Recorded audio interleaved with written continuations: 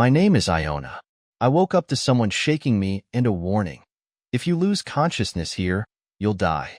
Slowly, I realized I'd passed out.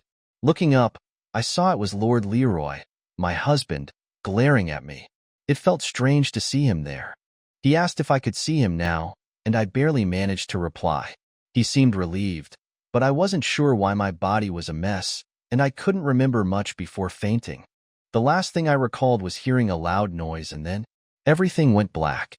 Now, rubble was everywhere, like after an explosion. I couldn't help but wonder why I, the Emperor's sword, was left here to die alone, with my husband, of all people, by my side. We never had a real marriage. He was always suspicious of me because I was close to the Emperor. I didn't blame him. Our marriage was never meant to be more than a political move. But why was he here now? When I asked him why he had come, he didn't give me a clear answer. He only said that if I survived, he would explain. I knew I wouldn't make it. I was badly injured. But his presence here still confused me. Why now? After everything? I checked my wounds, hidden beneath my uniform. They were serious, but I could still talk. I asked about the Emperor, knowing that he had abandoned me to save himself. I wasn't angry about it. It was my duty to protect him, even if he didn't care about me. Leroy told me that his men were on the way to rescue us, but we were trapped, with no way out.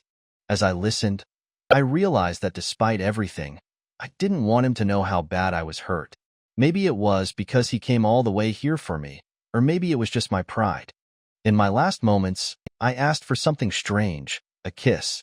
It surprised him, but I felt it was only fair to kiss my husband before I died. We had only kissed once at our wedding, and it was hardly more than a peck.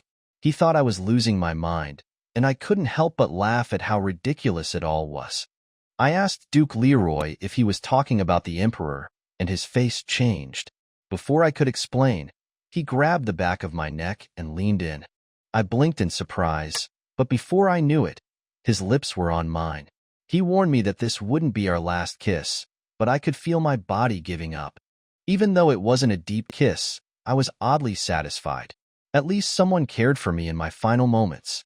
My body started to go numb, and I knew the end was near.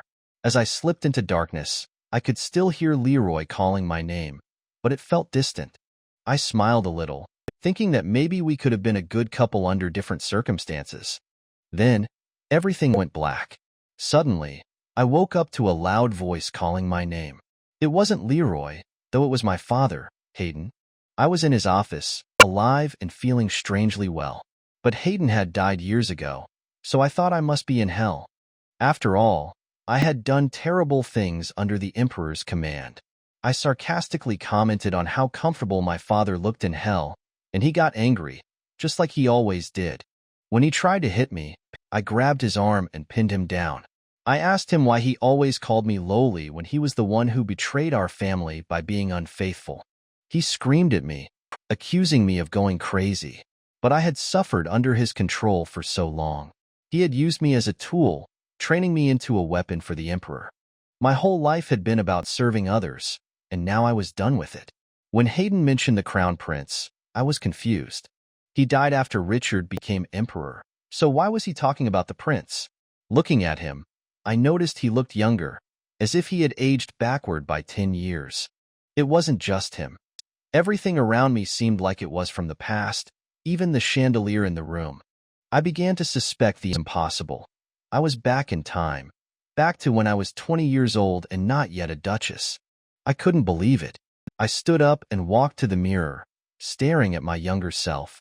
All my scars were gone, and I looked just as I did back then. My mind raced as I tried to understand how this happened. Suddenly, the door burst open, and my half-siblings, Yvonne and Nils, rushed in, concerned for our father. Nils couldn't believe I had done anything to him, but the situation was so absurd that I laughed. Nils asked if I was responsible for what happened to Hayden, and I sarcastically confirmed it. Nils, who was used to me being obedient, was furious at my defiance. He raised his hand to slap me, and when he did, I barely flinched. The pain was nothing compared to what I had endured before. I tasted blood but glared at him with cold eyes. I had faced much worse, and it seemed Nils and my father thought they could still control me like before. As Nils threatened me, I decided I'd had enough. Without warning, I slapped him hard, knocking him to the ground. Yvonne screamed, and Nils, humiliated and in pain, cursed at me. But I didn't care. I was no longer the scared, obedient girl they once knew.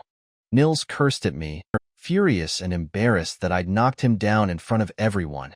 He stumbled to his feet, still dazed, and when he found a piece of his tooth mixed with the blood he spat out, he became enraged. He grabbed a sword from the wall and demanded I apologize. But I stood my ground. I told him to pull out the sword if he was serious, though I knew he wouldn't. Sweat dripped from his face as he hesitated. Realizing I wasn't the obedient girl I used to be, I calmly reminded him that if he wanted to take someone's life, he needed to be prepared to lose his own. I threw my glove at him, hitting him square on the nose. Nils looked like he wanted to fight, but our father, Hayden, ordered him to back down. Nils reluctantly obeyed, relief washing over his face as he stepped back to safety. I laughed at the ridiculousness of it all. Hayden tried to command me to leave, but instead, I walked closer, making them all nervous. As I approached, I wondered if this was real. Had I really been given a second chance, or was this some kind of punishment? I wasn't sure, but I knew one thing. I would use this opportunity to settle old scores. When I returned to my room, my maids, Betty and Greta, were waiting for me. They were always loyal to my father, not me, so I told them they were fired. They were shocked, trying to warn me that Hayden wouldn't like it, but I was done tolerating their betrayal. After a tense exchange, they quickly left. Alone in my room, I locked the door and lay down. I knew Hayden wouldn't ignore what had happened earlier. Soon, I would become a duchess and everything would change. The thought made me laugh. I lay there, staring at the ceiling, thinking about my death and why Duke Leroy came to rescue me. It didn't make sense. Maybe he saved me out of a sense of duty or justice. But did he die because of that kindness? I wanted to check on him, but since I was back 10 years in the past, it wasn't possible. We were set to meet soon anyway, so I could wait. Still, I wondered what I could do for him when we did meet. Our marriage had been forced, and we didn't have a good relationship, but now I felt the need to repay him for what he did. After a few days passed and I still hadn't woken from this strange reality, I accepted that I really was back in time. It was better than the alternative of thinking this was some cruel dream.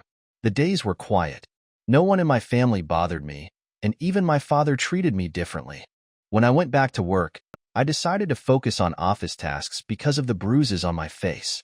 I wasn't ready to face the royal family like this. As I entered the knight's headquarters, Saskia, our leader, immediately noticed my bruises and told me I needed to visit the crown prince, Richard. I hesitated, knowing my bruised face would reveal everything, but Saskia insisted. I sighed and left for the palace, dreading the confrontation ahead. Before I could leave, Saskia reminded me I didn't have to tolerate the way Nils treated me. She was right, he was overstepping with his jealousy. But it was hard to stand up against my family. When Saskia heard that I had challenged Nils to a duel, she was surprised. It wasn't something I would have done before, but things were different now. After leaving Saskia's office, I ran into Sir Theobald in the hallway. He noticed my bruises, but Saskia quickly called him away, saving me from more questions. It seemed like everyone knew what was going on, but they were all helpless to change it. As I walked out, I couldn't help but think about the crown prince and why he wanted me to marry Duke Leroy in the first place. Please use an honorific name. What kind of dirty plan is our esteemed crown prince harboring? What do you think? Does it make you polite just by saying honorifics?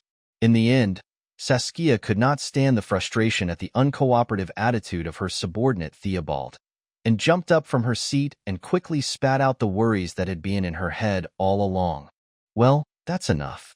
I don't know why he suddenly wants that woman to marry, even though he wears Iona like an attachment blanket wherever he goes.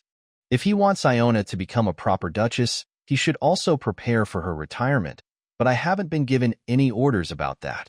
Theobald put on a puzzled expression, as if he hadn't fully understood the questions that had flown by in an instant. Hasn't Dame Iona been working for the crown prince for a long time?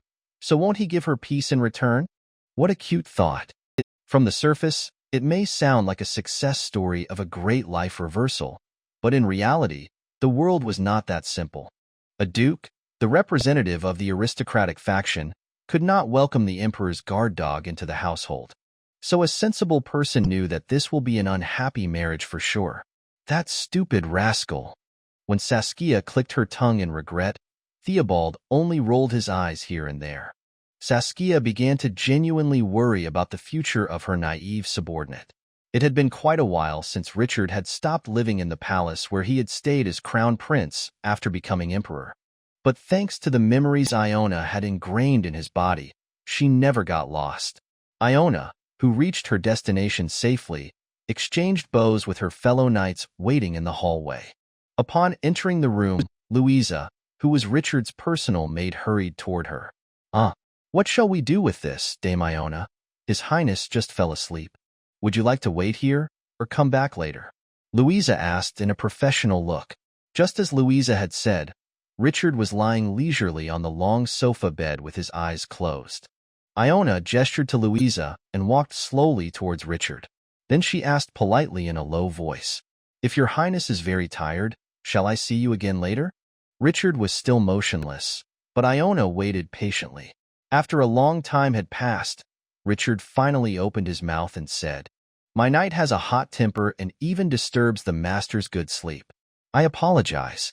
Iona knew that he had been awake from the beginning, but instead of pointing this out, she silently bowed her head and apologized. Richard, who finally opened his eyes, raised himself slowly. As Iona had expected, he did not look sleepy at all. As Richard changed his posture, he raised his hand and brushed his forehead, as if his messy hair was bothering him. It was very beautiful to see his golden hair flowing down like waves. However, compared to the face revealed between them, they seemed quite modest. His face was made up of only lines that seemed to have been carefully drawn by God one by one. It was a common opinion in the public that his good looks played a big part in the fact that he had gathered an extraordinary number of followers even before he ascended the throne. As he pulled up his slippery coat, Richard said, "Come to think of it, I heard rumors that you broke Nils's front teeth." From the start, he didn't allow Iona to raise her head, so she kept looking at the floor. Thinking that it was fortunate that she did not meet his eyes, Iona answered briefly, "It's a rumor." As she expected, Richard seemed unwilling to let go. This time his voice became a little more forceful. "Tell me the truth, Iona. It is an order." These were the only words Iona could not resist. He wasn't the lord she got because she wanted, but she did whatever he ordered. Her allegiance was more blind than those who joined voluntarily. Iona, who was confined alone for a long time, suffered many difficulties in the process of blending into society. It was because she had never been properly taught what was right and wrong, so she needed to be sure about what she thought. On the other hand, what Richard wanted from Iona was always clear. As long as she did what he told her to do, she could be recognized as a necessary figure in society. The moment she put her value on hold and submitted herself to the orders of Richard, her life becomes more evident. The loyalty that Iona gave to Richard was therefore extremely personal and selfish. As her lord used her for her convenience, she also used him for her livelihood. Because of this, Iona had never wanted something in return or found meaning in it. But at this moment, there was something she wanted to ask him. Where were you, and what were you doing when he endangered his life to save his wife, who he didn't even need? You didn't want to save me? Was I not usable for you anymore? I hit him on the jaw in order to repay him for committing violence first. That's all. Iona swallowed the irreverent questions and answered politely. Richard, who was observing Iona as if confirming her authenticity, immediately ordered, "Raise your head." Then he asked an unexpected question. "What were you arguing about? Is it because of the wedding talk with the Duke?" Iona, who had caused a commotion for a completely different cause, was embarrassed inside at the unexpected questioning. When she didn't reply as quickly as usual, Richard seemed to have come to a conclusion based on that fact alone. Richard, who stood up from his seat, suddenly reached out and lightly brushed Iona's bruised left cheek. It was a dry attitude that she could not guess the meaning behind. She couldn't even feel the warmth in the hand that had been removed after a movement unknowingly. Richard looked down at Iona and spoke benevolently. Iona, if you don't want to, you can leave this marriage. It was a voice that sounded like the truth. However, Iona already knew the answer to this test, because it wasn't the first time Richard had asked this question. Iona, if you don't want to, you can leave this marriage talk. Even before returning to the past, Richard had said the same thing. You're Nuna. Everything inside happened in Iona's previous life. The time and place were a little different, but she remembered his expression, voice, and eyes looking at her were similar. Iona was embarrassed inside, but quickly guessed Richard's intentions. He must have been trying to confirm my loyalty. At that time, Iona answered, putting her hand on her heart and bowing her head deeply. What your highness wants is what I want. She couldn't see his expression, but after a while, a satisfied voice came. Yeah, you always did. From now on, you will only follow my words. Nothing changes, right? Of course. Satisfied with her answer, he replied, Congratulations on your marriage, Iona. Richard had willingly left a congratulatory message for Iona at that time. However, instead of saying, What your highness wants is what I want, the answer Iona would give this time would be a little different. No, it's fine. Judging that the explanation was insufficient, Iona added briefly. Actually, I quite like my prospective spouse. Upon hearing that, Richard's lips hardened. He didn't say anything for a moment, just looked at Iona's face. Then he raised his eyebrows slightly and said, I'm glad you weren't forced into a marriage. There was nothing untrue in his words, so Iona was silent. Richard turned his head away from her and stared out of the window for a long time. She didn't know the reason, but her answer seemed to upset him. In fact, this was quite unusual. Before long, Richard gave a short order. Leave. Didn't your highness call me because you had something to tell me? Your husband-to-be is to visit here today. I was thinking that you would like to say hello. Richard then rolled his eyes and wiped away the bruises left on Iona's face. But you can't show that kind of face to your future husband when you meet for the first time. Moreover, I heard that the other person likes everything at its best. Had the Duke already arrived in the capital? It was true that the Duke met the Crown Prince first before meeting her, but she had never intervened in their meeting. Why was Richard saying something he didn't even mean? Unable to figure out the reason, Iona decided to simply step back. It was unfortunate that she couldn't meet the Duke right away, but it would be difficult to have a proper conversation with him in the presence of the Crown Prince anyway. Then I will take my leave. Iona greeted politely and turned around. In the past, she would have tried to relieve Richard's uncomfortable feelings, but her own attitude had changed since then. Iona had no intention of struggling to act like the tongue in his mouth any longer. This had been decided from the moment she decided to side with her Duke. She intended to make this marriage a perfect success without ruining it like before, and that meant precisely confrontation with Richard, even if that means denying the entire past life. Unfortunately, she didn't feel much pity for the old master, who would never doubt her loyalty. They are ignoring us. Does it make sense that we don't even have a separate guide? If we had a guide, I would have felt like we were being watched. It's better this way. Would the guide even be able to discern something if we kept our mouths shut the whole time? It wouldn't be a problem then, right? Yeah, I'm starting to regret it too. If we had been with someone else, you would have been a little quieter. Leroy replied without hiding his fatigue. Jonas, who had been walking to his side and expressing his displeasure, finally shut up. Then Jonas glared at his master with betrayed eyes, which seemed to say, How could you say such a thing to me who is loyal to you with all my being? However, instead of reacting to the subordinate's cute complaint, Leroy chose to ignore it. It was because Leroy was uncomfortable all this time due to the sudden decision to get married. Who would have expected that the head of a ducal family, once said to be the most prestigious, would be treated like this in the imperial palace? Many diverging points stood out when recalling the past, but if one thing was certain, it was that the beginning of all these problems was also marriage. Since ancient times, the ducal family had maintained good neighbors, especially interacting closely with the neighboring estate, County Schmidt. In particular, in the past half-century, the two families have been unprecedentedly close, to the point of putting too much meaning on the fact that their offspring were born at the same time, and hence engaged the couple in advance. Thanks to this, Leroy had a fiancée who had been the same age as him. For him, she was more like a childhood friend than a lover. But an incident happened suddenly 7 years ago, one summer day when the rainy season was exceptionally long. The Schmidt family was suddenly accused of colluding with other countries and subjected to intense investigations. Several doubtful ledgers and lists were discovered, and the Count's family was executed without warning. The spark also flew to the Duke's family, who were in a betrothed relationship. The imperial family assumed that the duchy also contributed to the blasphemous plot. They occupied private property under the pretext of investigation and dragged away close relatives and detained them. When business was paralyzed, the flow of funds was naturally blocked. And suddenly, the former Duke and his wife died in an unexpected accident. None of the Duke's household believed it was an accident. It was a time when the investigation, which could not find the allegations, was fizzling out.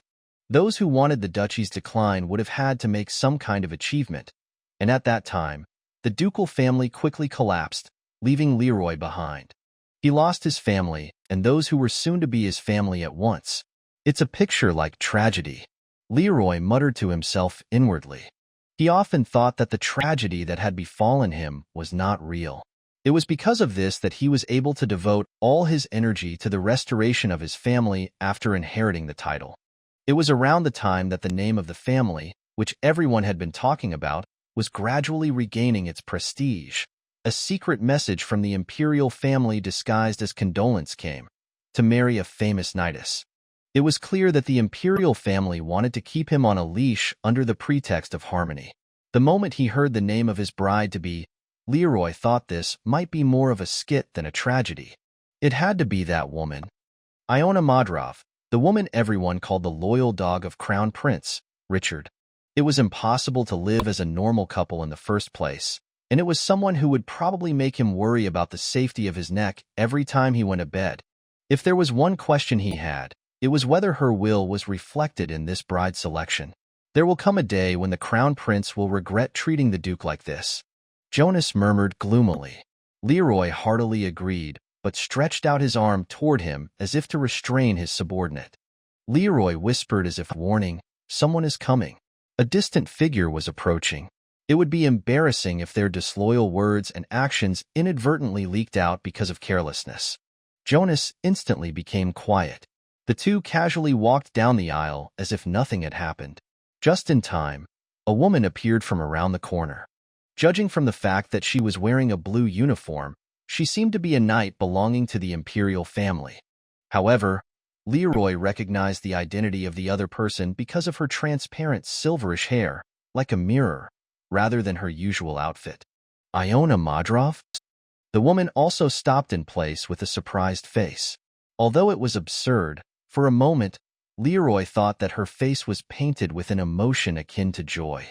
No, that was perhaps an illusion, because when he came to his senses and checked again, Iona's face was completely expressionless. Instead of ignoring them and passing them by, she strode forward and stopped at a respectful distance. Then, with unexpected politeness, she asked, "I will greet you first. This is Iona Madrov of the Imperial Knights. Are you on your way to see His Highness, the Crown Prince?" Hearing the woman's introduction, Jonas blinked with a stupid face. It seemed that Leroy could not expect help from his distraught subordinate. Leroy said, covering Jonas with his body, "Right. I never thought we would meet again like this. Nice to meet you, Dame Iona. Have you met me separately before?" "Only once. Because I don't come to the capital very much. I apologize for not remembering." The woman apologized, trying to hide her embarrassment. She seemed to have no recollection of their previous encounter. In a way, it was natural, so Leroy wasn't particularly disappointed. What he was really curious about was why she had been talking to him like she actually had a good impression of him, because they weren't friendly enough to greet each other. At least, he didn't think so they were, and hearing she didn't even remember meeting him before today, she should not have such a recollection either.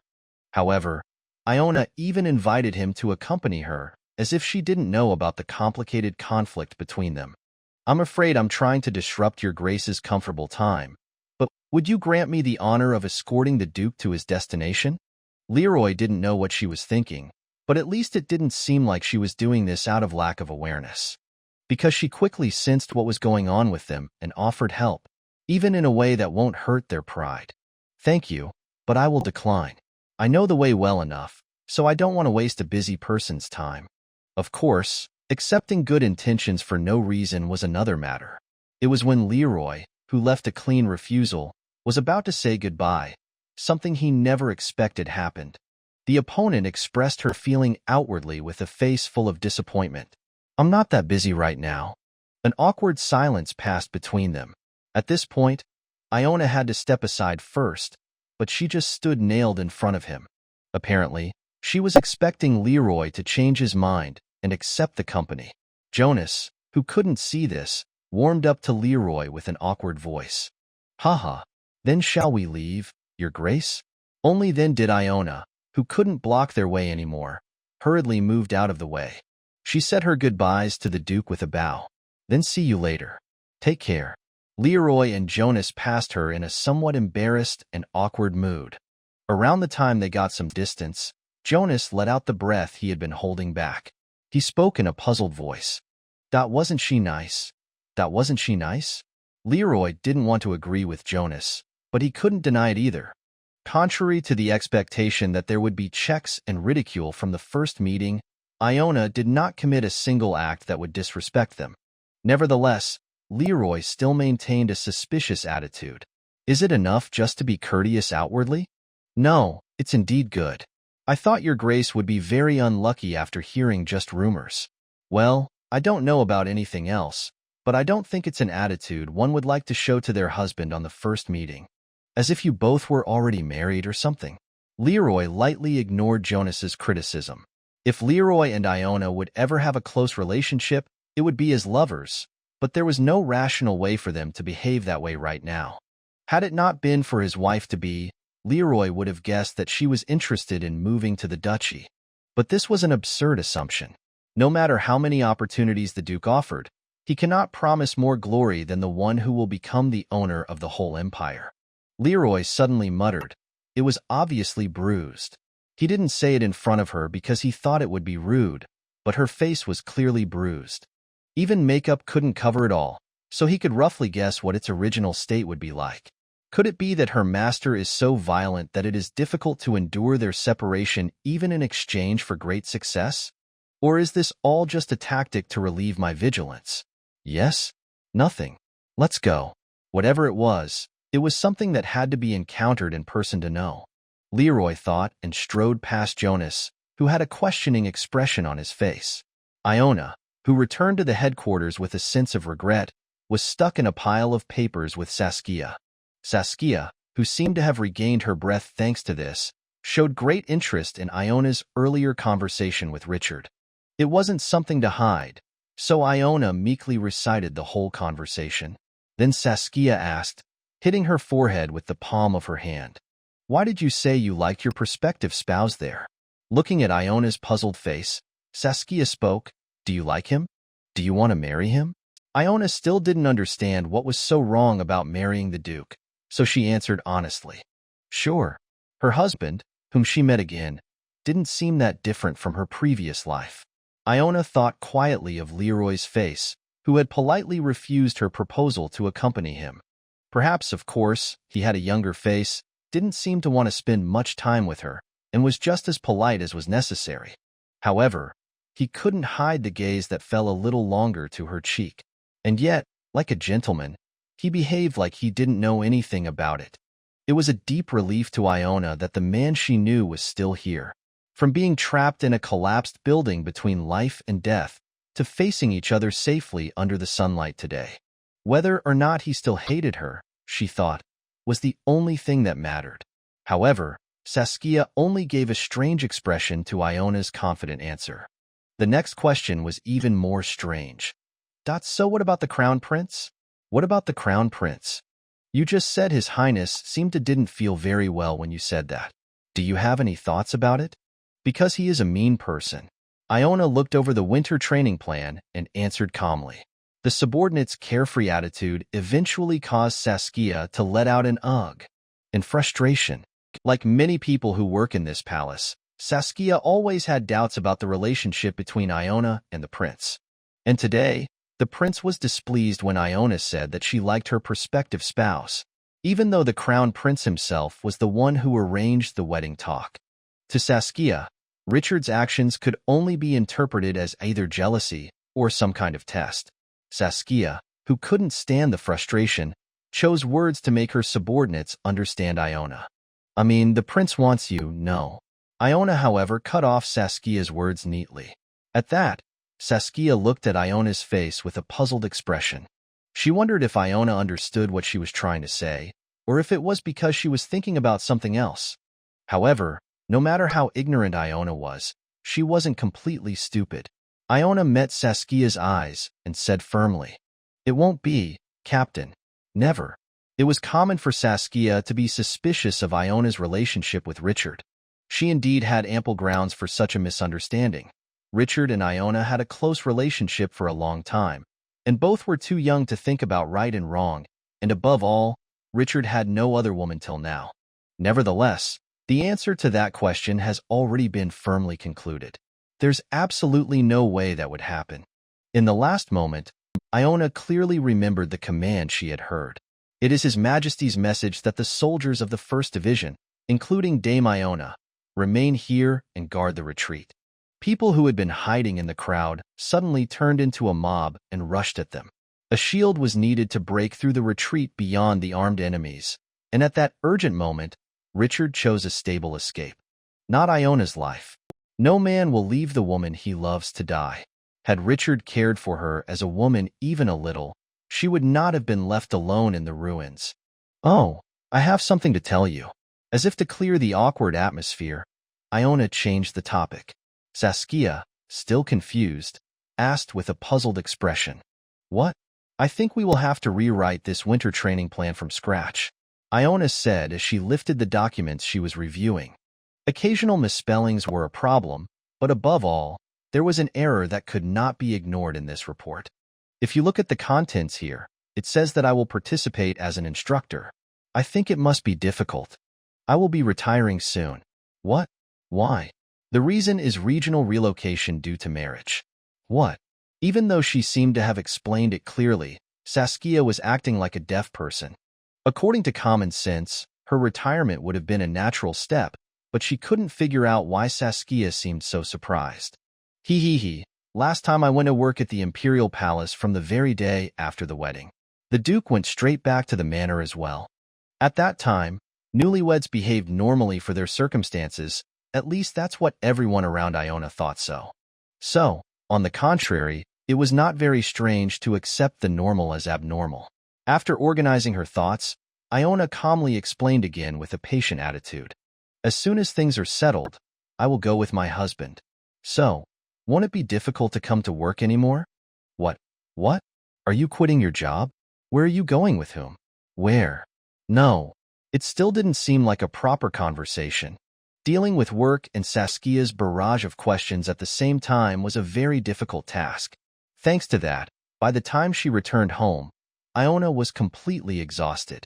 She didn't know why it felt so difficult today, even though she'd been going to work for her whole previous life. The saddest thing was that this tiring day hadn't come to an end yet. "Let's talk for a minute." It was Hayden's first words to interrupt Iona as she entered the main foyer. Iona, who had never been greeted by her father, looked at him for a moment in surprise. Though Iona quickly passed him and said, "I have nothing to say." Hayden looked puzzled as if he hadn't thought that Iona would ignore him so openly. He hurriedly caught up with her and bellowed, "I hear you've been living without a servant since you kicked out the maids under you. Is this the right behavior for a count's daughter?" But Iona was not a stupid aristocrat who could do nothing without subordinates. If she needed anything, she could call a passing servant, and meals were usually taken outside.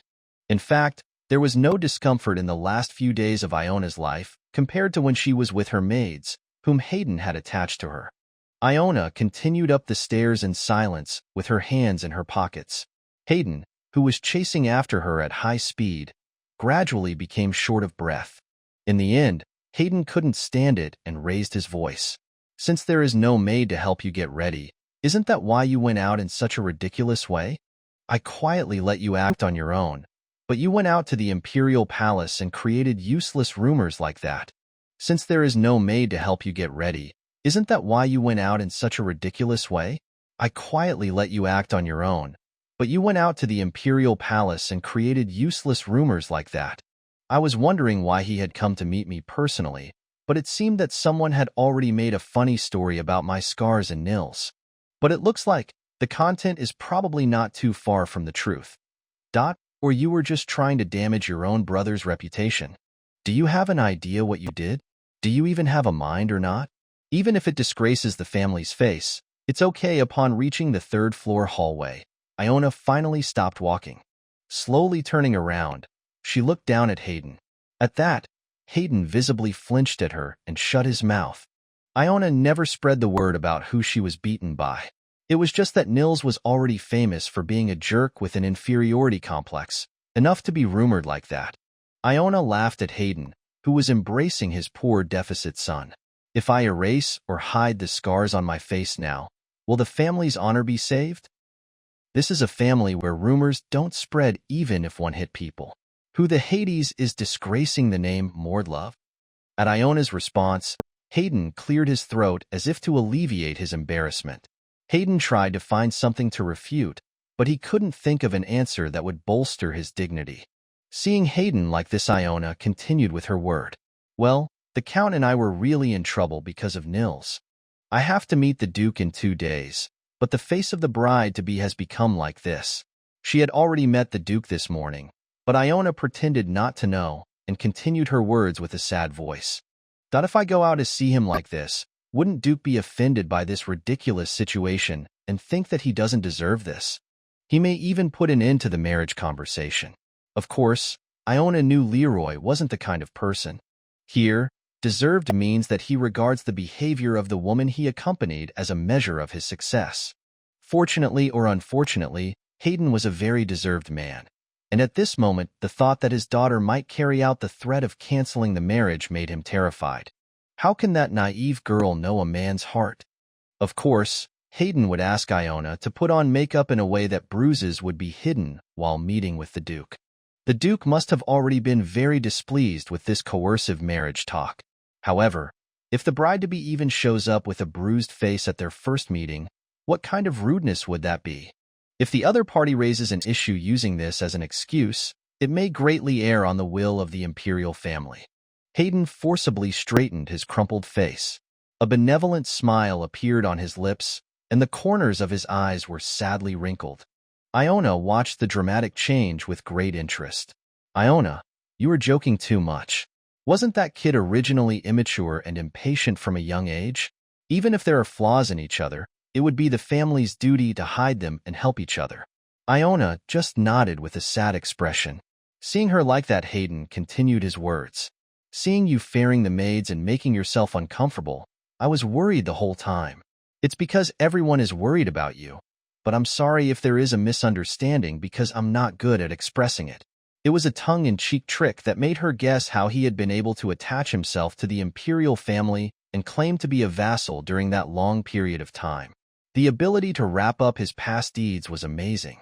Of course, sincerity was nowhere to be found. It's not father's job to apologize. Iona answered in a gentle voice. Hayden was pleased with that as if he was relieved. Then it was Nils who hit me. So it would be reasonable for Nils to come and apologize directly, rather than the innocent father. Iona, isn't Nils's reputation also hurt? I mean, wouldn't it be good for you or Nils to wrap things up at this point? How can the problem be settled when the parties, my brother and me, have not reconciled? If we do something wrong, we should apologize to each other and solve it. Iona naturally asked back as if she couldn't understand. Hayden, unable to find words to refute, clenched his teeth. He then took a moment to catch his breath and finally raised his head to say, if Nils came and apologized in person, would you really reconcile? And also bring back the dedicated maid again? Why not? Go into the office first. I will talk to Nils. Iona replied that she understands and went down the stairs in silence. She could hear Hayden snorting as if his pride had been hurt, but for now, she laughed inwardly. It looks like we're going to have fun soon, but I didn't want to ruin it hastily. If Iona thought about it, that was absurd. Could that arrogant man bow his head first because he thought it was a big deal to see these bruises to the Duke? Iona was a woman who thought that the scars on her face were not his fault, so Hayden's extraordinary behavior was just funny. Hayden seems to have accepted it differently, but what Iona tried to hide with clumsy makeup was actually her ugly family rather than the scars. If Lord Leroy knew about it, he would think it would be a more boring family. Iona muttered and opened the door to the office. Come to think of it, this was the first time I realized that I had returned to the past. Iona looked around the room with new eyes and slowly sat down. She didn't realize it at that time because it was similar, but after she became the head of the family, all the furniture she had changed had returned to the taste of the old owner. Calming her uncomfortably bristling nerves, Iona leaned back against the backrest. How long did I wait for that? While Iona was thinking about something, a loud voice suddenly rang out from beyond the wall. Dad, I'm so sick of it. Why? No, I can never do that. Apparently, it looked like Hayden failed to convince his son. Hayden raised his voice as well as if he thought that only nice words would be useless. Shut your mouth, you idiot. She said she would finish it as long as you apologized. But what's so special about that? Dad, you keep disappointing me like this. These days, I would rather have Yvonne at your place. Listening to them, Iona said to herself while laughing. Heh. It's too much for him. The footsteps drew closer, with Niels whimpering unseemly. After a while, they opened the door and came in, as if they needed time to calm down. Niels, who sat across from Iona, kept his mouth shut and just glared at Iona. At that, Hayden glanced at Niels and in response, Niels said reluctantly, I am sorry. What are you sorry about? Niels made a furious expression at Iona's plaintive question. However, Hayden's unspoken pressure eventually weakened Niels as well. Niels murmured with a somewhat embarrassed face, Let's put aside all the hate thing. I am sorry. Yes, Niels apologized to you, Iona. Now let's move on. As if this was the limit, Hayden hurriedly intervened and claimed to be the mediator. You said earlier that if we did something wrong, we should apologize to each other and solve it, right? Say you're sorry too, and let's settle this matter neatly here. Even Hayden had lost a lot to arranging reconciliation when his eldest son's teeth were broken. Of course, Iona had no intention of properly apologizing to a guy like Niels. Iona, who crossed her legs in a relaxed manner, continued, speaking awkwardly. I didn't mean to do that, but I'm really sorry if it hurt, Niels. I thought you know how to avoid it. And also you were wrong first. Away from Niels' face, which was slowly turning red, Iona lightly blew on her fingernails. It wasn't that there was a lot of dust sitting there, but she knew for sure that this was a posture that would upset the opponent very much. It was because this was the attitude that Niels had always shown when he had to apologize externally to others. Iona, what was that attitude you just had? Now is not the time to play pranks like that. As you wished, I also apologized. Well, if there was something lacking, Niels, as an elder, should be generous with understanding. After receiving Hayden's scolding calmly, Iona smiled crookedly. She didn't know about it at first, but it was quite convenient and fun to follow Niels and imitate an idiot. Looks at those ridiculously wide-open mouths. Isn't it a fun sight to see for the first time in my life? Niels, unable to hold back his anger, stood up and said, I don't know if this is going anywhere like this. Iona looked up at Niels for a moment with monotonous eyes, then turned her head to Hayden and said with pity, Niels doesn't seem to have any intention of reconciling with me. What shall I do with this, father? She could feel Hayden clench his teeth between his closed lips. Hayden wasn't very smart, but he had the ability to figure out his priorities. He said in a subdued voice, Have a seat, Niels. Dad. Niels stuttered, though Iona wasn't sure whether it was because of broken teeth or the boiling anger clearly visible on his face. Be quiet. How much more are you going to disappoint me? Hayden threatened as if to vent his anger. He couldn't bear to say anything to Iona, so he blamed the son next to her instead.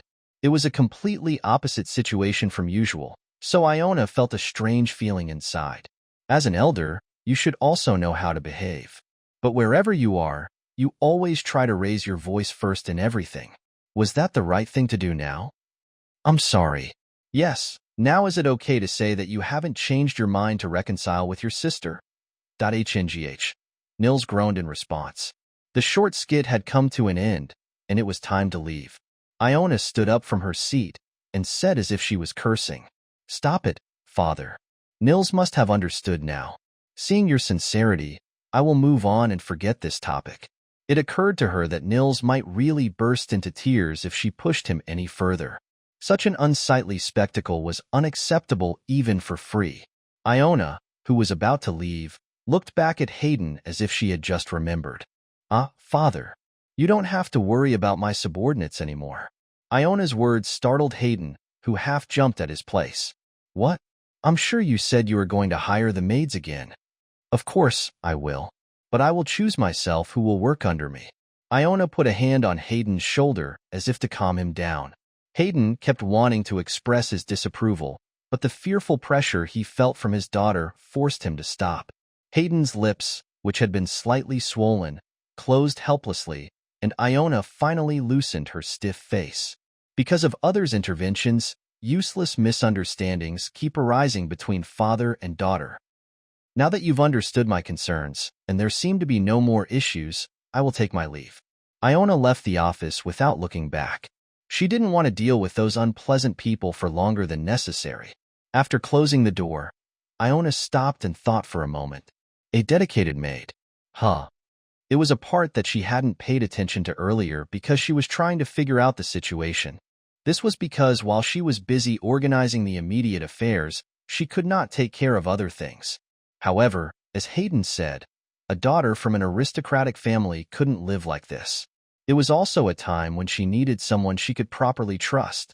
Who would be better? Iona climbed the stairs to the upper floor, remembering the various people that came to her mind. As the head of the household, she once led the county, so she had many subordinates she could trust. If any of them fit this situation. Butler. Iona stopped the butler who was standing in front of her room as if waiting for her. Then she briefly asked the reason. "What is going on?" I heard that young lady had come home. So I was waiting here because I had to discuss about hiring the next dedicated maid." Following Hayden, the butler came looking for her. It seemed that she was not the only one suffering from this situation. She could feel the butler's anxious gaze on her. "Good. I was also looking for you because I had a favor to ask of you." "A favor? Didn't I fire 3 maids last time? Maybe that's why there seems to be quite a bit of vacancy in the mansion. I'm sorry for taking away servants and increasing your work." "Yes? Young lady, you don't need to worry about that. By the way, there was a maid who moved to a distant villa when the countess died a few years ago, right?" Ignoring the butler's words, Iona immediately got to the point. The butler was taken aback when the topic suddenly changed to an unexpected person. Iona smiled lightly as she looked into the eyes of her opponent. "Bring her to me. If you sympathize with me, you better not." A rather young Iona blurted out.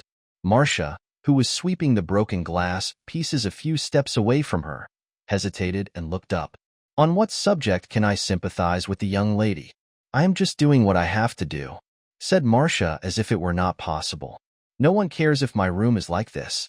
It also means that you are doing something no one will ever know," Iona said, pointing roughly at the messy interior.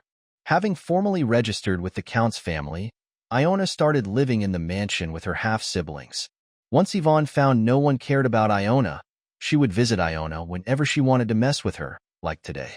This was a daily routine that often occurred in the Count's family, and like all recurring events, it did not attract much attention from everyone. Marcia was silent for a moment, as if she couldn't refute Iona's words. Then she asked a random question. "Young lady, have you ever thought of leaving this place?" "Leave? But what next?" Iona thought it was her home, so leaving it didn't make any sense. "I didn't." "Then don't say anything. If it's a room you'll be staying in, you should at least keep it like a place where people live," Marcia reproached in a firm voice. Every time she behaved like this, Iona got the impression that she was acting like a mother, even though the age difference was only 9 years between them. As Iona stared blankly at her, Marcia slowly relaxed from her raised eyes. She turned to the other side and spoke calmly. But, lady, there are definitely things in the world that no one else can sort out. Iona suddenly became desperate for alcohol. She looked around for an intact glass, but everything around her was a mess. How old was she at this time? Come to think of it, she seemed a bit too young to know the taste of alcohol. As soon as she realized that fact, Iona shuddered and woke up. Huff, huff. It's just a dream, Iona muttered, rubbing her dry mouth. When she stood up with her stiff back, fortunately, her body matured enough to enjoy drinking caught her eye. Was there an external reason for the sudden awakening? As if to validate her thought, a heavy knock echoed from beyond the door. Iona raised her voice and said, "What is it?" "My lady, this is the butler. The maid you called arrived at dawn. Should I make arrangements and bring her to you?" After lightly checking her body condition, Iona made a decision. "I'm not ready yet, so let her come in half an hour." It was only after that amount of time had passed that Iona finished preparing to greet the guest. Around the time Iona finished washing her face and buttoned up all the buttons of her gown, a knock sounded again from the door. "I heard you called, young lady. This is Marcia." Iona allowed entry without delay. Soon a familiar face appeared. She must have been surprised by the call after a long time, but Marcia, as always, had an expressionless face. Even in the voice that followed, she had no ups and downs. "Long time no see. How have you been, young lady?" After folding up her sleeves and adjusting her clothes, Iona sat down and invited the other person to take a seat. "I am fine, as you can see. Were you okay with living abroad? Thanks for your concern." To Iona's customary question, Marcia also responded in a courtesy way. It seemed that there was no need to procrastinate further. "I don't know if you were taken aback when I suddenly summoned you back to the mansion, but due to an unfortunate incident, all of my dedicated maid positions are vacant. Hence I had to borrow your hand even though you were afar." "Are you saying that I will work for the lady in the future?" "Are you saying that I will work for the lady in the future?" "Exactly." Marcia looked around the room carefully and realized something. No matter how early it was in the morning, it would be normal for someone to wait for Iona, but they were the only ones there. "Am I the only one taking care of the lady?" Marcia asked in an improbable voice. "As you know, life is full of enemies." Marcia hardened her expression at Iona's plaintive reply. Iona could feel Marcia's gaze linger on her stained cheeks. "I heard you're marrying the Duke." "Yes, that's true. Even the Baron's wives don't use people like this. When I get married, I will increase the number of employees. There are only a few months left, so I hope you could suffer until then. You're not complaining about having too much work, are you?" Masha sighed in frustration. She thought that the same was true of the other person, but Iona smiled slightly instead of pointing it out. Marcia asked, turning cautiously to the door, "Is the Count aware of this?" "Well, maybe the butler didn't tell you, but Father knew this. There is no way the Count will allow me to attend the young lady. I don't know what he has to do with it. I've already decided to bring you in, and I don't need anyone's permission for that." At Iona's firm answer, Marcia suddenly raised her head. She seemed to wonder if what she had just heard was correct. Bringing Marcia was worth it for Iona. Until Marcia left the capital a few years ago, Iona knew no other option but to obey the Count. At the time, Marcia was one of the few people who stood up for her, who could not even protect herself. Now and then, Marcia remained in a low position compared to her career, precisely because of her unflattering personality. Marcia herself didn't particularly see this as an advantage, but at least Iona benefited from it. The reason she took care of Iona's life was none other than that inflexible way of life. She was a woman who could not turn a blind eye to a bullied child. In the end, because of that, she was transferred to a distant villa outside Hayden's eyes. Come to think of it, Marcia was the only one who said the right thing about my married life. There is no way that His Majesty the Emperor could not have expected this outcome. Your Nuna. Everything inside happened in Iona's previous life. Whenever Iona was treated inappropriately by the Duke's family, and whenever Iona tried to endure it as if it were natural, Marcia was angry instead of her. Her biggest complaint was that Iona's loyalty to her master was not being reciprocated at all. Iona agreed inwardly, but the voice criticizing the master could not come out of her mouth. Masha said as if she took pity on Iona, "You must put yourself first. like everyone else. Iona felt like she could understand a little bit of that now. Masha, you were right. But the reason I couldn't follow it was that I wasn't a proper human being. To the extent that I dare not escape from a family who does not love me and a lord who will not reciprocate my loyalty. To the point where I realized something was wrong only after I was saved by the man who should have hated me. Did I hear you wrong? No, you heard right. Let me tell you in an easy-to-understand way. If I had cared about the Count's feelings, I wouldn't have brought you here. I had no intention of repeating the same mistake twice. That's how Iona got the qualification to call Marcia back to her side. Looking at Marcia's bewildered face, Iona continued to speak seriously. It's late, but I have something to tell you. Marcia, thank you very much for taking care of me when I was lacking in the past. That I don't remember doing anything so great. No, it comforted me for a long time to be told to cherish myself, whom even I did not value. I can't say anything in return, but I swear to your goodwill that things will never be the same again. And that I will definitely use you too. Marcia's eyes were agitated as she looked at Iona. Then, as if to cover her red-hot eyes, she hurriedly nodded. But what appeared beneath her wet eyes was a smile of relief. As Iona expected, Hayden didn't say a word about Iona inviting Marcia. In fact, Iona's choice was well within the range he could have predicted. Since it was Hayden who had sent Marcia down to distant regions in the past, Marcia was the first person Iona would count on when she was trying to choose someone who was out of his command. Hayden, assuming that he would not raise his work as much as possible until marriage, placed Marcia directly under Iona. But it was fortunate for Iona and Marcia. Her meeting with the Duke was right around the corner. It's funny because he seems to think that this marriage is good for him too. The Count? Yes, he must be expecting a closer relationship with the imperial family in the future. Iona said that and opened her closed eyes. Iona's elaborately decorated face shone softly in the mirror. It was the result of all sorts of tricks Marcia had been working on for the upcoming meeting. Although the makeup on top of her skin was awkward, it was true that it made her look objectively more worthy of attention. As Hayden wished, the bruise on her cheek was also completely covered. Marcia asked as she finished Iona's makeup. Come to think of it, I heard that the marriage was arranged by the imperial family? I was surprised when I first found out. You managed to hear the news from afar? Well, we haven't even had a real ceremony yet. I was always paying close attention to the news of the young lady. I was very worried because I wanted to see if the Count was going to make my lady swallow poison for the rest of her life. Iona let out a smile.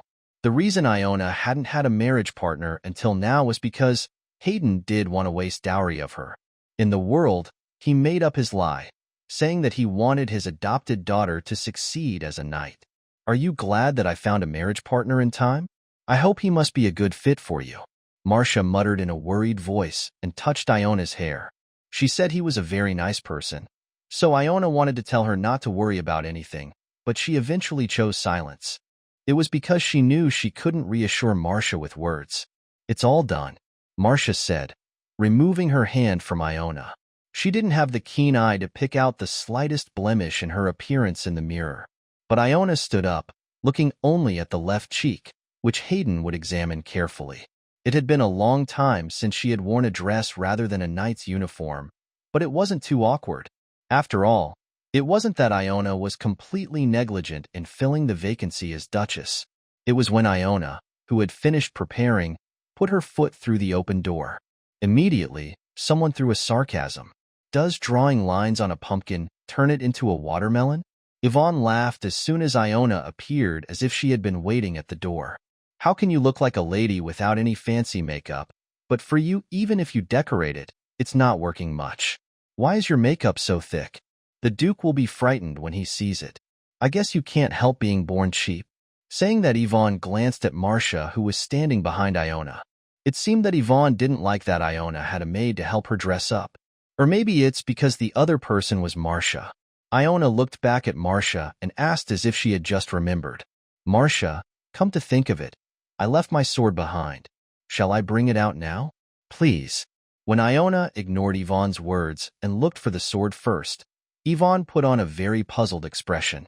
Although she had witnessed her challenge Nils to a duel, She didn't seem to think that Iona would even lay a hand on her as a lady. As if Iona was bluffing, Yvonne raised her voice even more. Will you hit me? How can a knight beat a woman? I guess you forgot that I am a woman too? Iona said that and strode towards Yvonne. When the distance suddenly closed, Yvonne couldn't hold back her instinctive fear and stepped back. When her back hit the wall, Yvonne was startled and sat down on the floor. Pike, I don't know why she got into a fight in the first place when she is such a coward.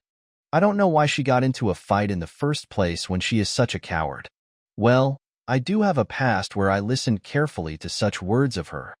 Yvonne's history of disfiguring Iona's appearance was quite long. From the time Iona entered puberty, Yvonne mocked her by calling her nicknames such as ugly, monster, and skeleton. Thanks to that, until her debut season as a socialite, when she received dance requests from many men, Iona really thought that her face was ugly.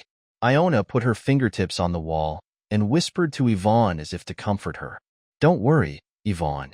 The Count wouldn't tolerate it any longer if his son and then his daughter were both suppressed.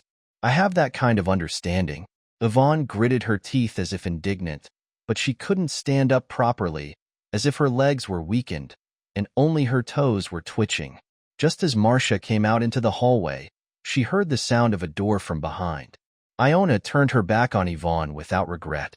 It was only then that Yvonne's maid hurriedly came and helped her master to stand up. Yvonne, who was halfway up, was annoyed and pushed her maid away. How dare you say such stern things to me?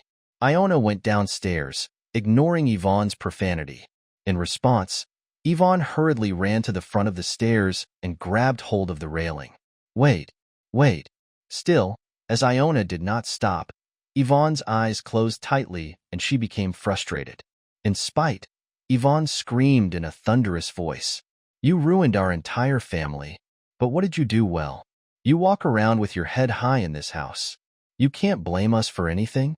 You are nothing. After a high-pitched voice that resonated throughout the mansion passed by, everything fell silent. Iona stopped at that point and was looking up at Yvonne across the stairs.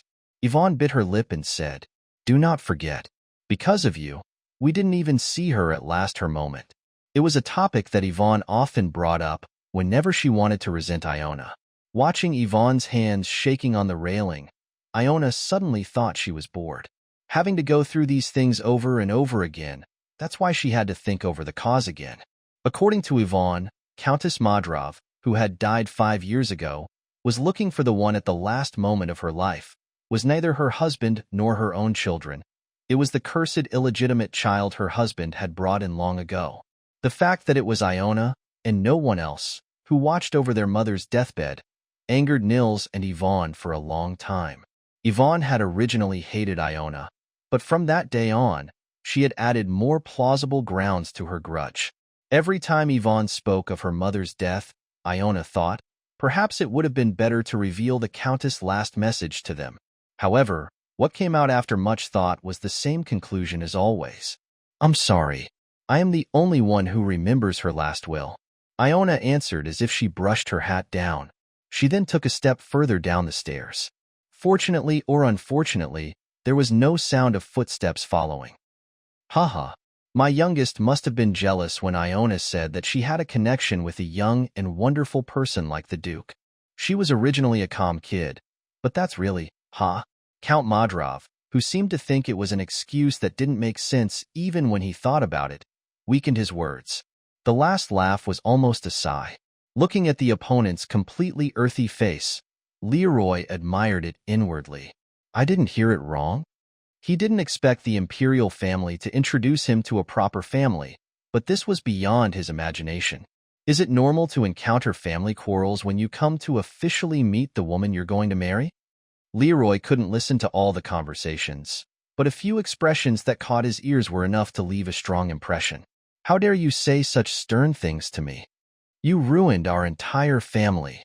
What did you do well? That's how you hold her head upright. Leroy didn't know, but he was sure that these were not the words that could come out between close family fights. Should I consider it fortunate that it wasn't the voice of my marriage partner? But after all, Leroy couldn't be happy to hear such a unilateral rant. Okay, Leroy replied briefly. He didn't want to say something because he didn't mean to save the man in front of him from trouble. Leroy's cold attitude made Count Modrov break into a cold sweat. Perhaps this situation would be very unfair to the opponent. Hayden wouldn't have expected that the Duke would arrive 10 minutes earlier, not keeping the manner to come on time. It wasn't that Leroy had no excuses, though.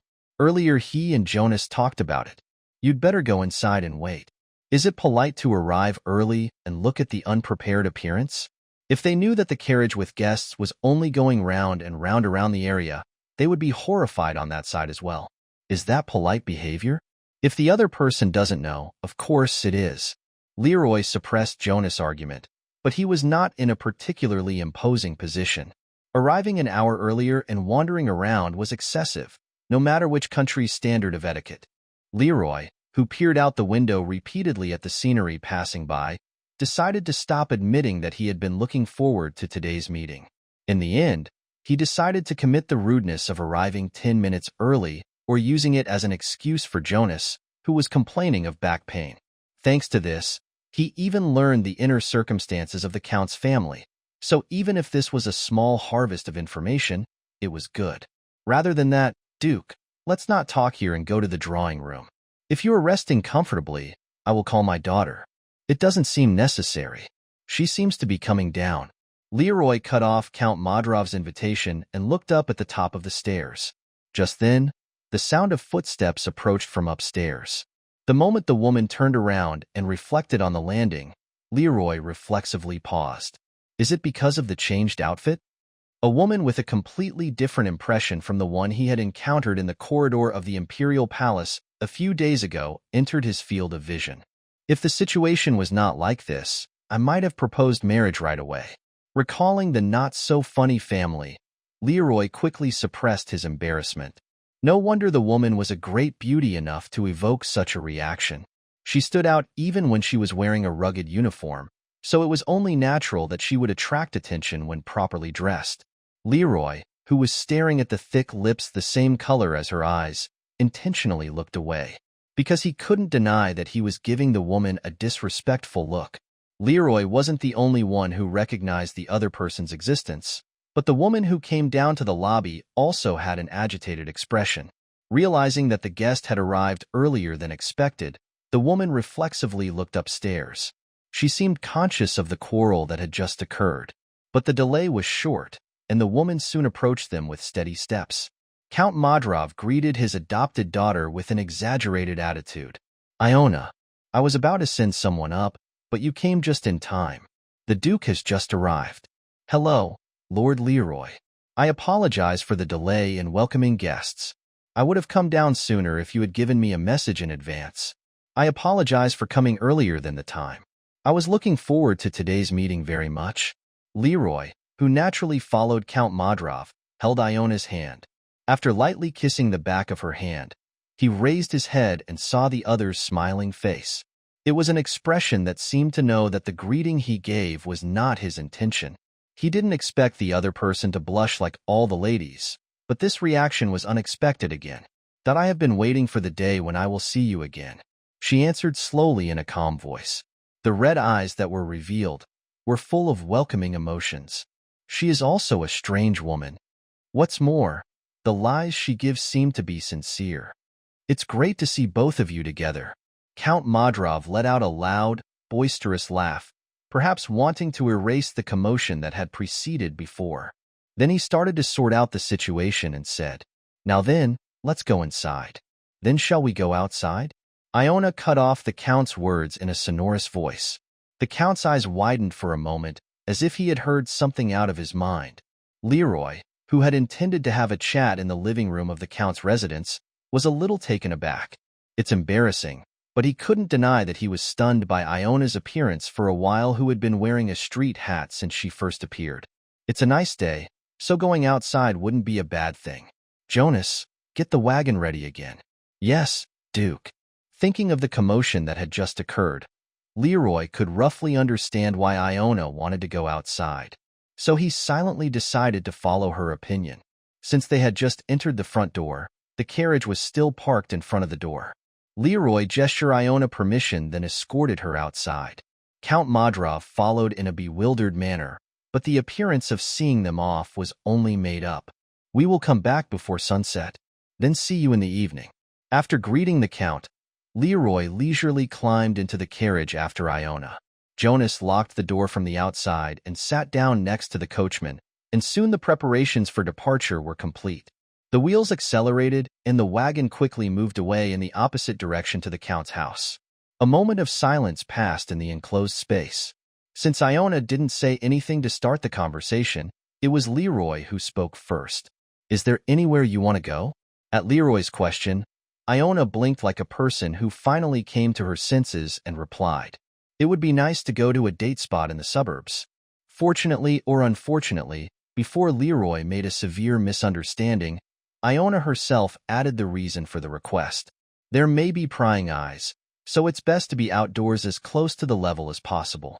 Her voice was so businesslike that it was hard to believe that she was a woman who had come to see her soon-to-be husband. But considering the priority of their relationship, Leroy thought it might actually be right attitude. Iona and Leroy were arranged to be married by someone else's will.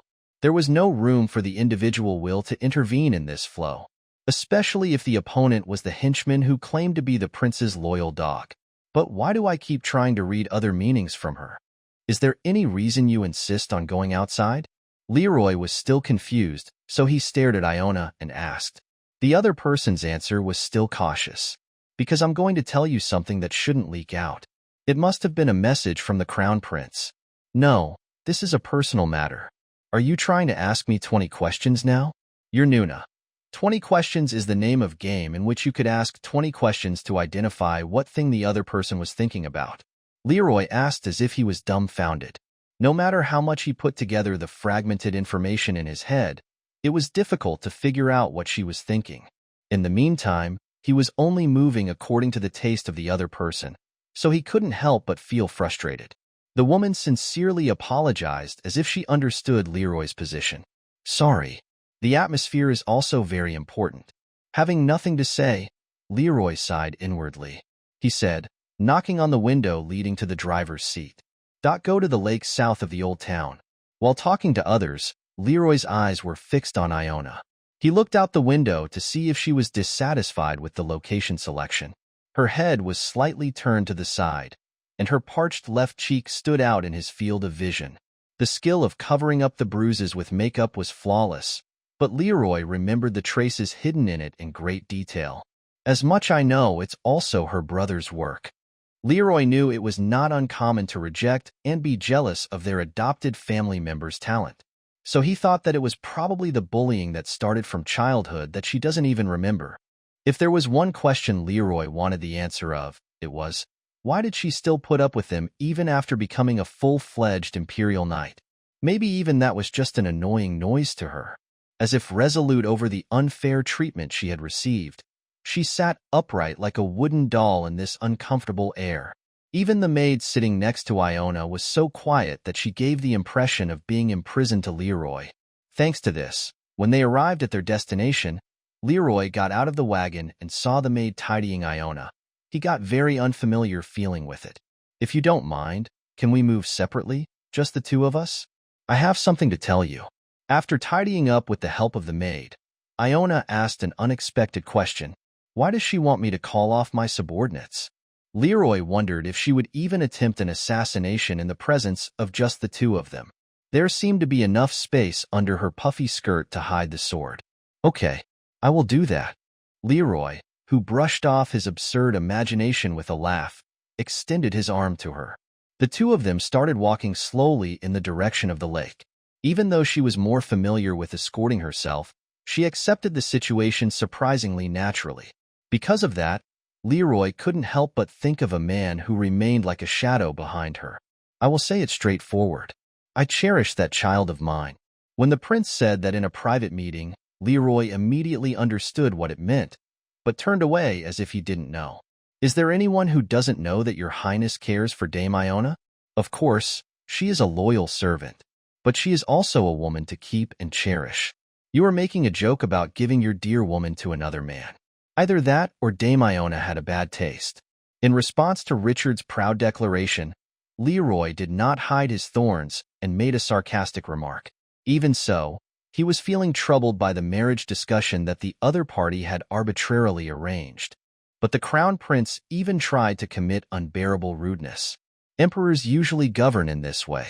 The duchess, that's an excessive position to give to a single mistress. Leroy sneered coldly. Richard said as if to reassure Leroy. I have no desire to publicize my relationship with her. So the prestige of the ducal family you're worried about will be kept fairly safe. Isn't that a pretty good deal for those of you who want to restore your family's prestige to what it was before? It's like getting me, the soon-to-be emperor, as a backer. So, by giving the position of the duchess to the crown prince's lover, Leroy would obtain the protection of the imperial family. Richard sounded like it was a very tempting proposition, but the idea of a disgusting transaction did not change. No matter how the child is treated at the public house, I will not be involved in that part at all. But she's going to live as before, even after her marriage. There should not be the slightest difference in her body. Leroy didn't answer. Suddenly, he wondered if this was the way the prince's lover agreed. Taking advantage of the silence, Richard picked up a cigar with dry fingers. He lit the end of the cigarette and smoke spread in all directions. Richard said, staring at Leroy through the haze of smoke, I have a strong desire to monopolize. If she gets married to someone else, I will not like that. Aren't you a person with a good stomach enough to embrace my woman? Leroy intuitively realized that what he had looked into was the biggest secret the prince had hidden. This was not a reward or a gift to a beloved government. The prince was trying to put the shackles on his lover so that she wouldn't escape. Since he could never marry his lover, he was trying to fill the other person's marriage path in advance. In order to choose the most suitable husband, the crown prince even took into account Leroy's ill feelings toward the imperial family. After thinking over the conversation with the prince, Leroy began to guess what the woman in front of him was trying to say. Maybe it's something about that they'll have to kiss in the future, or maybe she is trying to negotiate their opinions about life after marriage. Thinking about it made him feel very tired. Because of that, when Iona stopped in place, looked at him, and said something unexpected, Leroy thought he was dreaming. Either he or she went mad without even knowing it. Lord Leroy, I will formally propose to you. Please marry me, I will definitely make you happy. Lord Leroy, I will formally propose to you. Please marry me, I will definitely make you happy. Leroy didn't believe what the Hades he just heard.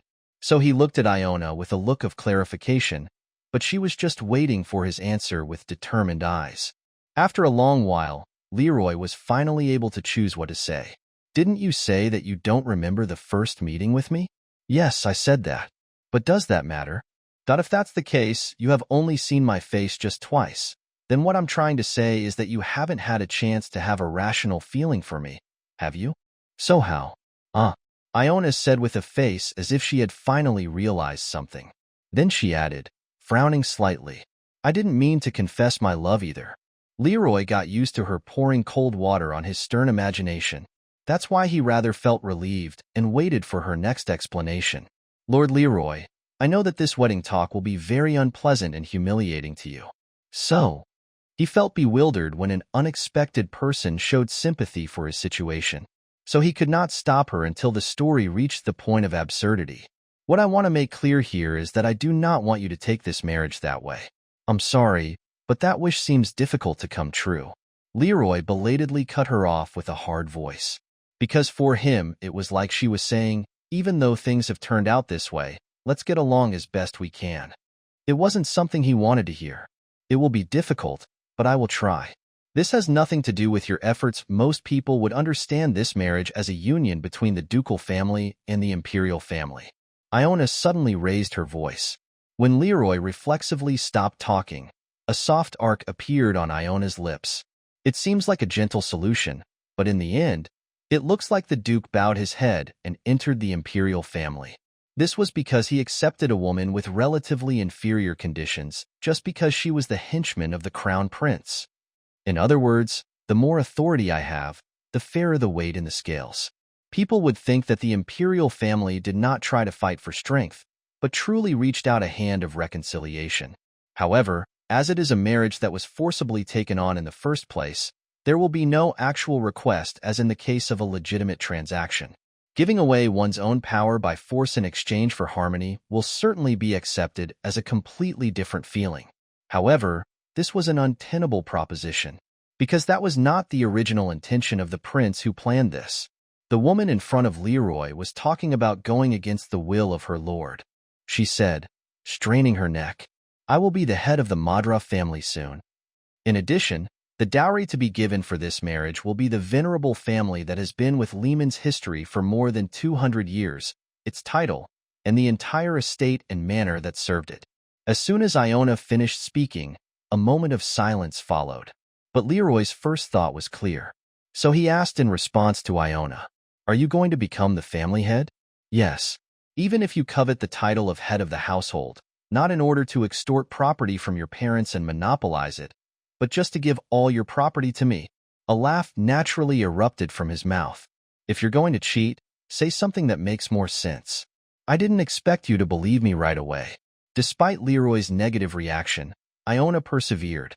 She looked at Leroy with an unhesitating gaze and said, "I have never told a lie in my entire life to the lord I was supposed to serve. I acted faithfully, not because I wanted to be rewarded for my loyalty, but because I was determined to do so. The time will come when the Duke will realize the weight of these words someday, even though you're talking about trust. But aren't you going against the will of your master?" Leroy replied coldly. Everything she said to convince him was contradictory. In fact, most of the things he went through when he was with her were similarly embarrassing. She kept showering him with incomprehensible favors. He couldn't believe it was real. "I have already been more loyal to Richard Sama than necessary. Then I'm sure someday I'll regret trusting you. Even after I die for the Duke." Would the Duke evaluate differently? Leroy was startled for a moment by the creepy words. What puzzled Leroy the most was that all of this really sounded like the truth. If the Crown Prince had intended to plant a watchdog in the ducal family, he wouldn't have chosen a woman who was his loyal dog.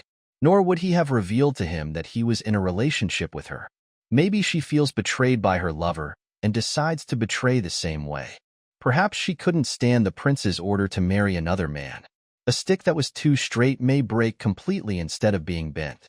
Throwing away that man and living happily with someone else would surely be a plausible revenge. But even so, did the way she persuade him need to be so extreme? Many thoughts came to Leroy's mind which he was not able to get the proper answers of. "I've been a faithful follower of His Highness the Crown Prince for a long time, and it's only natural that you don't trust me easily. It's up to me to prove that what I said to the Duke today is sincere." But trust is not a kind of feeling that can be cultivated unilaterally. As if she had expected Leroy's distrust from the beginning, she calmly continued her explanation.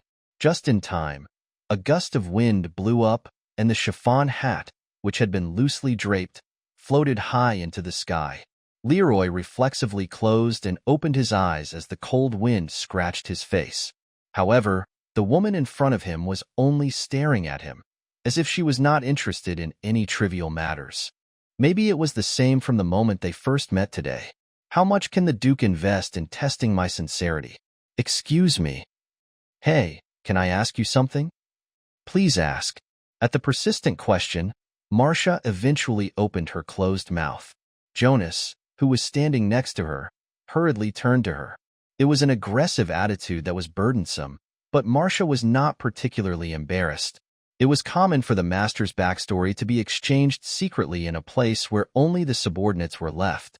Perhaps the opponent was thinking of digging behind Iona for the Duke.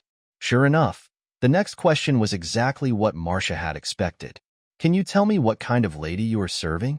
"I don't think I can give you the answer you want," Marcia answered coldly. Jonas asked back, looking a little absurd. "Are you so sharp that you already think what answer I want?" Marcia stared blankly at Jonas for a while. Since he seemed to have no talent for being polite, she thought it would be okay for her to let go of formality a bit. Usually, it's the faults one want to find in a marriage partner they don't like. "I didn't specifically want bad reviews. I also live by listening to the reputation of the lady I serve. She has obviously been very successful professionally, but, well, there are many other rumors that will prejudice people." "If you say prejudice, are you saying it's not actually like that?" Everyone unanimously called Iona the loyal dog of the prince. Even though it was a word that expresses closeness with the crown prince, a certain amount of contempt was bound to be mixed in when comparing people to dogs. People thought that Iona was a woman who was not interested in anything other than being in the eyes of the prince. Infrequent access to social circles and poor personal relationships were also accepted as the same link. Those who wanted to line up with the prince were against her naivety, and those who hated the prince avoided Iona because she was his subordinate. Marcia thought Iona's only flaw was that she wasn't cunning enough to renew her image. She is a person who has suffered all her life, because she always put others first before herself. While she is not afraid to sacrifice herself for the sake of others, she does not expect others to act as she does. There is no other kind of person who is so easy to live with loss. Instead of interrupting Marcia, Jonas just listened intently. Marcia continued, looking at the far shore of the lake. I want my lady to be happy. I think she is the one who should be happy. I want my lady to be happy. I think she is the one who should be happy. At least I can tell you that she is a very good master to you. There was a little admiration in Jonas's voice. Marcia wondered why, but no time was given to continue the conversation because the figures of Iona and Leroy were getting closer from afar. It hasn't been long since they left for a walk, so why did they come back already? Thinking that Marcia left Jonas behind and hurriedly approached Iona. My lady, the hat. It was blown into the lake by the wind. I think I need to rearrange your hair. Come on, get inside the carriage. Gentlemen, please wait outside for a while. The wind was strong, and her hair, which Marcia had put so much effort into, was already disheveled. Marcia hurriedly led Iona to the carriage, and she obediently followed Marcia. Jonas, who was watching them, soon turned his eyes to his master. Leroy was staring at the spot where Iona disappeared with a serious expression from a little distance away. Jonas asked, sneaking closer to him, "What did she talk about that makes you look so frightened?" Jonas, yes? If a woman proposes to marry you and offers to give you all her possessions in return, how should a man react to this? Jonas was a little taken aback by the absurd assumption.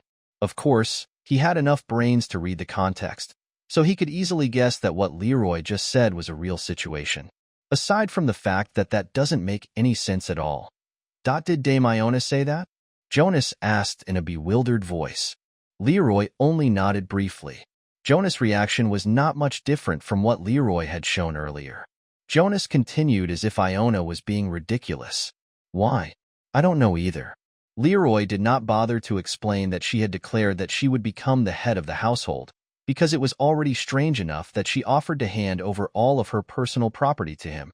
It was also a fact that only he knew that Iona was in a relationship with the crown prince, so he didn't expect a proper answer in the first place. Actually, isn't it a bit crazy? Jonas, who had been suffering for a long time, suddenly asked. He shook his head roughly, adding evidence to his question. Why? Weren't we both taken aback by the sudden act of kindness last time? Come to think of it, it was a bit strange from then on. From the outside, she looks fine, but she's the prince's henchman. You both just met twice. What the Hades is she thinking? Is she out of her mind? No. Yes? Jonas asked with a puzzled face at Leroy's denial. Leroy spoke again, fixing his eyes on the figure beyond the small window. It's not like we only met twice. Ah? You said you'd already met her before? Jonas blurted out his words as if he had just remembered. The topic naturally moved to the past. But when was that? Dame Iona doesn't seem to remember anything. It was a long time ago. It's only natural that she has forgotten since we haven't been in a relationship in particular. By the way, does the Duke remember? Jonas narrowed his eyes as if something was suspicious.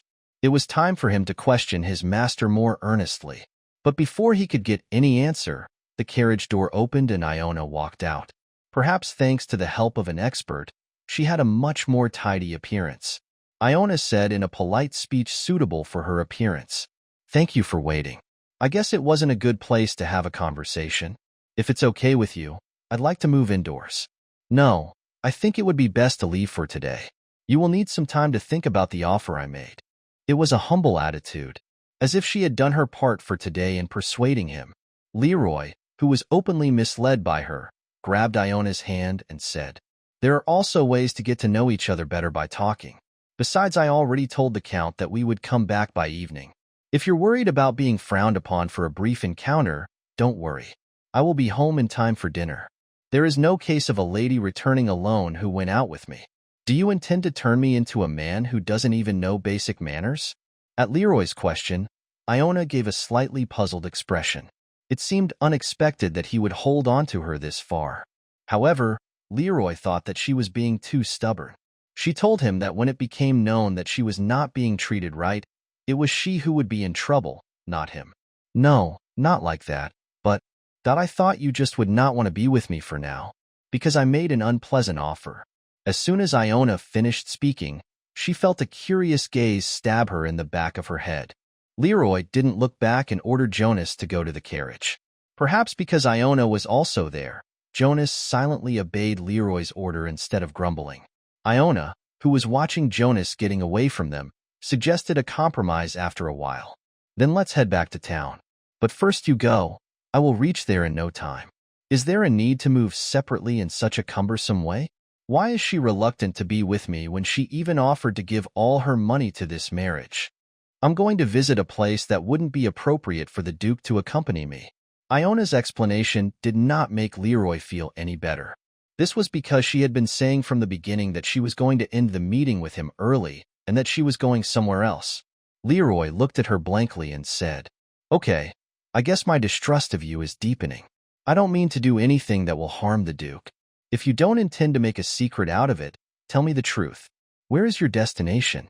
In the end, it was Iona who took a step back. Iona answered, swallowing her troubled sigh. "I'm thinking of going to Pasha Street. Did I just hear correctly? Is there any possibility that it could have been another word with a similar pronunciation?" Pasha Street. It was a street of pleasure and entertainment that everyone knew. It was an overly unconventional location to head to right after the meeting with your soon-to-be husband. Thanks to her earlier suggestions, Leroy thought there would be no more surprises to her, but he was completely mistaken. Leroy asked with a hint of hope, "Are there any wholesome places I don't know about?" It was only then that Iona realized that it was a misleading remark and spat out a small exclamation. Perhaps she wanted to give the impression of being as sound as possible, so she straightened her back and stood upright. She said as if to reassure him, "Don't worry, I'm not going to meet a man. There is a woman I want to meet there." Of course, her answer did not reassure Leroy in the slightest. Iona's father, Hayden Modroff, was a man who had no corner to an objectively positive evaluation. Selfishness and opportunism were also problems, but above all, he had a poor view of marriage. Even before marriage, he sowed many intrigues, and even after becoming married, he did not stop living a dissolute life. He still met a lot of women and, perhaps understandably, had many out of wedlocks. Iona could bet her all that she wasn't the only Modroff family's hidden illegitimate child. This was Hayden, who continued to make mistresses even when the Countess was alive. After his wife's death, it was only natural that his behavior became more outspoken. Even now, Hayden had a lover that everyone knew. Iona was on her way to meet her. If you are uncomfortable, you can wait outside.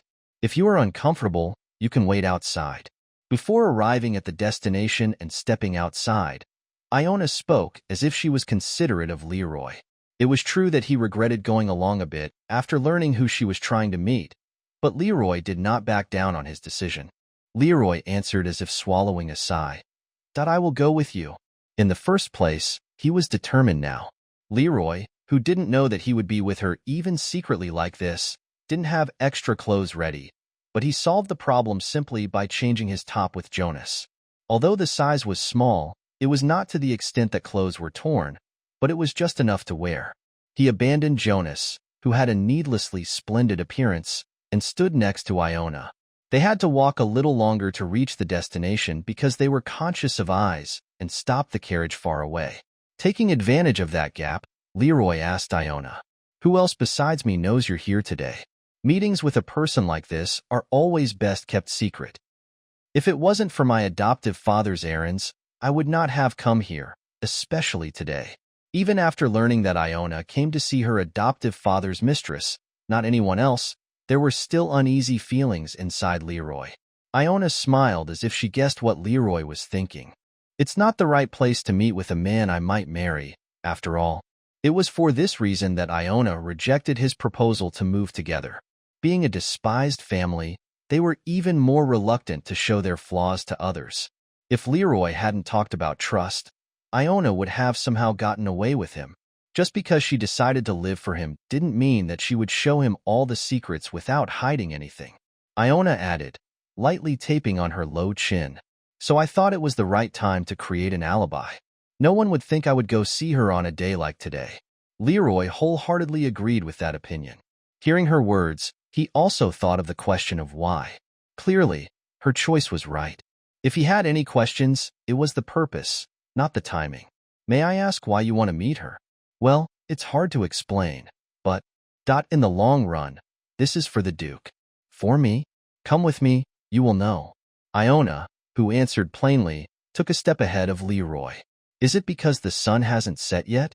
The building Iona found looked like an ordinary house. The common entrance was not separately locked. The two opened the door and walked up the narrow stairs one after another. As soon as they reached the top floor, Iona approached the door directly in front of her. She knocked silently. I'm going to sleep more, Betty. A sleepy voice came from the other side of the door. Iona didn't care and knocked again. It seemed that the constant noise seemed to have fueled the other person. After a while, angry footsteps approached. Can't you hear me saying I'm sleeping? I slept late last night. The one who suddenly opened the door and appeared was a woman with a tired face. The woman who found the strange visitor hesitated without backing down at her anger.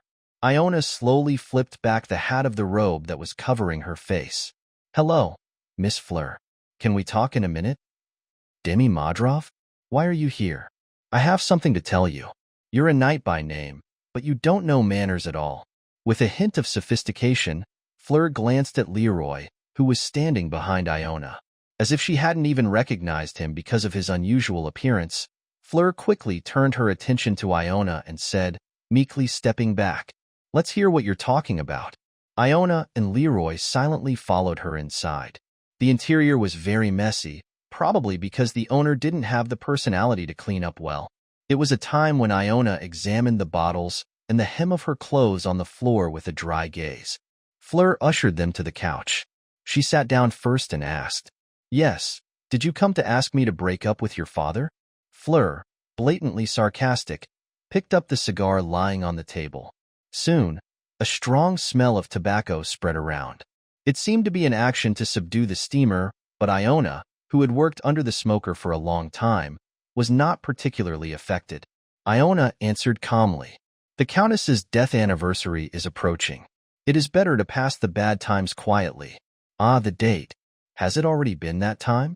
If my father's mistress came to visit him on my mother's death day and behaved abusively, there would be nothing more disastrous than that as a child. Isn't it? No matter how much she was a street woman, she had enough brains to not go against the heart of a man who gave her money. While Fleur was puzzled, Iona continued to make absurd assumptions.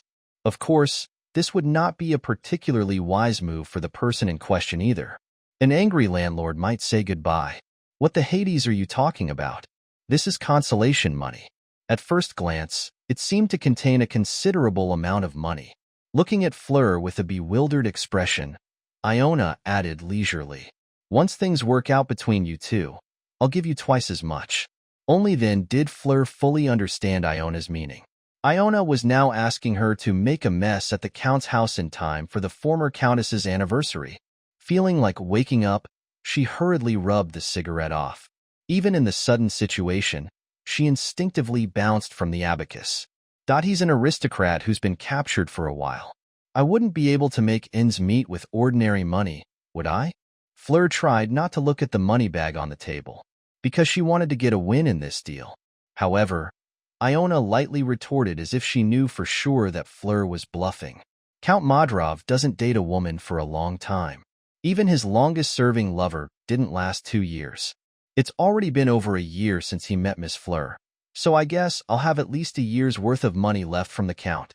Iona was well aware that Hayden didn't spend a lot of money on a woman.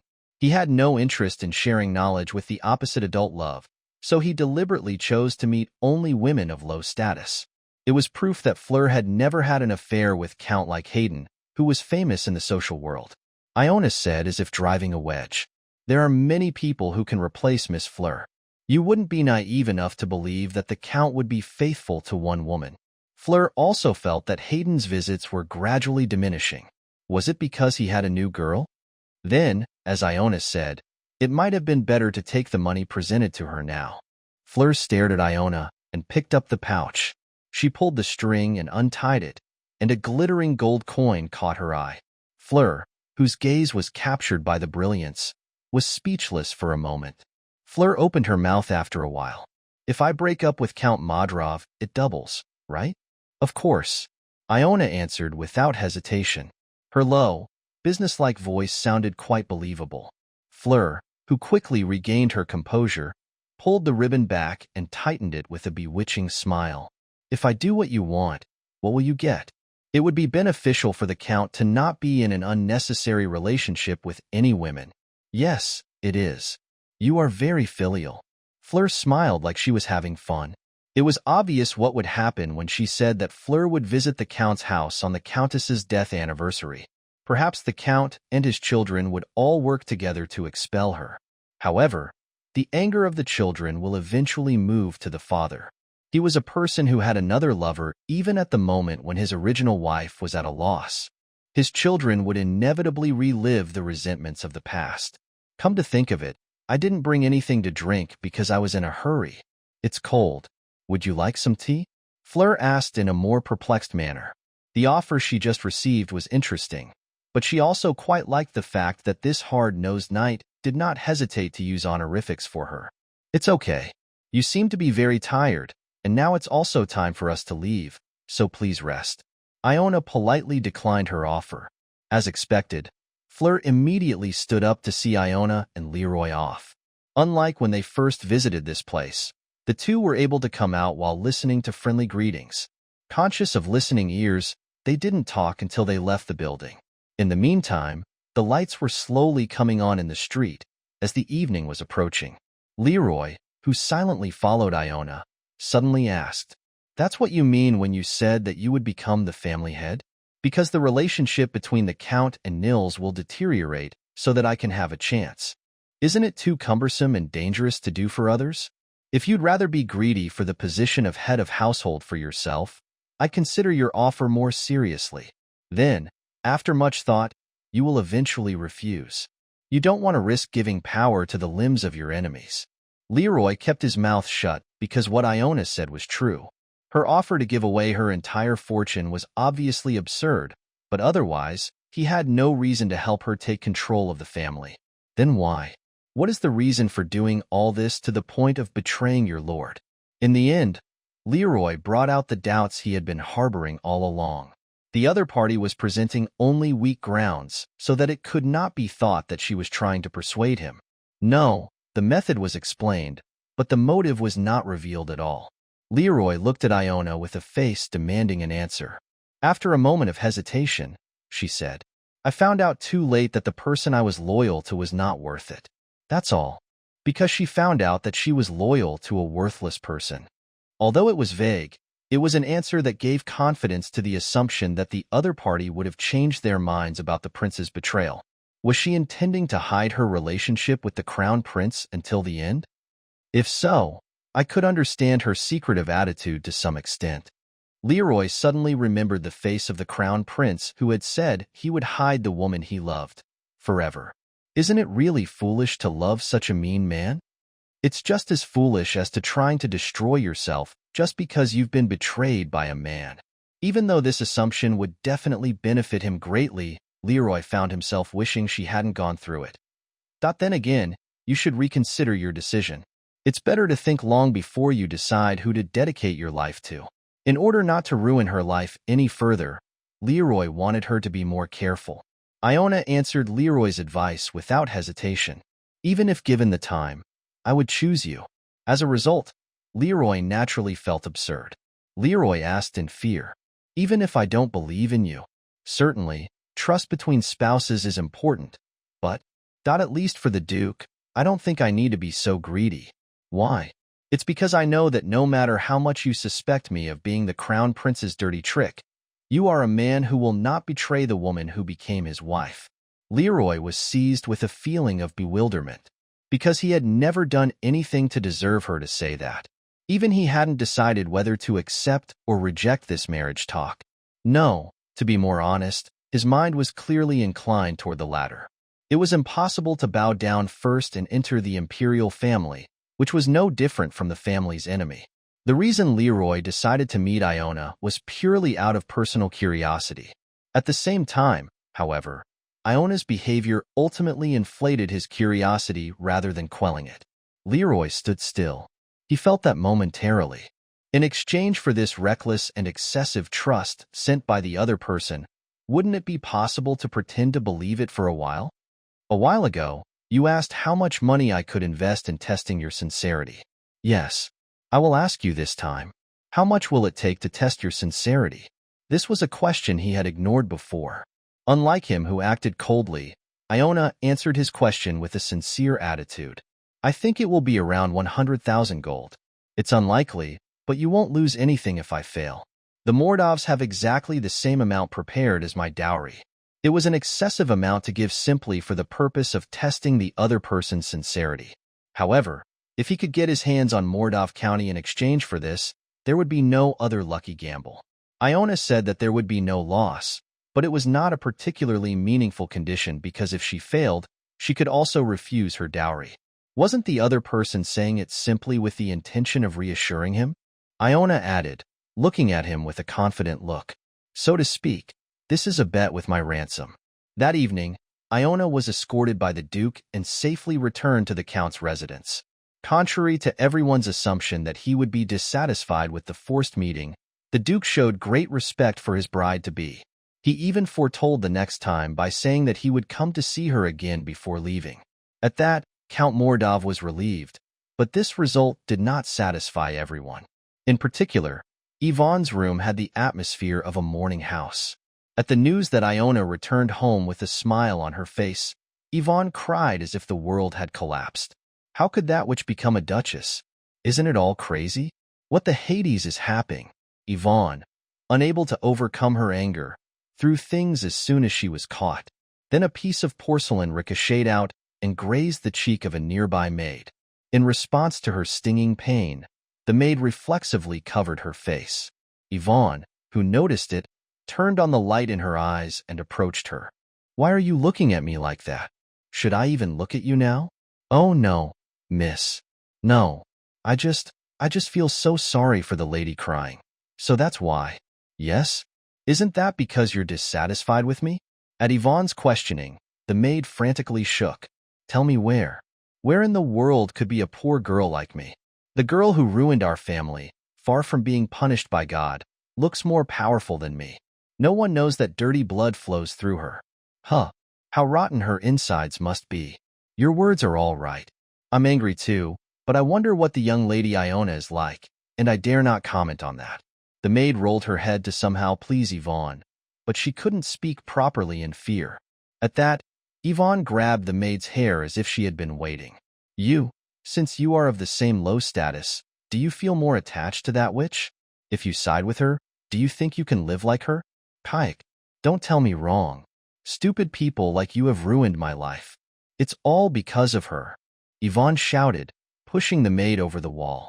Despite destroying furniture and stabbing the maid, Yvonne's mood did not improve, because there was someone else she really wanted to take care of. That cunning girl. Until marriage came out, she was not like that, but she changed and wanted to be a duchess?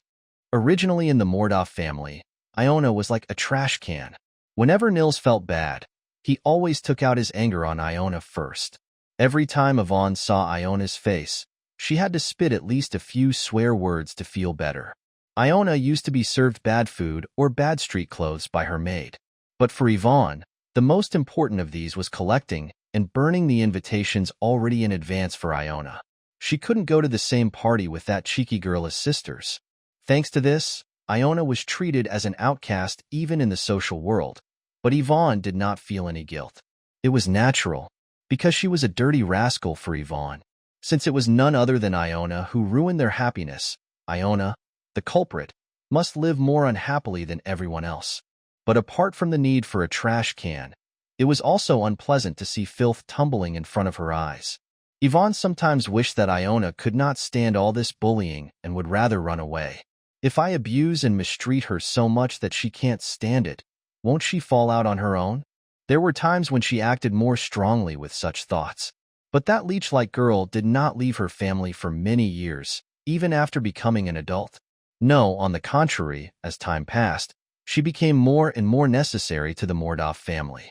Even more than Nils and Yvonne, who were the real children. Why should I be treated like this because of that cheeky, illegitimate child? Today, Hayden wasn't talking or praising Yvonne, but that cheeky, illegitimate child. This was because the guest had heard them fighting. Yvonne was a little taken aback when she found out about this, but she quickly cheered up. It wouldn't have happened without that illegitimate child, so she argued that it was all Iona's fault. No, her father's fault for trying to pair such a child with the Duke. But the results were disastrous. Count Mordov was very angry with her and ordered her not to come out of her room for the rest of the day. Thanks to this, Yvonne had to shut herself up on the third floor without being able to show her face in front of the Duke. It's her fault, without her eye. It was when Yvonne muttered something and gritted her teeth. Someone suddenly opened the door and entered without knocking. It was Nils. Yvonne shouted in a choked voice with a happy face. "Brother!" Surprised by the thunderous voice, Nils hurriedly brought his index finger to her mouth. "Shoo, Dad. The sand is here. When I woke up, I went to Dora and went out. Only Hadi, who had no business with." It was hard to understand because of the leaky pronunciation, but Yvonne nodded hastily, thinking that it was because of Iona that her brother started talking like a 3-year-old baby. She couldn't hold back her anger at all. "Didn't the Duke talk about me? He shouldn't have misunderstood me," Yvonne asked impatiently. The Duke would understand her position once he knew the circumstances, but because of the family's honor, she couldn't give a truthful explanation, so it was just unfair. This was Yvonne's thoughts all the time when she was in her room. "You didn't do think. It's always a one-on-one argument. Iona doesn't care about family," Nils replied in a non-trivial tone. However, the uncomfortable thing was that he, too, had a frown on his face. Because of his broken tooth, Nils couldn't come forward in front of the Duke, so it was frustrating. She's a public servant, so there's no way she'd hate the cage. Father, but he doesn't know that. Hayden still seemed intent on coaxing Iona to use her well, but Nils had a different idea. Most of the Mordov family's prestige came from the close relationship between Iona and the Crown Prince. If Iona married the Duke and got another surname, the position of the Mordov family would be ruined. "Yvonne, you should have the Duchess position instead of her. Either that or the job that she used to carry. We have to do one of the two, otherwise our future is leaking. It's not easy. How can we change the name that came from the imperial family at will?" Yvonne put on a downcast expression at Nils' absurd remark. No matter how much they were restrained by those in power, they could not work outside their father's shadow. However, Nils seemed to have no intention of moving on the surface from the start. He whispered slowly. When the bride was carried away, Yvonne took a deep breath. Nils, who wrapped his arms around Yvonne's shoulders, added, with his eyes shining, "When the opponent of the contest is in trouble, my sister is the one who will come first with the next candidate. If things go well, I can give you 2 pottery catches. Hey, are you going to kill Iona? Still. Will it be okay? Munin's child will be inherited, but it's trivial to belittle what you'll get. In the first place, it was a problem that he borrowed Sasana's needle to promote a fake Youngda. Because of that, Edu Medrupu can do well." The pronunciation was still difficult to understand, but one thing was certain. Nils didn't want to embarrass Iona. He wanted to get rid of her altogether. Nils dragged Yvonne, who was standing in a daze, to a nearby chair and sat her down. Before continuing the detailed explanation, Nils looked around and said, "Get out of here." As if the maids had been waiting for him, they left the room like the ebb tide. Those who came out into the hallway exchanged anxious glances as soon as the door closed. It seemed that Nils had lowered his voice as much as possible, so his voice could not be heard anymore. After a long silence, A silent conversation took place between the maids who were standing in a circle. There was no sound, so there was no way to know what was going on beyond the door. The Imperial Knight's diligence was strict. There were no exceptions, even if for a person who had a major life event, such as marriage, right around the corner. Working 3 shifts like Hades, I must quit soon. Iona complained so much in my heart, but her eyes, accustomed to the early morning shift, were nothing but sharp. Her body had already adapted to the harsh work environment. Donning her familiar uniform, Iona buttoned it up with machine-like speed. It's fortunate that retirement is scheduled soon. One additional advantage of a proper marriage was added. Until she died, she couldn't even think of quitting her job, but now she can afford to look at the situation quite objectively. She was being exploited for her passion. Knock. Knock. Sleep more. Why did you come out already? At the sound of a knock coming from the other side of the door, Iona replied calmly. But Marcia did not enter the room and remained silent. That alone gave her a rough idea that the person standing across the door wasn't Marcia. Instead of asking for the other person's identity, Iona suddenly opened the door. "Ah, lady." A maid with an incontinent scar on her cheek was standing in front of her. If her memory is not wrong, she was definitely a child who worked under Yvonne. Iona asked nonchalantly, "What is going on?" Then the maid trembled and looked around. It seemed that she was trying to say something that should not be heard by others. Iona silently took her into the room. If the other person's purpose had been spying or assassination, she wouldn't have bothered to announce her visit by knocking. The maid took a small deep breath and said, "Thanks for letting me in, young lady. I disturbed you and met at a time like this. Forgive me for the rudeness. I'll listen to the business first. Whether or not this will be passed on will be judged later." At Iona's answer, the maid opened her mouth with a nervous face. "I know you'll find it hard to believe, but I'm here to let you know that Nils is plotting to harm my lady." "Nils is trying to kill me?" Iona tilted her head without a sense of danger. Thinking that it was because Iona didn't believe her, the maid hurriedly elaborated. "I heard that Nils came to visit Yvonne and plotted a scheme. He wants to get rid of my lady to stop her marriage with the Duke and send Yvonne to be the Duke's bride instead. Because I was kicked out of the room in the middle, I don't know the details." It didn't seem like he was just saying it. It wasn't that Iona didn't particularly trust the whistleblower and showed a carefree attitude. It was just that Nils' behavior felt incredibly careless. In fact, don't I have many regrets in life? She was thinking of killing him in the not-too-distant future, but that wasn't as early as now. And Iona didn't remember her life being threatened at this stage like this either. "I guess he didn't like what I've been up to lately." After all, in the previous life, she hadn't broken Nils's teeth, nor had she shown disrespect to the Count's family. In short, she must have felt like a neighborhood drum to them. There was no reason to tear up a drum that could potentially be sold at a higher price later. But now it was different. Since she did not hide her hostile attitude, Nils must have been wary. Thinking about it, Nils's quick actions made sense. And whether the Count's family died earlier or later, as long as Iona was there, it won't change their fate. "Why did you come to me?" If there was one question, why did this maid bother to tell her the truth? It was unlikely that she was a spy from Nils or other family members. If they had concocted it, she'd rather have them come up with some other excuse. This was because there is nothing to be gained by making her vigilant. Who would want to get involved in something like that? You never know who will take the blame if things get discovered. The maid said that and wept. Iona muttered quietly, "Yeah, I guess you didn't want to be seen as one with Nils or Yvonne." It's same for the most of the maids under Yvonne. The master was selfish and even violent. And, since there was no proper reward, there was no such thing as loyalty. Nonetheless, no one was looking for Iona when something similar happened before. She wouldn't have looked like someone who could protect them. After all, even when Marcia, the only one who protected Iona, was kicked out, she didn't resist at all. It was funny. The fact that the eyes toward her could have changed so easily. I've been living thinking that I was abandoned by the world, but in fact, I was the one who abandoned me. Iona, sneering as if passing by, looked into the maid's eyes and asked, "Can you say that you came here because you wanted to work for me from now on?" If the maid simply wanted to avoid responsibility, she could have used a more roundabout way. Most of the maids thought the same, But the reason she dared to go out on her own was probably that she felt it was worth taking the risk. Iona was going to become a duchess, and yet there were no reliable people around her. As a maid, she had seen it as an opportunity to rise. If necessary, I will bring you all the information you want from now on.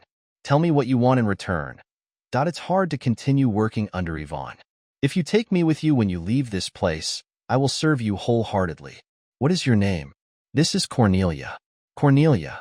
It wasn't a name she remembered. After Iona became the head of the county, it was most likely that the maid, who had served Count Modrov in her previous life, was cut off in the process of renovating the mansion. All those who directly assisted the Modrov family had been kicked out without thinking, and those who were fired without a letter of recommendation were no longer able to get quality jobs. At least it was clear that this maid had made the best choice for herself. And this? Looking at the letters Cornelia pulled out from her arms, Iona briefly commented, "These are invitations." Cornelia said, "These are the things that Yvonne has been stealing. I brought it in case you need it." Looking at her quick-witted behavior, Iona thought she would be worth using in the future. Originally, she was planning to start her social circle activities more slowly than this, but when she realized the invitation that had been delayed, an idea flashed into her mind. Iona accepted the invitation from Cornelia and began to look at the senders' names one by one. Iona's eyes stopped at one of them. This? Irene Kruger. It was an invitation from an unexpected person. As the young daughter of Viscount Kruger, she had a sociable personality and was a big spender. The relaxed atmosphere and good drinks naturally attracted people. Thanks to this, young aristocrats who were interested in the opposite adult love would stamp their feet at every party hosted by Viscount Kruger. Except for Iona, of course. Originally, she would not have been able to attend even if she had received the invitation on time, but now it was different. After thinking about something, Iona smiled incomprehensibly. If your position is that of a duchess, it's normal for you to emerge as a socialite, right? Of course, becoming a socialite was something she could only dream of after work. After going to the Imperial Palace, Iona patrolled around Richard's bedroom as usual. Of course, not a single ant wandered around, let alone an unfamiliar face.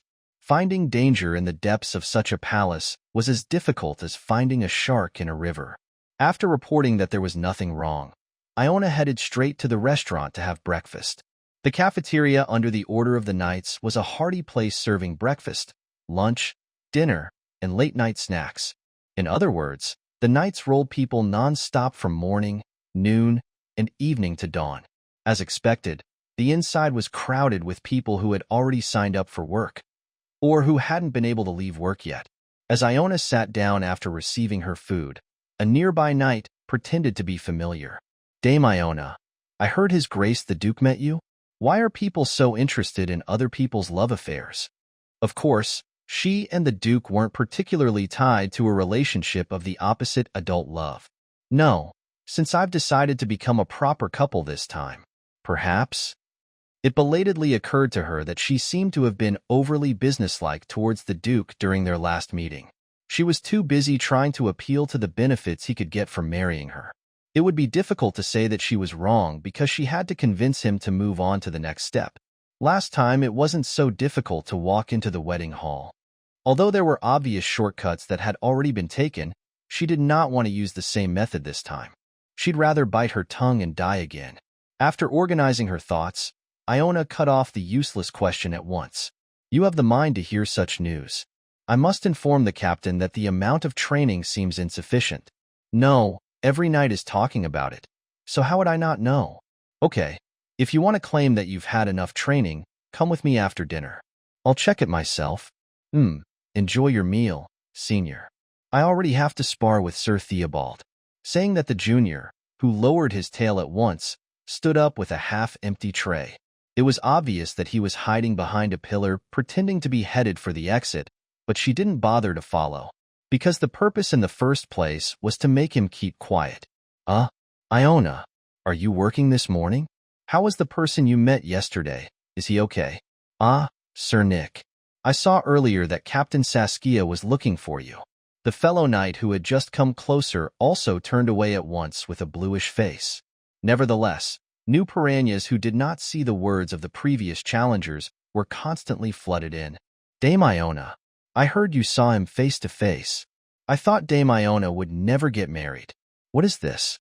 If Dame Iona goes like that, what should I do because I feel sorry for our Sir Reiner? Are you really getting married? I can't even go home anyway. The leader said that people like us shouldn't even get married. It was hard to understand what people were saying as more and more people started talking and asking questions. Iona tried to keep her mouth shut and focus only on her meal, but she couldn't ignore the gathering eyes. I heard that he is so handsome. Is it true? Oh, he was handsome. After responding to that question, Iona inhaled the stew and stood up. The work of the knights did not simply end at patrolling and guarding. It was common for them to leave work only late at night after roaming around the training ground, at the behest of their superior. In the midst of only smelling each other's sweat, it was really fun for them to talk about the love story of a superior. Iona hurriedly ran out of the restaurant to avoid the cheering hyenas. Of course, it wasn't really useful, because she couldn't run away like this from the next person she met. How was the encounter? This was the question Iona heard as soon as she entered Richard's bedroom. Richard was leisurely drinking tea with the newspaper open on the table. The ice knight who stole the hearts of many men, this time bewitching the young duke? Judging by the childish choice of words, it must have been a cheap newsletter popular among commoners.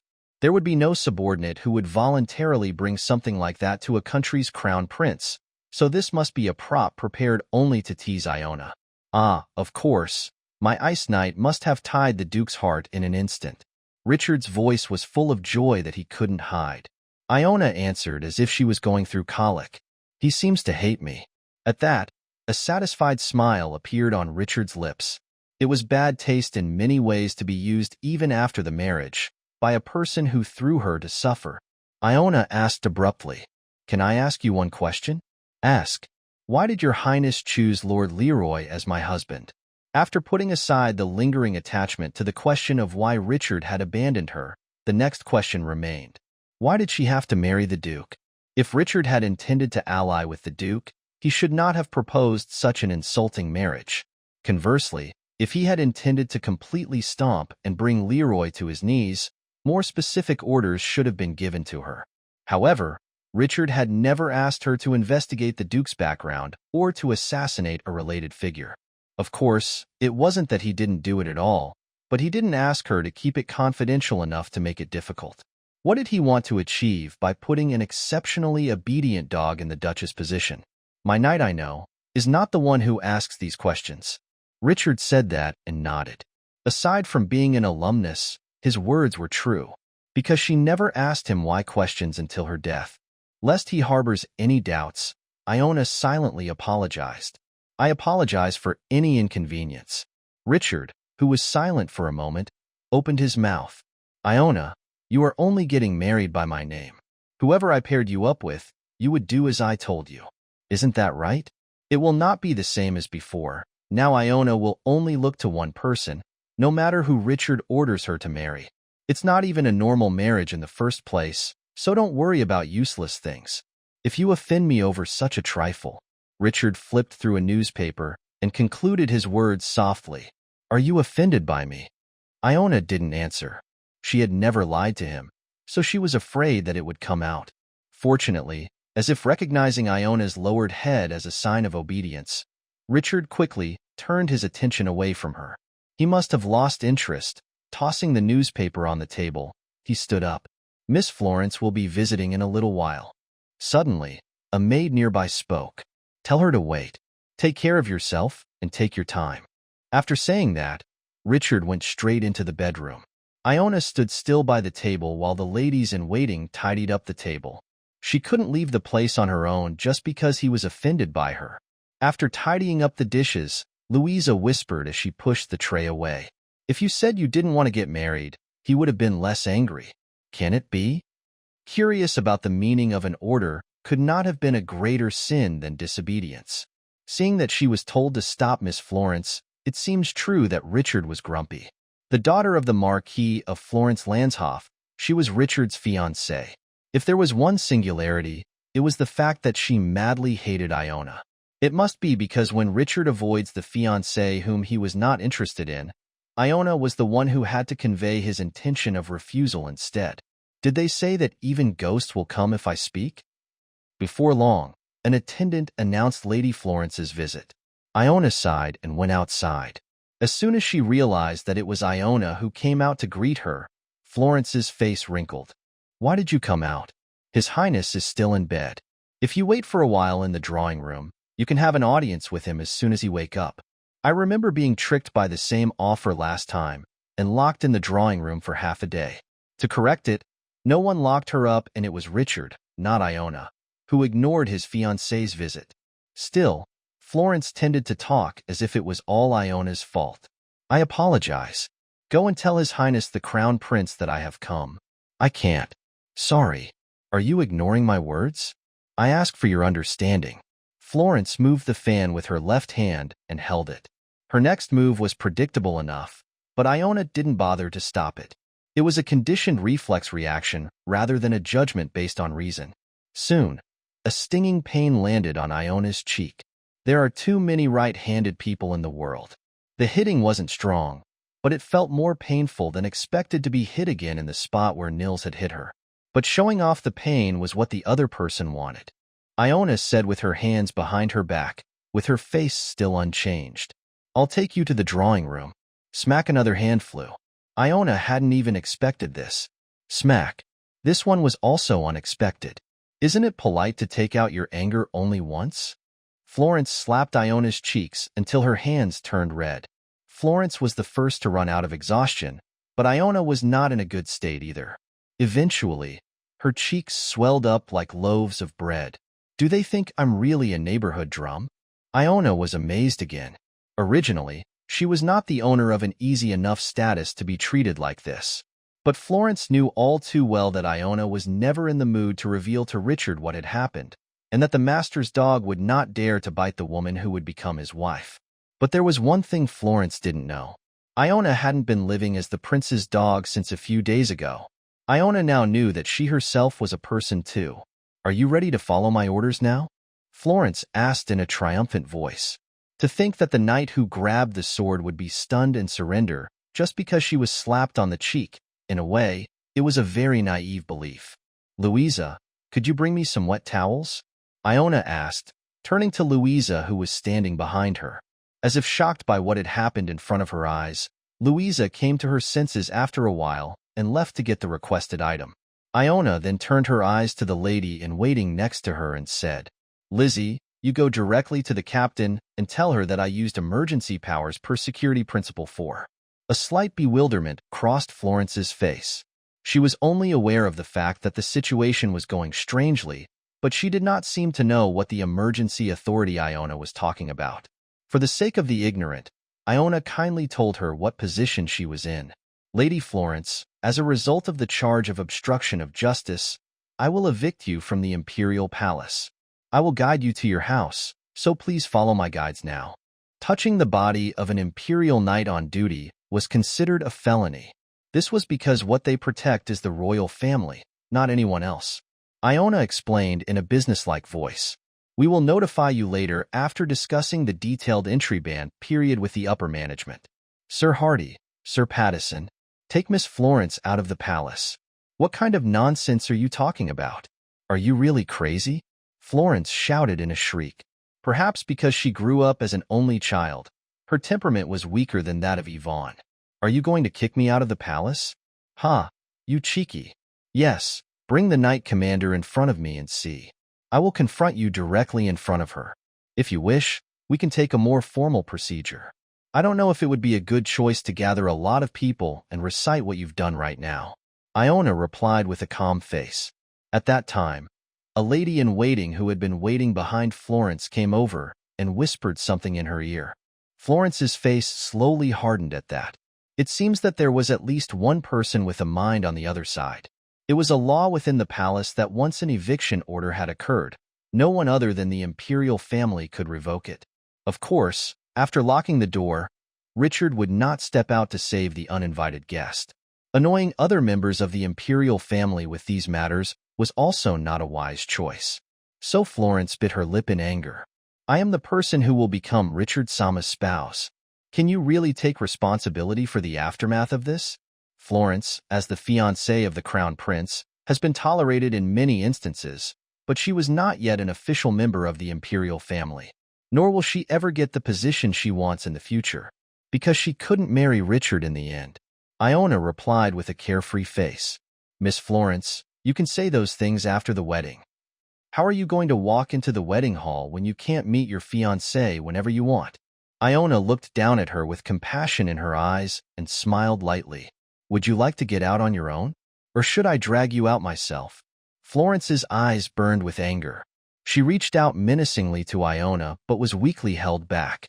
This was because Iona's junior knights, who were waiting for her, quickly caught her. Leave me alone. Didn't everyone hear what that witch just said? Then take the lady home safely. Iona accepted the water bag Louisa handed to her, without even looking at Florence. Hardy and Pattison carried Florence out as Iona ordered, even though they had worried looks on their faces. They seemed to think that she had been given a separate order from Richard. Of course, there was none of that, but it didn't matter if it offended Richard. It's a job she will be quitting soon anyway. I don't even need to look good anymore. The one and only Lord. A colleague who has been with her for more than half a lifetime. A place to replace her family. In the past, Richard was everything to Iona. When asked if she truly cared for him, even though she couldn't answer yes, Iona tried to please him somehow. Because Iona was nothing without him. But it was wrong. It was Iona herself who turned her into nothing. No one respects those who live only to please others. All they get in return for such a life was little sympathy. Yes, like that kind lady in waiting looking at her with worried eyes. Are you okay? It wasn't a question that concerned about taking care of the aftermath. As if thinking that Iona had endured her humiliation because of Richard, Louisa asked about Iona's safety first. Iona answered briefly. No. Your Highness seems to really intend to break off the engagement. I do not know. Could it be that you just did it on your own? My cheek hurts so much from being beaten all the time. Iona answered honestly and brought the water bag back to her cheek. It seemed that she would have to continue wearing heavy makeup for some time to come. How the Hades am I supposed to be a socialite like this? You've been acting a little strange lately, Dame Iona. Louisa blurted out. Iona calmly responded. Marriage is an important crossroads in life. That's exactly what you're saying. Louisa's eyes narrowed. But as if she couldn't guess the cause of her changed behavior, she immediately turned her head away. Louisa said, relaxing her shoulders. Well, it's us at the top of the line who have a hard time. It was fortunate. Louisa would not continue to serve such a master in the future. Iona said, giving the towel she was holding on her cheek to Louisa. Then I will go first. I think the captain will come this way soon. Yes? Why don't you report it yourself? Please tell her that I am leaving early due to severe emotional shock. If it was Saskia, Iona's message was enough to guess what had happened earlier. Since the prince's fiancé was evicted, there was a high possibility that Saskia would come to investigate the situation herself. If that happens, Iona will have to suffer from a barrage of annoying follow-ups and questions. Iona had a place to go today, and it would have been better to have her grades deducted from the exam rather than being caught and working overtime. It didn't matter what the next year's annual salary would be, the prospective retiree didn't care. Shouldn't you say hello to His Highness the Crown Prince? Do you want me to see Your Highness in this state? You'd better just go. In the end, Louisa couldn't hold on to Iona anymore. Iona left her behind and flew across the hallway. Is it the power of early retirement? Somehow, the more she left the place of work, the more the pain seemed to go away. After escaping from the Crown Prince's place and stepping out into the sunlight, Iona started running in earnest. She left the horse she rode on her way to work with the stallion, which was right behind the Knights building. There was a possibility of running into Saskia, who was coming out after hearing the news. If she made a mistake along the way, if that happens, her dream of leaving work early will also be blown away. Miss Lizzie will go to Captain later anyway. It was an impulsive decision, so she didn't even think about it until the next day.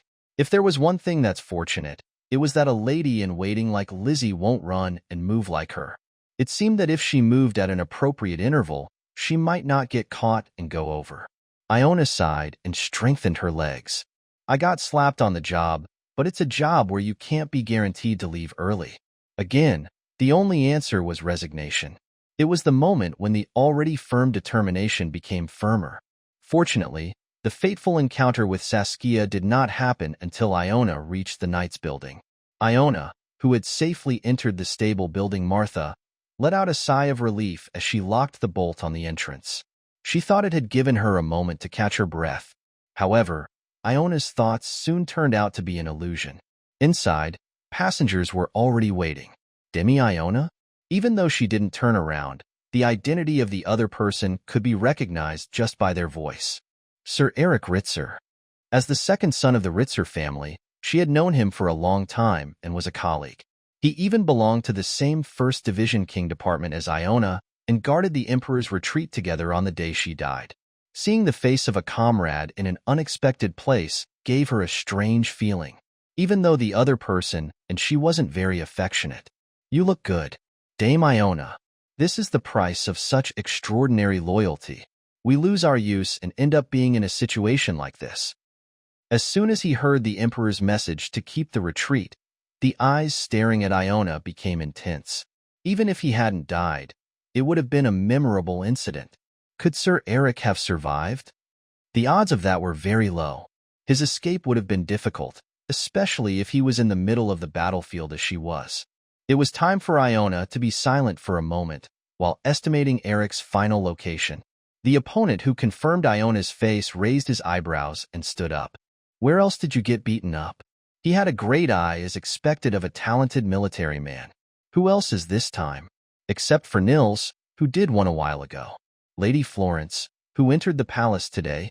Oh wow. Iona unknowingly exclaimed in admiration, because his knack for guessing her culprit was ghostly. Eric openly frowned at Iona's stupid reaction.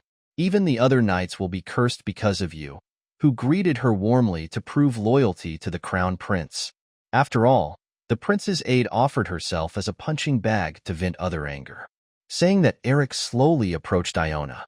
He continued his words, looking down at Iona with icy eyes. Well, it shouldn't have hurt your pride that much. A word from the prince is important to the point where you decide to marry a man you have never seen before. That's great, you. Seriously, I can't be that strict servile. At the familiar sarcasm, Iona almost burst into laughter without even realizing it. She managed to hold the corner of her mouth, but the other person seemed to feel the strangely twisted expression. Eric stiffened his face and fired low. You are not even a knight. Just a dog that barks at whatever the owner wants. After proving that she was not the prince's dog, she was called a dog again. Accustomed to all sorts of insults, Iona felt the need to refute only this stigma. So she answered confidently, I'm not. What? I'm not a prince dog. And Sir Eric, I absolutely care about it.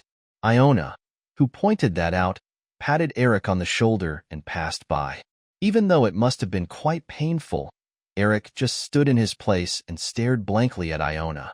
The opponent always ignored his accusations as if they weren't worth listening to, but today was the first time he heard a proper rebuttal. Then, the voices of Saskia and Theobald resonated in the distance. What? That Iona kicked Florence out of the palace? Are there any fun things like this? Let's go right now. Captain. Mouth please. Watch your mouth. Next came the sound of footsteps running down the hallway. Iona held her breath, waiting for them to get far enough away. Apparently, Saskia had finally heard the news from Miss Lizzie. It was rewarding to arrive at the Knight's building quickly. It was when Iona, now more relaxed, was leisurely putting stirrups on her horse. Sir Eric, who was standing at a distance from her, muttered with his embarrassed face. What is that? He rubbed his mouth with his hand before suddenly raising his head. He hurried toward the entrance and shouted, sticking his face out of Martha, Captain. For a moment, Iona instinctively jumped out and covered his mouth. Although she succeeded in pulling Eric, she couldn't ignore the opponent's physical strength, so she eventually fell backward with him. The struggle continued even as they fell to the floor. Iona wrapped her arms around Eric's neck and managed to subdue him as he struggled to remove her hand. Iona whispered in his ear, I'll let you go if you keep quiet. She could see that Eric's ears were burning bright red as if he had received quite a bit of heat. Eventually, Eric slowly nodded. Iona looked down at him suspiciously and removed her hand from his mouth. He behaved more calmly than she thought, probably because she hadn't loosened the arm that was strangling his neck yet. Iona asked in a slightly irritated voice, "Why did you try to call the captain?" "I want to check the facts. You can ask me." A long silence ensued. Iona wondered why the other person suddenly closed his mouth, but she couldn't check his expression because her view was obstructed. Just as Iona was about to rush for an answer, Eric asked in a disbelieving voice, "Did you really kick out Lady Florence?" "That's right. For what reason?" "Ha, you knew that obvious fact." Eric lowered his head while muttering. Not ready for further mayhem, Iona let him go completely. Even so, Eric continued to sit on the floor as if he had lost the will to distance himself. The distracted, bulky man somehow looked like a child now. With her eyes fixed on his broad back, Iona pondered for a moment what to say. It wasn't to blame his hasty misunderstanding. It wasn't even a day or two that the junior in front of her showed an arrogant attitude toward her. She thought he had bad feelings for her because she was so fierce. But no, in reality, that was true to only some extent. But he was worried in the end. "Don't just run away in vain in a place like this." Thought she could see those words as a kind of worry. After all, he didn't hate Iona so much that he wanted her dead. It was quite a contrast that the Lord who cared for her eventually decided to let go. After hearing the news that she had to remain behind, it was also Eric who rebelled on behalf of the hardened Iona. "Are you kidding me? With so many enemies, don't retreat. How is it different from being told to watch over and get killed?" Sir Eric. Clam down. Treason." Iona then stopped Eric from trying to grab the messenger by the collar, because she thought that his master's command was worth more than her own life. But was that the right thing to do? She didn't know about herself, but was it really the right decision to leave even the men who followed her in the limbs? If I had disobeyed that order, many people would have been able to live. Iona didn't regret her death, because she had clear convictions when she died. However, if many people were sacrificed because of that choice, the superior himself was obviously responsible. That's why she wasn't particularly angry when she saw Eric blaming her blind loyalty. She really didn't like herself very much. Iona said in a softened voice, "Eric Ritzter, thank you for your concern. I would have been angry too if my juniors had been slapped outside." At Iona's words, Eric looked back at Iona with a quick glance and shouted with a red face, "Who was worried about you, huh? Don't say anything funny like that. And you might be angry, but you won't protest anyway." Because what he said was true to some extent, Iona only shrugged her shoulders. Now, she was full of intentions to protest for her subordinates, but with retirement imminent, she was embarrassed to even make such an excuse. Eric's eyes became triangular again as Iona stood up without saying a word. "Where are you going? Where are you going?" "I'm going to run away before the captain reprimands me." "There is no way the captain will reprimand you for such a thing." It was true. Saskia wasn't a bad boss like Iona. Iona was a bad boss and even a bad subordinate. Well, wouldn't it make a difference if she knew the reason I left work early was to attend the prom? "I beg your pardon?" "And Eric, don't worry too much, 'cause I'm quitting soon. You won't have to suffer anymore because of seniors like me. It's a secret, so don't spread rumors." "No, what are you talking about? Why are you quitting your job?" Iona answered calmly as she mounted her horse. "You said it with your mouth. I'm getting married soon. What does that have to do with this? Why does a knight famous for the prince's dog quitting her job just because she is going to be married? Isn't it necessary to stay here all the time to serve the master with all sincerity?" Are you running away because you don't want to answer now?" Eric was right. It was a runaway. Iona ran away from Eric, who clattered loudly. Iona had opened the stall door in advance, so she didn't have to get out of the saddle. As she scratched her itchy ears, the nagging sounded far away before she knew it. Realizing the last words he had to say belatedly, Iona murmured with a smile, "Well, it's because I'm not a rascal anymore." "Oh my God, Dame Iona. It's been a long time since we last time met." "Yes, it's been a while, Viscount. The last time I saw you. Let's see. Wasn't it at the birthday banquet of His Highness the Crown Prince last year? Even that, You attended as an assistant to His Highness. Seriously, you're someone who doesn't know the romance of dancing and drinking." Saying that, Viscount Kruger exaggeratedly waved his hand. It hadn't been long since the party had started, but it seemed like he was already drinking. In fact, Viscount Kruger was a little drunk, but the pleasure he showed was not just because of his drunkenness. Viscount Kruger, who confirmed Iona's attendance, was very excited about her appearance. "Is that Iona Mordov really coming to my party?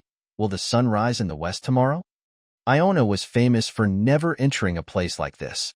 If the news of her recent marriage hadn't been talked about, Viscount Kruger would have even completely forgotten about inviting Iona. That would be the case because Iona had almost no presence in the social world. Although she was a young aide to the prince, she was a person who was shrouded in a veil because she did not communicate with other nobles at all. But now she was going to get a husband with high status. He pretended not to be very surprised, but he couldn't help but pay attention to what she was doing. If you have the will, it's only a matter of time before you become famous. If it wasn't because of the crown prince's halo, there were even enough reasons for people to pay attention to her. A competent and beautiful knight always attracts attention regardless of gender. There were some people who hated Iona for being arrogant because she didn't put much effort into social activities, but in a way, that was also a kind of interest. In that sense, Iona's visit was a great boon to the organizer. Viscount Kruger looked at Iona like a golden pig and smiled heartily. "Oh, well, where is the partner who accompanied you?" "I came alone today." "Oh, it's not like you suddenly got late because your wedding was just around the corner, right?" Viscount Kruger raised his glass high and winked. "I received the invitation late, so I didn't have time to find someone to come with me. I'm sorry to inform you of my attendance right before." Iona answered with a thin smile. It was a fact Iona felt from time to time while talking with him, but when dealing with women, he tended to act like a sinful nobleman. Perhaps it was because true gentlemen with such manners were rare. Viscount Kruger sighed inwardly. It was also not polite to monopolize such a person by the host alone. Viscount Kruger hurriedly pushed Iona into the field, as if releasing a large fish into a fishing spot. It's good to dance with as many opposite sexes as possible before marriage, so it's not bad to be alone. Come on, please enjoy yourself comfortably. Iona responded with an eye salute and walked into the hall. Indeed, it was a splendid ball to the extent that Viscount Kruger's romance of drinking and dancing could be vaguely understood. Iona, who took a bottle of champagne from a passing server, frowned after swallowing a sip. It was because she had been slapped hard all morning, and the pain rushed in as soon as the carbonic acid hit her mouth. Fortunately or unfortunately, judging from Viscount Kruger's reaction, the injured face didn't seem to show. Marcia's long struggle to cover her wounds was worth it. Well, even if it was obvious, it would have looked like Nils's work. Considering that she had heard the rumors of courtesy even from Hayden, it was not a particularly painful wound. If Viscount Kruger understood this as Nil's fault, then that wasn't a bad result either. Iona passed the awkward glass of champagne right away to another waitress. It wasn't a party. She came to for a drink anyway. Iona looked towards the wall while moderately avoiding the approaching people. When she checked the girl standing alone, she soon found the face she was looking for. Iona went straight to her. "It's the first time I've seen you." The girl suddenly raised her head as if she was surprised when Iona started talking to her. Because of that, a small note on the opponent's wrist opened and a blank space was revealed. It meant that she had never received a dance request until now. Iona pretended not to see this and continued the greeting. "I forgot the introduction. My name is Iona Mordov. May I ask the young lady's name?" "Yes? This is Yulia Becker, the eldest daughter of Baron Becker. I don't live in the capital by nature, but since it's my social debut season, I'm staying at our relative's house. You are the face I saw for the first time." Perhaps because of the tension, the explanation took longer than necessary. Yulia, as if realizing that fact, started blushing. She was greatly taken aback by the appearance of a big woman who she thought would have nothing to do with her. The reason Sir Jonas came to the capital was to accompany the young lady in her socialite debut season. Iona said with an intimate smile. Yulia asked back with a surprised face, "Do you know my brother?" "Of course.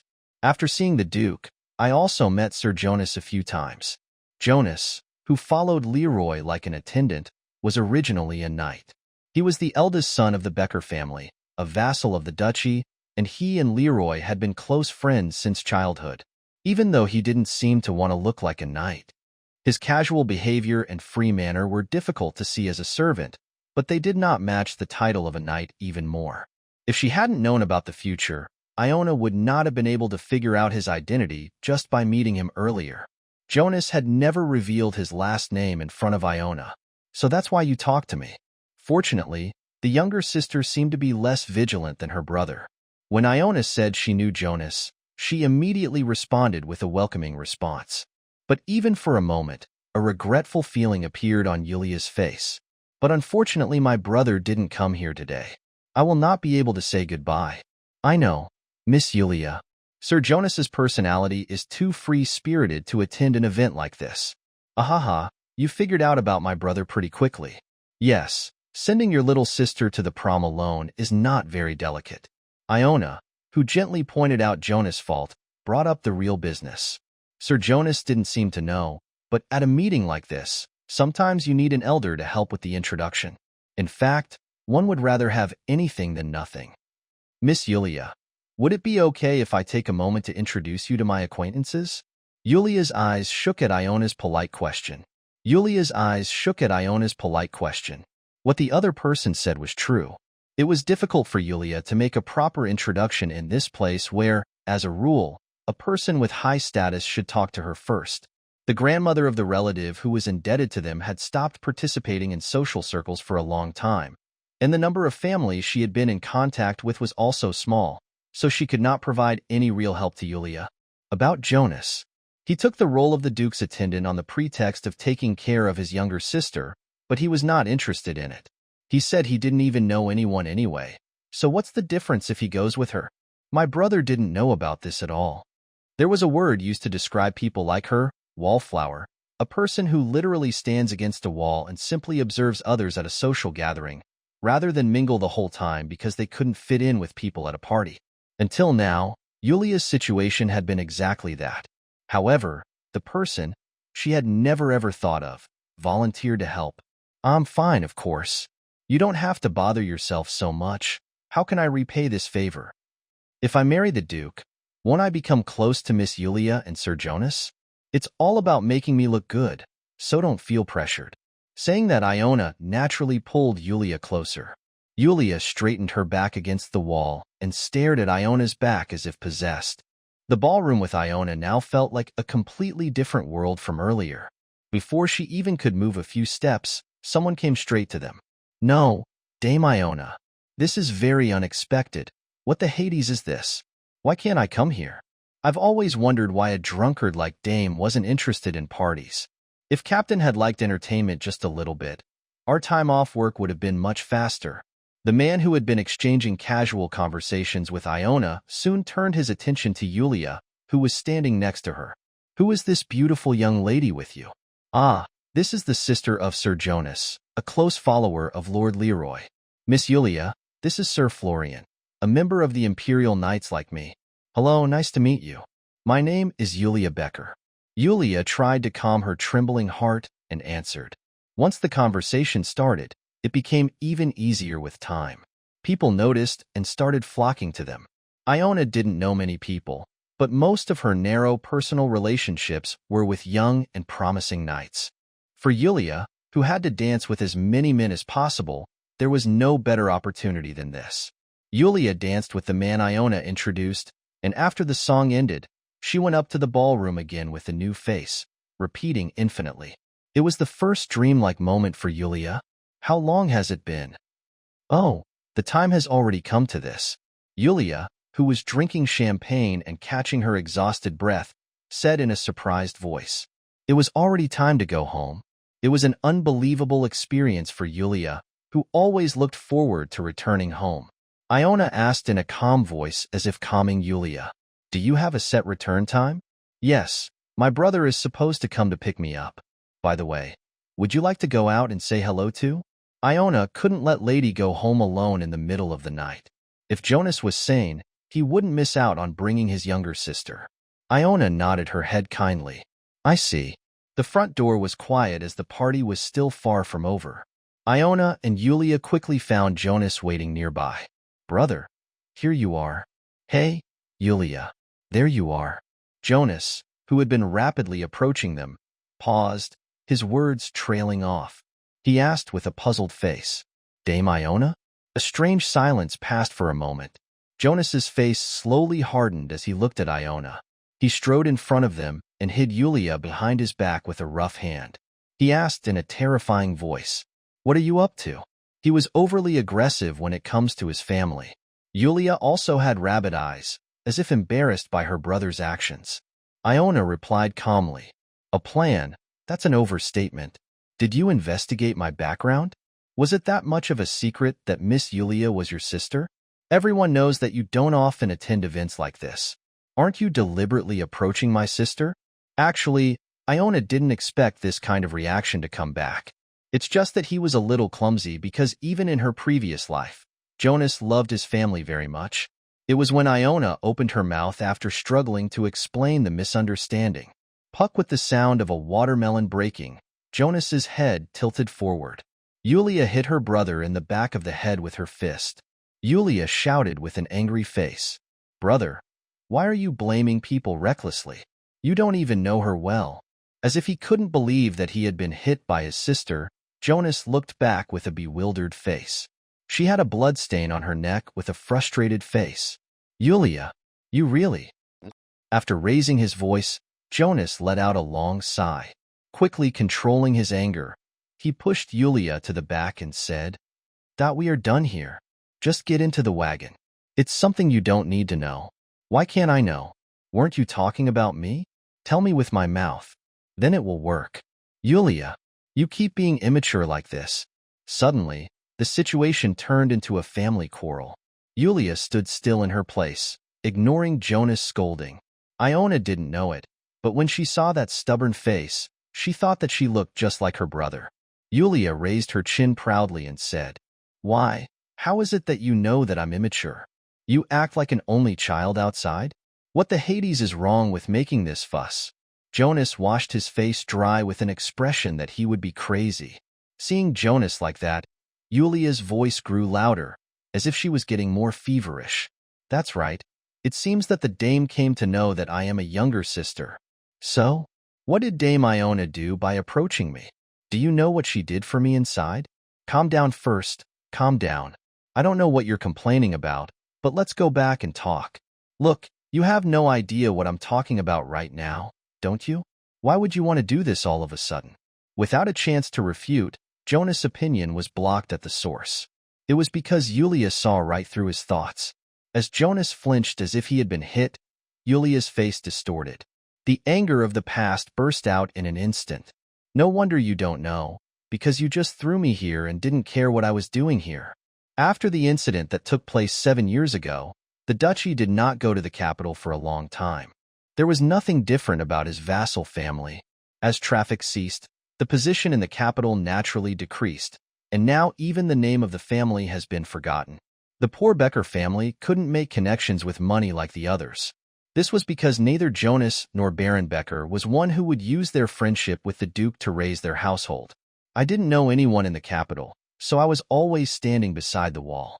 There were times when I didn't even utter a word until the time I left. As if it was miserable to say these words with her own mouth, Yulia bit her lower lip. Iona thought it was time for Jonas to shut up, but he didn't seem to have any talent for reading the mood. Jonas spoke gibberish with a puzzled face. What? What the Hades does that have to do with this? No, why are you saying that now? If you had told me earlier, If I said it earlier, then what?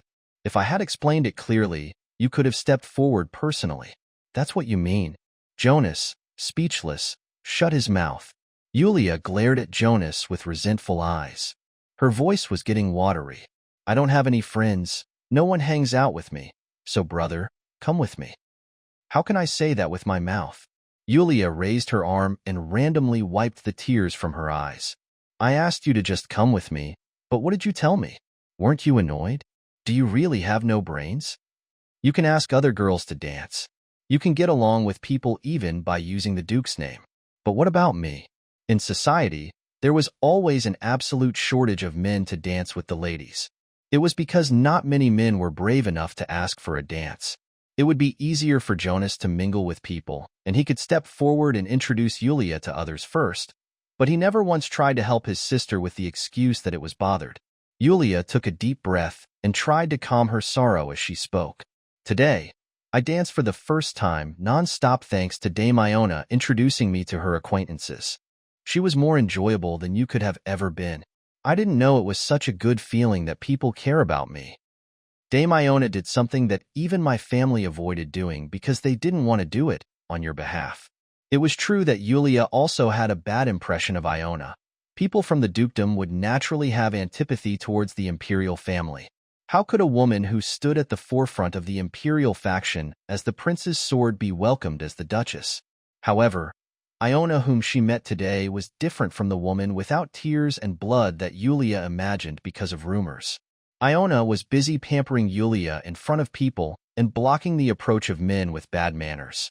It was meticulous consideration, as if she had become Yulia's chaperone. Iona told her not to feel pressured, but the favor she did was not to be taken lightly. Even if she had other intentions, it was the same. The sparkling moment she experienced today will never go away, and thanks to the people Iona introduced, she was promised the next one. A long silence passed between Yulia and Jonas. Jonas blushed as he felt both embarrassment and shame rushing in at the same time. He hurriedly approached Yulia and hugged her. "Sorry, I was short on thoughts. In our hometown, it isn't like that. You usually got along well with people, so I thought it would be okay here as well. Go away. I hate cuddling with you. I will definitely go with you in the future. I will definitely follow you wherever you go." Still, her anger didn't subside. Yulia crushed Jonas's instep with her shoe. Jonas endured his sister's punishment without a single groan. After a while, the siblings hugged and faced each other. Yulia said while glaring at Jonas, while holding the hem of her skirt, "Apologize properly to Dame Iona. Otherwise, I really won't see your face, Jonas." Having said that, Yulia hurriedly covered her face with a cloak, as if she finally realized her condition. Then she turned to Iona. "Thank you for today," she whispered softly and immediately turned around. Iona and Jonas silently watched Yulia's back as she ran in the carriage. Only then did Jonas turn his head to Iona, who was standing like a borrowed barley sack. "Dame Iona, I apologize. Now I think I know roughly how careless a person Sir is." At Iona's words, Jonas fiddled with his fingers, not knowing what to do. Iona crossed her arms lightly and went to his side to stand side by side. Iona said, looking up at Jonas, who looked drooping, "Above all, it's true that there were other ulterior motives, as you said." Jonas heard a surprised face. Meeting his eyes, Iona smiled softly. "I wanted to look like a good person to you. Sir, I am more serious about this marriage than you think. I know that Sir Jonas doesn't trust me, and I think it's natural, but I intend to get along with the Duke pretty well in the future, as a real couple. However, even if Iona wanted it, Leroy's vigilance would not be relieved at once. As she said before, it was up to her to make him believe in her, and Iona had to prove her changed mindset with her actions. The Mordov family certainly served as a tempting lure, but money alone cannot buy people's hearts. If I want him to really believe in me, I can't satisfy only the material part. Leroy was surprisingly weak in recognition. If he found out that she took care of his subordinate's younger sister, his evaluation of Iona would be a little different. Above all, she showed it well to Jonas, so there was nothing bad about it. Jonas served the Duke, so in the end, they will move in the same direction. If he and I can safely hold the ceremony, we will go to the dukedom together. Unless the Duke suddenly rejects me, we will probably live together for the rest of our lives. So I did it in hope that the Duke would think well of me. Sir Jonas is the one who works for him, and I believe that eventually you will work for me." Jonas asked with a trembling breath. "You mean we can work for the same purpose? Don't you know that your master is a good man?" To the point of being the envy of others. It was not difficult for Jonas to understand that this was Iona's true feelings. Jonas looked down at the floor for a while, and finally closed his eyes. He felt like he could understand a little why Iona had made such a ridiculous offer to the Duke. He turned to Iona and bowed politely to apologize.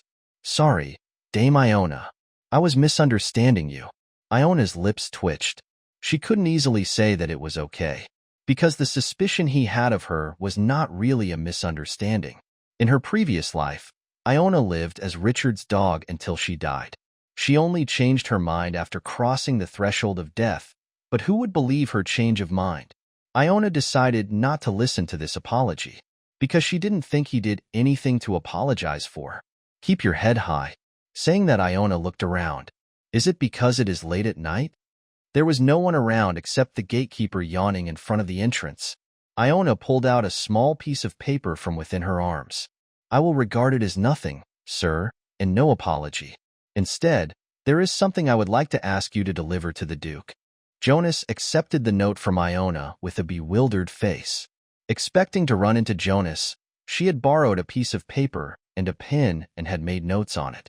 Iona said plainly, This is a list of the nobles who invited me today. I plan to attend all of these events, so please tell the Duke to stop by when it's convenient for him.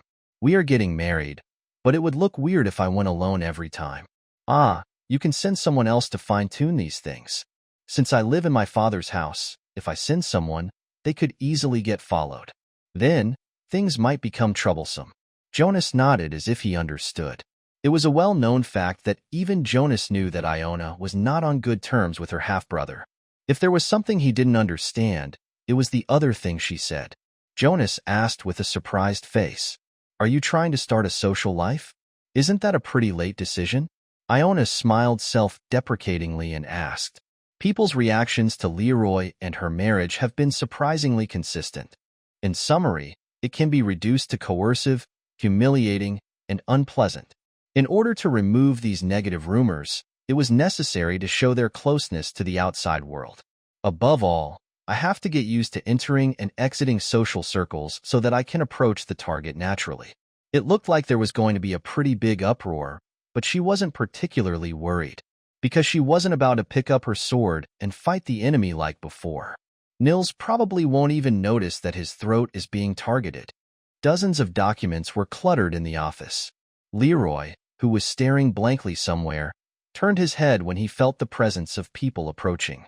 He said as soon as the door opened, You said you were going to pick up your sister? She left Alardi. It's late at night, so why don't you just rest at that house? I was going to do that, but I have something to deliver. As expected, it was Jonas who appeared from behind the door. Leroy turned his head towards slowly approaching Jonas. Even though Jonas had something to convey, Leroy was puzzled because Jonas's hands were empty. Then what Jonas took out of his pocket was a thin note. Dame Iona sent this. This is a list of meetings she has been invited to, so she has appropriately requested you to attend them with her. Leroy was agitated at the unexpected request, but accepted it silently without revealing his confusion or surprise. Instead of checking what was written right inside, Leroy glanced at the light next to him. He paused for a moment, then suddenly opened his mouth. I don't know. What are you talking about? I feel like I'm getting pulled over by her. Is it because I always embarrass myself?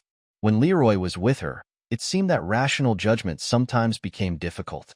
He couldn't believe that he gave her the next opportunity as if he was possessed by someone. Leroy quietly recalled Iona walking down the stairs to greet him. Was it because of her beauty? No. If that was the case, he would rather have made the excuse of falling in love with her at first sight. Even if she was beautiful that day enough to arise such an idiotic doubt, it couldn't be considered a sin. Leroy momentarily stopped thinking and cursed inwardly. He was literally thinking he was a nerd. Leroy said as if reprimanding himself for that. A woman called the prince's dog. No wonder she can't be trusted. No? The prince is a rascal who doesn't deserve such loyalty, and Dame Iona is wise enough to recognize that early on and is a person of noble character. Now that I see it, the Duke has a bad eye. Leroy momentarily doubted his ears at the accusations that his subordinates poured out without holding back. However, judging from Jonas' impudent expression, it seemed that he hadn't heard it wrong.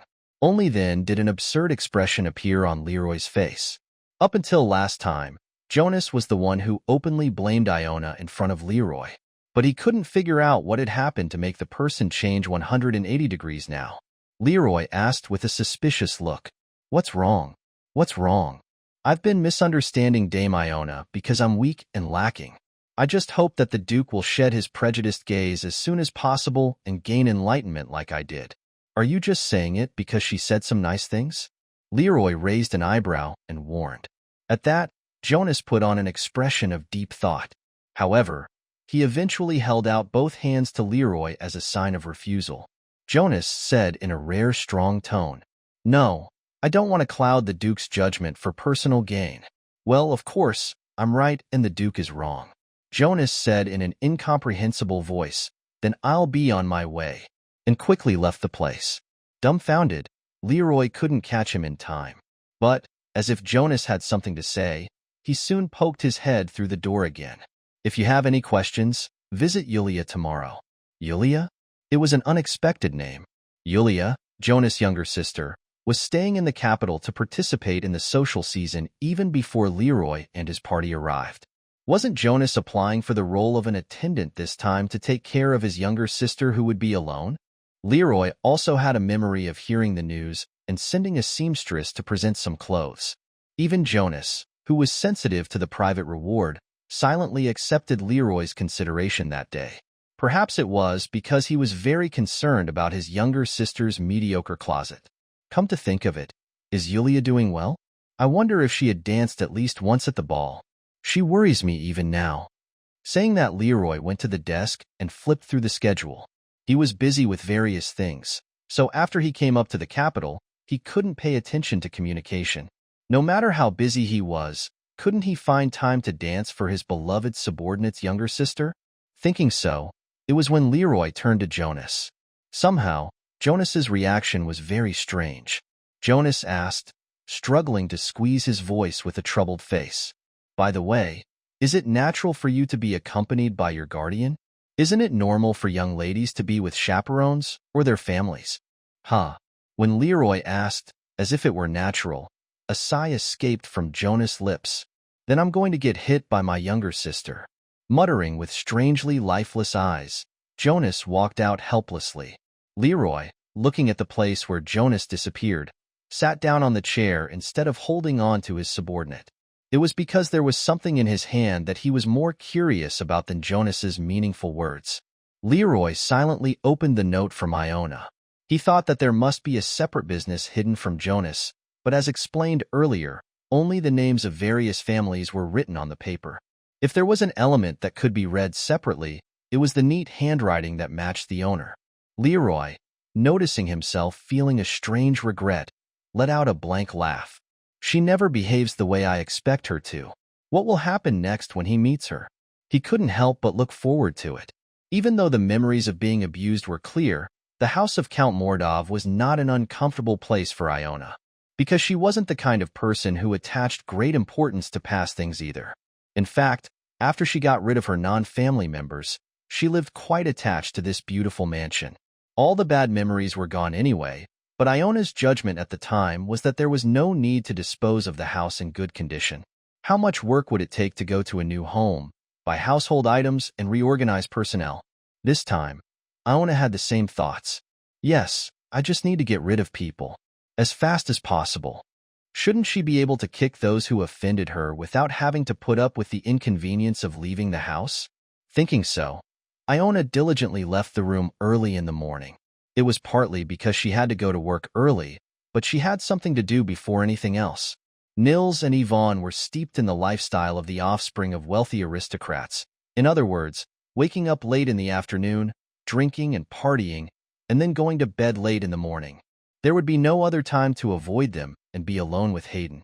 Reaching the second-floor hallway, Iona soon found Hayden leaving the room with a sleepy face. As soon as he ran into Iona, he turned around with a visibly embarrassed face. Then, naturally, as if there was something left in the room, Count. He tried to grab the doorknob but failed. It was because Iona, who quickly approached Hayden, grabbed him with a gloomy voice. Yes. Good morning. I left something inside. Hayden, who answered as naturally as possible, reached out to the door again. However, this attempt also failed spectacularly, as Iona smashed the doorknob with her fist and broke it. Part of the broken wooden door fell to the floor with a loud noise. Iona said in an insincere manner, "Ah, sorry, it was a mistake." Hayden gritted his teeth to keep himself from being revealed. Iona leaned her left arm against the wall and stared into his face. "By the way, Count, can I speak honestly? By the way, Count, can I speak honestly? If you avoid me like this, won't I think there is something wrong between us?" Hayden, who didn't want to make an excuse to hurt his pride, eventually asked briefly, "What's the matter? Let's go inside and I'll quietly tell you." Saying this, Iona pushed the door with her palm. The door was pushed helplessly inside. "Come in." Hayden entered with an expression that he really didn't want to, and went inside first. Iona followed him and quietly looked around. It was twice the size of the room Iona was now living in. As it was the place where the head of household lived, the lighting was good, the landscaping was great, and above all, it was in a good location to move anywhere in the unnecessarily spacious mansion. Iona felt somewhat regretful. This was my room. Everything she wore and used was changed when she became the head of a family and the wife of a wealthy man. She had never really thought of being obsessed with something like that, but losing something she originally had felt a little different.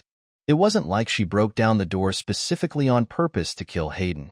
It was just that Hayden's way into this room naturally bothered her. "I'll have to be a little more careful." Until the goal was achieved, it was necessary to formally recognize and treat Hayden as superior, because it would be difficult for the other party to let go of feudal resentment. "Okay, what do you want to say?" Hayden gave off his first rhyme, giving off a hint of hurry up and leave. It was a cheeky attitude, but Iona was glad to see that they had agreed for the first time in a while. Iona answered without delay, "Nils sent an assassin to me." What Iona said was not true. The assassin had not come yet, but he would soon. Iona put on a serious expression while clearing her mind. Thanks to this, Hayden's eyes widened as if it didn't look like a lie. What? Hayden's face even looked absurd. It was true that it was an overly weighty topic to bring up early in the morning. So Iona spoke again slowly so that he could understand. "It is literally what I said. Nils is trying to kill me. The cause is roughly. Could it be that my success made him sick to his stomach?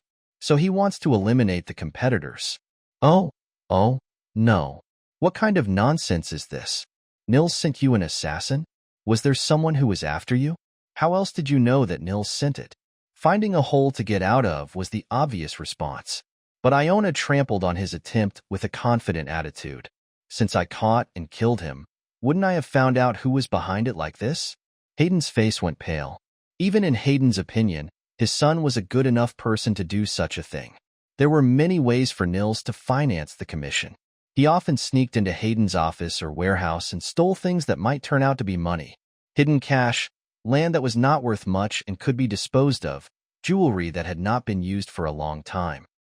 The means were limitless. "I'm sorry, Iona. I made a mistake in educating my children. How could he try to kill his own sister? This is..."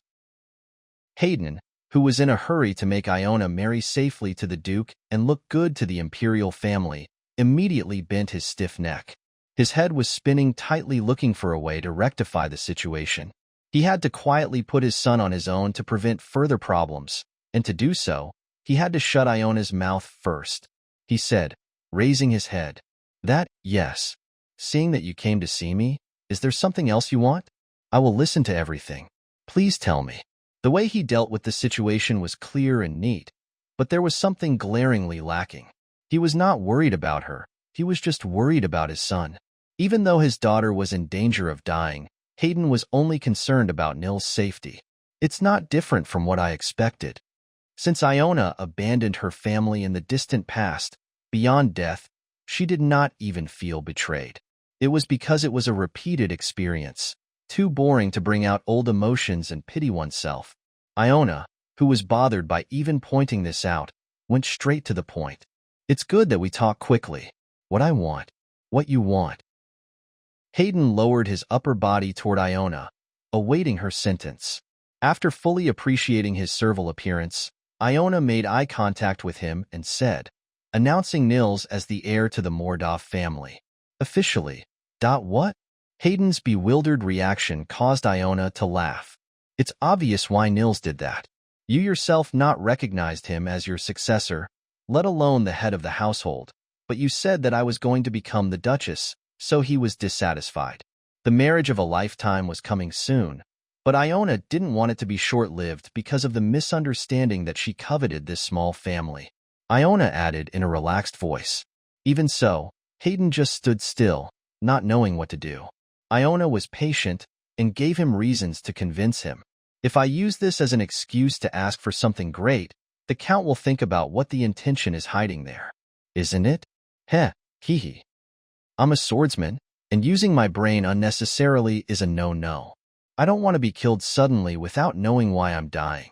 If you stop Nils from doing something like this again, I won't ask anything more. Hayden seldom responded to the broad generosity he did not dare to ask for. It was because he couldn't understand Iona's request with his common sense. After a while, Hayden's mouth opened. Are you saying you want Nils, who tried to kill you, to be my successor? Of course, you'll also have to tell him to act appropriately for his position. Iona replied as if she had been waiting. Hayden asked again, thinking that his daughter's tongue, which had always acted like a machine, was strangely smooth. Are you really not greedy for the position of head of household? Are you willing to give it to me if I want it? When Iona asked as if she was dumbfounded, Hayden cleared his throat and turned his head away. Naturally, he had no intention of handing over the family to Iona. Until now, Nils had not been confirmed as the successor only to make it easier to deal with his troublesome son. It was also easier for Hayden to remain as a single gasoline man in order to deal with his son's accident. The ambiguous treatment developed an inferiority complex toward Iona. Half of the reason Nils bothered me was always because of his inferiority complex. The remaining half is due to my other lineage, so this is something I can't do anything about. At the uncomfortable comment, Hayden turned his head away, pretending not to know. Even though he always used the word low bloodline when slandering Iona, he couldn't ignore the fact that her birth originated from him. Last time you yelled at me terribly, so I got a fever and said some crazy things, but I'm leaving home soon anyway, so what's the point of all that? If I can't get a position, it's better to give it up quickly and get rid of unnecessary doubts. With an understandable explanation, Hayden's doubts that had been clear on his face gradually softened. After all, it wasn't particularly unusual for Iona to make such a suggestion. Although she had been showing a cheeky attitude lately, Iona originally had an obedient personality. Well, she is going to become a duchess, but she has been treated too much in the meantime. Hayden thought. She had a position that was incomparable to before, so she could not stand it any longer as the poor treatment continued. It was never a welcome thing for Iona's nose to rise to the sky, which she had been trying to keep low, but it was not something that could be prevented for the rest of her life. It would be better for him to readjust the relationship smoothly at this point. After organizing his thoughts, Hayden replied in a kind voice. Yes, I understood you well, but I didn't know before that your thoughts were this deep. I'll take care of it so you don't have to worry about it anymore. That's great. Oh, please keep this conversation a secret from Nils. I trust the Count, but I don't think Nils would trust me. Nodding at Iona's request, Hayden felt a bit regretful. How great it would have been if Nils was as capable as Iona. It was a long-standing concern of Hayden's that his son and daughter, who were fond of luxury, were only interested in extravagance. That's why I can't give the title to him, but I can't help but regret. Hayden, in a bitter mood, rose from his seat and grabbed Iona.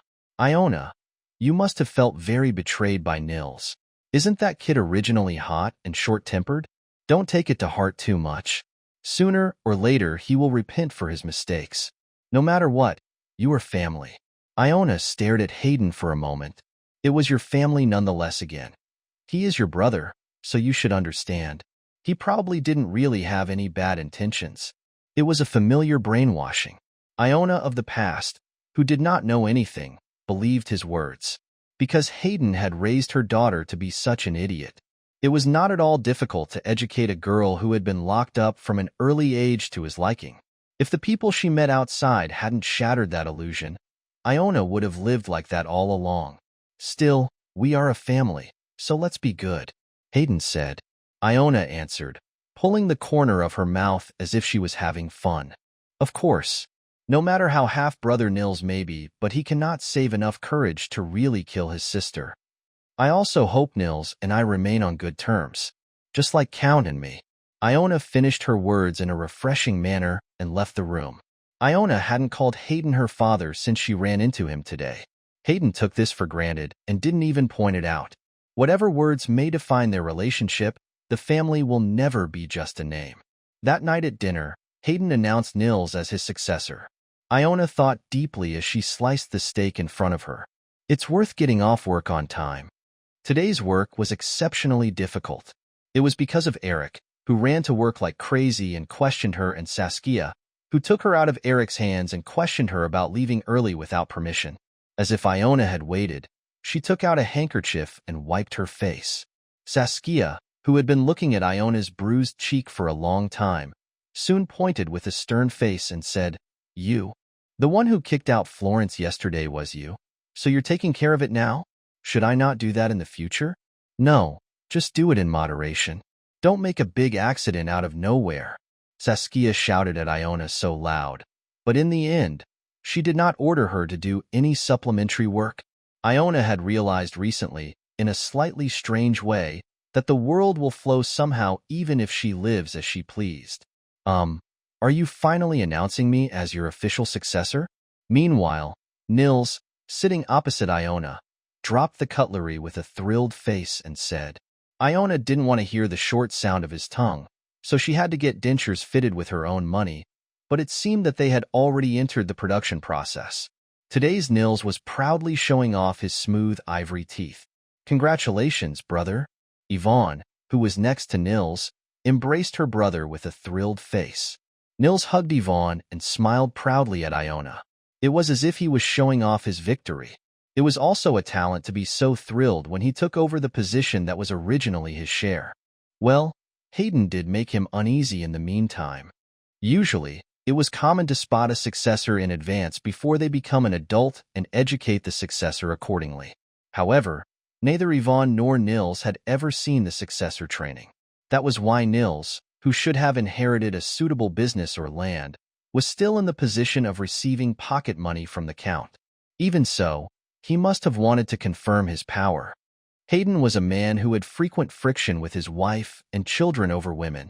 The reason he was able to wield omnipotent power in the family was because he monopolized and did not share all the family powers. Well, it must have been because Nils was not trustworthy. Looking at Nils, who had an arrogant face as if he already had the family, Iona let out a big smile. The son was not trustworthy, and Hayden was also the same, and the admonition immediately followed. Nils, it was because of your careless nature that I did not promise to make you my heir. You may not even know this. Nils, whose smile was erased in an instant, answered in a small voice. Yes, father. Although I couldn't put it off any longer and made you my successor, it's also true that I'm still not sure if I made the right decision. It means that you should not believe this and act recklessly. I understand. Yes, I believe in the future you will show behavior befitting to your status. Being the next head of this family also means that you are the future of this family. Please do not disappoint me. Hayden concluded sternly. Nils glanced over at Iona as if something had come to his mind. Going against his father's wishes by killing his half-sister would, of course, disappoint Hayden. Perhaps, at that moment, Nils would have put his plan to kill Iona off the paper. No, even if it wasn't until the full cancellation, it was certain that the date was postponed. Iona slowly took a sip of her wine. Well, I guess I can sleep comfortably for the time being. Iona thought. Even if Iona was not worried about Nils, she was wary of an assassin hired with his money. It wasn't that she suggested making Nils the successor out of fear of being killed, but it was certainly a relief that she didn't have to strain herself unnecessarily. Iona said with sincerity, Congratulations on getting your desired position, Nils. At that, Nils turned his head and glared at Iona. It seemed he didn't like Iona's intrusion into the conversation as if it was something bad. However, for a while, as if conscious of Hayden's presence, Nils tried to create a soft voice. Thank you, Iona. It was nothing. Iona answered in a non-trivial tone, and put the meat she had cut into her mouth. As it was a meal with her family after a long time, the taste of the food was terrible. She wanted to leave immediately, but it was not difficult for Nils to understand the cause of her loss of appetite for another reason. She didn't want to present a drink to begin with. Dinner was barely finished after swallowing the dessert. Hayden said many good things before she left, but nothing was memorable. Iona passed most of the time counting the patterns on the tablecloth. Because she was lost in other thoughts until she saw Hayden off, Iona responded to Nils's call rather late. Hey. Iona sluggishly turned her head to look at Nils. Inside the quiet dining room, at some point, Nils came and stood in front of her. Yvonne only glanced at them with anxious eyes from some distance away. She was quite worried that her brother would have another accident. As Iona looked at him, Nils' face naturally became stern. This cheeky thing. Did you expect our father to pass on the family line to you? You were always an illegitimate child, and yet you always wanted to look good. It seemed that Nils had guessed that the reason Iona had obeyed Hayden's words was because she was greedy for the position of the successor. It was an absurd judgment. The reason she obeyed Hayden's orders was because she remembered her punishment, which returned when she disobeyed. Iona just didn't want to starve, or get hit, or lose something, or be abandoned. No matter how obedient you act, a dog is a dog. You are not a child of this family. Nils raised his fist and pretended to hit Iona. Still, he seemed to have heeded Hayden's warning quite a bit, seeing as he didn't really touch her. If I stimulate him through this gap, wouldn't it be possible to have an interesting sighting? Having calculated that, Iona said with a smile, not even the count. What you got from being a child wasn't as good as a dog. Isn't that why you have been worried for a long time, right? What? Don't be overjoyed, Nils. It's because he doesn't think you're smart enough to be trained as an heir. Maybe after a few months, he will pass it on to Yvonne? You rascal. Nils squirted fire from his eyes and grabbed Iona by the collar. While Iona was estimating how much his dentures would cost, she somehow felt pity for him who would live without them, so she just turned her eyes to the servants. Only then did Nils let go of Iona's collar, perhaps conscious of her eyes. He glared at Iona and said clearly, "Know that you are lucky." Nils turned around and left the dining room. Yvonne, who had been watching the two quarrel, hurriedly followed her brother. Even in the midst of this, she didn't forget to shoot her fierce gaze at Iona. Iona waved her hand toward Nils and Yvonne, who were moving away. Now that the enemy's attention had been diverted, it was time to start implementing her plan. Whilst Nils was distracted by the delayed training of becoming an heir, Iona was stamping her daily attendance at the social gatherings of the capital. She accepted all invitations, including middle-aged ladies and gentlemen, younger ladies and ladies of her age, and sometimes the elderly. As a matter of course, the nature of the meeting varied wildly. Dame Iona, would you like to attend the equestrian competition in the second half of this year? Then, at our meeting, we will finally be able to produce a winner. At the equestrian meeting, Iona was offered to participate in the competition. I am very glad that you accepted my invitation, Dame Iona. I have been wanting to see you again ever since you rescued me from trouble on the Avenue Blanche last time. Lady, who invited Iona to tea time, had an unknown crush on her. I thought you had no interest in opera, but I was wrong. I never thought you could predict the ending so accurately. Did you already see it? That can't be. This play premiered today. She was able to tell everything about today's opera because of regression. Oh, Dame Iona. For a first-time embroidery, it's a great piece of work. In particular, this raccoon feels all the joys and sorrows of living as a wild animal. What can I say about this distorted expression? It's like, yes, a lion? The embroidery class was a bit ambiguous. I can't be full on the first drink. Anyway, since she had been praised, it was safe to say that she had some talent. The handkerchief she had completed was intended to be given to Leroy. It was bothering her that she had never gifted a single piece of embroidery to her husband in her previous life. Even if he says he doesn't like it, what's wrong? I can't help it. Iona hadn't finished it yet, but she was already worried about the other person's reaction in advance. Iona hadn't even looked at Leroy's face for about a week. It seemed almost pointless to have informed him of her destination through Jonas in advance. It was something a normal woman would feel sorry for, but Iona passed it on as if she had other business to do with him, because she already knew that he was very busy at this time. Maybe he's looking for his old fiancée. In the first place, responding to the call of the imperial family was just a smokescreen, and the real purpose of his coming up to the capital was to find his former fiancée. Around this time, news came that Viviana, the only daughter of Count Schmidt, had been sighted nearby. In the previous life, Leroy had failed to find Viviana, but now he was still in the middle of the search. Yes, he must be very busy looking for his fiancée's whereabouts. Long time no see. Why did he suddenly appear in front of my eyes? Iona looked up at Leroy with a puzzled face. She thought it was a dream, so she closed her eyes and opened them again. But the other person was still there. When she heard the news that the Duke was visiting, she thought there must be some mistake, but it wasn't.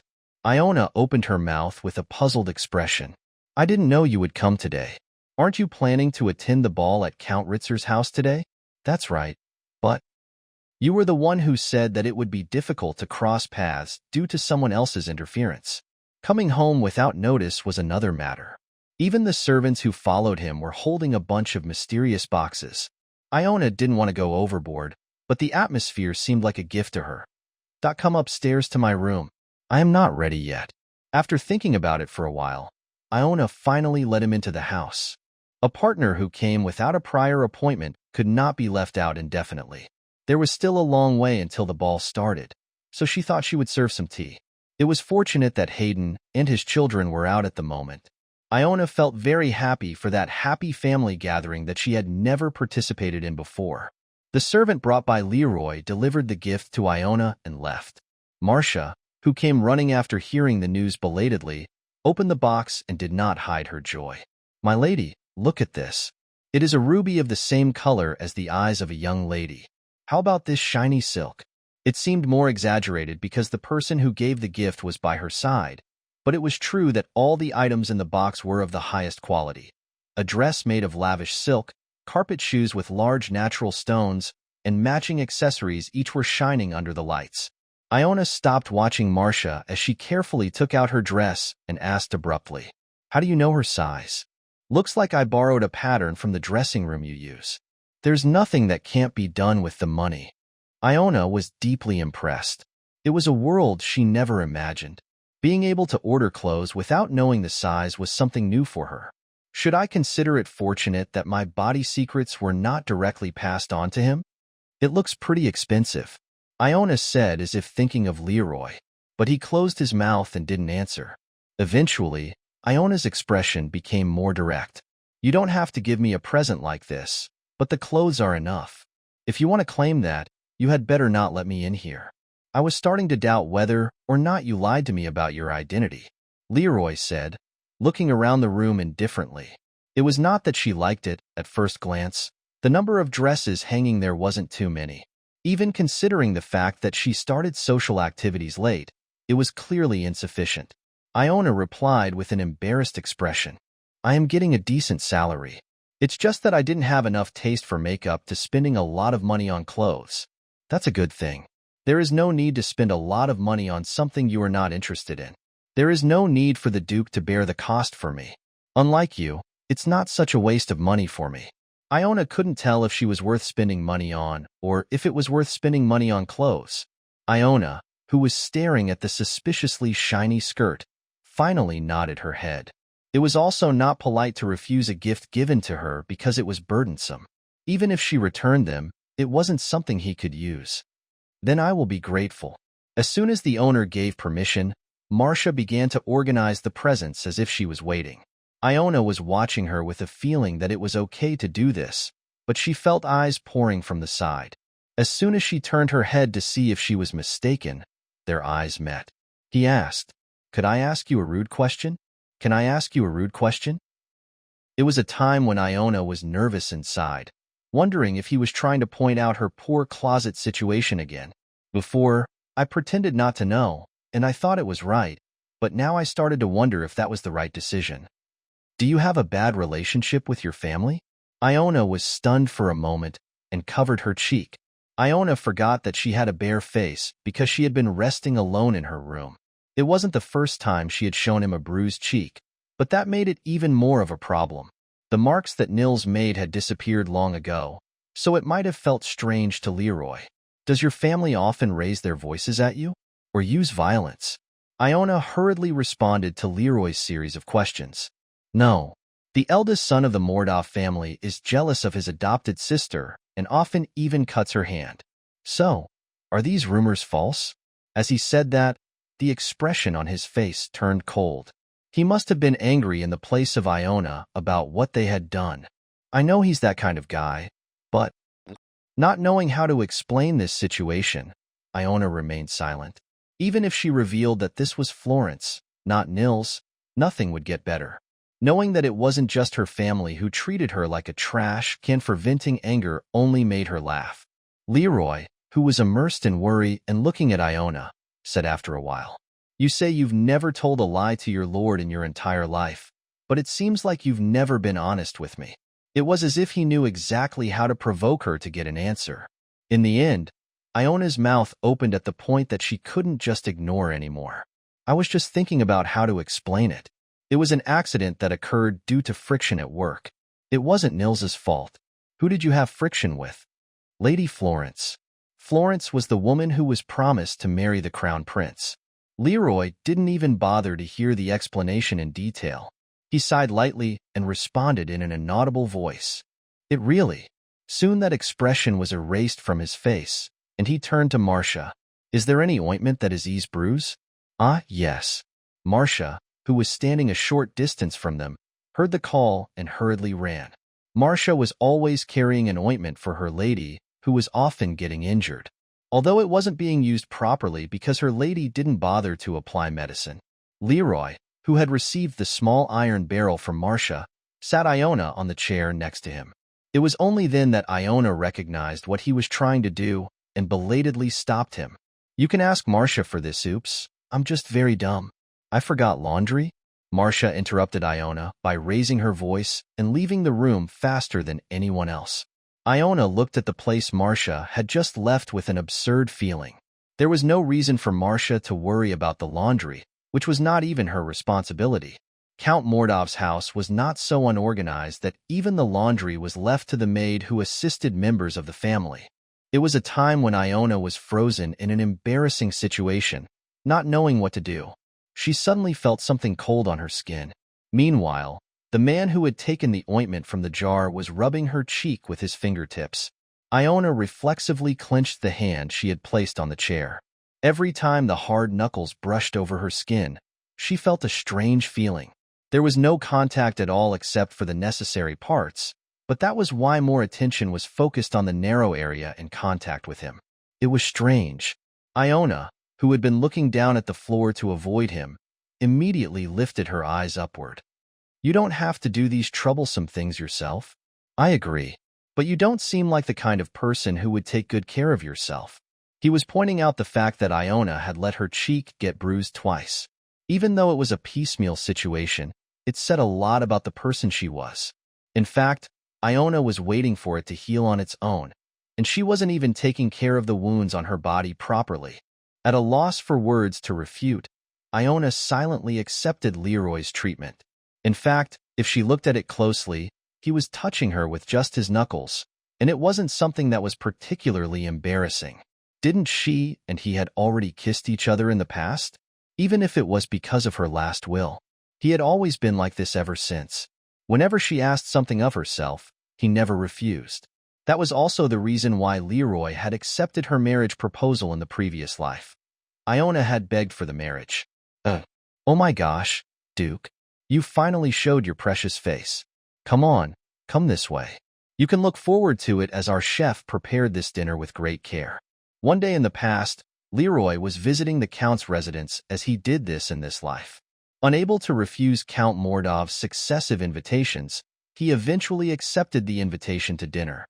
The atmosphere wasn't too bad until they all gathered together to eat.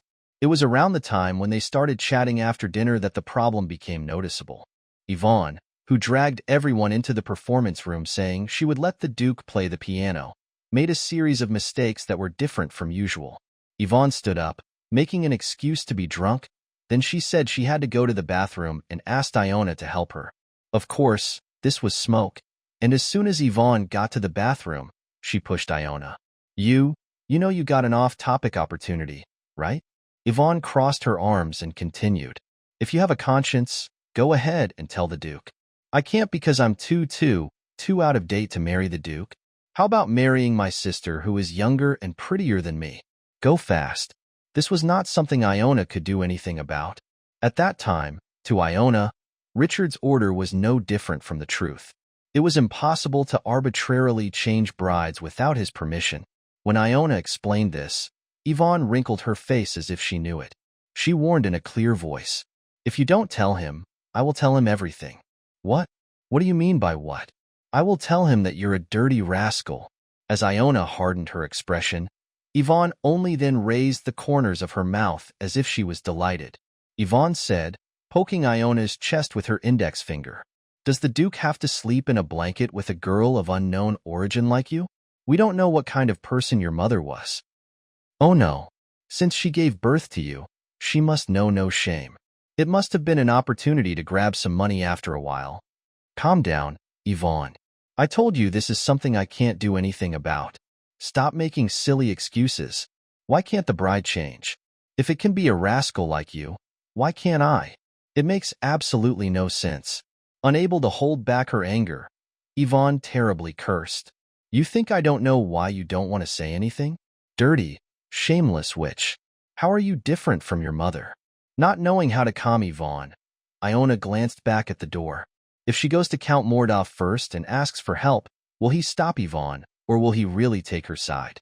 That it was just when she was thinking about that. Yvonne immediately pushed Iona aside.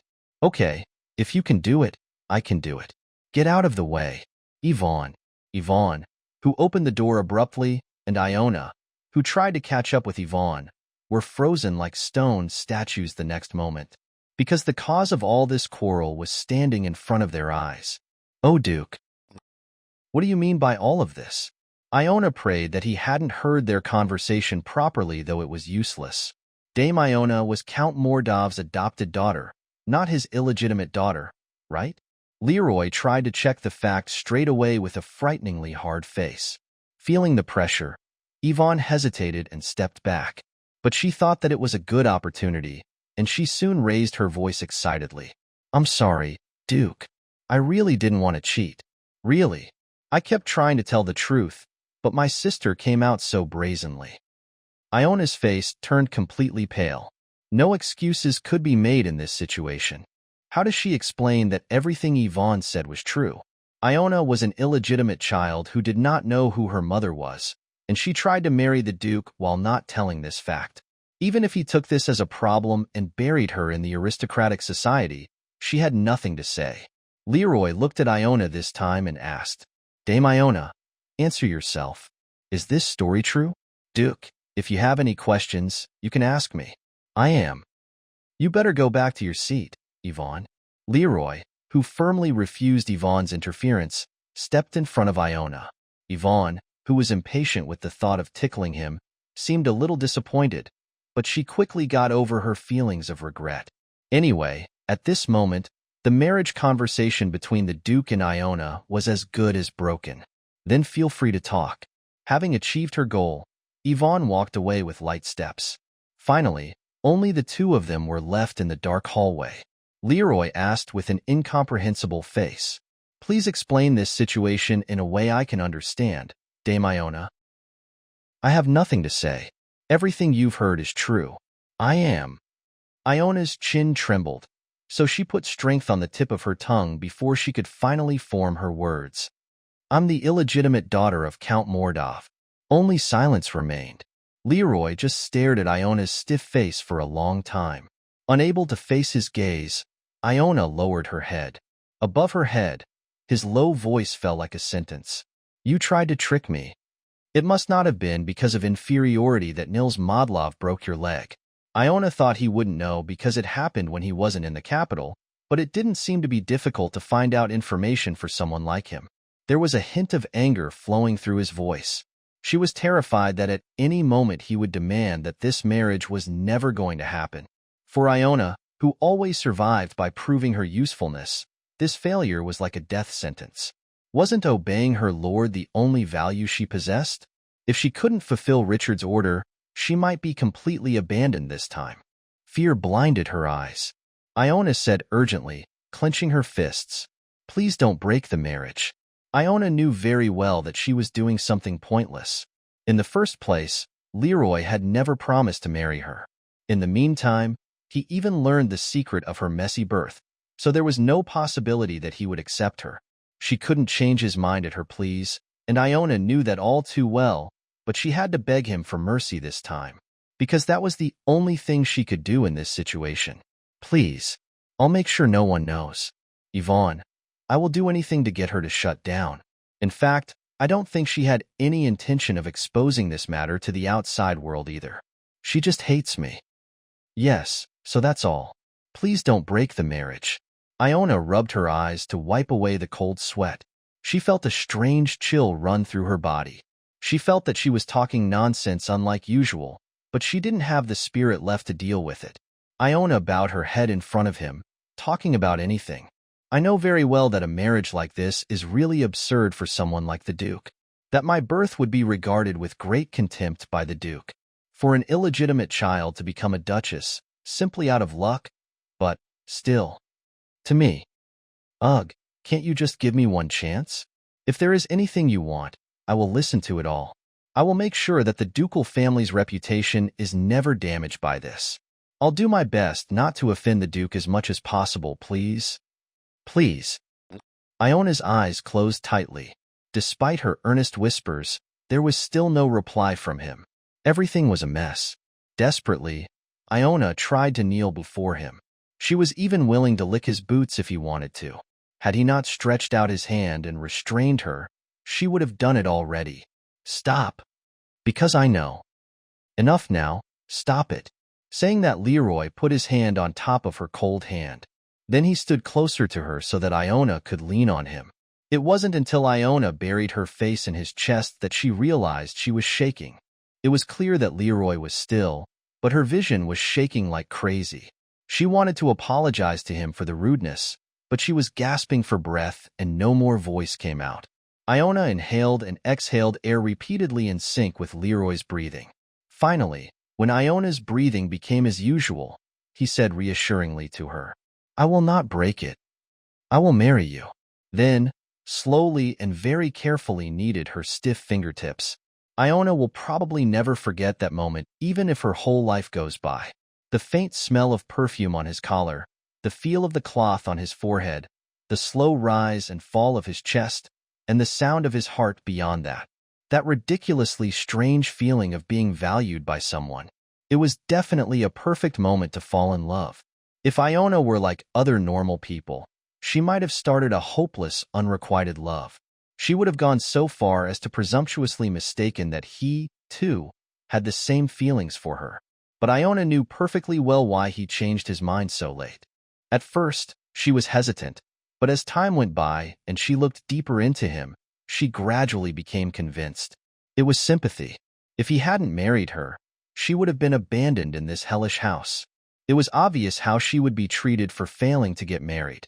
He was so weak to this unfortunate woman that he risked a failed marriage and even risked his life to save his false wife. Iona parasitized on his kindness and brazenly ate away at his share of happiness. That was the nature of their relationship. Iona was sure that if she shed tears as she revealed her past of being abused, he would gladly share the ring with her this time as well. But I can't. Iona didn't propose to marry him just to repeat the past. This time, on the contrary, she herself wanted it. She was determined not to make anything unfair from the beginning, so that he would never be able to sympathize with her again. In the meantime, Leroy, who had finished applying the medicine, removed his hand from her cheeks and held her chin from another hand, as if to hold her well. She immediately tightened her neck at that and said, "As you might think, I'm not the type to live only with suffering." Leroy only raised and lowered his eyebrows slightly, but remained silent. After closing the bottle of ointment, he took out a handkerchief and wiped his hands. At the thought of being ignored, Iona boasted like a proud person. "I may have a few bruises, but Nils lost a few teeth. Now, without his dentures, he sounds like a 3-year-old. Aha. In exchange for slapping me, Lady Florence is temporarily banned from entering the palace. That's what I accomplished. Thinking she had done enough to earn Leroy's respect, she checked his reaction, only to be taken aback by his sudden burst of laughter.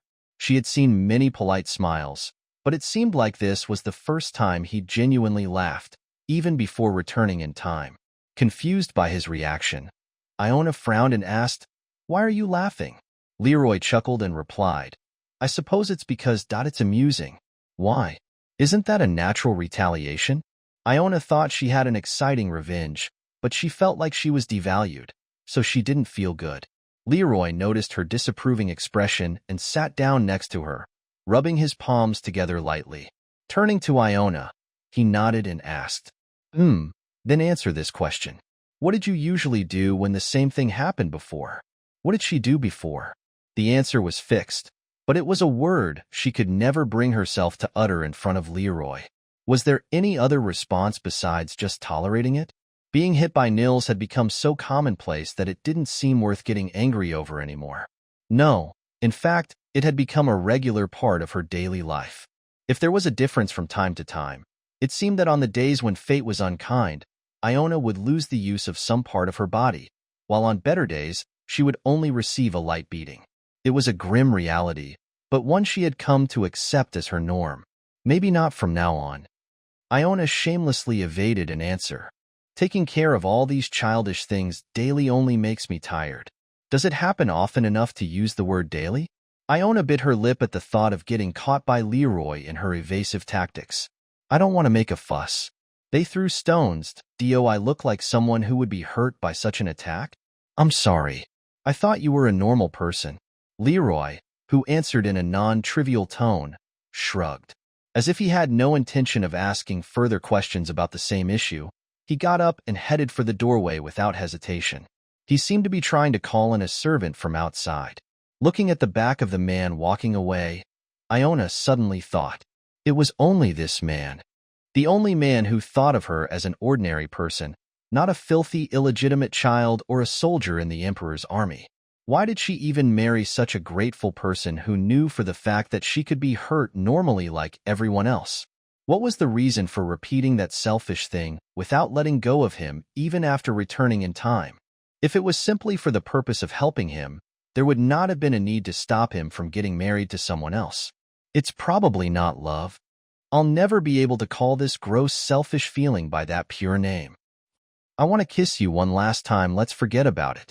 I won't tell anyone you asked me such a thing. Don't worry. I will carry this secret to my grave. So don't betray your lover. Don't just say that you like me in a moment of weakness. I never did anything shameless like that. Hearing the door close, Iona closed her eyes tightly. Somehow, she felt like she was going to get greedy.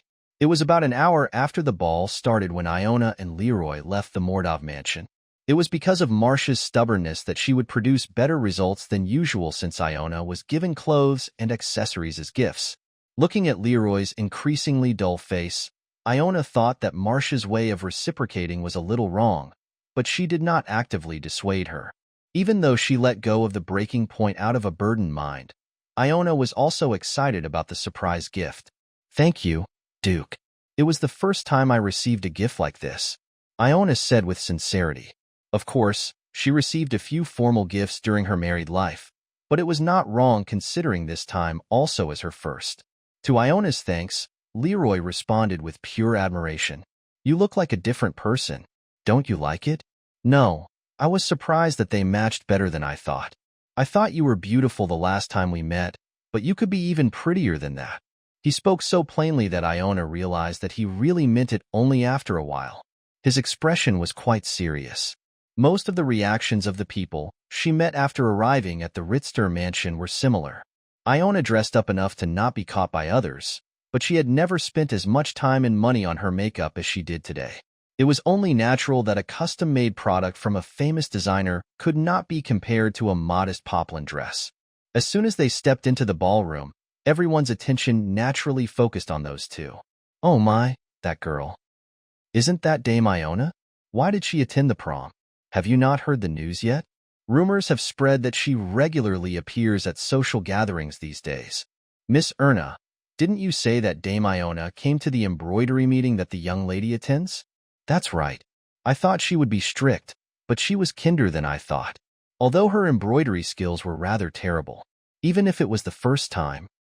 The young lady, who recalled the image of a raccoon from Hades, no, a lion, trembled as she embraced her arms. They didn't know who the gift was for, but they felt very sorry for the person who will receive the handkerchief. By the way, she really looks like a different person dressed up like that. I saw her face a few times when I visited the Imperial Palace, but it didn't have that kind of impression. Well, more than I thought. She is beautiful. She is beautiful. She is beautiful. The young ladies who said the same thing in one tone met each other's eyes and laughed. She wasn't like that at the embroidery meeting. She was wearing a uniform at the time, even with a sword. Oh my God. Knights are really... Would it be a big deal if they disarmed even for a moment? Another laugh broke out among the young ladies. The reason Iona appeared in uniform that day was because she moved to her appointment as soon as her shift was over, but there was no way they would understand the sorrow of such an office worker. Well, it's the first appearance with a partner, so it deserves attention. By the way, was that dress a gift from the Duke? The women's eyes turned to Iona's dress, then slowly moved to the man standing next to her. While those who had invited Iona to gatherings before had been curious about her, not everyone had the same opinion. Some wondered if he would really marry a woman with bad rumors who worked under the crown prince. But now, seeing Iona and Leroy chatting with their arms crossed, they couldn't help but feel surprised at how unexpectedly intimate they seemed. I feel like I'm getting all the attention I got for the rest of my life today. Iona, who had been quietly listening to the whispers of people, left a short evaluation. Everyone lowered their voice, but she had good ears, so she could understand a few words that popped in between. If there was anything fortunate, was it the fact that the reactions were not so bad? Suddenly, a middle-aged man and woman approached them. Iona turned her head slightly towards Leroy. These are the Count and Countess of Ritzter and their children. Behind Count Ritzer and his wife, a young man and woman followed with a slight distance between them. As for the man, it was a face that Iona already knew. Eric Ritzter, her arrogant subordinate. But why he has such a bewildered face? Iona calmly greeted the Count and couple even though she felt puzzled. Greetings after a long time. Count Ritzter, Countess. This. Oh, Dame Iona. You don't even need to introduce him. This handsome partner must be Lord Leroy, right? Looking at him like this, he looks exactly like his deceased father. Were you acquainted with my father? When I was young, I met him a few times among acquaintances. He was very popular with the ladies at the time, and it seems that the son of that man will be also popular in a similar way. The gentle-faced Count Ritzter and his wife exchanged a few words with them and then left. There were a lot of invited guests, so it was impossible to stay with one guest for a long time. Count Ritzer's daughter coordinated the time to dance with Leroy and followed her parents, but Eric stayed by their side. Eric approached Iona and asked, "What are you doing here?" "I came by invitation." "This is not what I am asking." He must have been completely bewildered earlier, but his attitude now was more brusque than usual. Was it surprising that the superior who had been sober suddenly appeared with a man? Seeing that he wasn't even paying attention to the Duke next to her, he seemed a little crazy. As if covering up her subordinate's flaws, Iona naturally induced an introduction. "Duke, this is Sir Eric, who belongs to the same night division as me." Only then did Eric reach out his hand to Leroy with a reluctant face. "Nice to meet you. This is Eric Ritzter. Nice to meet you. Are you from the same division as Dame Iona?" "You're right. I am rolling very hard." Eric, who glanced over Iona, said, putting strength to the hand that was holding Leroy's hand, "That you are a very handsome man. It doesn't suit Dame Iona. Is that so? I thought Dame Iona was a rare beauty." Leroy responded with a calm voice and withdrew his hand. Eric's body was slightly pulled toward Leroy by an unexpected response. Eric bit his lip and immediately regained his balance. "No, she doesn't suit you very well." "Stop it, Sir Eric. Swearing at your boss is like spitting on your own face," Iona pointed out quietly. At that, Leroy smiled as if he was having fun. Only then did Eric look back at Iona with a sorry face. Although he had to leave before he could say anything else as the Count and Countess of Ritzter called him from afar. I will come back in a little while. After staring at Iona with sharp eyes, he turned to Count and Countess. Since he was from the host's family, it seemed like he was constantly being called to various places. Heck, since Eric was the second son, he was in a hurry to get married, even if not as much as his sister. Unfortunately, no woman would be deceived by that proud face. Iona muttered as if lamenting. It was true that Eric was handsome, but he had flaws that could not be ignored. It was just the character. Unlike her, who was servile, Eric had no talent for courting his superiors, so getting ahead was a story from a faraway world. It was probably all because of that personality that he couldn't get married later on. Isn't it you? What are you talking about? A woman who suffered from being deceived by that proud face. Iona asked back as if it was absurd. Didn't Duke see what he was doing to me just now? Did he usually do that? It's worse. He is too young. Leroy murmured and spread his right hand that had been held by Eric. There were red marks all over the place Eric had held. Leroy showed it to Iona and said as if admonishing. He's a violent man who can't even properly control his strength. It would be better if you never met. That is true, but he is a work colleague. Above all, his eyesight is bad. I wonder how he deals with enemies with eyes like that. He is the first place in the jockey. Iona diligently corrected the facts at the accusations. It was because she thought that she should do this to Eric, who complained about not giving priority to his subordinates so that she could stand up as a superior. However, Leroy, who was refuted by Iona whenever he spoke out, seemed not to like her attitude. Leroy frowned and asked, "Are you siding with another man in front of me?" "Other man? Isn't that a bit embarrassing to say? He's a kid I've seen all the way to sleepless and dripping with soup." Iona answered in a slightly embarrassed voice. The knights of the imperial family were dispatched to distant regions, and there were frequent cases where they could not properly prepare meals or sleep. Whenever that happened, she and the members became a group of beasts and were forced to watch each other's sights. Of course, even in the midst of that, Eric's scion-like face was shining alone. "Anyway, I'm sorry if I offended you because I seem to be taking sides. Mio and Go are people who work under me. I will apologize for my subordinate's mistake." Iona bowed her head to him and apologized. Feigning jealousy, he pretended to be joking, but he must have wanted to point out that her attitude was inappropriate. Words of understanding came back quickly as if his heart was relieved by her quick acceptance. "Don't do that. Raise your head. It wasn't particularly unpleasant. Are you forgiving me?" "Well, it's just, you're trying to be pitiful." Leroy looked at Eric's back and clicked his tongue in pity. It was an incomprehensible reaction, but there was no time to stumble over it. Others began to rush to the spot where Count Ritzter and his wife had left. "Duke, do you remember me? I saw you last time with Baron Lemper. It's the first time I've seen you after that opera performance, and greetings, Dame Iona. Did you attend with the Duke today?" "Duke, I heard that the maternal grandfather of my in-law's cousin's friend's wife's cousin was close with your grandfather, but can't we see them as strangers too? That's what I'm saying. It is a strange guy." Thinking so, Iona looked at the man sweating in front of them with cloudy eyes. She couldn't even count how many guests she had already met. At this point, she was confused as to whether or not actually they were the organizers of the prom. Those who were even a little familiar with them, as well as those who had no contact at all, were standing in line to mingle words even once. There was one reason Iona was accepting them one by one. That way, even those who couldn't dare to approach me will gather courage. "Oh, hello, Dame Iona." Sure enough, Iona's prediction soon became a reality. A group of pretentiously dressed young men crouched toward them. Iona put her hand on Leroy's shoulder as she had warned him beforehand.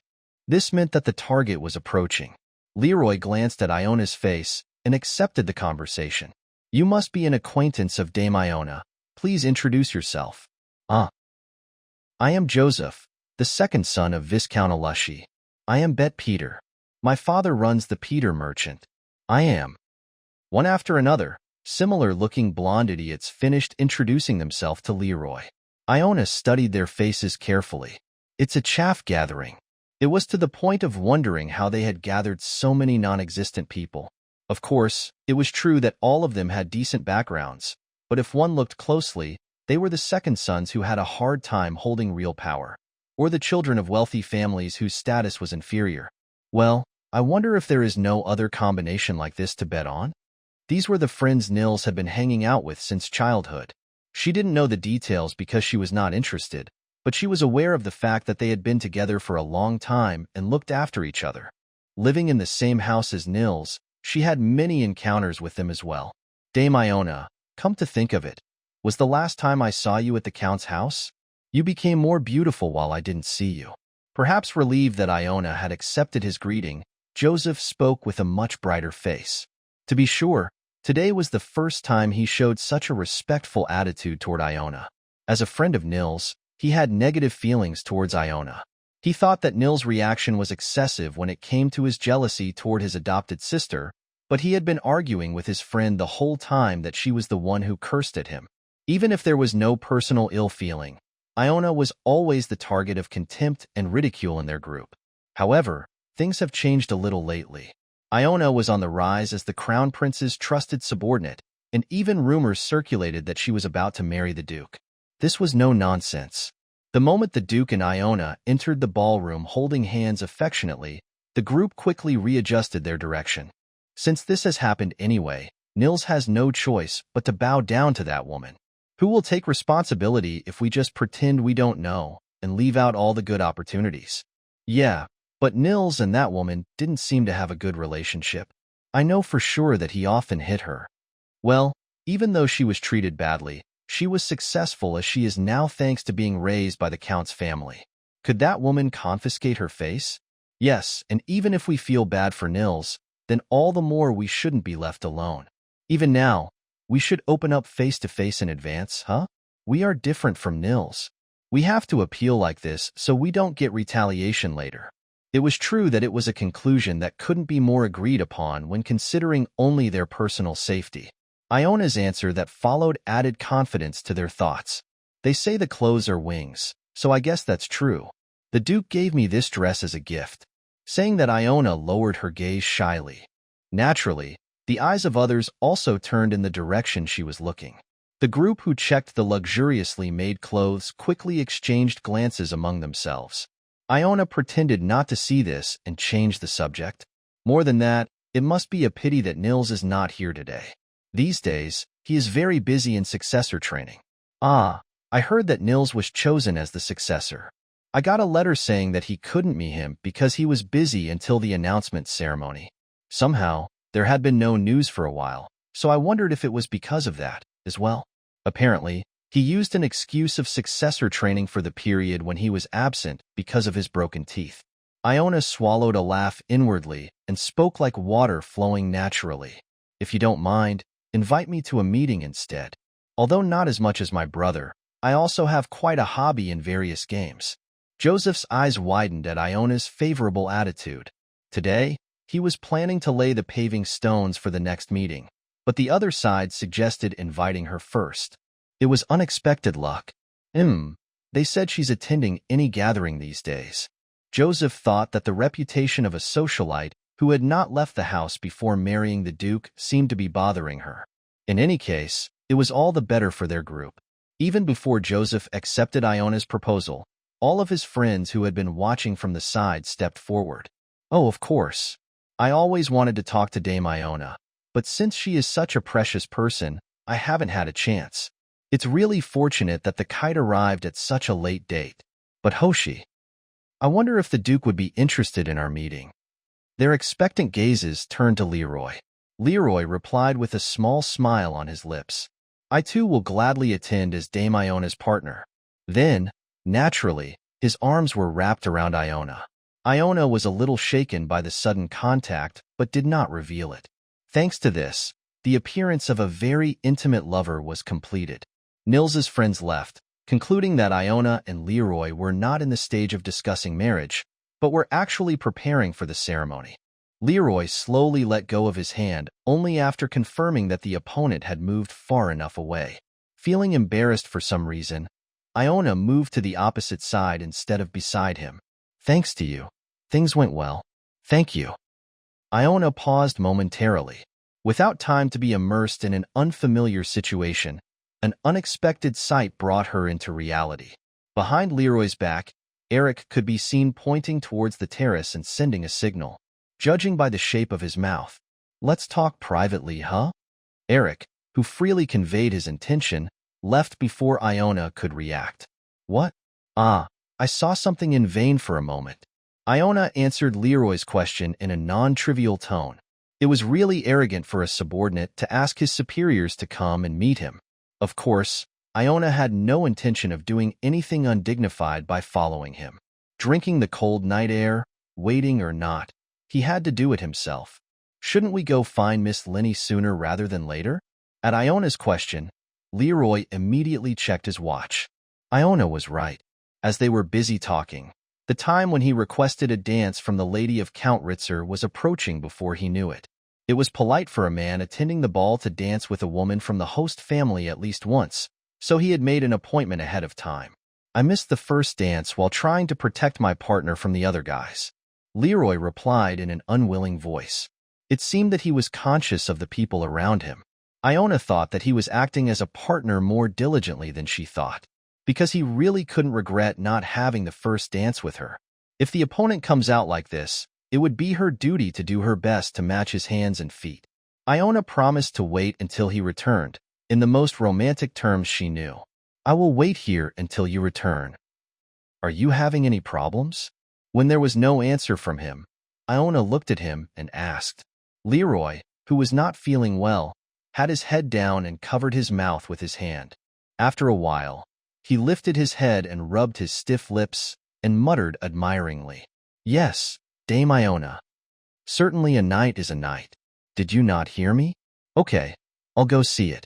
He waved his hand and walked away. However, it was disappointing that he had left without completing his words, so he soon turned to the road and headed for Iona. Standing in front of Iona again, he said as if asking, There is no need to wait here, so please rest. But, after a moment of hesitation, he narrowed his brows and added, Don't dance with that subordinate I saw earlier. That would be great. Are you talking about Eric?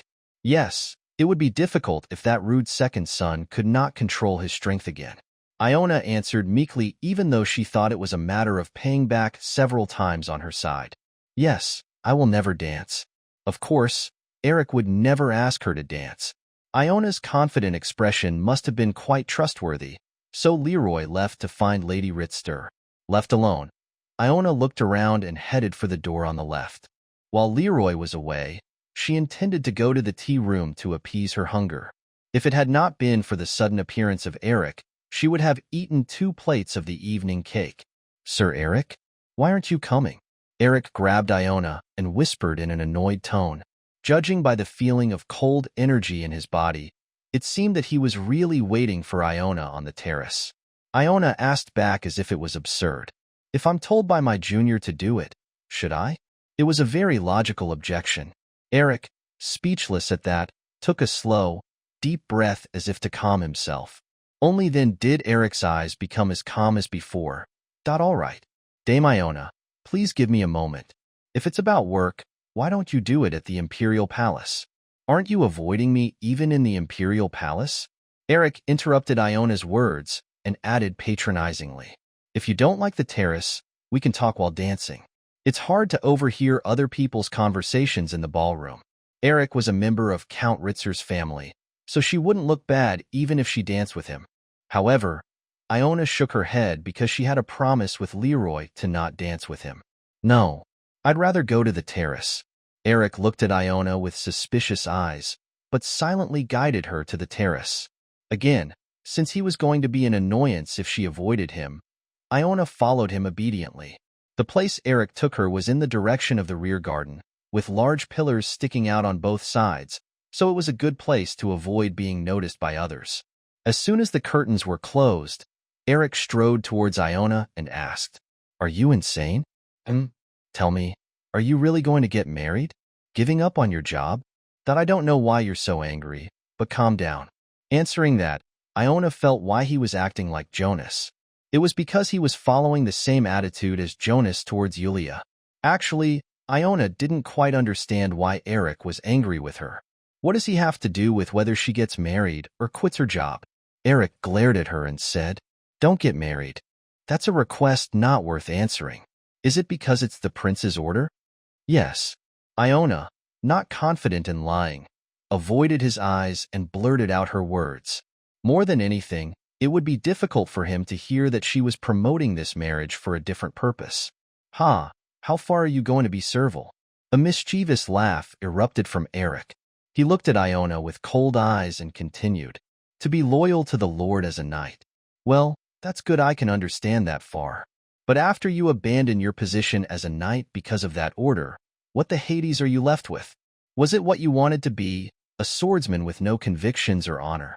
Until he heard of Iona and the Duke's wedding, Eric thought it was just a rumor. Indeed, he had never seen Iona's face reflected with a Duke in his vacancy. But he never thought she would bring that man to a ball hosted by none other than his family. They even seemed quite friendly, as if they were really going to get married. I thought your affection for the sword was genuine, even if you were wasting that talent in a strange way." After speaking, Eric gritted his teeth. A shallow sigh leaked from Iona's lips as she looked at him. Apparently, he seemed to think that Iona's decision to retire was because of Richard's orders. She knew she might be misunderstood like that, but when she saw his betrayed face, she felt a sense of guilt for some reason. Iona already had a deep debt to Eric. Even though it no longer exists, wouldn't it be reasonable to tell the comrades who fought back to back the reason for leaving? After organizing her thoughts, Iona opened her mouth reluctantly. "There is a misunderstanding. First, His Highness Richard did not ask me to quit the knighthood. No, he knows that I will continue to work as before. So don't get delusional that I lost my job because of his orders." She didn't know if he believed her words or doubted them. But anyway, Eric didn't open his mouth anymore. Iona slouched loosely, leaning her ace against the railing. She continued, clasping her hands together in front of her thighs. "And secondly, I decided to retire. To be honest, since you are young, isn't the British Imperial Knights a place where you can work for a long time? They give you a lot of money, but it's easy to throw away your body when you are used well." Unable to deny it, Eric bit his lip. Considering that even the leader was screaming at the heavy workload every day, it was safe to say that no matter how successful she was, she had no future within the Knights. No, to be precise, there was no comfortable future. Turning her head to the right, Iona concluded her words while peering into the splendid decorations on the outer wall. "I just went around and around the same spot for too long. Now I want to do something I couldn't do before. That's why." Eric suddenly recalled the conversation he had with Saskia at Iona's euphemistic explanation. "Actually, I can understand your feelings." It was the day Iona first announced her retirement to him. When Eric, who belatedly visited Saskia, asked what she was doing, she pondered for a long time before saying this. We know how much Iona suffered in that beggarly corner of the house. But marriage is about starting a new family. If she says she wants to have a proper family this time, what right do we have to stop her? I have no choice but to cheer. Isn't it a marriage that she can't expect anything from in the first place? She doesn't have to quit her job just because of that. No, she can't help but retire. It's because she can't become a proper married couple with the Duke while working for the Crown Prince. The Crown Prince may have secretly ordered her to retire. Well, then it's not something we can touch. She will still be satisfied. It's an order from that prince, you know? Eric gritted his teeth. After a while, he finally opened his mouth and asked, "Then what about us? What about those of us left behind?" Saskia, who looked into Eric's swaying eyes, sighed deeply and said, "Sir Eric, let's be honest. You are sorry and I'm sorry too, yes? But you are not thinking about stopping the marriage itself, are you? In the first place, there are only two reasons why you are anxious to stop other people from getting married. You are sick to your stomach having met a great spouse, or you just don't like that person getting married. In a way, the essence of everything is jealousy. Eric, would you like to meet the Duke and rise in status? Can it be? Then you don't like Iona getting married." Saskia, who came to a simple conclusion, kicked Eric out before he could even answer. Leaving the office that day, Eric internally denied Saskia's words and laughed again. Even at this moment when he faced the face of the person involved, Iona, his thoughts had not changed much. Jealousy? Can it be? He was just dissatisfied with the fact that his superior was trying to abandon his subordinates and units without any sense of responsibility. Even so, she was a really beggarly boss.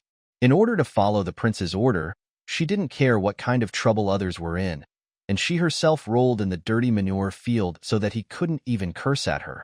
As a knight in the royal family, she routinely committed despicable acts such as assassination and torture, but she did not receive a penny more in return for the work. She was a contradictory person. She had never abused her power for her own sake, taking on all the dirty work that a corrupt clerk would do. She was always so determined in that mud. In a way, it was natural. She had no interest in others, and she cared even less about herself even than that. So that was why he was curious. The day will come when he will be accepted as a colleague by her. Even if not as much as Crown Prince, would it be possible to become a meaningful existence to her? With that in mind, he had always waited for her to change. You said you wanted to do something you couldn't do before? What the Hades is that? He looked into Iona's eyes as if seeking an answer. But, as usual, her red eyes didn't show the slightest agitation, as if it was really nothing to throw them away. Eric gritted his teeth. He had always wanted Iona to let go of the prince, but not this way. He had never wanted a change like this. I don't understand. Please explain so I can do it. Eric's clenched fist had already turned white. Every time he inhaled and exhaled, his stiff shoulders shook slightly. After looking at his face, Iona hesitated before opening her mouth. Okay, I'll tell you. Only then did Eric's hard expression loosened up a little. She said in a determined voice, "It's a secret, so keep it well. Even if His Highness the Crown Prince asks, don't tell." Yes, I understand. I won't tell anyone, so let's be honest. What do you want to get by leaving the job you gave your life to? Eric sighed as he approached Iona. Iona took a small deep breath as if she was about to say something she shouldn't have said. It was the first time when Eric saw Iona's nervous look. Iona finally opened her mouth with her long eyelashes down. A happy married life. After uttering that, Iona paused for a moment. It was because she thought she was lacking a little when she actually said it. It was an opportunity she got by dying and coming back to life, so shouldn't she be more greedy? Thinking so, Iona added a bit of her secret wish. Romantic relationship. Love. It seemed a little too much to ask for that, because it would be hard for him to have feelings for the wife he got by accident. She felt like she would be grateful if the other person only moderately recognized her as a member of the opposite adult love with a crush on him. Even if it was not that great, she would be able to experience a few things. Well, it's like that, so hope you understand. In fact, I wasn't even a good boss for you to regret my resignation. Having come to an appropriate conclusion, Iona looked up at Eric with a sense of humility. She knew that the reaction would be bad, but when she checked Eric's expression, it was more than she expected.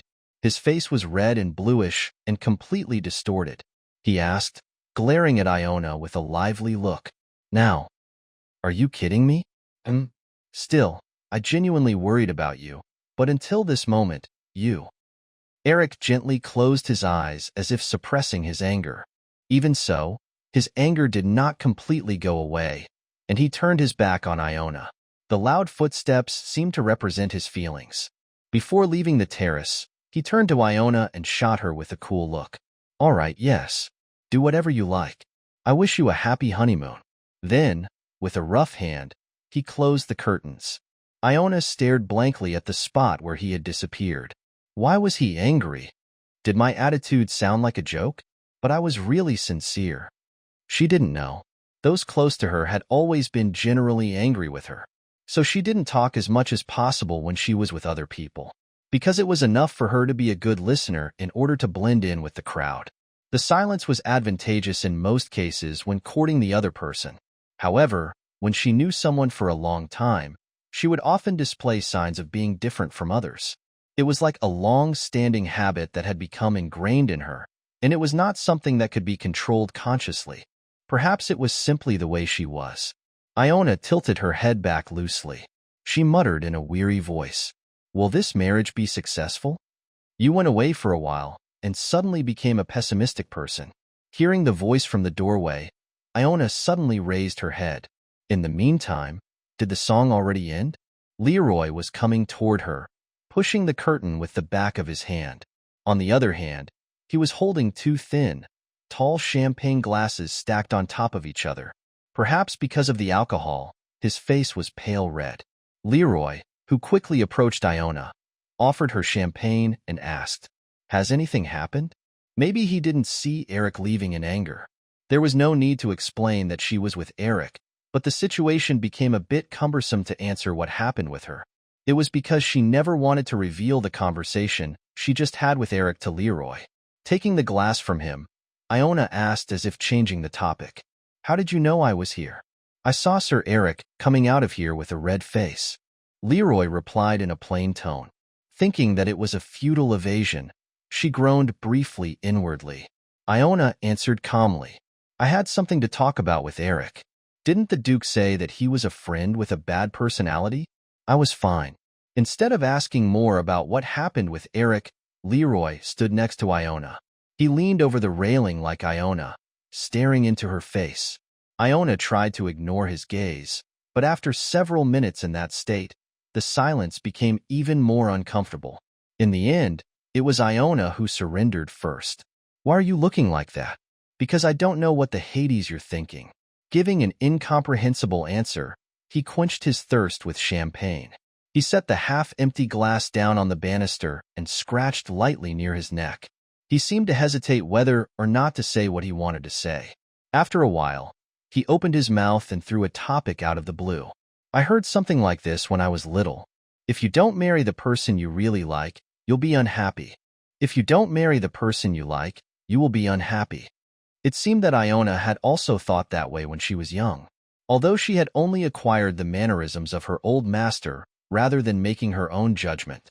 Seeing Iona being abused under the guise of training at a young age, he often said this. "Everyone blame your parents. When people without responsibility meet and do things without responsibility, you will get the same results." At the same time, he spoke passionately, saying that arranged marriages were a problem and that this was why the aristocrats were chasing skirts while leaving their mistresses behind. Iona, who was still young, could not fully understand half of his words, but the next request remained in her memory for quite a long time. "If you grow up and do something like marriage, do it with someone you really like." Marriage doesn't mean eating a lot of delicious food and wearing nice clothes. It must have been something he had said because of alcohol, but he fell asleep with only those words remaining. Iona felt a bit pathetic about her past self, believing that she had lived her life believing the words of such a person as the truth. Iona asked, swallowing a self-deprecating laugh, "Does the Duke believe that too?" "No, but that's what made me question this rather. I wonder if that person is still thinking the same thing. Can't you ask you directly? It's a little complicated. The age to be honest has long passed." Leroy evaded an answer. Was the story he just talked about of the past really true? Iona sighed and said, "Well, I'm not sure. One thing I want to know. Did you hear me talking to Eric?" Suddenly trying to discuss the correlation between marriage and love. No matter how blind she was, even she could notice that. It was because she and Eric had been talking exactly about that until just now. Leroy, who slightly opened his eyes at Iona's question, smiled innocently. "You tend to be careless. I realize that now." In fact, Leroy arrived in front of the terrace earlier than Iona expected.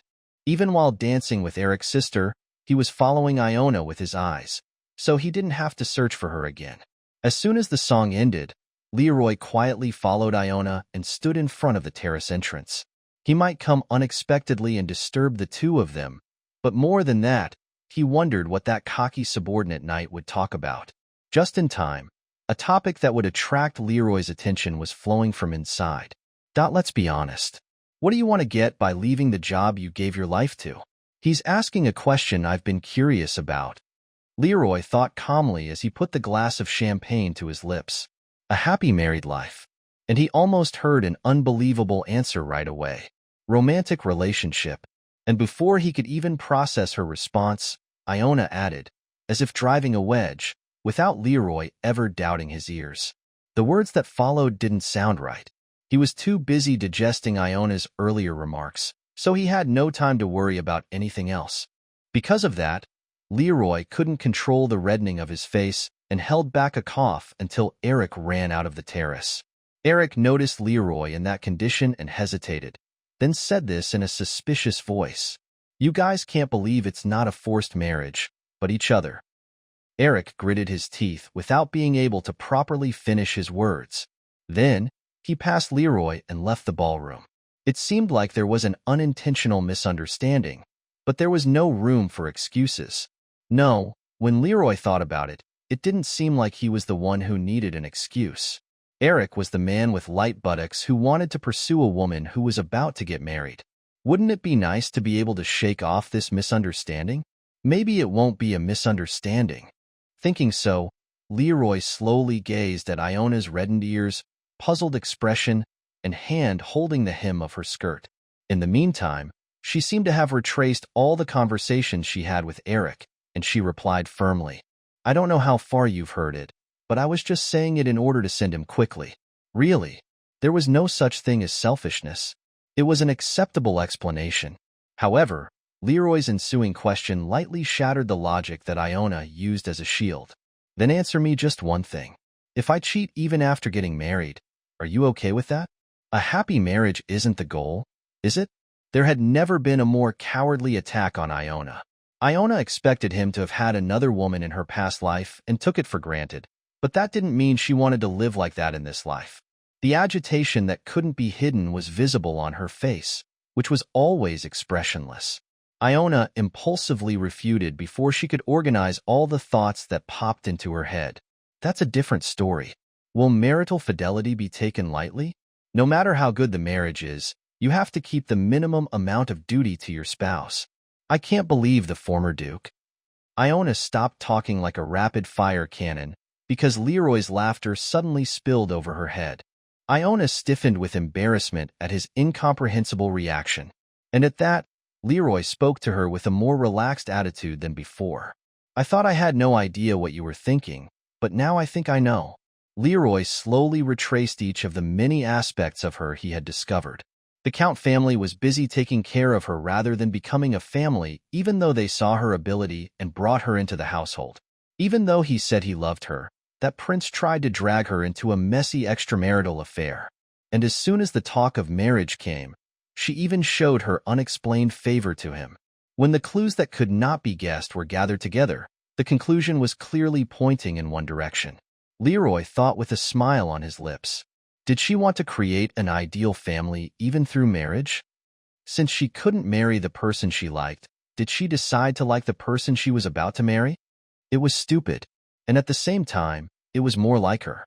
If this thought was correct, she probably would have done her best for her husband-to-be, no matter who he was. Even if that was Leroy wasn't himself, there could be nothing more stupid than giving meaning to a place like that. But now the man she would marry was none other than him. So in the midst of numerous possibilities that they could not have met each other, unfortunately, stopped in front of the same road. What an incredible coincidence, and how strong the temptation to get caught up in the cheap delusion of destiny just was. Leroy stopped trying to correct him and closed his eyes. You are right. Fidelity between husband and wife is never to be taken lightly. Leroy spread his right hand, looked down at the empty palm, and folded all his fingers except for his thumb and little finger. As he extended his hand to Iona, Iona looked at him with a curious look. Even though he knew it was something a child would do, Leroy did not stop doing this childish thing. Shall I make a promise? If you and I really get married, we will only be faithful to each other, he said. In the meantime, she was reluctant to respond, perhaps thinking that Leroy had made this proposal after seeing her unusual reaction. She hesitated and slurred her words. I said that to burden you. It's a promise that applies to both of us, so why burden only me? Leroy asked again and in a slow voice recited the problematic parts one by one. There is no place for any wind. Even if an old lover flirts with you, you should never let it go, and he shouldn't ask to break up with me because he suddenly changed his mind. Let's work together so that we won't be unhappy in this marriage. Leroy put his hand on the tip of her little finger as if to hug Iona. He felt her flinch at the sudden touch. She seemed to hesitate for a moment, but eventually, she mustered up the courage to point a finger at him. The tips of the two thumb knuckles were carefully touched. It was a weak oath. However, only the parties felt that each other was sincere. Even after the short appointment, Leroy did not let go of her hand. The two looked at the same place for a while with their hands hanging down. In the meantime, a thin melody began to resonate from beyond the curtain, as if the musicians had finished their break. Leroy blurted out, "Looks like it's about time we head out to the ballroom." There was nothing better than dancing to show off the good looks of a man and a woman. Considering the original purpose of attending this ball, they had to go outside at this point. Iona agreed with him, but there was one thing that bothered her.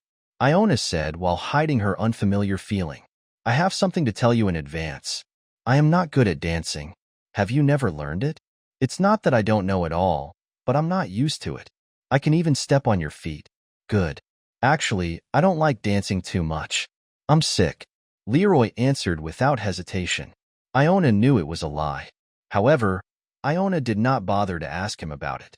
Leroy also did not urge her to go out again. They stood side by side for a long time until the long performance was over, as they were terribly worried about their dancing skills, which would be embarrassing to put on display. "I called you that time, but why did you come only now?" the woman in the black veil said annoyedly. The man in front was the crown prince of the Lehman Empire, and no one dared to show such a disrespectful attitude toward him, but no one around him found this situation strange. That was because the woman was the birth mother of the crown prince himself, and was the empress of this country. "I was busy with a lot of things to do. You have no sincerity in your excuses. I know you always use work as an excuse whenever you are in trouble." There was affection for his son in her voice. Richard unconsciously raised his eyes to examine the other person's expression, but he couldn't see anything through the thick veil. Richard often wondered what expression she was really making under that veil. "Already 14 years. "No, it's been about 15 years. "Yes, it was just around that time. After being caught in a big fire in the palace at the time and being burned, she no longer showed her face in front of others.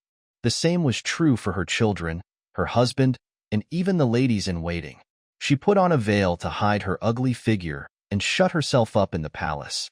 It was easy to avoid meeting the opponent who had been living in seclusion. It was just a matter of refraining from stepping near the Empress' palace. As the Empress thought, whenever Richard had an annoying premonition, he would refuse her call, making an excuse that he was busy. Of course, he had no intention of telling her about this frankly. "I'm sorry you misunderstood me so much. As you can see, didn't I come to see my mother as soon as my busyness was settled?" A wicked thing. The Empress, who had been stinging, lowered her gaze over the tea water and said, "You decided to marry that child." She was talking about Iona. Yes. It won't be easy for her to come to the capital if she go further away. Iona was unlikely to leave the capital, but Richard remained silent. It took some trickery to get the Empress to condone this marriage. "Didn't I tell you the whole time? It's your fault for keeping such a child too close. She's a woman and she's young. It's an environment where rumors can't be stopped from spreading. Didn't I tell you that it wasn't like that? That's why I want her to marry." Richard, out of habit, denied it. He knew how his mother usually dealt with an intrusive person. "It is about the position of Duchess. I can't be reckless." Thinking so, Richard calmly took a sip of the tea. So far, the Duke's family influence was slowing down due to the incident of the past, but it would soon regain its former prestige in a few years. In particular, one duchy had become a very difficult opponent for the imperial family after the incident 7 years ago. If the marriage went well, even the Empress would not be able to touch Iona easily. Naturally, the Empress did not like this situation. She replied in a cold tone, "You gave her a marriage that didn't fit the subject. Isn't it impossible to find a more perfect young lady than her, who will be of help to the Duke's family? I didn't mean to accuse you of being wrong. It's just my mood." Feeling the need of calming herself down, she drank tea in silence for a while. The glass quickly became empty. While the lady in waiting poured tea again, the Empress asked in a calmer voice, What is the Duke's reaction? Will he accept it? I will make it acceptable. Richard had something that could shake Leroy in a good way. Viviana Schmidt. A woman who lost both her family and identity due to an unfair false accusation. She was the last remaining hand of the Schmidt family and the former fiancée of the Duke. After learning of Viviana's whereabouts, Richard kept her under his control, because he hoped it would come in handy someday. It was a natural decision, and his premonition soon became a reality. If the Duke refused to marry, he intended to threaten him and change his mind for her safety. Well, I hope that doesn't happen. It would be difficult to use that precious plaque for just this much work. He had the intention of arranging a touching reunion for Viviana and Leroy someday, but that was for later. Yes, I believe you will take care of it on your own. The Empress' voice softened at her son's trustworthy attitude. If everything is good, I'll go now. It's fair. But don't you have time to have a cup of tea with your mother? I have already drunk enough. You didn't even touch the dessert I prepared for you. Saying that, the Empress pushed the plate of refreshments with her dry fingertips. Now, these are biscuits made with figs. Even you, who didn't like sweets at all, have been eating without covering them ever since you were little. You remember? Yes, so every time I go see you and Tess, I do. Recalling the past with a gentle smile, she paused for a moment. Richard was not even taken aback by the familiar situation. The Empress slowly raised her hand and groped her face under the veil, then groaned as she scratched the bumpy skin with her fingernails. Get out. It sounded like the voice of an old woman who had been strangled. Richard, who stood up from his seat, put his hand on her shoulder as if to dissuade her. Mother, I told you to get out. Calm down. There is no need to be more anxious. Just leave. The Empress shouted and pushed her son away. However, the woman's body, which had not been allowed to go outside for a long time, had become so weak that such resistance was meaningless. Richard easily grabbed her wrist. At this close range, he could see through the veil. Richard whispered softly, making eye contact with the Empress. Why are you so agitated? What about a woman who has already died? Didn't you make these sweet yourself with your own hands? Her eyes slowly opened wide. Richard let go of the hand that was holding her. She let out a strange sound like a beast crying and soon began to scream like crazy. No, no, no. Go away. Leave me alone. Everyone get out. The plates that decorated the tea table fell to the floor one by one and were broken. The fig biscuits the Empress had handed out to her son had already been trampled on by her shoes. Richard went outside, leaving her as she wished. As soon as he closed the door, all the noise inside was blocked out and it became quiet. His lady-in-waiting, Louisa, who had been waiting outside, approached as if she had been waiting and held out a handkerchief. Richard muttered in a tired voice as he wiped the tear from his face. It's not like the Imperial Palace. It's like a sanctuary for mentally ill people. His grandfather, Sun Huang, also suffered from a mental illness and retired, waiting for the day to die. Since he inherited the blood of a madman equally from both his mother and father, it may be that he, too, was about to go mad. Maybe it's already happened without knowing. Richard, who glanced at Louise's face, asked impulsively, Is Iona still recovering? Yes. I have something to tell her about her face, so if you see her, tell her. Today is off work, so she won't be there. By that point, Richard had gradually come to his senses. Should I tell her that His Highness is looking for her as soon as I leave for work? No, it's okay. Pretend I didn't say anything just now. Richard, who took care of the situation casually, started to move straight to the prince's palace. It bothered him that Iona was going out on her own without his knowledge, but that didn't mean that she could be confined to the palace. Even the self-righteous man always needed restraint when it came to Iona. Father and mother, even Nils Modrov, thought at least 3 have to die to see any hope. After completing the terrifying calculations, Richard let out a chuckle. There was a high possibility that it would be a long wait as he had no intention of reaching out to her parents, but time was on his side anyway. He was still able to put off the slack. When Iona woke up, she had become the best VIP in the capital during the night. These were not empty words. Dame, how about this? This is a draped skirt made with generous use of Argenta silk. The texture of the skirt that sways every time you walk gives it a very elegant feel. If this isn't your thing. Iona watched blankly as the woman sitting in front took out another piece of cloth. To be honest, it was hard to understand half of what the other person was saying. Iona was definitely not the type to sleep in the morning, but she had never enjoyed shopping in earnest as soon as the sun came up. Iona felt dizziness creeping in and hurriedly restrained the person in front. Wait, that's okay. I got it roughly. Order one from what you just show. Oh, thank you, dame. Then, I will explain the next product as well. The receptionist answered in a sonorous voice. In the meantime, she did not forget to take out the cloth she was looking for and spread it out in front of Iona. Iona's lips were weak. I want to order just one. Oh, that is not right, dame. The orderer said that at least 20 dresses should be matched just for this season. Now, shall we try our best together a little longer? 20? Iona's complexion turned pale.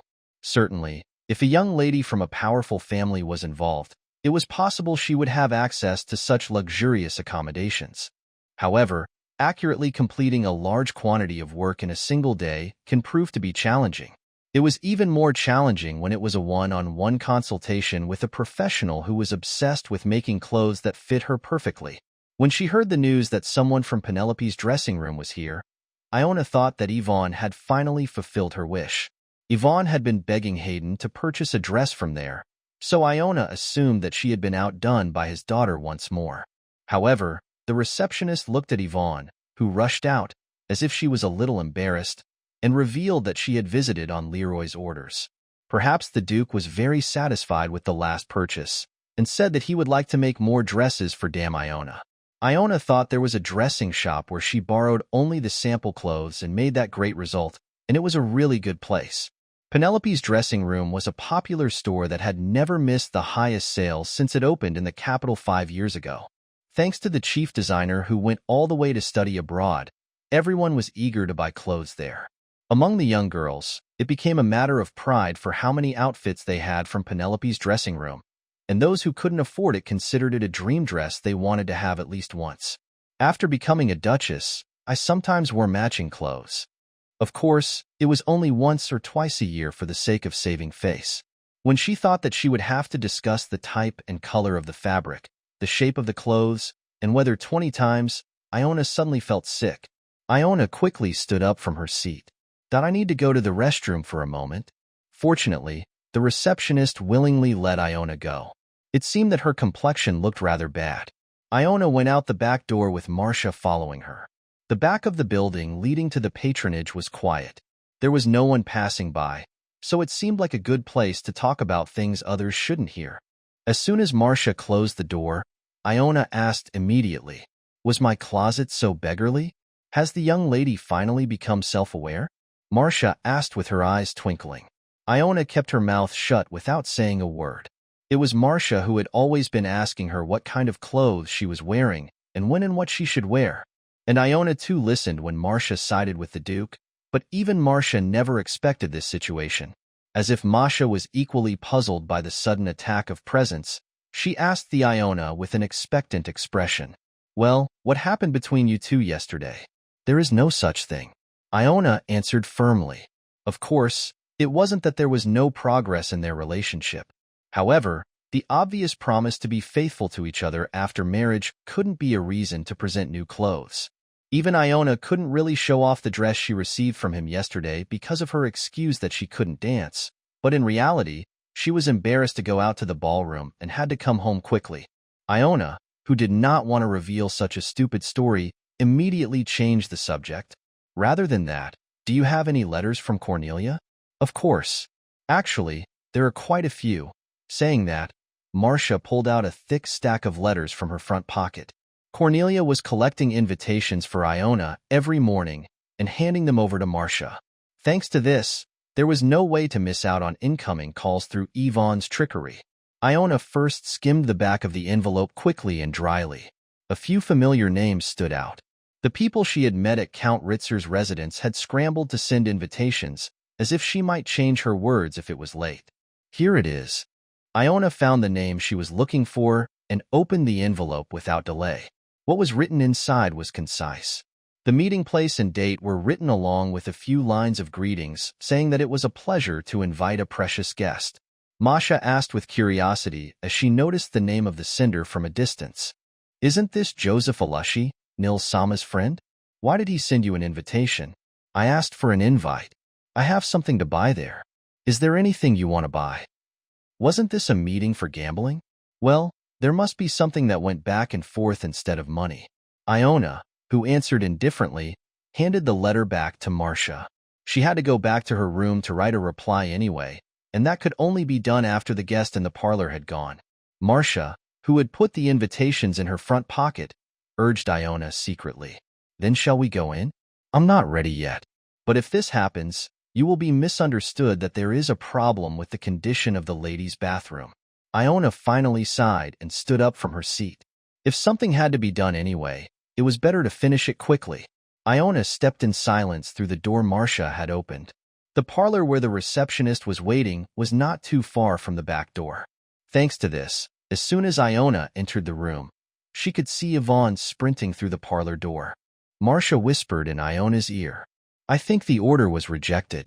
When Yvonne spotted Ioana, she immediately frowned and strode towards her, saying, You came just in time. Go and ask that woman to make me a dress too. Ioana looked bewildered at the confident request and asked, Why? Why? Because it's the Duke who called her, and I can also order a dress by trying it on, can I? She won't even bother to check what it is anyway. Lately, Yvonne had been refraining from going outside because she was begging Hayden to buy clothes from Penelope's dressing room. She even locked the door saying that she would not be able to go out because she was embarrassed to wear an out-of-fashion dress. Thanks to this, Iona was also able to attend the gatherings she had held with ease. I thought going out with Hayden yesterday had solved her problem, didn't it? Anyway, her response was already predetermined. Ioana twisted her mouth and replied, Nope. At Iona's refusal, Yvonne let out an exaggerated laugh. You really think you're all that powerful now? Do you think the world is yours because you said you were marrying the Duke? Sarcastically, Yvonne folded her arms proudly. But what about this? If I go to the Duke and say a few words, this marriage conversation will be broken right away. What's that magic spell you're going to use? I'd like to know too. This. Why are you asking if you know? Should I shout it out loud for everyone to hear, even the outsiders? Yvonne suddenly raised her voice at Iona's relaxed attitude. Even though the situation had changed, people didn't. Although this conversation was new to Ioana, Yvonne's threats were all too familiar to her. It was fortunate that Leroy wasn't with them right now. If the Duke says he doesn't want to marry you, I'll be next in line. It's disgusting, but since I'm your sister, I'll do it. If you want to get a dress or something for me when I become a duchess, just do as I say. Yvonne said with an impudent face like that one day. At that time, Iona servilely hoped for mercy from others, but not now. Iona asked with a relaxed smile, How are you going to marry the Duke? Yvonne looked at Iona as if she was saying something stupid. She didn't seem to know that Iona's eyes contained the same thought. Iona asked the next question in a refreshing voice. Do you know why I ended up marrying that man? Of course. Because my father dedicated himself to working for the imperial family. That's why, isn't it? No. Saying that, Iona took a step closer to Yvonne. Because of the height difference, a faint shadow fell over Yvonne's face. As you said, it's a marriage where the subject is not even known. So there's nothing more insulting than pushing a royal dog into a duke's household. It's an opportunity that came because I'm someone like me, so it's only natural that a young lady like you who grew up without any hardships shouldn't be nominated, right? Yvonne seemed confused, unable to answer. It was because she had never thought of it that way. Iona muttered as if mocking Yvonne. How can you make a fuss about becoming a duchess when you don't even understand this? Yvonne's face flushed red. She gritted her teeth and pushed Iona back. Did you think I wouldn't realize you're trying to deceive me? However, the body of a trained knight could not be so easily disturbed. Yvonne pushed Iona, causing her to collapse. Iona watched as Yvonne groaned while falling. It had only been a short time since she had gone back to the past, but she had already gotten used to looking down on Yvonne like this. Iona sat down on one knee, as if considering the other person, and whispered to her. If you want to tell the Duke that I am an illegitimate child, you can. Iona lowered her gaze and pressed her fingertips over Yvonne's chest. But remember this one thing. If that happens, I will kill you.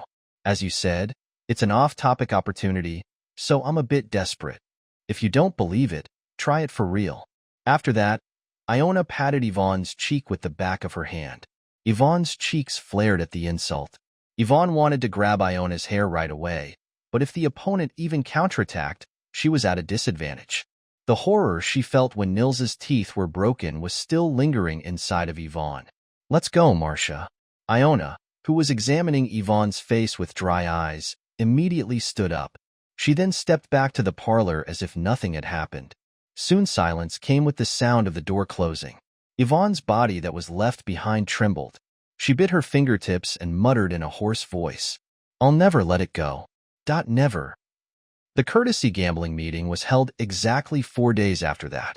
There must have been a reason for Joseph's urgent invitation. She knew it would look good to appear with him, but she had strong reasons to turn it down. If the Duke comes, Yvonne will quarrel with me again. Recalling the commotion from the previous time, Leroy clearly understood Iona's explanation. For the time being, Iona intended to make sure that Leroy and Yvonne would not run into each other directly, even if it was a bit cumbersome. It wasn't that she was particularly afraid of an argument with Yvonne, but her unpredictable personality bothered her to be at ease. She even warned her not to touch her anymore, so she thought it would be better not to stimulate her any further. I'll be bothered by a more exhausting fight on my side. In any case, Yvonne was not a very important player in controlling the Madra family. Thinking so, Iona looked carefully through the window at the approaching Viscount Alushi. Another guest carriage had already been parked in front of the building, and from the decorated pattern, Leroy seemed to be the owner. They had adjusted their arrival time in advance, but she didn't know that she would run into him just like this. It seemed that the other party also recognized the carriage Iona rode in. Instead of going inside first, Leroy waited for her at the front door and opened the door just in time. Iona, who held his outstretched hand, said as she strode outside, "Duke, I received the gift you sent me with gratitude.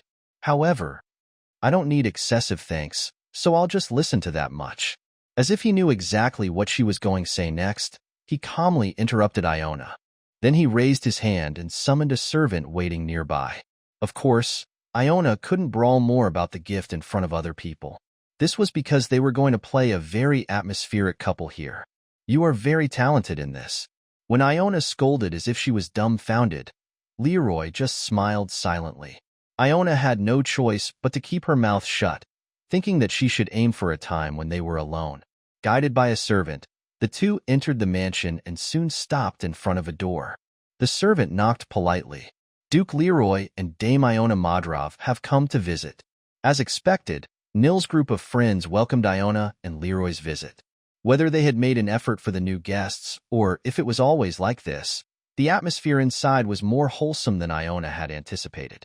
Some of them were playing ninepins in teams, while others were playing chess or cards. After an unpleasant greeting with Nils's friends, Iona looked inside and asked, "Are there any dice games?" "Dice games?" At Iona's question, Joseph rolled his eyes as if embarrassed. Not surprisingly, dice games were the most popular means of gambling. Although they had invited Iona because she had shown an interest in the games, they didn't think she would want to play a game where money was involved and missed a chance to deny it naturally. It was true that it was safer to say they didn't play those kinds of games, but they didn't want to miss an opportunity to get closer to their guests. The man who introduced himself as Frida stepped forward on behalf of the hesitant Joseph. "Haha, Dame Iona, could it be a game of dice or something else? Come on. I didn't know that Dame Iona was someone who knew how to enjoy her life. Because there's nothing better than spending time with people. Come to think of it, there is no other place as crowded as your workplace. Anyhow, the people who work in the imperial family are all the same." Haha. Apparently, he misunderstood that Iona often enjoyed gambling within the nights. It wasn't true, but Iona didn't bother denying it. She had to look as pitiful as they do for the other person's mouth to open easily. Soon Iona was seated at a round table with the people. There were 4 people: she, Leroy, Frida, and Joseph. Joseph quickly followed and occupied his seat. as if he had tried to withdraw. A small wooden cup and 5 dice were quickly placed in front of each one. Frida said patronizingly, "Let's start with Dame Iona." Iona didn't answer and immediately put the dice in the cup and shook it. Others did the same, and when the right amount of time had elapsed, they overturned the cup on the table. The time to check the number of dice for her share had passed. Covering the cup over the dice, Iona said nonchalantly, "I bet on 3. This meant that out of the 20 dice everyone had, at least one had a 3. The next turn had to call a higher number than the previous person, so the number increased as the turn passed. 4-2. 3-7 outlines. Frida's bold betting drew everyone's attention to him. Next, it was Leroy's turn. After thinking for a while, Leroy said, "I'll bet on 6-20. At the absurd sound, his eyes moved to Leroy this time. He was claiming that all the dice they had now rolled 6s. Of course, it was a lie. Iona, who was next, said as if it was absurd. Lie. Everyone put away their cups and showed their dice. There was no change. Leroy obediently pushed the gold coin he had taken out toward Iona. It was a waste. It's okay if you don't lose like this. A cute scuffle went back and forth between Iona and Leroy. Only then did Joseph and Frida understand the situation and burst out laughing. No, Duke. Anyway, isn't this too much? That's right. The game doesn't make sense until you two do that. If this continues, only Dame Iona will have a bunch of gold coins lying around. That's good. No matter what I tried, it didn't go well, so I was having a hard time. That's good. No matter what I tried, it didn't go well, so I was having a hard time. Leroy replied brazenly. You gave up on winning because you didn't want your lover to lose money. That was like something a hopeless romantic would do. It was a situation that was intended in advance, but Iona was also a little embarrassed about it. She didn't like losing, but she also didn't expect him to do that. The game should be fair, so shall we switch places? Iona, who lightly scolded Leroy, suggested a change of order. As Leroy switched seats with Joseph, who was sitting next to him, Iona and Leroy naturally faced each other. Since he was in a position where he could no longer sacrifice for Iona, the next game proceeded quite normally. After several rounds, Iona won and lost money repeatedly. She didn't come here to make money in the first place. Yes, it was for the purpose of making money, but at least not through gambling. I am lucky again. Frida smiled and took Iona's share of gold coins. Iona brought a considerable number of gold coins, but now the ones left in front of her were so few that she could count them in her hand. When Iona sighed as if in trouble, Joseph looked at her and said, "We played without any rest. Shall we take a break for a while?" Frida, who was smiling all the time as if he was happy to win the money, also rummaged in his pocket. Joseph lit the end of the wick with a match, and when he noticed that Iona and Leroy's hands were empty, he put on a sad expression. "Oh, would you both like to try too?" "No, thank you." When Leroy declined, Joseph turned her attention to Iona this time. "Yes, give me." Iona naturally accepted the cigar that the other party held out. Frida, who was next to her, lit a cigar for Iona with a match that was still burning. Iona took a cigar and inhaled the smoke. She didn't expect the quality, but the taste wasn't worse than she thought. With a relaxed face, Iona closed and opened her eyes several times before speaking with a sigh. It's easy to lose your fortune after playing a few dice games. Haha, when there are winning days, there are losing days, and when there are losing days, there are winning days. I guess I am unlucky. They say that siblings have many things in common, but I didn't expect to find something in common with Nils in a place like this. Dame Iona, do you know how much I lost to Nils? Everything I was able to pick from Dame Iona today is because of that kind of bad luck. Then where did the land documents that Nils stole from Father go? Joseph and Frida's smiling faces froze at Iona's strange question. The corners of their mouths slowly lowered, as if sensing that something was wrong. It was common for children of noble families to play money games among themselves. Even though speculative games played outside of gambling houses were illegal, nobles, unlike commoners, were not punished severely. Even Nils's father, Count Modrov, was not an exception with his friends, so he was not qualified to criticize his son either. However, if the money he had was not enough, and he secretly brought up his father's household, this becomes a bit of a problem. Iona said, looking slowly at the faces of Joseph and Frida. If you won and lost similarly, you should have stayed to some extent, but I don't think that's the case. This, Dame Iona. There seems to be some misunderstanding. It's a misunderstanding. The family's wealth has disappeared. So how can there be no words at all? A while ago, let's see. Yeah, it looks like he stole the land in Siam. Only then did they realize that abstinence was useless, and their faces turned blue. It's just past the land of nothing to see. Don't you know the mine there has been abandoned for a long time, and there is no particular tax? The one who took it also said that it had nothing to give, so it was handed over. It must have been. Of course it was, but wasn't there a change in the property without the Count's knowledge anyway? Iona tapped on the table with her fingertips to pinpoint the heart of the problem. The friends who tried to protect Nils somehow ended up shutting up. Perhaps, deep down, they regretted bringing her to this place. Rather than making new ties with Iona, even the existing ties with Nils were sorted out. Iona, who was examining their dismayed faces, said just in time, "Well, it's not something that I brought up as a problem. It's me who has trouble finding fault with Nils being the new face of Madras." Iona could feel Joseph and Frida visibly relieved. Iona looked back at them in turn and continued, "But if you guys really care about Nils, you might as well discuss how to resolve this. Everything will have to be back to normal until Nils is announced as the successor. Before even the Count finds out about this." This was a good excuse.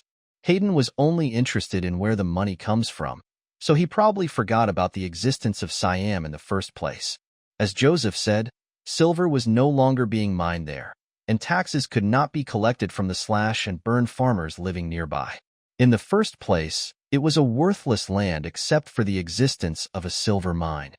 The Siam region was a land that was directly granted by the emperor of the time 90 years ago. Even at that time, there was a strong perception that Siam was a useless land due to its steep mountain slopes, so it was almost abandoned, only nominally belonging to the imperial territory. The situation changed drastically when silver mines were discovered in a land that was thought to be barren. The imperial family directly recruited manpower and dispatched them to the Siam region, and mining began in earnest soon. Even in the early days, the output was at a fairly compliant level, and it became a reliable source of funds for the imperial family. However, the situation changed a little after the excavation of bad quality ores. It was difficult to meet the required amount of production with the existing method of crushing and then melting it to extract silver.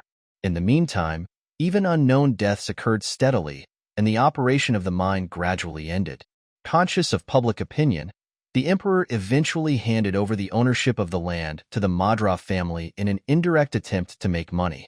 At a time when there was still hope for burial resources, the sale cost was paid in the form of an annual payment of part of the silver production. However, even after the name transfer, the number of deaths did not decrease. No, it had increased significantly. There was no one willing to work cheaply in those mines, which were reputed to be dangerous, and it was not profitable to pay high wages. The mine managed to survive for several years before finally undergoing a temporary closure process. Both the imperial family and the Count family soon forgot about the troublesome land, and naturally, the land price also became cheap. It's useless land anyway, so whether or not Nils sold it as a bet, the imperial family wouldn't really care. It was also 80 years after silver production stopped. It was not a habitable environment, and no one except the indigenous people sat foot there. Even if Nils's fault was known, the imperial family would turn a blind eye to this. Yes, unless they could mine silver again. It looks like I disturbed you with useless talk. Don't worry too much, everyone. It's a problem. Can it be solved? Iona soothed Frida and Joseph in a soft voice. Only then did they nod their heads in agreement, as if their tension had eased.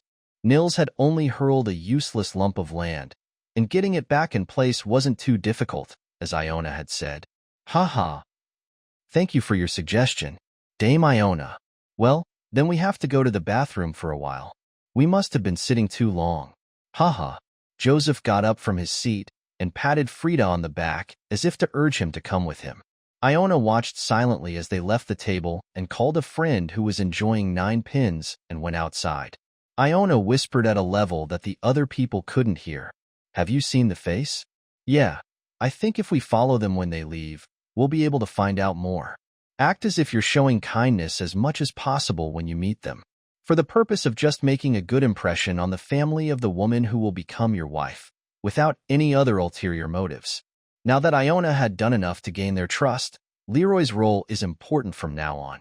The person who owns the problematic land will likely see it as needless trouble after hearing about what just happened. It was natural for Leroy not to want to appear unfriendly to Count Mordlove over such a thing. However, it is not possible to do only good things for Nils by returning the property she has accumulated free of charge. Then the Duke would appear like a savior and offers to buy the land back for a fair price, as if he was planning to earn points by fixing the faults of his future brother-in-law. Leroy had been acting like a man who wanted to look good to the woman he was going to marry, and he was kind enough to buy that wasteland on a whim. Perhaps his good intentions will not be questioned. Iona and Nils were famous for their bad relationship, but Leroy, who had not been to the capital for a long time, was not aware of the seriousness of it. The other party was more likely to be impatient with the thought of closing the deal before Leroy found out about it.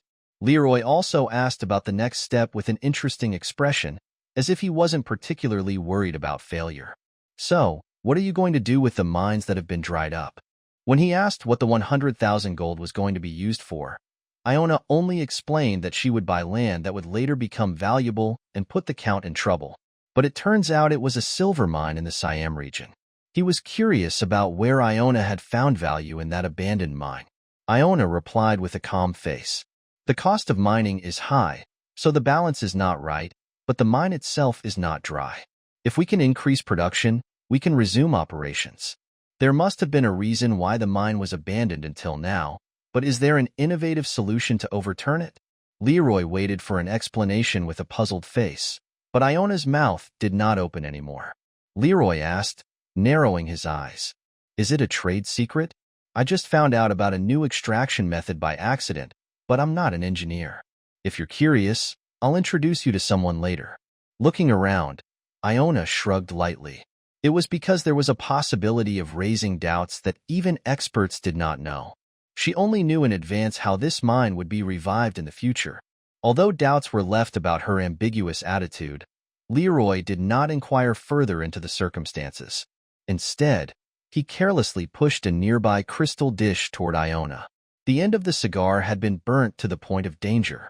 "Oh, thank you." After saying thank you, Iona gently shook the ashes. It was a skillful movement that could not be seen as a beginner. Leroy, who was obsessively watching her finger, suddenly asked, "Were you a smoker? I am not enjoying it. But in situations like this, it makes it easy to feel solidarity. Where did you learn it?" "That?" Iona immediately hesitated without answering. It seemed unwise to mention her static in this situation. "It's because I started my social life early."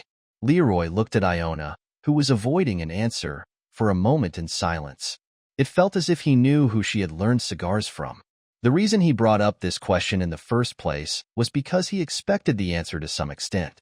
When Leroy was alone with the Crown Prince and heard the story of a hidden lover, the Crown Prince was smoking cigars at that time as well. Suppressing a strange feeling of displeasure, Leroy held out his hand to her. "Can I borrow it for a moment?" Although there was no clear reason for his sudden request, Iona understood what he was saying without difficulty. Iona narrowed her brows slightly and said, "I put my mouth on it.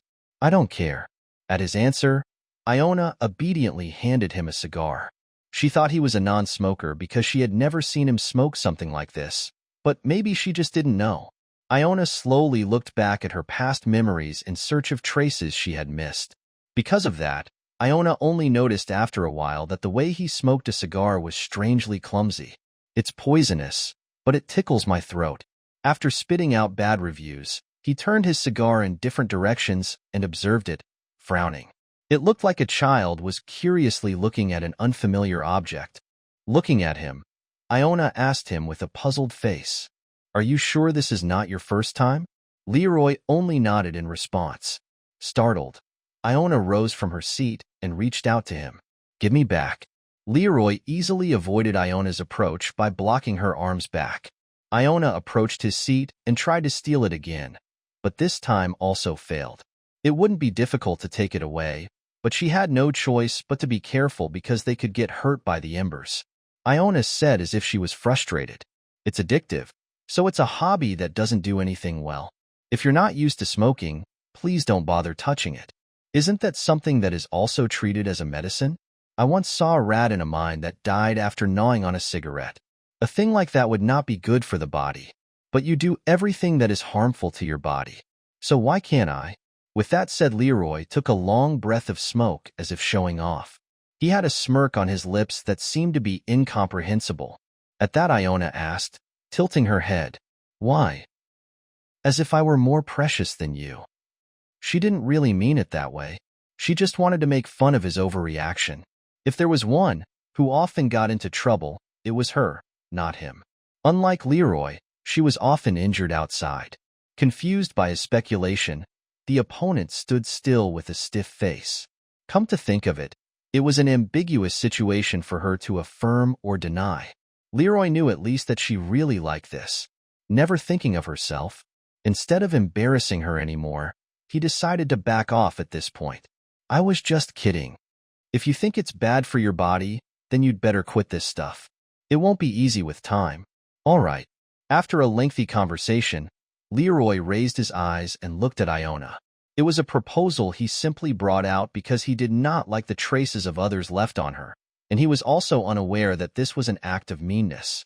He knew how much the smokers around him depended on it. However, contrary to the expectation, Iona replied that she would do so, without any hesitation. Leroy asked blankly, "What?" "I'll stop if you want.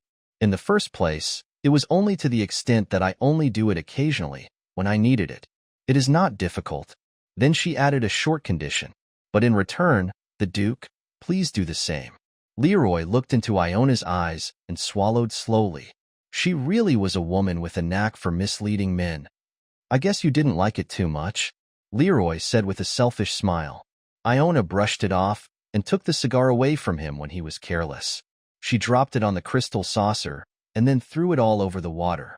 Leroy paused in the same position for a while as she finished cleaning up and returned to her seat. Blinking his eyes a few times, he clenched his fist lightly as if he were conscious of his empty hand. Just in time, those who had gone out were returning. As he straightened his posture again, Leroy thought that perhaps the relationship between the prince and Iona was not as deep as he had guessed. What did the parties concerned think?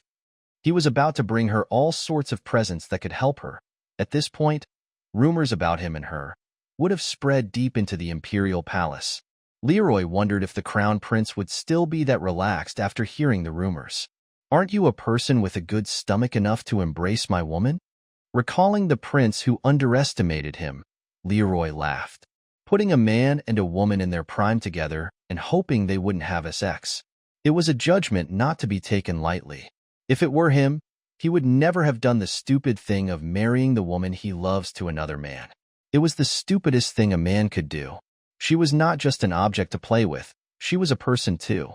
As expected, the repurchase of Siam was completed smoothly. Thanks to Joseph and Frida's good communication, the owner of the land was anxious to hand over the time bomb he was carrying. He didn't want to tell Count Mordov, or even his own parents, that he had taken the mine from Nils through a gambling bet. Is there at least one idiot in every family? Thinking so, Iona folded the short letter that Leroy had sent her in half. The setting was that Leroy secretly bought the land to impress Iona, so she couldn't accompany him to the transaction. Instead, Leroy wrote a letter stating that things had gone well and delivered it through a person. If there was a problem, it was that little unexpected person. Iona asked, staring blankly at the man in front of her. "Sir Theobald, where did you get this from?" "Ah, the Duke came to my house yesterday. He asked me to pass it on to Dame Iona before he left." "How does the Duke know you?" "Of course, I told him first that I, like Iona, am a member of the same Knight Order." "Oh." I was really surprised because I didn't expect to meet Sir Iona's groom to be like that. Strangely enough, he was acquainted with my brother. Saying that, Theobald laughed heartily. Somehow, as soon as he went to work, he looked for Iona with an excited expression. It seemed that he was very excited about telling her about what happened yesterday. Iona looked at Theobald with a pitiful look and asked, Dot by any chance, does your younger brother have brown hair like you? Ah, yes. You're right. We both resemble our mothers. Theobald's smiling face, answering that question, looked especially innocent. To think that the one playing at the gambling table with Nils was Sir Theobald's younger brother. Iona didn't know why his younger brother was running around with the chaff like an idiot when he had such a good older brother. She wanted to tell Theobald about his brother's dissolute life, but she had to move as quietly as possible until the matter was settled. But in the end, Iona gave Theobald some heartfelt advice.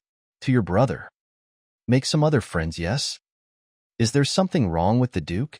It was a mistake to hope that Theobald, who was famous for being careless, would take good advice on his own.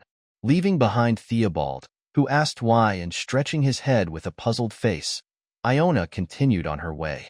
She was on her way to receive a call from Richard. There was no time to spend leisurely arguing with her colleagues. Soon after arriving at Richard's office, Iona left a short knock before going inside. Richard, whom she hadn't seen in a while, seemed in a bad mood. He used to tie his long hair up when he was working, and because of that, his ferocious eyes were pulled up even more, giving off a nervous feeling. Glancing at Iona over with the papers he was holding, he said, I heard rumors that you get along pretty well with the Duke while I haven't seen you. Since she appeared at the ball with Leroy proudly, she had already expected that the rumors would have reached Richard's ears as well. Fortunately, Iona had a pretty good excuse for this. Iona answered calmly, I am trying to faithfully carry out your Highness's orders. Looks like the Duke is making the effort, not you. I didn't know that he was the type to buy clothes for a woman. Saying that, Richard raised only the corner of his mouth and smiled. After thinking about the answer for a while, Iona decided to act like Theobald, pretending not to understand because of her lack of notice, and she kept an expressionless face. In fact, even she herself had no idea why Leroy had given her clothes out of the blue. Richard, who had been carefully examining Iona's face, finally took his eyes off her. Then he got up and walked straight to the break area. He took off his glasses and pointed at the sofa. Come and sit down. Yes. Iona went and sat across from him as Richard told her to. Richard pulled out a small box placed on the table and took out a cigar from inside. He asked as he cut off the tip of the cigar with a knife. Now we need fire? He said if she had any matches. It was an attitude that he naturally assumed that Iona would hang out with him. In fact, Iona had followed his invitation without rejecting it until now, but the answer she gave today was a bit different from usual. It's okay. It's burdensome to smell like tobacco while on duty.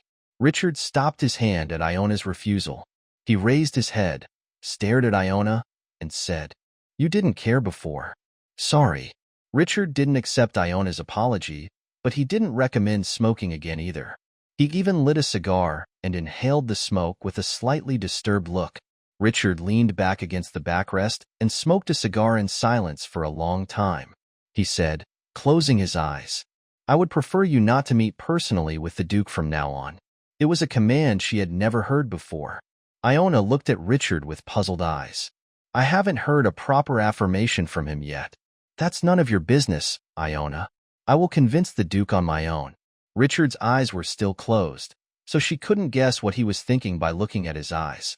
After all, it would be impossible for the rest of her life to read his enigmatic inner thoughts. This wasn't the first time he had given an order the other party couldn't understand. Iona readily agreed. All right. Anyway, there was no reason to appear together with Leroy anymore. If she had a business to meet separately, she could do it without being noticed by others. After hearing Iona's answer, Richard finally opened his eyes. Richard's expression was a little more relaxed than before, perhaps thanks to his savoring the beginning of the year. He said, rubbing his lips, I haven't seen you for days. It was in an unsuitable condition to serve your Highness up close. I will be back in 2 days. The cheek that Florence slapped seems to have healed already, although the makeup is a bit darker than before. Anyway, isn't it enough for others to notice? He hadn't bothered to mention it until now, but he seemed to already know what had happened between Florence and Iona. After all, she kicked out the prince's fiancé, and how the news couldn't have reached him. Or maybe Florence wrote and sent a letter of complaint in the meantime. If your Highness wishes, I will return right away. She didn't want to stay with Richard for a long time, so she just begged Saskia, but it was no problem if she returned right away. Marcia had covered up the bruise even when it was worse than this, so making excuses for her injured face was, in fact, almost forced. While Iona was silently waiting for his decision, Richard suddenly got up and approached Iona. Stopping in front of Iona, he stretched out his hand and started rubbing her left cheek. Iona didn't use face wash products, so the powder wasn't completely removed, but he could see traces of yellow bruises hidden inside. He asked, stroking it with the tip of his thumb. Iona, yes. Did you resent me? Iona suddenly recalled the moment of death when she was abandoned by him. How could it be? Of course, she knew that the other person wasn't asking about her feelings at the time. Iona's obedient answer left Richard's mouth with a satisfied smile for a moment. It was for this reason that Iona did not misunderstand his feelings for her as affection. As a habit, Richard tried to see how far Iona could sacrifice for him. He was always happy to hurt her. Even if one interprets this as a more personal feeling, it would be difficult to name it beyond possessiveness. If there was a reason why she couldn't let go of his hand. My sister has a big heart. It must have been because what he offered in exchange for loyalty was something she had been longing for. He referred to Iona as family. You're the only one who can come in and out of my place without permission. They often sat across from each other like friends, sharing cigarettes casually. Iona, you know well who I cherish more. He acted as if she had priority over his fiancée. Richard became her family, friend, or lover whenever she needed it. How convenient was a relationship that functioned only through obedience, unlike a real one that required various efforts. She could be satisfied with just that fake relationship since she only experienced failure otherwise. However, if she kept complacent like this, she would die without experiencing anything real in her life. Iona knew from experience that it was more futile than she thought. If you say that, Miss Florence will be very upset. She is engaged to your highness, after all. Iona politely pushed away Richard's hand and said. He seemed a little taken aback by Iona's refusal, but he quickly calmed her down in a friendly manner. You are very angry. Of course, it is true that I was angry when Miss Florence used violence, but I also took appropriate measures, so have no more feelings about it. It's a thing of the past, so please don't worry anymore. How can I not worry when your cheek is like this? Saying that, Richard looked down at Iona's bruised cheek as if he felt sorry for her. It was a pretty plausible look, but Iona didn't feel like Richard was genuinely angry at what had happened to her. If he was really worried about her, he would have called her earlier and asked about the situation. Tell me, Iona, what do you want? Call her and make her formally apologize to you? Demanding substantial compensation from Landshovs might not be a bad idea either. We could even spread rumors about Florence's bad habits for everyone to know. Otherwise, I also have the option of breaking up with her. He spoke slowly. Iona fell into trouble for a moment as she smelled the fragrant tobacco. What answer did he want from her by putting himself in this situation? Perhaps Richard was showing off how far he could go to appease his subordinates. Whatever it was, Iona's answer was decided. Then I'd like to take a vacation. What? I don't think Miss Florence will be able to be more intrusive with me once I start being active in the social world.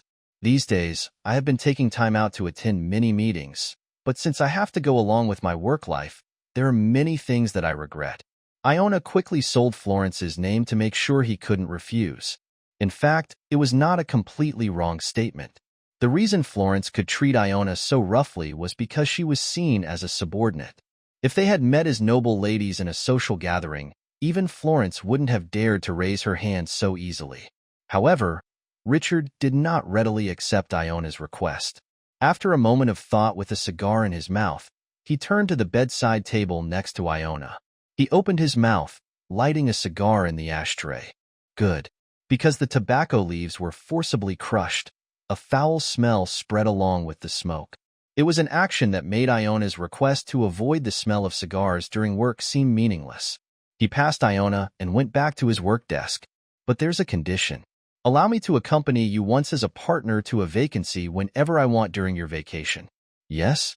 At the unexpected condition, Iona looked at Richard with a puzzled face. Richard pulled a chair and sat down, picking up the papers he had thrown away earlier. Then he pointed out her attitude without even looking at Iona. When did you start disagreeing with me? If you understand, just leave now. Iona, who had been sitting still, soon got up after realizing that refusing the request to be his partner in this situation would be difficult. After politely saying goodbye, Iona left the room and her shoulders slumped as soon as the door closed. Did I just use the social gathering as an excuse? Actually, she needed time to take care of other things, so she ended up making unnecessary excuses. Anyway, since Leroy had a history of doubting the relationship between her and Richard in her past life, she felt the need to explain this in advance. Surely he won't be jealous. Recalling the absurd idea, Iona smiled bitterly. If anyone were to be jealous in this situation, it wouldn't be Leroy, but her. As Iona crossed the hallway, Iona remembered Richard's confident words. I will convince the Duke myself. Where did his confidence come from? Since the beginning of his push for the marriage between Leroy and Iona, Richard had a strong conviction that his plan would be successful. Considering that Leroy had been contemplating rejecting the proposal, Richard's reaction was somewhat curious. Given the circumstances, there is no other option.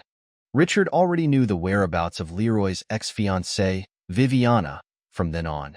If so, it was necessary for Iona to advance her contact with her ahead of schedule. That way, before Richard touched Viviana, she could use her hand first. Even if the return of Leroy's ex-fiancée could shake Leroy, she didn't care. Even so, Iona did not want to see him cry again, especially if it was tears of grief for a woman he loved who had passed away. Oh, Dame Iona, are you here today? Similar to Iona, the woman who got off the carriage greeted her with a stunned expression. It was said that Iona's appearance was very unexpected. While moving, Iona lightly brushed off her crumpled uniform and asked, Yes, do you have any problems? No, oh no. People who don't have hobbies in the first place often quit. If you keep coming, you will be fine. Saying that, the woman hurriedly waved her hand. When Iona asked why they were so flustered as soon as they saw her, it seemed that the attendance rate of the embroidery meeting was more sluggish than expected. Well, embroidery is a hobby that has no reason to go to groups and parties to enjoy it. She could complete it alone, and in fact, the result would be better that way. At the last meeting, Iona had misplaced the needle several times while talking to someone else. Iona ignored it and headed to the drawing room where the meeting was being held with the woman. The organizer, Viscountess Schiller, was waiting for the guests with simple snacks and tea. The Viscountess, who heard her, found her at the door and, oh, let out a small exclamation. You are here, Lady Claudia, and Dame Iona. Viscountess Schiller, who mentioned Iona in a somewhat uncomfortable tone, gave an equally awkward smile. Dame Iona, did you bring the handkerchief you embroidered the other day? Yes, I hope I can finish it today. Fine. Courageous attitude. I will cheer for you. Viscountess Schiller shook her head and clapped slowly. Sitting inside with Claudia, Iona took out a handkerchief and sewing kit and put them on the table. Since it was already past the appointed time, the empty seats were quickly filled. A total of 8 people attended the meeting, including Iona, all of whom were introduced once at the last meeting. The last to arrive was Lady Erna of the Countess Disler family. Hello, Dame Iona. Erna skipped all the way inside to the inner seat where Iona was sitting and greeted her cheerfully. As soon as Erna sat down, the maid who had followed her handed her a small embroidered bag. Unlike Iona, who came to the meeting place right after work, the others like Erna had a maid by their side. The last time I saw you at the ball, you came dressed up very nicely, but today, you're in formal attire again? I come right after work so I can be on time. Oh right, you must have gone to work today.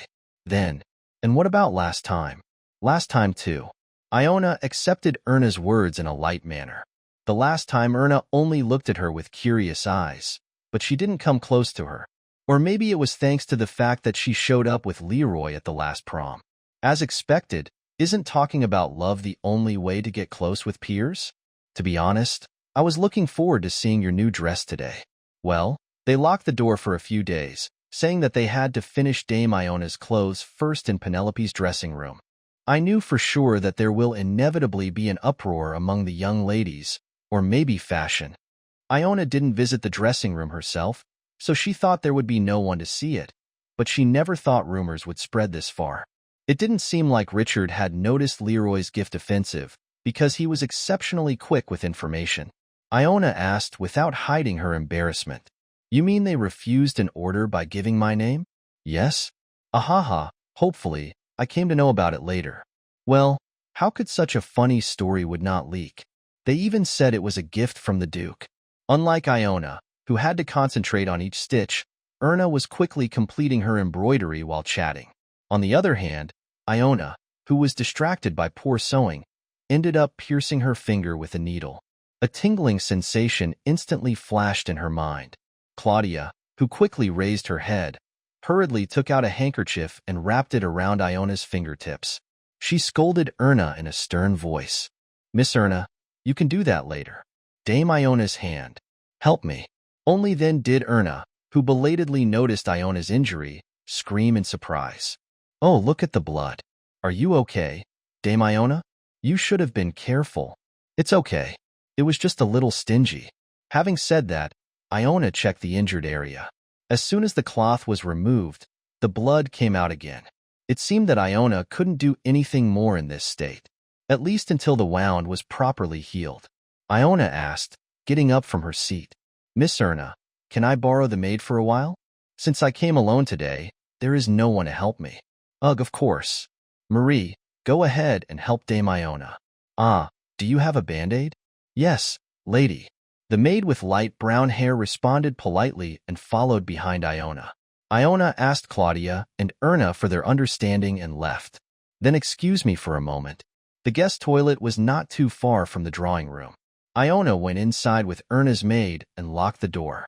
The maid seemed a little puzzled by that, but didn't ask why. After lightly washing her hands in the sink, Iona sat down on the stool next to her. The maid carefully wiped off the water with a towel provided inside and gave a simple treatment to the affected area. It's done. Iona looked around for a moment at her index finger, which was wrapped in a cloth. In fact, it was a wound that had no reason to take care of it this far. As she wielded the sword, Iona often got more scars than this. Looking at it, Iona asked, Did you say your name was Marie? Yes, that's right. Since when did you start working for Miss Erna? It's been about 5 years. Before that? Well, I've moved around so many places. The maid answered obediently, even though she put on a puzzled expression. Iona's questions continued uninterrupted. Isn't the job you're doing difficult right now? Are you trying to make a job offer? It seems similar. Maybe it suits you better. What are you saying? Miss Viviana Schmidt, do you have any thoughts of going back to your hometown? At Iona's question, the maid stiffened her body. She backed away blankly, then slammed her back against the door and collapsed in horror. She dyed her hair. As she got older, she grew taller and her appearance had changed a little. She wasn't relieved that much, so she broke the bridge of her nose to change her appearance even more, and then even changed the way she walked, all manners and common sense of culture that she had learned as a lady. The name was one of the first things she had to throw away. But how did the woman in front of her pick up the old traces and come all the way here? How? Wake up. I didn't come here with the intention of accusing or dealing with you. Saying that, Iona reached out to Viviana. Instead of clasping her hands, Viviana pulled out a pocket knife from under her apron. It was a crude item used for chores, but it was the only thing that could be used as a weapon. Viviana stammered, Please, get out of the way. Otherwise, I will stab you. You can't deal with me like that. It's dangerous, so put it down. Iona sighed and said. Ignoring Iona's restraint, Viviana stood up and straightened her knife. Seeing her opponent's trembling hand, Iona frowned as if in trouble. I wonder if the approach was too sudden. The reason Iona attended this embroidery meeting was to get closer to Viviana from the beginning. Since she knew that Viviana was working for Erna, she saw an opportunity to make contact with her naturally through Erna. It was an unexpected coincidence that Erna brought Viviana to the meeting because of her excellent embroidery skills. Anyway, it was a good thing. Inside Count Dissler's house, there was a guard planted by Richard. There was no better opportunity for contact than this meeting, which Erna attended only with Viviana. Disarming Viviana was something she had to go through at least once anyway. Unlike the Leroy family, who were cleared of charges, the Schmidt family was charged with treason for supplying military supplies to other countries. It would be even more strange if Viviana, who was destined to be executed if caught, believed in Iona and followed her. I'll have to take that knife through. Iona glanced down at the wet towel next to the sink. Iona picked it up and approached Viviana to grab the blade. When Iona hit Viviana's wrist with the other hand, she let go of the knife helplessly. Viviana, who was subdued in an instant, couldn't even let out a groan and froze as it was. She felt the light of hope go out in her eyes. Are you going to kill me? I told you I didn't come to you with that in mind. You are. The prince's dog. Viviana gritted her teeth and spat out accusations through her teeth. It was only natural that she, who had been unjustly deprived of power by the imperial family, would show ill feelings toward Iona.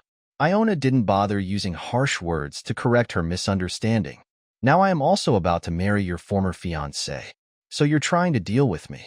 Viviana muttered in a breathless voice.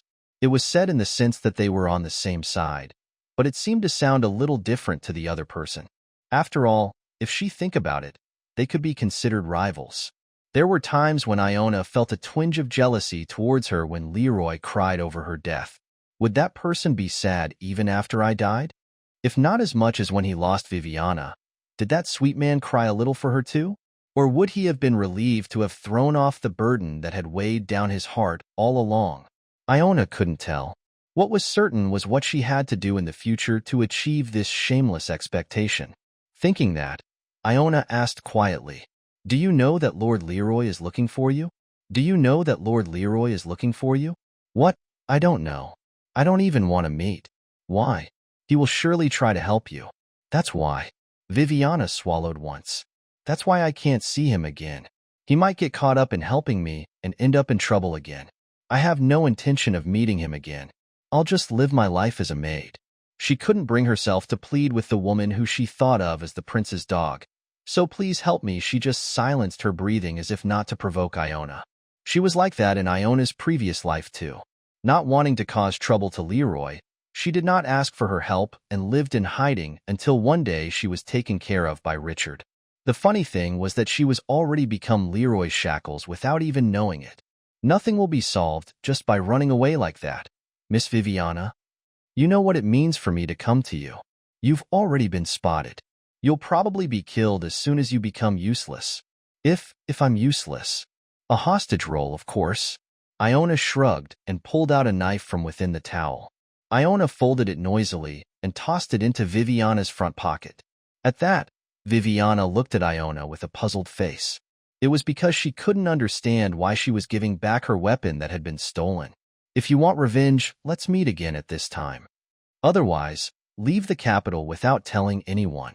Again, it's all up to you whether you will be discovered or whether you will be able to escape unharmed. Iona approached Viviana and took a step forward. Iona had to pass her to get out because Viviana was blocking the entrance. Instead of stepping aside for Iona, Viviana stretched out her arms to block the entrance, looking confused, and said, Hey, let me ask you one thing. Why do you want to help me? Iona could have pretended not to know Viviana. Even if Viviana were to die again, no one would know that Iona abandoned her. Not even Viviana herself. Nonetheless, Iona was determined to save her. Because you are someone important to my husband. Viviana's eyes twitched. Her expression looked like she couldn't believe it, or maybe she was just greatly surprised. Iona, who was looking into her face, added as if she had just remembered. Oh, don't misunderstand. I'm not saying I'll condone any infidelity between you two. If you betray me under the pretext of being my ex-fiancé, I won't forgive you. That won't happen. As soon as Iona finished speaking, Viviana denied it with a red face. Iona smiled faintly. Well, that's good to hear. Iona reached out to the door again, and this time Viviana obediently moved out of the way. After coming out, Iona took the lead and headed to the drawing room.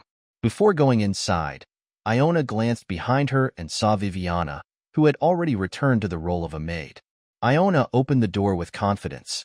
When Erna, who was talking with Claudia, found Iona, she immediately adopted a formal tone. Dame Iona, why are you so late? When Iona returned to her seat without a word, Erna turned her eyes to Viviana this time. Hey, Marie. Have you made a mistake with Dame Iona? I happened to have hurt myself during training today and was late because I asked for treatment while disinfecting my hands. Iona replied politely, picking up the handkerchief she had thrown aside. Erna, who had a nervous expression on his face, straightened her posture again and sat down. Iona smiled softly at Erna and said, Thanks to the maid you lent me, I no longer have to worry about the wound getting worse.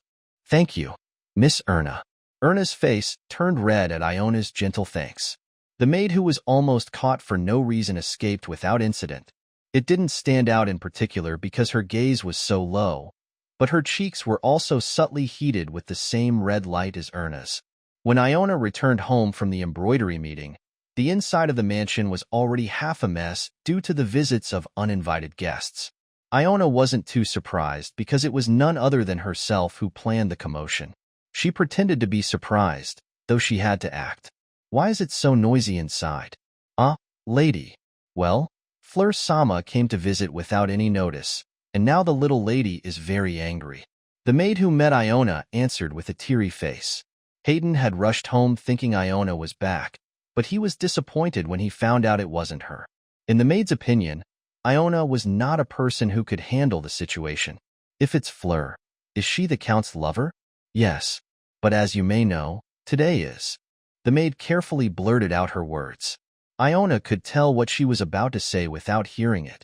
Today was the death anniversary of the deceased countess. The time had come for Fleur to keep her last promise. Heading towards the sound, Iona asked, Has the Count returned yet? He hasn't come back yet. As expected, Iona thought.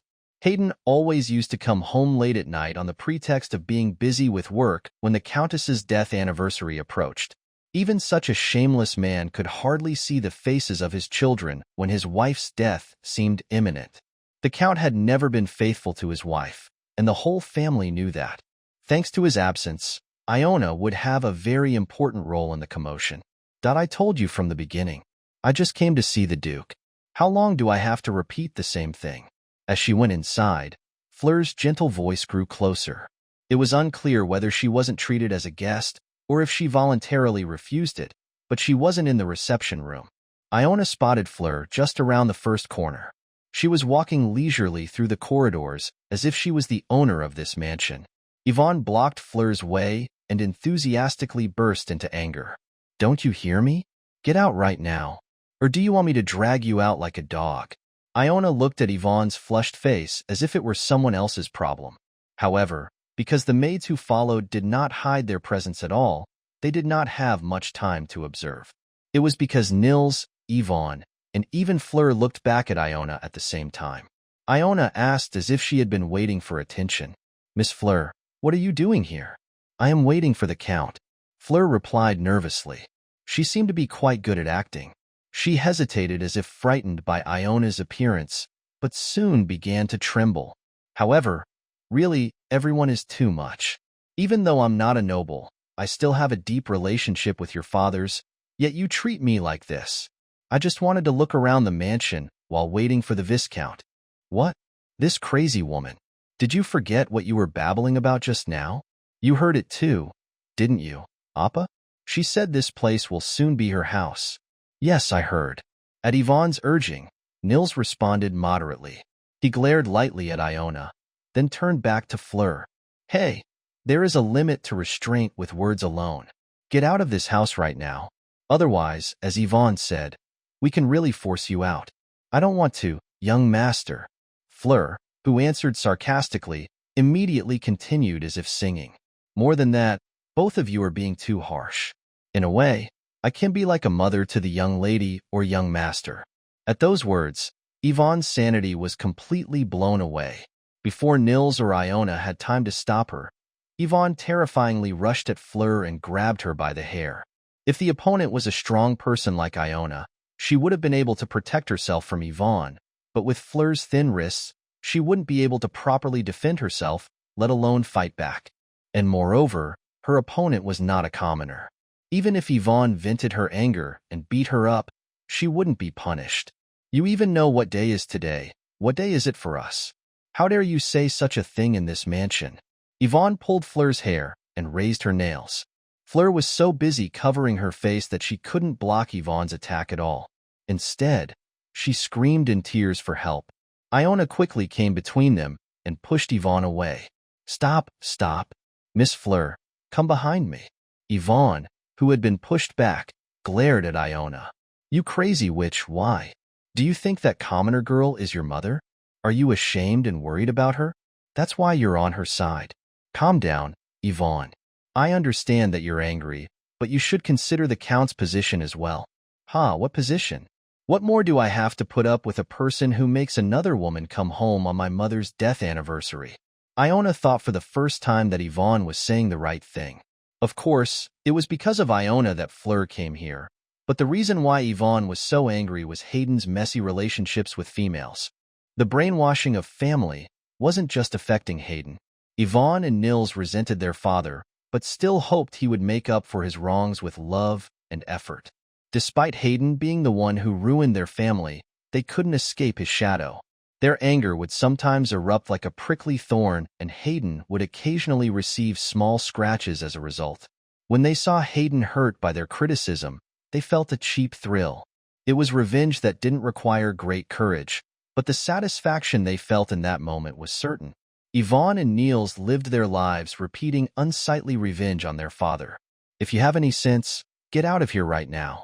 My mother is not someone who deserves to be treated like this by people like her. Yvonne gritted her teeth. This was also true to some extent, but Iona reached out and wrapped her arms around Fleur, who was trembling behind her. Calm down. I will send this woman right away. That lowly girl. I'm going to kill you. I'm going to kill both you and him today. Yvonne. Nils hastily restrained Yvonne from running towards Iona. He didn't know about Fleur, but he knew that Hayden wouldn't stand still if Iona's body was hurt again. He wanted to take care of Iona, but he had to pretend that it wasn't their doing. It wasn't the right time. Nils shouted at the crowd of maids. You there. Take Yvonne away. Lock her in the room and don't let her out for an hour. Appa, you stay inside. You don't need to go this far because of that woman. Yvonne, you are a noble lady. You should behave accordingly. Saying that, Nils stroked Yvonne's cheek. Only then did Yvonne slow down a little and relax. As if the sadness she had been putting off came belatedly, she twisted her face. The maids supported Yvonne, who was staggering like a soaked doll. Iona, who was looking at Yvonne, who was slowly moving away, turned her head to Fleur and said, Miss Fleur, I don't know what kind of change of heart you found here, but this is a completely unwise move. If your relationship with the Count is precious, please think first of how much trouble he will be in this matter. I wasn't trying to trouble the Count. It doesn't matter what Miss Fleur's original intentions were. In any case, the Count will not be happy with this visit. Today is the death anniversary of the deceased Countess. If you know the manners, please leave. It was the same gist as Yvonne and Nils were trying to say, but it was an exhortation delivered in a completely different way. Fleur trembled as if she realized the weight of what she had done. She said coldly, avoiding Iona's gaze, Then I'll just leave for today. Please don't speak too badly of the Count. I was just curious about the family of the man I love. At the absurd excuse, Nils wrinkled his expression sternly, but he didn't want to mingle with the lowly woman anymore. So he didn't hang on to her words. Fleur followed the maid's guidance and headed outside. As soon as she turned the corner and disappeared, Nils touched his forehead with a tired face. You two go away, because I don't want to see your face for another minute or 1 second. Instead of moving away as he said, Iona crossed her arms and leaned against the wall. Then, as if offended by his rudeness, she sneered at him. If I had known it would be like this, I would have let my brother and sister keep arguing with that woman. Nils tried to say something with a grumpy face, but when he realized the rest of the servants around him, he shut his mouth. When he waved his hand and told them to go, the people quickly dispersed. Only then did Nils confirm that they were left in the hallway, pointing at Iona and saying, Don't act like everything is fine after doing what you had to do. Even if you repeated the same thing for the rest of your life, it wouldn't be enough to repay the debt you owe to our mother. What debt do I owe? Iona quietly responded to Nils' words and continued speaking. Your father is the one who had an affair and fathered a child outside. So why should that be my fault? You were born outside of wedlock. Who are you to blame my father for having a rascal child? If you think like that, why don't you try saying it to his face? You're the one who can't say a word in front of the Count, but you have a sharp tongue only in front of me. Iona smiled and looked at Nils with narrow eyes. You've always been like that, Nils. If you don't think you can win, you quickly run away without even a fight. From our father, and from me too. Don't treat me the same as you, an idiot. Did you even have a power swing your fist because you wanted to? You were just a shameless witch. And you couldn't even do that. Iona looked down at the ground, curling her lips in amusement. After a moment, she looked up and spoke softly with a gentle smile. Nils, you are a cowardly and disgusting human being. To mourn your mother's death, you should have stopped calling him father. Don't speak recklessly with your mouth open. Nils' voice hardened. Unlike him, Iona was still not losing her composure. Seeing Nils approaching menacingly as if he was about to shake his fist at any moment, Iona asked quietly, Do you want me to tell you what your mother said to me at the last minute? In Nils' eyes, there was agitation that could not be hidden. He seemed curious about Iona's words, but it seemed that anger came more intensely than that. He grabbed Iona by the collar with a red face and threatened her. You dare to talk about my mother? Why you dare? Her head was naturally thrown back as Nils tugged at her collar roughly. Iona lowered her eyes and said, She complained. Nils' hand felt hard. Iona looked closely into Nils' eyes, which were shaking like crazy. The feelings Nils and Yvonne had for their mother were of a slightly different nature than they were for Hayden. If Hayden was the perpetrator who had hurt them, in contrast, the Countess was the object of their guilt. The Countess that Iona remembered was a woman who was like a model of an elegant lady. This was a fact that everyone who knew her would unanimously agree on. She had an arranged marriage with Hayden, and although she did not love her husband, she was always faithful to him. Even when Hayden brought in an illegitimate child born outside of the country and demanded to be registered, she had to live a suppressed life because she had to maintain her dignity as the Countess. But can any woman feel warm towards a child born of her husband's infidelity? She accepted me, but she said that she felt like she was not living since then. Why did your mother say such a thing to you? Nils, your mother despised me, but thankfully, she never directly tortured me or tried to drive me out. She always wanted to be a good wife and a good mother. The Countess treated Iona as if she didn't exist.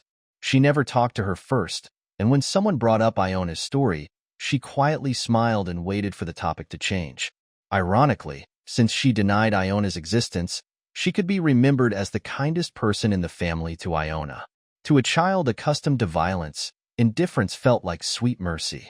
But even a woman like that became so unfair and uncomfortable in the end. She wanted to tell her hateful husband's illegitimate child how much she had been hurt. She asked for the last conversation with me to resent me like a human being for the first time. Anger overcame her love for her own child at that moment. So what do you want to say exactly? If you are going to blame my mother, do you still not understand the point of the story? Iona coldly removed the hand that was gripping her collar. She glared at Nils and said clearly, Nils, your mother suffered because of your father until the last moment she closed her eyes. But you're still siding with the man who ruined your mother for your own peace. From now on, you will continue to pick up and eat the crumbs that the Count throws at you as a prize, and that suits you. Iona winced in a contemptuous voice. Nils was breathing heavily. Iona turned her back on him without regret. Nils couldn't bear to hold on to Iona, who was getting farther away. He seemed afraid that even worse words would spill out of Iona's mouth. It was a cowardly decision, but ultimately it was a wise one. There were still shocking stories that she hadn't revealed yet. As she reached the central staircase, Iona recalled the day she went to meet the Countess. Passing the same road she was walking now, Iona at that time was probably a little excited. She had a secret desire that she never told anyone, to hear the Countess say, "It wasn't your fault." She wanted to hear something like that. Things went pretty much as she had imagined until she went into the Countess's room and said hello. The Countess stroked the back of Iona's hand in silence for a while, then made a small gesture to her to come closer. She gasped in her fevered breath and kissed Iona's forehead for the first time. Then, with a satisfied smile, she said, "Your turn is next." Iona did not immediately understand her words. As she blinked blankly, the Countess brushed Iona's hair behind her ear. It was a friendly touch, but the intention contained in it was quite different from the why it appeared. "But we will never see each other again. Isn't that a fortunate thing? You will fall into Hades. Don't stand in the way of my children anymore. Let's put an end to our ill-fated relationship." Only then did Iona realize why did she choose her as the person to deliver her last will. The Countess believed her disease to be contagious. At the same time, an epidemic with similar symptoms was spreading in the capital. The doctor overturned the diagnosis made at the first visit after seeing the progress, but the patient herself, who was in a semi-comatose state due to the continued high fever, did not know this fact. Iona could not bear to open her mouth in front of the Countess, who sincerely wished for her own death. Her wish could never come true, as she was the only one who would leave this place, either to heaven or to Hades. At that moment, Iona felt sympathy for the Countess's life, more than she expected.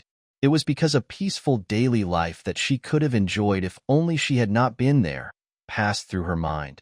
Iona ruined her to the extent that she, who was always gentle, made her laugh with relief as she said these terrible things. Iona opened her mouth to answer her, but immediately changed her mind and kept quiet. It was only after a short time had passed since then that she spoke properly. "You will go to heaven, my lady. As you said, maybe I'll fall into Hades." So, muttering to herself, Iona said she would try to survive a little more obsessively. "So please be at ease and close your eyes." That was the end. She closed her eyes soon with a peaceful expression. If someone had told her about a plan to move the patient, the Countess would have known that it was an impossible task, but she was not the kind of person to reveal such thoughts to others, because it was important for her to maintain her posthumous reputation as a noblewoman who had devoted her life to being an elegant lady. Thus, she even lost the opportunity to tell her own children that she loved them for the last time. By not revealing the Countess's last will, Iona made sure she could be remembered as an honorable woman forever. Even if she had resented Iona more than anyone in her heart, she truly deserved to be remembered as such. Hayden, who returned home at midnight that day, couldn't hide his absurdity when he heard the news of Fleur's visit belatedly. The woman he had just found attractive for a moment had come to his house and made a fuss. Wasn't today the death anniversary of the deceased lady? Hayden not only felt anger but also a sense of injustice. His children were likely to blame him for something he had not intended. The information he heard from his servants was roughly like this. Seeing Fleur's visit, Nils and Yvonne were very angry. Yvonne tried to get into a fight with Fleur, but when Iona took control of the situation, she sent Fleur back to her house. Hayden, feeling suspicious around that time, muttered to himself, why did she step forward? It seemed that she cared about the Count's face. She understood their anger, but she told Yvonne to think about the Count's position as well. Hayden tried to guess the identity of the maid who stepped forward. Seeing that the child under Yvonne stood up for Iona, it really didn't seem wrong. The other servants didn't object and bowed their heads quietly too. Hayden turned and glanced at the butler. The butler's answer gave Hayden more confidence. It's true. She also told Fleur to return without causing more trouble for the Count. Hearing that, Fleur immediately agreed and turned away. Hayden felt strange. He never thought Iona would step up and take his side.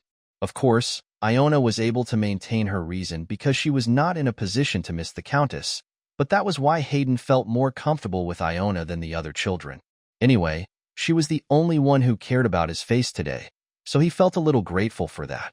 Hayden first sent the servants who were gathered together and ordered Iona to be called.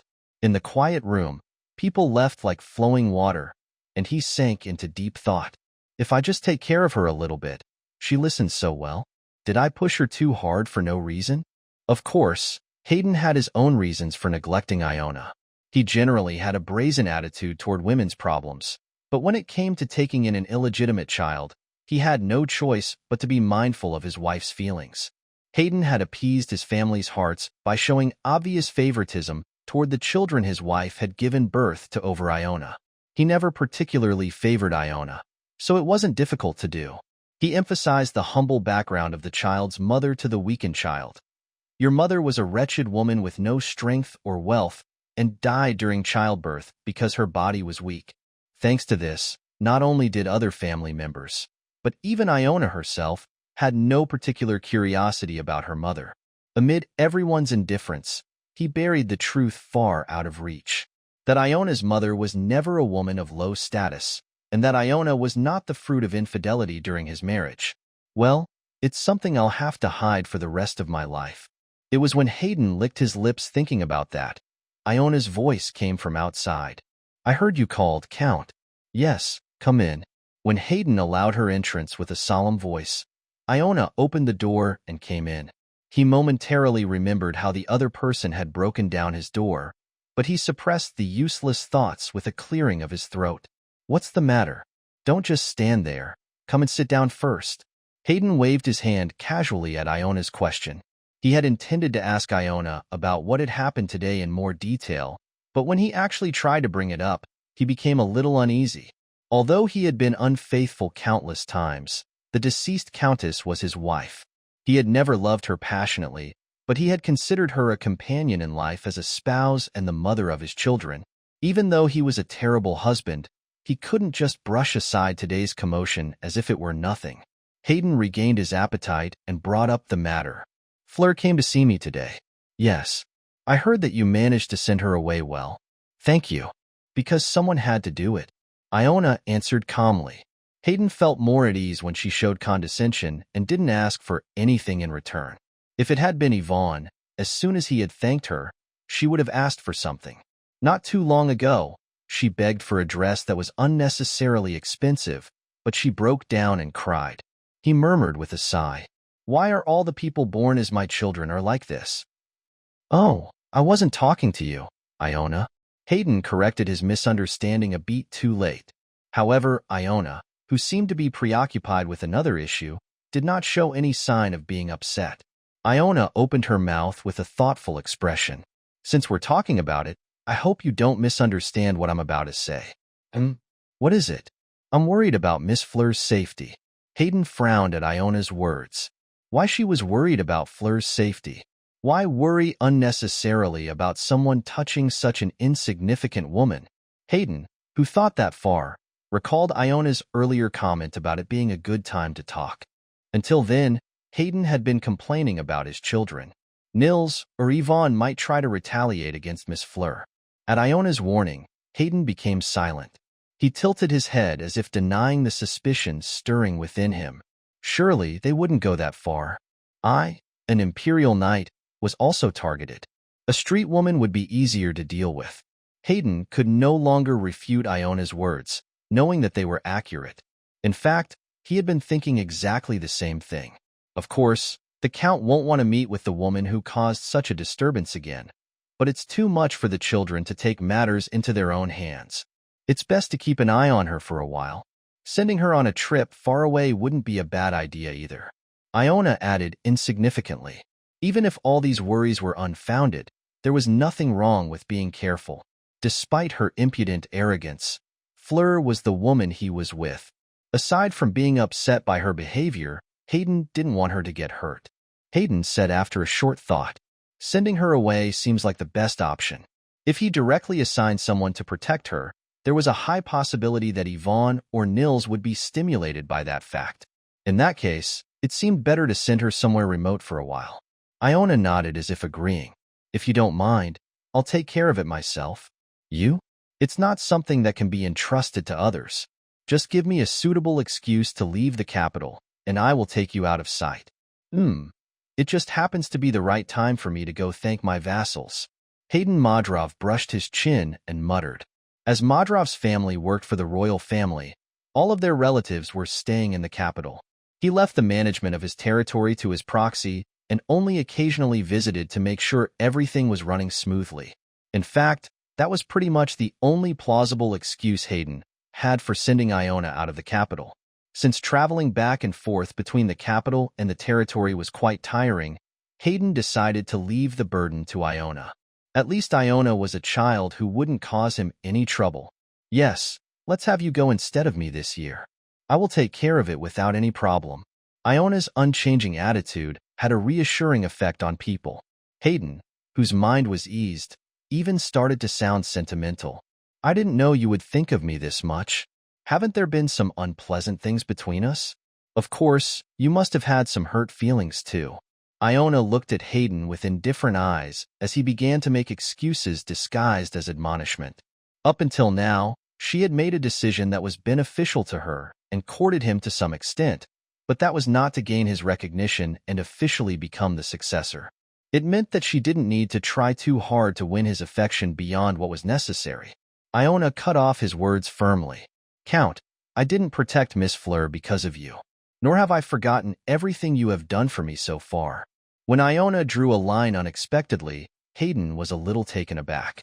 He asked, stammering, So why do you care so much about that woman's work? After thinking for a while, Iona replied cynically, Well, for some reason, Miss Fleur didn't feel like a stranger. The government and the illegitimate child. Isn't it a combination that goes well together? It was a very monotonous voice, and Hayden only realized after a while that there was a mockery of himself in it. Hayden forgot to shout and opened his mouth in a daze. Iona continued to speak while appreciating the appearance. This is fortunate for Miss Fleur. Before she gives birth to her child, she is able to part ways with the Count. If she had children, they would be like me. You are saying that because you don't know how much you've been indebted to me. Hayden regained his composure too late and lashed out at Ioana. I was the one who made you, who almost grew up on the street with your humble mother, register as a nobleman. The fact that you were able to join the Imperial Knights and that you were able to look good to His Highness early on is all thanks to me. Thank you for letting me succeed, Count. I wonder why you didn't do that good thing for Nils and Yvonne. At Iona's remark, Hayden's face turned pale. Until now, Iona had been nothing more than a puppet that listened to him. Originally, she never showed her likes or dislikes towards Hayden and never rebelled against his orders. It was because Hayden had imbued the words father and family with absolute power. Thanks to this, Iona thought and acted as he intended, never straying from the path assigned to her. However, Hayden felt that she was somehow like an inanimate object. She demanded nothing in return for his orders and even accepted violence without resistance. How simple and creepy this was. But lately, she had changed like a different person. She got angry. She did not endure Nils's punches and fought against them. She showed disrespect to Hayden without hiding it, and even Yvonne glared at her with increasing arrogance. Hayden suddenly became afraid when he realized that Iona was a person who could give back as much as she had suffered. He had done many evil things to his daughter that normal people would not dare to do. When Iona was just his puppet, she was fine with that. But what if she belatedly changed her mind? What if she realized the meaning of what he had done to her? Count, you called me family, but you never treated me like your other children. Iona. Hayden called out to Iona as if to restrain her, but she just kept on talking as usual. Nevertheless, I believed in those words and worked tirelessly. It's hard to find someone so obedient. No payment was given, and I never came forward to ask for anything, but I can't say I didn't want anything. I know now that I can't do it forever. It wasn't the face that resented him. She was simply talking about giving up. Still, Hayden felt somehow nervous. Even real families sometimes count what they give and take. If it's just a relationship that is no different from that of a stranger, it's even more important to be clear about the accounts.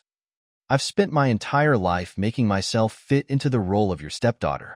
It wasn't such a bad deal since the abandoned child gained a foothold to become a duchess. Iona said as if she had no regrets about that fact. The voice, which was skillfully mixed with sincerity, sounded more believable than he thought. But next time you ask for something from me, the Count will have to pay for it too.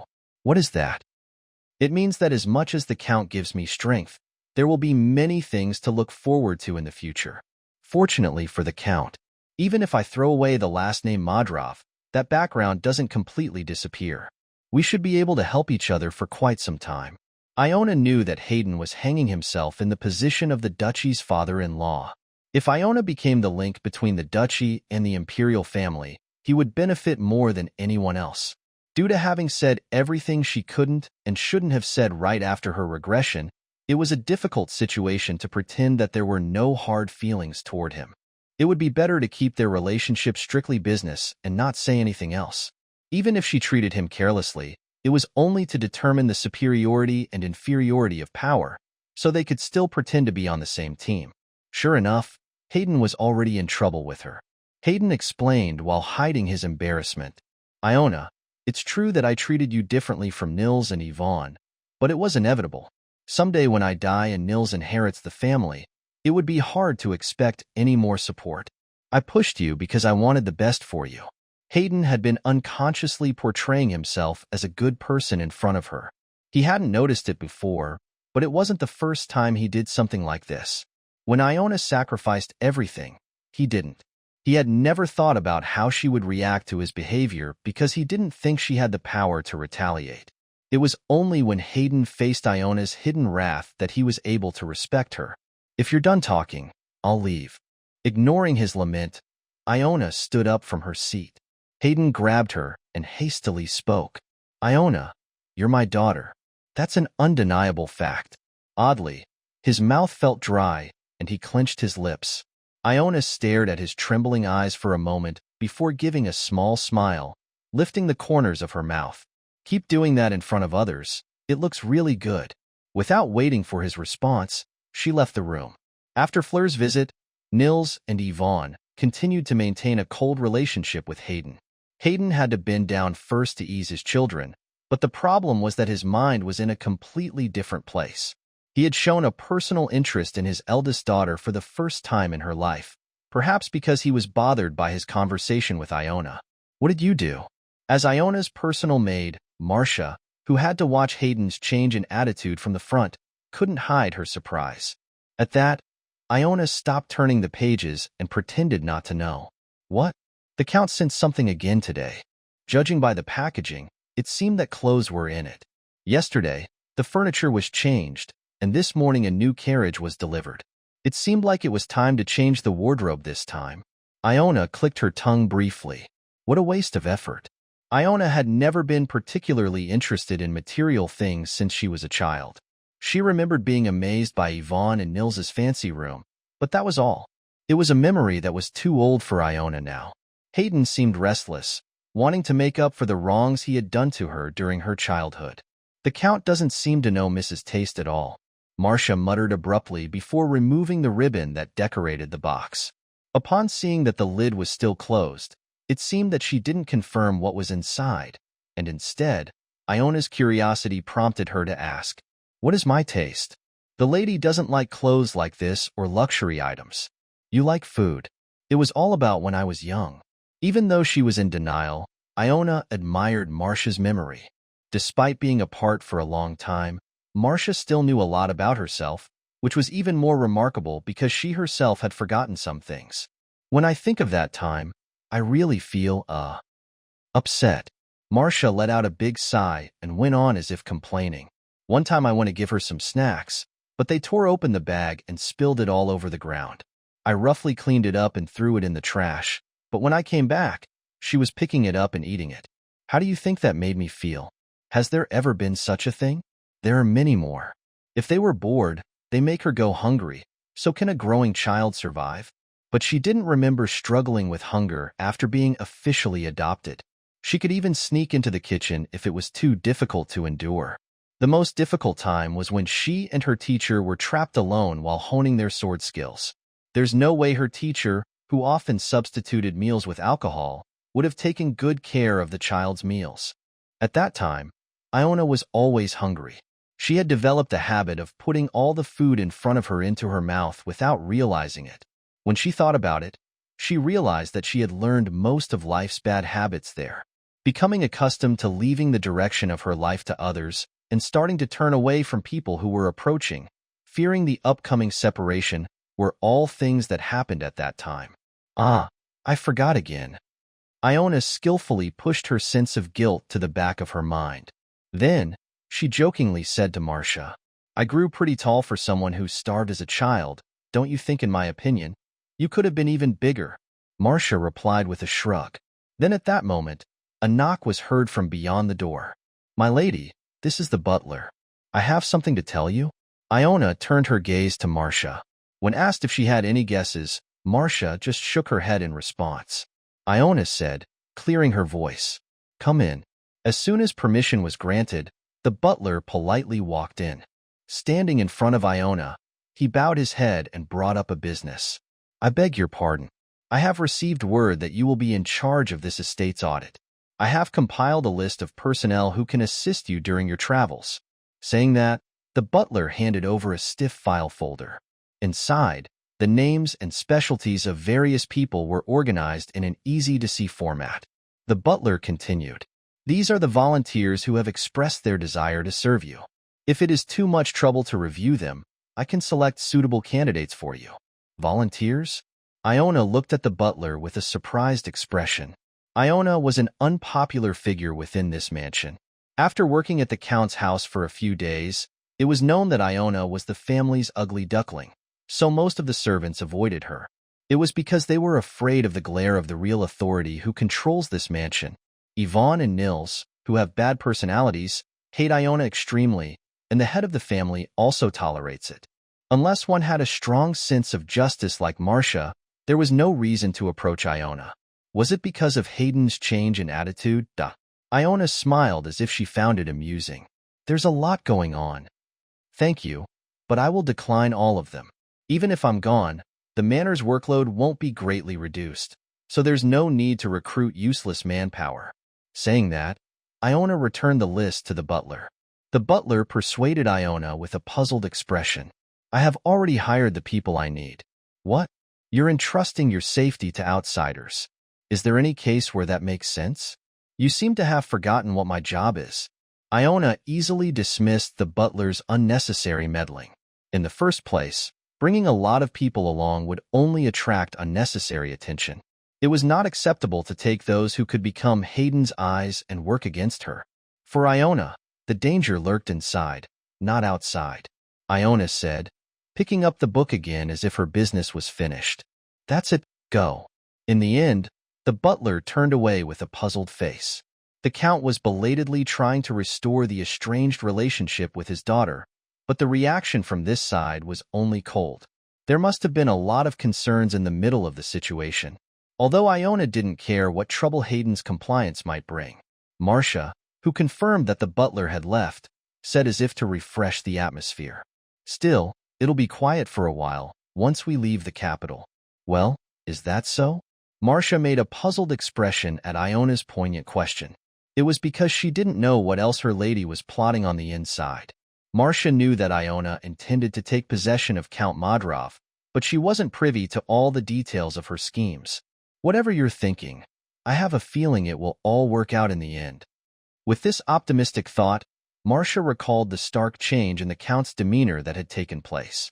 Nils and Yvonne couldn't treat Iona carelessly like before, and the head of household began to take notice of the daughter he had abandoned. The servants could sense the shift in the air, and were now vying for a chance to stand by Iona's side. It was a sight that would have been unimaginable just a few years ago. This change hadn't come about by chance. It was the result of Iona's actions. Marcia didn't know how difficult it would be to take control of a family, but she had a strange conviction that Iona would be able to pull it off. "It will all work out, I'm sure of it." Iona smiled in agreement with Marcia's sudden declaration, as if to say she thought the same. As noon approached, Iona quietly left the mansion and hired a carriage to take her to Palais Street. She was dressed in casual clothes usually worn by commoners, and even wore a wide-brimmed hat, which made her look like a woman from the outside. After a while, the carriage stopped in front of a small house. Iona paid the driver and got out onto the street. She rang the doorbell and waited for a moment before a maid came to greet her. "What can I do for you?" "I'm here to meet a guest." The maid was taken aback by Iona's plain response. It was only then that she seemed to recognize who Iona was. "Oh, I'm so sorry. I didn't recognize you with your hat on. Please come in." Saying that, the maid hurriedly moved out of the way. As Iona entered the room, the maid closed the door and said, "The Duke is waiting inside. I will guide you right away." Iona followed the maid slowly into the room. It was the house of a distant relative of Yulia where Yulia herself was staying. Due to Richard's order to refrain from private meetings with Leroy, It was impossible to use the mansion owned by the Duke or the Count's residence as the meeting place. When Iona asked for a secret meeting, Leroy told her the address through Jonas. The owner of the house, Mrs. Benzel, was an elderly woman who was quietly spending the rest of her life without any contact with the outside world.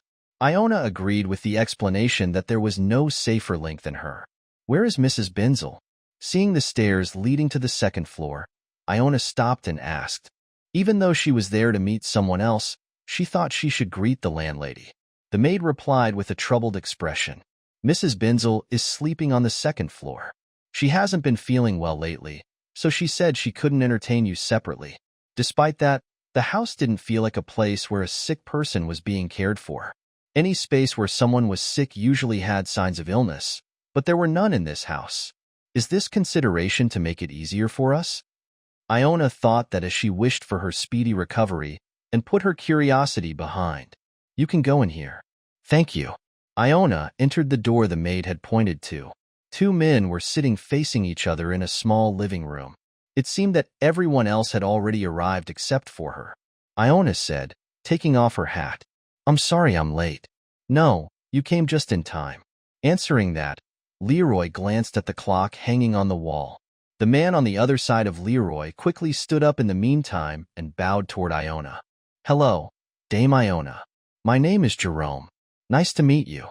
Iona went to sit next to Leroy and offered Jerome a handshake. At that, Jerome carefully stretched out his arm and took Iona's hand. After a brief handshake, he sat down again and Leroy introduced his background. He's the son of the person responsible for managing the Duke's gold mine. He learned about mining operations under his father from a young age and has confidence in managing it. "I may still lack skills compared to my father, but if you trust me, I will manage it faithfully." He was perhaps in his early 30s. The young man's face was flushed with the expectation of independence from his father and building his own career. Sensing something, Iona spoke up in a composed manner. "Have you heard which mine you'll be in charge of?" "Oh no, but no matter where it is, I'll do my best not to disappoint. I plan to send you to the silver mine in Siam." Jerome, who had been expressing his passion, suddenly fell silent. He fell into a long silence before responding with a stupid expression, "Yes?" Instead of answering Jerome, Iona turned to Leroy. Leroy calmly accepted Iona's gaze and said, "Sometimes silence is better than 100 words. I haven't said anything yet. Aren't you criticizing me with your expression? I went through the trouble of finding someone trustworthy, but your reaction is disappointing." After successfully acquiring ownership of the land, Iona and Leroy were preparing to resume mining operations in earnest. In fact, Leroy had to handle most of the external affairs because Iona, who was surrounded by people on alert, was in a position where it was easier to use someone else. Moreover, he was already in a state of managing the territory and various businesses as a landlord, and had established a wide network of trust. So Iona also trusted him and asked him to find someone. But he brought someone without even telling us where they will be working. Aside from his willingness to follow Iona's plan, he seemed to have a fairly objective idea of how this would look in the eyes of others. "Well, proving success is my role." Thinking so, Iona looked back at Jerome with a worried face. Even if it was work done under someone else's name, if given the choice between a place with good and bad profitability, most people would choose the former because the treatment of workers could vary depending on how much profit they bring in. And the silver mines in Siam were rumored to be ugly in the industry. Jerome was already sweating with the thought that he had made a hasty decision blinded by greed. Ioana placed the box she had prepared on the table with a loud thud and said, "Open it." Jerome hesitated to accept it and alternated his gaze between Iona and the box. As Iona urged him on, he finally reached out his hand to take it. When Jerome checked inside the box, his eyes widened slightly and he said, Isn't it silver or?" "Yes. Can you explain to us how to extract silver from it?" He couldn't understand why Iona made such a request, but Jerome recited the smelting method step by step as instructed. "First, we crush the silver, or using a crusher to make it into powder. After heating it at a high temperature, it becomes ash, from which we can extract the silver. It seems difficult to produce high-purity silver. However, silver is naturally mixed with other minerals, so it is difficult to produce high-purity silver. Jerome replied as if making an excuse. In fact, this was not even an excuse. Unlike gold that could be obtained from the beach or riverbank, silver ore was difficult to mine because it must be extracted by cutting into the rock. It was unclear why the other party suddenly became interested in the silver mine in the Siam region, but it was clear that the opinion was based on not knowing the production process properly. With the thought that he, too, as an expert, should dissuade her, Jerome spoke cautiously. I think both of you need to reconsider resuming production at the Siam mine. The cost of producing machines like the drilling machine alone is already high, not to mention that the materials have to be transported through mountain trails. Besides, the quality of the ore is not good enough to recover the investment cost, and you won't be able to achieve a satisfactory production quantity. Iona, who was listening to Jerome's explanation, quietly asked, "What if there was no need to grind, or as before, and silver could be easily extracted from low-quality ore? If so, would the story be different?" Jerome could not answer Iona's question, because that was impossible. He had heard that some new techniques in distant countries were increasing productivity, but there was no way such advanced technology had leaked out. Despite this, Jerome felt his hopes rising in his heart, as there was a conviction in Iona's face that was not just simple arrogance. "Is there another way you know of?" At Jerome's cautious question, Iona clasped her hands together and explained in a cool voice, "What I would suggest is a simpler way. Crush silver ore and pyrophyllite, heat them together, mix them with ashes, and boil them. Then the lead and impurities will be absorbed into the ash, and only the silver will be separated." "Really? It's good to experiment with the thing you just gave me." This new smelting method, which used lead to extract silver, was also called the retrieval method, and was a technology that was handed down from the East a few years from now. The reason Iona remembers this process in detail was because she had visited Siam mine herself as the head of the household in her past life. She didn't know the detailed requirements like the technicians, but with the basic principles established, it was only a matter of time before she could figure out the remaining information. Is that true? Is it true that silver was actually extracted that way? If so, how did you find out how? Jerome was confused and couldn't finish his words properly. He had worked in the mine all his life, but Iona, who was actually a knight, was teaching me new technology. Wasn't that hard to understand? Upon seeing Jerome's blank expression, Iona added a suitable story to prevent him from having any unnecessary suspicions. "I couldn't just leave the land that could make money as it is, so I was looking into various other extraction methods. Of course, I didn't discover the method myself. However, I have no plans to divulge information to the outside world for the time being."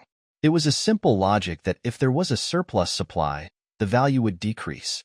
Iona had no intention of cutting into her own profit by increasing production that was unrelated to them. "How about it? Are you ready to go down to Siam?" Upon Iona's question, Jerome blushed slightly. He must have lost control of his expression as soon as he heard about the Siam region.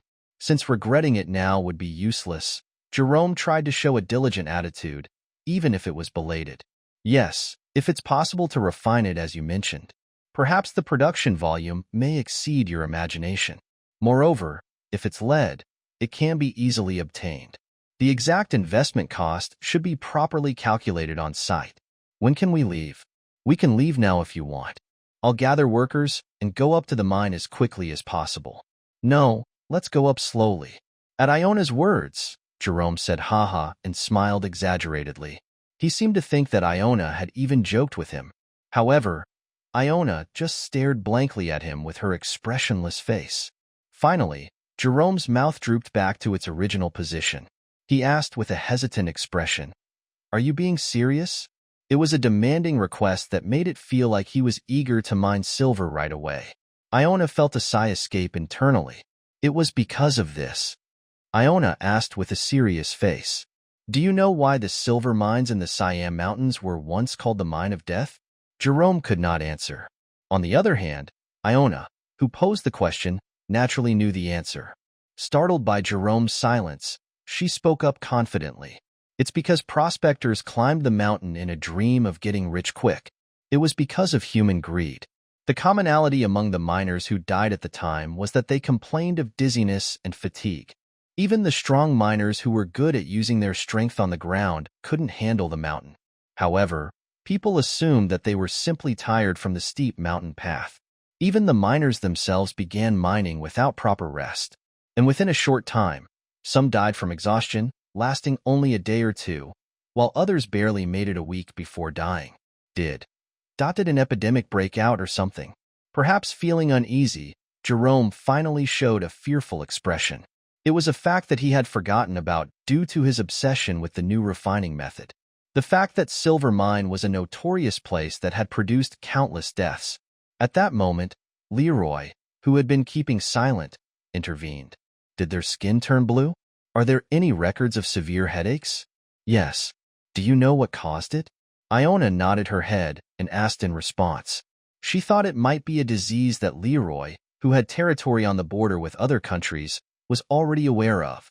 Sure enough, he immediately gave the correct answer. Looking at the symptoms, I think it might have been mountain sickness. The Lehman Empire was a country with vast and fertile plains. Even the highest altitude regions were only as high as a village's back mountain, and most of them did not exist. All the workers recruited by the emperor of the Tang dynasty were from the interior, and naturally, they had no tolerance for arduous mountaineering. The problem arose when these people, with no prior adaptation to the new altitude, blindly climbed the high mountains with the ambition of mining silver. Many of them suffered from altitude sickness due to their inability to adapt to the new height.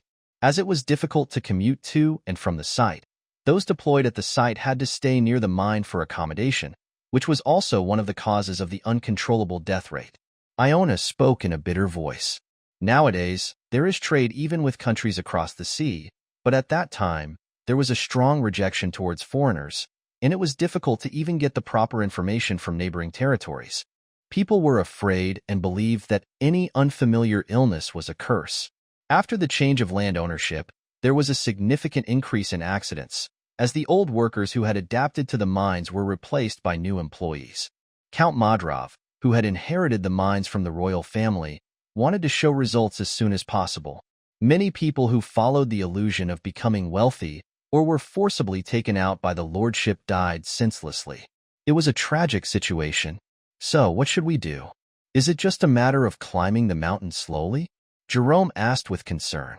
Yes, if you move with enough room for your body to adapt, there won't be any big problems.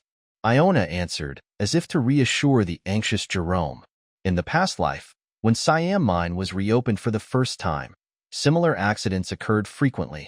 Fortunately, Iona was living in an era where the cause could be identified, so she was able to quickly find out that it wasn't a curse. After understanding the situation, she first had the miners climb the mountain over a period of 15 days. Those who complained of symptoms such as headaches or nausea were immediately sent down to the plain. It was a simple safety rule, but above all, it was effective. Iona gave the same warning to Jerome.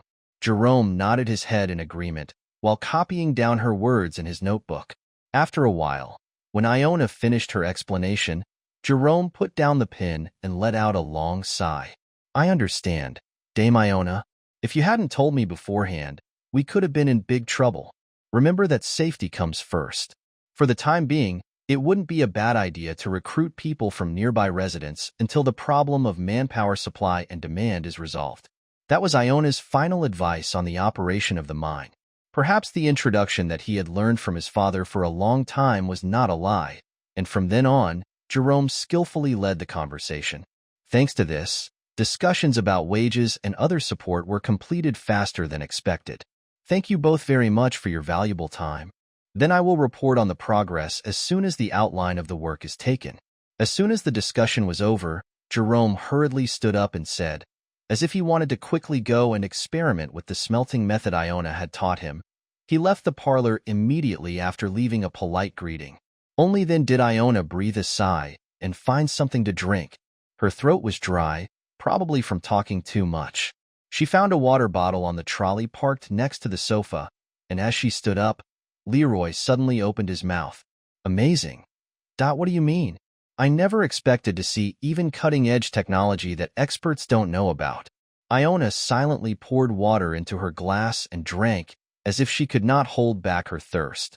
Fortunately, It seemed that he was expecting a response on a different topic, as the conversation soon moved on. Of course, knowing this in advance and purchasing the mine has made a huge profit. But considering the original promise, I think you have another plan in mind. His guess was correct. Of course, more money was always better. But that was not the final goal of this plan. Originally, Count Madrov would have bought back the land Nils had sold. Although he had no interest in unprofitable mines, as someone who relied on the power of the royal family, he did not want to leave any room for his behavior to be interpreted as improper. Even if production stopped and the obligation to pay tribute became meaningless, the contract with the royal family was still valid.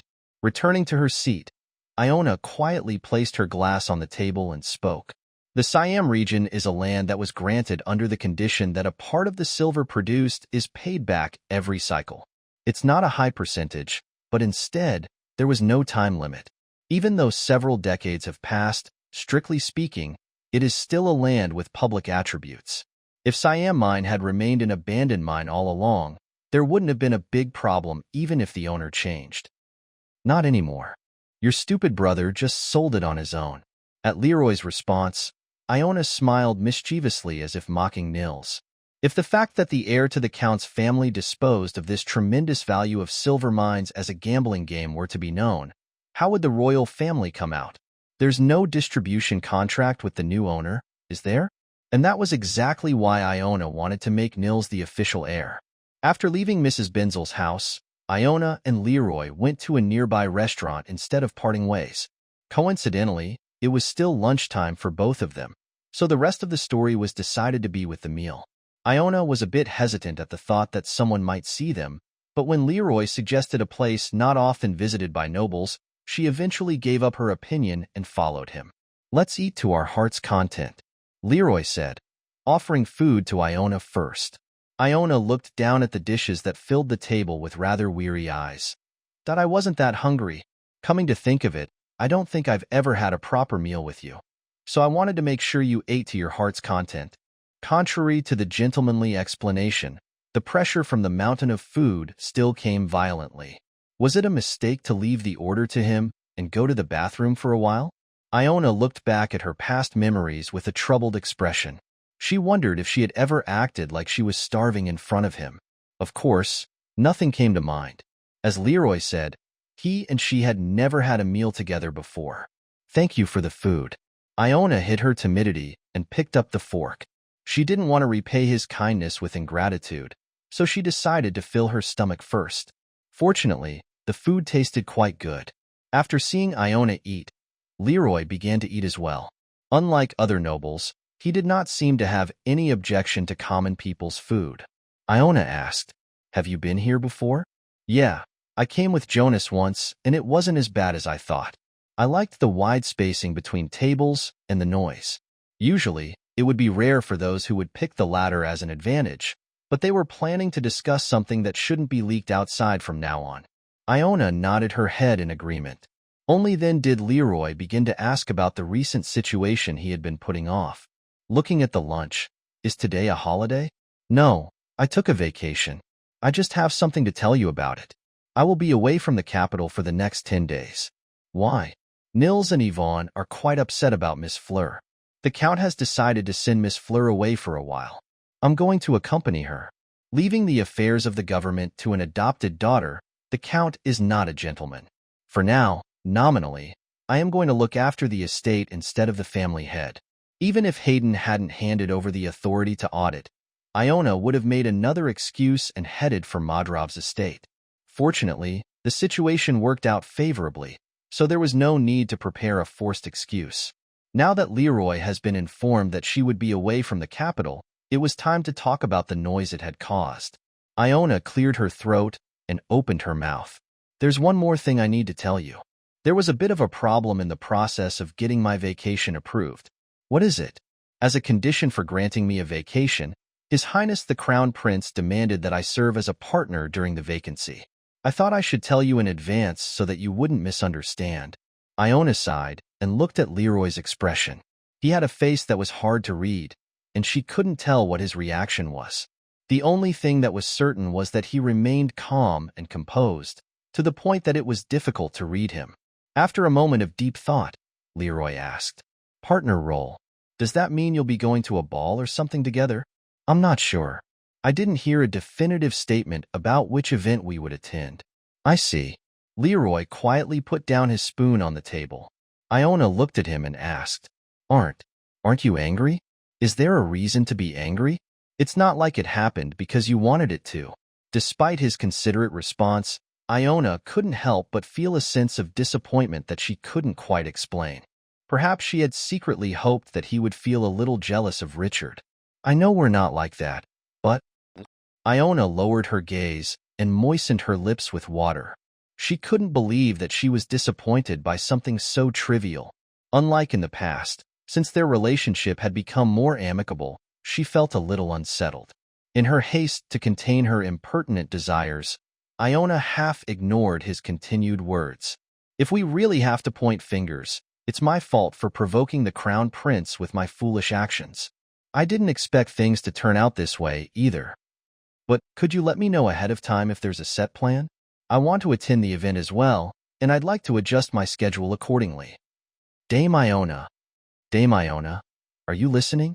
Asking that, Leroy stared at Iona. After a while, Iona noticed his gaze and suddenly raised her head. She had been so lost in thought that she had completely missed the conversation. Iona's face turned red with embarrassment since she rarely made such mistakes. "I'm sorry, what did you say just now?" "I said that I would like to attend the event where you will accompany the prince as a partner." "Oh, then I'll let you know as soon as the date is set." Despite Iona's pleasant answer, Leroy still had a puzzled look on his face. Leroy looked into Iona's eyes and asked, "Did something happen with the prince?" Iona was momentarily hot. It was because he remembered Richard's request to refrain from private meetings with Leroy. Even though this was something she had to share with Leroy, Iona couldn't open her mouth easily, because she didn't want to show an attitude that seemed to give priority to Richard in front of Leroy. However, it was not something that could be kept hidden, so Iona had no choice but to reveal the truth. "He told me not to meet the Duke in private anymore. So you were planning to meet secretly again today?" There was a need to handle the mining work secretly, but yes, to some extent. Iona answered with a sigh. Now Iona was in a very halfway position. Although she was about to marry Leroy, the ceremony was not formally held, and even though she was planning to leave the crown prince, she did not quit her knighthood, and she was planning to seize the county soon, but she was still staying in one family. In order to solve the problem easily, she couldn't make enemies, so naturally her range of action had to be narrowed. It was necessary to fool Richard by pretending to be on his side, at least until she secured the title. However, Leroy seemed to have accepted Iona's prudence a little differently. He called her with an unfamiliar expression. "Dame Iona." "Yes. If you're swayed by that man, you can be honest with me." Iona paused for a moment. Did he think she hadn't completely abandoned her loyalty to her former lord yet? Iona protested, putting strength in her voice. "How could you say that?"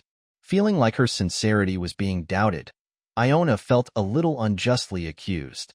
However, Leroy said as if it were a matter of course. "It's my theory that one can't just ignore the affection they had developed from living together for a long time. I can't ignore the affection I've been with for a long time." Iona couldn't deny those words completely. Even though she had left Reichardt, she didn't completely hate him like the people in Madrov did. However, that didn't mean she wanted to go back to the way things were before. Holding the knife handle tightly, Iona spoke absent-mindedly. "Of course, I can't just pretend that the past never happened. Even if our relationship has gone bad, it doesn't mean that only bad memories remain. That's why I haven't really thought about killing him, or anything like that." "Killing him, Do you really want to go that far?" Leroy murmured in confusion, his voice tinged with a faint hint of bewilderment. Since he did not know her past life, this reaction was embarrassing. Iona was a person whose age and depth of experience did not match. It was only natural that those who lived in the present could not understand the emotions she had accumulated towards Richard, which had been building up for 10 years. Iona cleared her throat slightly, thinking that she had inadvertently shown her excessive intentions. Leroy leaned forward, resting his chin on his right hand as he looked at her intently. It seems that your resentment towards the crown prince runs deeper than I thought. I don't think that's necessarily true. But you came to me because you were angry with that man, didn't you? The crown prince was foolish, and you were wise. I was lucky. Isn't that right? Picking up the cutlery again, Leroy began dismantling the roasted duck in front of him. He trimmed the meat cleanly and placed it on Iona's plate. Iona looked down at the white piece of meat and thought for a moment. I'm angry. When explaining to Leroy why she had betrayed her lord, Iona had used the phrase, I learned that the person I was loyal to wasn't worth it. Thanks to this, he seemed to think that the crown prince had done something that angered Iona. Actually, this wasn't even a bad guess. It was more of a feeling of helplessness than anger, though. Giving up one's life for one's lord was definitely a knight's duty, so she never resented Richard's choice. But apart from that fact, Richard had always emphasized to her that their relationship was more than master-servant. On that day, Richard abandoned Iona at death and ran away, abandoning all those personal ties. Whether as a family member, as a friend, or in any other sense, he did not stay by her side. So Richard became a person who could no longer have any meaning to Iona. It was because he had told her that himself. Duke, I am not angry with Richard.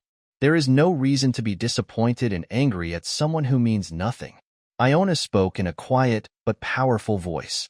It's been a long time since I gave up all my feelings for the crown prince, whether it be affection or resentment. So there is nothing to be shaken about. I understand roughly what the Duke is concerned about, but I will do my best so that you don't have to. Hearing Iona's promise, Leroy silently wiped his mouth with the palm of his hand. Then a long sigh escaped him. Iona felt a little nervous because he didn't come back with an affirmative answer saying that he knew or believed.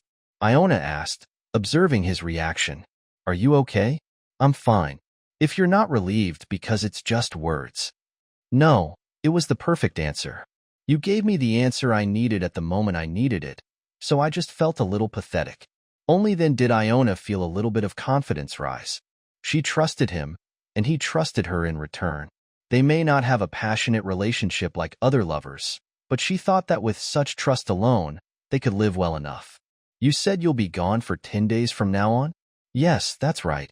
10 days. It's quite a long time. Leroy murmured with a strange sense of regret in his voice. As he had said, although 10 days were by no means a short period of time, in reality, Iona felt that the schedule was quite tight. Even though there was not a lot of work to do in the Madrav estate, she had to hasten her return in order to meet her appointment with Viviana in the capital. Due to contacting Viviana earlier than expected, the schedule was twisted differently from the plan. Since it was meaningless to say that she would come back as soon as possible, so Iona gave a different answer instead. I will contact you as soon as I return. Yes, if possible, be the first to inform me. I, the broad-minded one, will try to tolerate the crown prince's childish pranks a little longer. Whether it was a joke or a serious remark, Iona couldn't distinguish, but she replied silently with a nod. Only then did a thin smile appear on Leroy's lips. He said softly to her, Then take care and come back safely. I'll be waiting for you. It was a reassuring voice that put Iona at ease. The carriage heading to the Madrav's estate quietly departed at the dawn of the next day. Iona had to leave the capital as quickly as possible if she didn't want Yvonne or Nils to have any time to intervene with Fleur. Iona crossed the castle gate before the morning sun, taking Fleur, who was dressed in a different way than usual. Looking at Iona, Fleur said in a tired voice, We are leaving early. You must have had a hard time waking up in the morning. I'm sorry. It's okay. I'm a nocturnal creature anyway, so I didn't sleep at all. Iona remembered Fleur, who had been asleep until broad daylight. Apparently, she tended to fall asleep in the morning. She seems to be drinking quite a bit too. Iona could still smell the faint smell of alcohol on her breath. It wasn't that she was leaving the capital for a good reason, but recuperating in a place with good air didn't seem like a bad thing for her either. The necessary expenses were to be paid by Count Madrav, and Iona still had half of her due. Perhaps she would be able to enjoy a very relaxing vacation. She, of course, should have taken care of the little things she asked for. Iona, who was looking at the distant ridge through the window, closed the curtains. Because only a small lamp was lighting the inside, they could barely see each other's noses and eyes. I will briefly explain the schedule. I will drop you off at a private house on the outskirts before reaching the Lord's house in Madrov Manor. A maid in the wagon is going to help you there. Did the Count even assign a maid to spy on me? It's the bare minimum safety measure. Iona was reluctant to take Count Madrov's servants, but she couldn't stop Hayden from appointing a maid to take care of Fleur. Although Iona was officially responsible for Fleur's movement under the pretext of inspecting the territory, she couldn't personally stay and look after her. Iona, who was lost in thought for a moment, said, "The Count wants you to be very quiet. Not only me, but even the assistant lord who has taken charge of the estate will give separate instructions to manage you. Count even requests that you be disciplined and refrain from unnecessary chatter." Hayden was a cautious person. He would rather keep her in his reach than send Fleur out of his reach. It was a message to the acting lord, Baron Franz. That's exactly what's in it. Iona opened the lamp cover and scorched the end of the letter. The small fire engulfed the dried paper and quickly grew in size. Iona opened the window and let it flow outside. "But I will not pass this on. I want you to do the exact opposite of Count Madrov's wishes. Is this a new deal?" Life returned to Fleur's eyes. Apparently, this situation of being involved in a conflict within the Count's family seemed very interesting to her. All you have to do is put on expensive dresses and dazzling jewels and walk often in crowded places. I will dress you up as if you were the beloved concubine of Count Mordlov. I heard there's a maid watching over me. The Count is someone who thinks that all the servants of the mansion are loyal only to him. But well, people are always driven by money. The maid whom Hayden decided to assign to Fleur was a child whose income was poor enough to volunteer to look after his mistress. In the first place, he met women like Fleur because they were easily identifiable due to their lack of education and obvious motives. Hayden thought that Fleur would take care of herself if he gave her a little scare through Iona or Baron Franz. The fact that Fleur pleaded with the Count in tears was one of the reasons why he lowered his guard. The guard, whom Hayden had chosen with a complacent heart, easily fell for the gold coin Iona offered. The young maid was going to take care of Fleur's life very carefully, as well as deliver various news to Iona while remaining in the Madrov estate. Fleur lifted her chin and asked in a deliberately coquettish tone. It was a fact that Iona felt from the last meeting, but she was quite quick-witted. Without Iona explaining in detail, Fleur would quickly figure out how she was supposed to move and what it meant. She hides her cleverness from Hayden only because she knew it was the Count's taste. Iona swallowed a laugh when she thought of Hayden, who believed that he was in control of the relationship. "I'm glad you understand quickly. What about the pay? It's the same amount as last time. I think I did pretty well back then, but is there any bonus? I have a dress and jewels that the Count gave me. I brought it because I thought it would be quite useful for this job, but I'll hand it all over. They were things that would be thrown away without being touched anyway. It would be nice if it could be put to good use like this." It was something Hayden had prepared to change the mind of her daughter to be, so it must have been quite expensive. Even so, Fleur blurted out her words as if she didn't like something. Instead of answering straightforwardly, she crossed her arms and leaned her head against the window frame. She asked, looking up at Iona with narrow eyes. "It seems like our knight only assigns me to bad roles. Why is that?"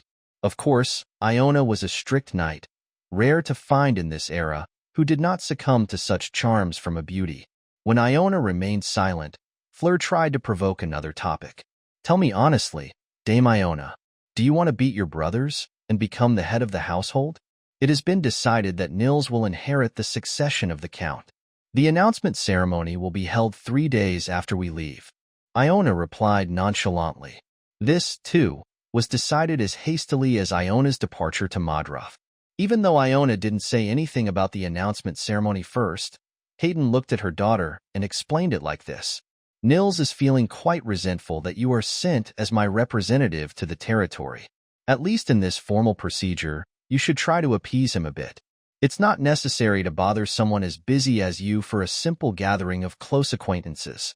The explanation sounded plausible, but Iona understood Hayden's true intentions better than anyone else. The toast will be lifted only when there are no disruptions. It was clear that he intended to exclude her, but the timing itself wasn't bad. Iona didn't want to offer congratulations or greetings in front of Nils as if she would become a future head of the household. Being the heir does not mean becoming the head of the household. At that moment, Fleur sharply pointed out. Iona agreed with her opinion but continued to give canned responses outwardly. Nils is an heir to the Manhwa family.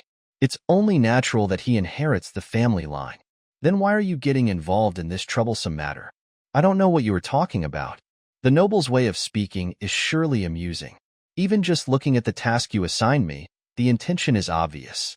Nevertheless, everyone obediently follows orders with discretion. That's wiser. In response to Iona's polite warning, Fleur eventually gave up on the newspaper and corrected her crooked posture.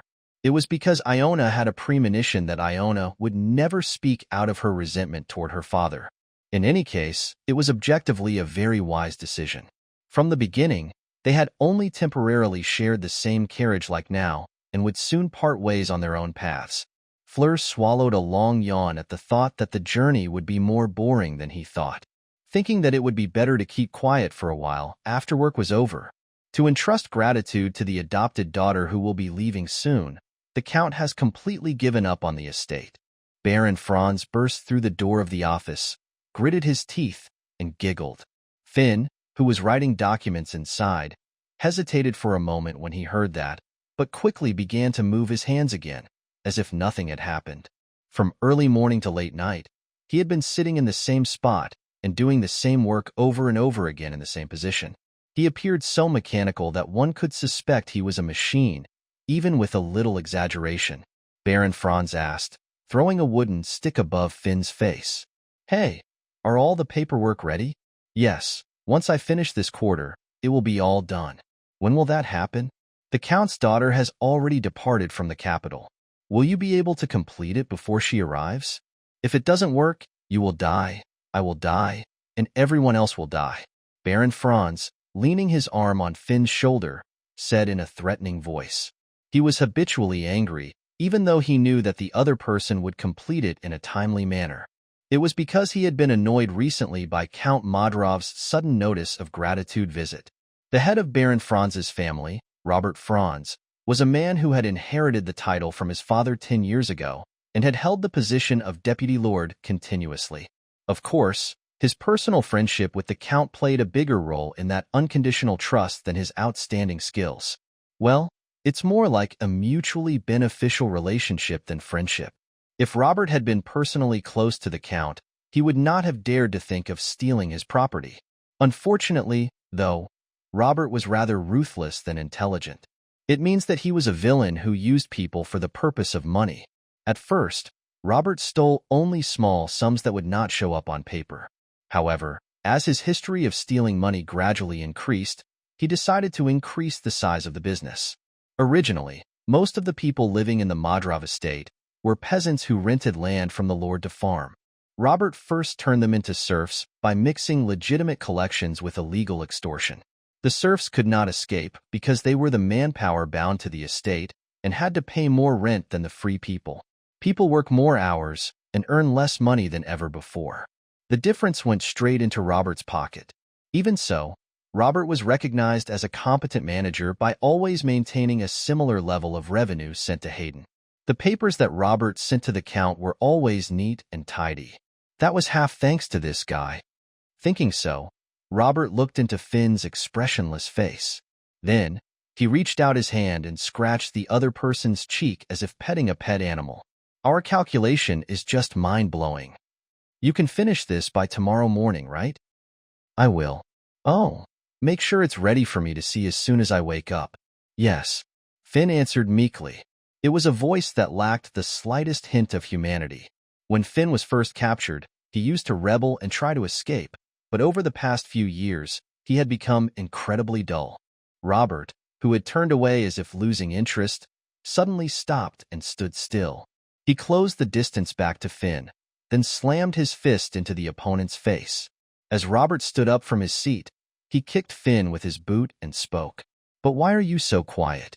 Do you really want to see your father end up like that? Is that why you're acting like a coward?" If the words were long, they would have been criticized as such. "No. Look at this," I'm making you talk more again." As he said that, Robert sat down on Finn's back. As always, as if the violence toward the Finn was nothing more than a way to vent his anger, he murmured annoyedly as he tousled my bangs. "Ugh, why do I have to suffer like this because of that woman?" The gratitude visit, which happened once a year, was the most nerve-wracking time for Robert. It was because if Count Modrov suspected anything about his management of the estate, it would be troublesome. He had to inspect the servants, prepare fake ledgers to present to the Count, and even tidy up the Lord's quarters in the meantime. It couldn't be anything but a nuisance. But this time, it wasn't even the Count himself, but his adopted daughters. And at that news, Robert was dumbfounded. If he's busy, he should just skip it to some extent. Why does he have to send his daughter again? Robert, who had been staring into air, suddenly turned his gaze down to Finn beneath him. "Finn, what should I do? Should I make a good impression on that woman? Adapt to her tastes?" Finn felt puzzled. Even though she is an adopted daughter, wasn't she a young lady who had been officially registered in the Count's family? Moreover, since she was about to marry the Duke, it would be better not to create something that would get caught in the first place. Finn opened his mouth in silence, thinking that it was a question with a predetermined answer. Yes, because she has a position that cannot be ignored in the capital. That's right. She is even about to marry the Duke. Robert's eyes narrowed. He seemed to have some great regret about that fact. Robert let out a dry chuckle and muttered incoherent words without order. "But, that doesn't make sense." "Yeah, it doesn't make sense. If it were Yvonne, I could understand, but..." Not knowing why Robert was doing this, Finn just kept silent. Seeing the other person's excited rambling, Finn wondered if Robert had taken some kind of drug before coming here. In any case, the important thing was not to provoke such a Robert. If Finn could safely get through this period, it didn't matter if she was the eldest daughter or the youngest daughter of the Modrov family, the woman who would marry the Duke. "Oh, is this the first time you've seen her?" Robert asked as if he had just remembered. Finn only nodded in response. His senses were gradually fading away beneath the weight of Robert. "That's right. So the story is like this. When that girl was young, she was heavily oppressed by the Count. She was practically a captive. So, from that age, she went into the palace and behaved like a dog." Robert muttered inaudibly, resting his chin on his hands. Nervously biting his nails, he immediately got up. Until then, Finn lay still on the floor, holding his breath. It was an uninteresting reaction, but observing the defeated figure with his head bowed gave Robert a somewhat satisfying feeling. Robert spoke with a slightly kinder tone. "When you're done with that, hide the original ledgers as usual in a safe place." Then he forcefully stomped on Finn's hand with the sole of his shoe. Finally feeling somewhat relieved, Robert hummed a tune and left the room. After confirming that Robert had disappeared, Finn touched the ground and stood up. His leg was numb, which had not been bleeding for a while, but first, he collected the papers that had fallen nearby. To meet Robert's deadline, he had to resume work immediately. Sitting in front of the desk again, Finn thought as he adjusted his glasses. She grew up being abused, but she's an adopted daughter who later became great. For Finn, she was the type of person whose tendencies could be somewhat anticipated. To succeed amidst persecution, one had to either be wicked or devoid of pride. Whether this adopted daughter was an ambitious young lady or a flatterer, there was little chance the Count would take a proper interest in the management of an insignificant territory. Nothing will change. She could either settle for the current situation or worsen it. Either way, the fact remained that the future was bleak. Finn closed his tired eyes. After 3 days of arduous travel, Iona and her party finally arrived at Modrov's estate. Although they made a stop in a village halfway to rest and replenish, the accumulated fatigue in their bodies couldn't be ignored. Fleur, who got off the carriage, headed straight to the house where she would be staying without looking back. It seemed like she might be changing her day and night routine for a while. "Shall we leave for the Lord's manor?" "Yes." At the coachman's question, Iona stopped watching Fleur through the window and turned her head. She was worried because it was a private house on the outskirts, but the building was not as shabby as Iona thought. It felt like a small villa built by nobles on purpose to enjoy an idyllic life. It was fortunate for Iona, who was even thinking about changing the lodging at her own expense. She couldn't let a woman who was the Count's favorite concubine live in a shabby house. It's a bit of a problem to be in a location that is not visible to others. For the time being, it occurred to her that she should pick out people who were light-mouthed and put them under Fleur. In a small community, the words about Fleur would quickly spread.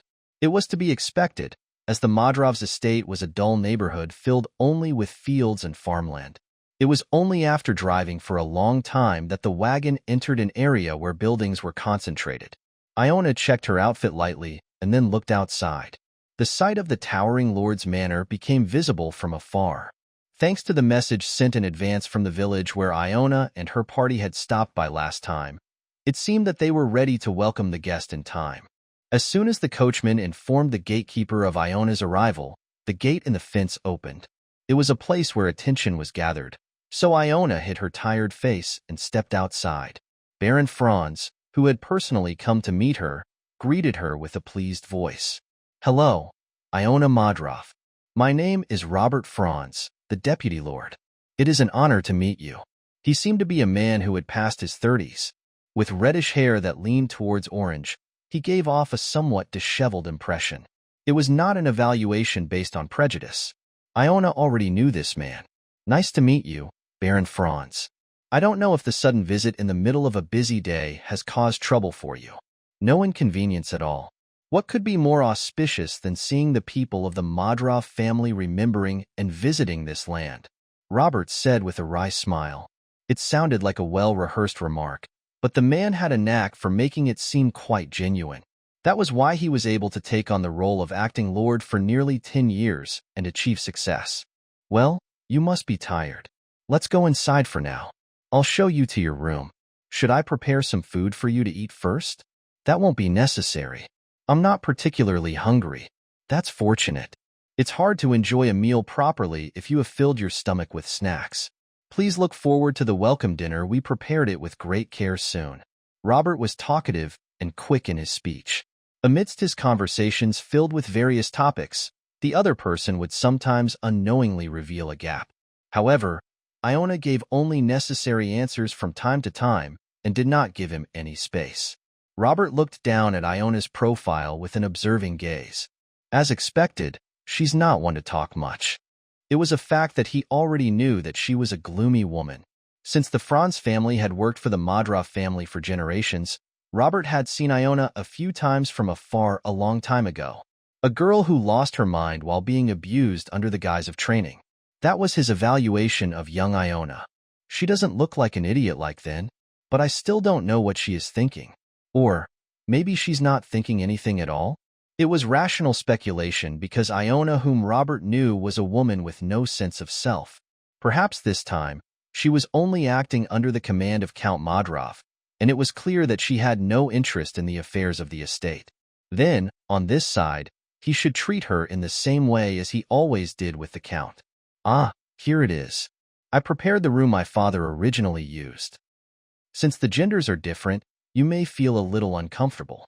If you need anything more, feel free to let me know through the maid." Saying that, Robert waved his hand toward the maid who was waiting. The maid who stepped forward nodded and greeted Iona. "Hello, Miss Iona. I'm Sophia. Although it is a short period of time, I will serve you wholeheartedly." Iona, who had been looking around the room, slowly turned her head toward her. She greeted her with a slight nod of her head and then walked inside. Arriving inside the room, Iona said, holding her hand on the smooth wooden desk, "I'd like to spend some time relaxing alone before dinner time."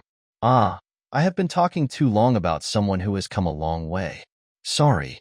Robert apologized with an exaggerated look of regret. He hurriedly left the place after leaving the words to rest comfortably. He was impeccably behaved on the outside. After confirming that the door was closed, Iona sat down on the desk. Marcia then began to unpack the luggage that the servants had moved as if her real work had begun.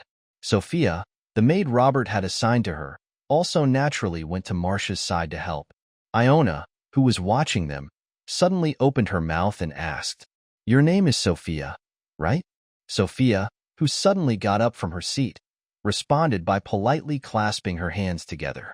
"Yes, lady." If you're entrusted with important tasks like this, you must have quite a long working experience here. Were you also in charge when the Count visited? Yes, I was. Sophia answered with a proud expression on her face. Whether she thought she needed to gain Iona's trust or not, she provided sincere answers to Iona's continued questions.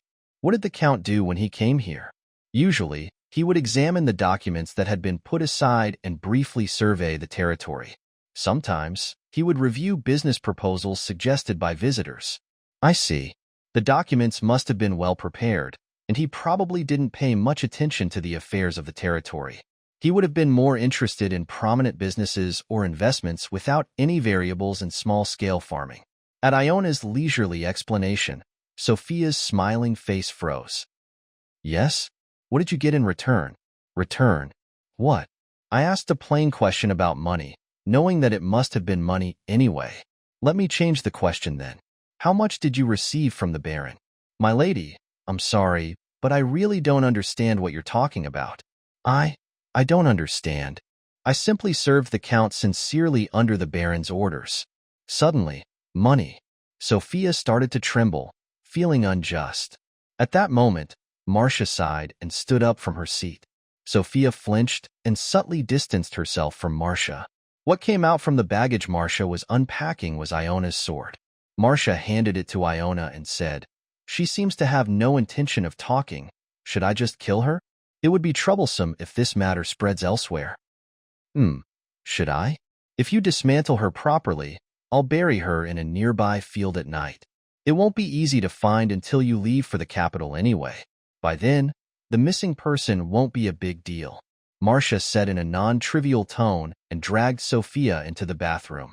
Wanting to do something, Iona followed Marcia as if possessed. Marcia asked Sophia no more useless questions. She just spread a black cloth over the tiled floor, then took out some cleaning supplies and laid them out nearby.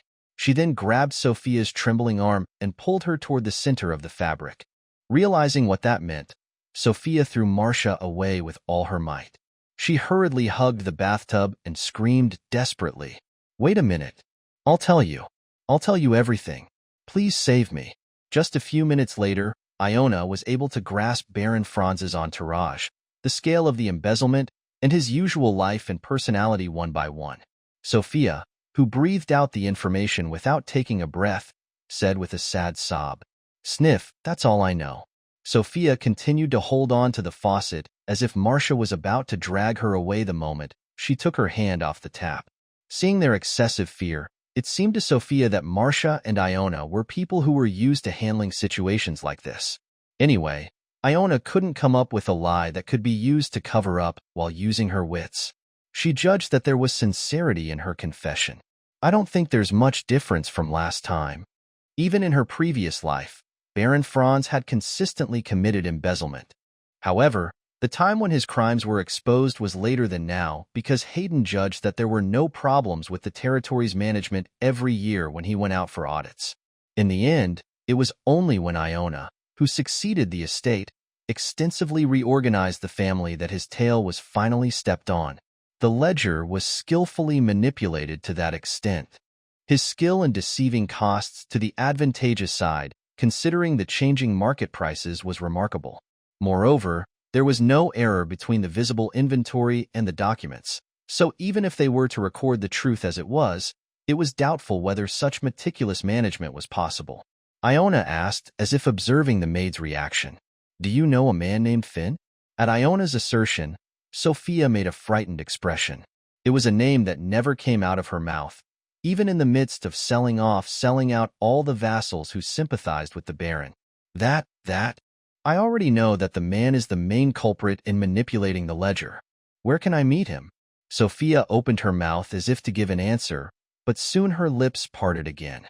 Sophia looked at Iona with trembling eyes and asked, "You won't kill him?" It seemed that she thought that just like she was threatened with her life, the same danger might befall the man named Finn. It was a bit surprising that she still had enough conscience to worry about others despite being a swindler. While Iona was inwardly amazed, Sophia hurriedly defended Finn. "He doesn't do those things because he wants to. Really, everyone who knows the situation says that the Baron will be punished." If you have pity on him and save him, he will repay you more than twice as much. This, too, was a fact that Iona already knew. In order to draw Finn to her side, Iona had the intention of using the story of the Baron will be punished. But if you ask how I knew, I have no answer. To avoid giving an unnecessary suspicious impression, it was necessary to prearrange the cause and effect. Iona decided to make use of Finn and the woman she knew. Iona asked indirectly, if he is not doing this willingly, does it mean he is being blackmailed? Yes, that's correct. Robert is an even worse rascal than you think, my lady. Somewhere along the line, the title for Robert had changed from Sir to Rascal. Why didn't anyone resist when he oppressed the tenant farmers and forcibly turned them into serfs? Mr. Finn's father, Mr. Peter, was one of those who stood up against the Baron's tyranny. He managed a considerable upper estate, so if he had just stayed still, he could have protected his own well-being. But instead, he sided with the oppressed and suffered unnecessary consequences. Robert regarded Finn's father as a thorn in his side, always interfering with him. Unlike the helpless farmers, Peter, the head of the guild, had the ability to contact the Count directly, which made Robert uneasy. Robert acted as if he was representing the will of the Lord, taking advantage of the Count's inability to visit the estate, but this was a story that only existed when the Count was unaware of the fact. If, by any chance, the Count received a complaint or realized the truth, it would be difficult. First, Robert captured Finn's father and imprisoned him. Then, while the merchant company was in custody, the merchant company was forcibly seized and searched, and charged with tax evasion. It was a matter of an instant for one of the stable upper ranks to disintegrate in the air. Mr. Peter naturally collapsed in shock. Finn, who had left the area for education, heard the news belatedly and returned. Finn tried his best to resolve this matter, but it was all in vain. In a land the Count did not look into, Robert was like a little king. Due to the fear that people themselves might face similar situations, no one dared to help Finn and his father. This was because Robert had instilled fear in everyone through his ruthless actions, using all means and methods. To make things worse, Mr. Peter started to get seriously ill. Gnome Robert has given Mr. Finn some dirty work under the pretext of paying for the sickness.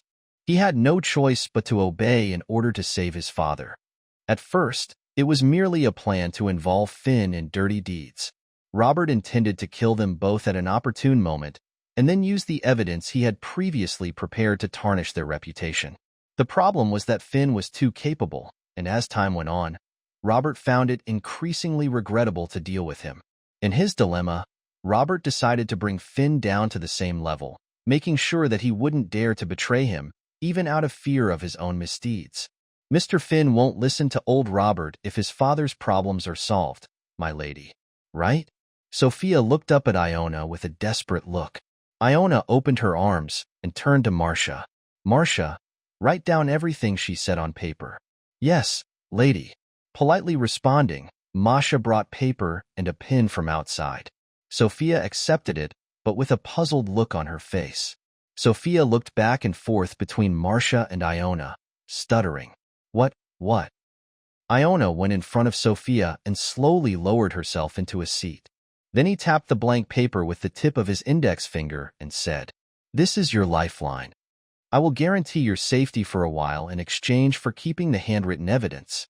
If you don't want to see me hand this over to the Baron, you'll have to obey my orders from now on. Do you understand?" Yes. Sophia answered as if possessed. Whatever the demand was, it meant that Iona would spare her life. As soon as Iona got up, Sophia quickly began to write down what she had said on a piece of paper. Iona left Sophia and came out of the bathroom with Marcia. There was still a little time left before dinner time. Marcia asked, looking back at her unfinished luggage. "Shall I prepare the dress? Who am I trying to look good for?" When Iona smiled and asked back, Marcia said, "Well, that's true." And she quickly agreed. As Iona began to unbutton her coat, Marcia came over and helped her undress. Iona glanced at the bathroom door and whispered in a small voice, "I was planning to offer more money than what the Baron gave." Marcia lifted her left arm and raised her eyes, probably feeling frustrated by Iona's nice voice. Why would you waste precious money on a con artist? What's the point of carrying that around? Just give it to me instead. It is not difficult. Responding with a smiley voice, Iona recalled the image of Marcia taking out a knife and handing it to her. In that situation, there was no way to question what she meant, so Iona roughly went along with it. But she never expected the situation to be resolved so smoothly.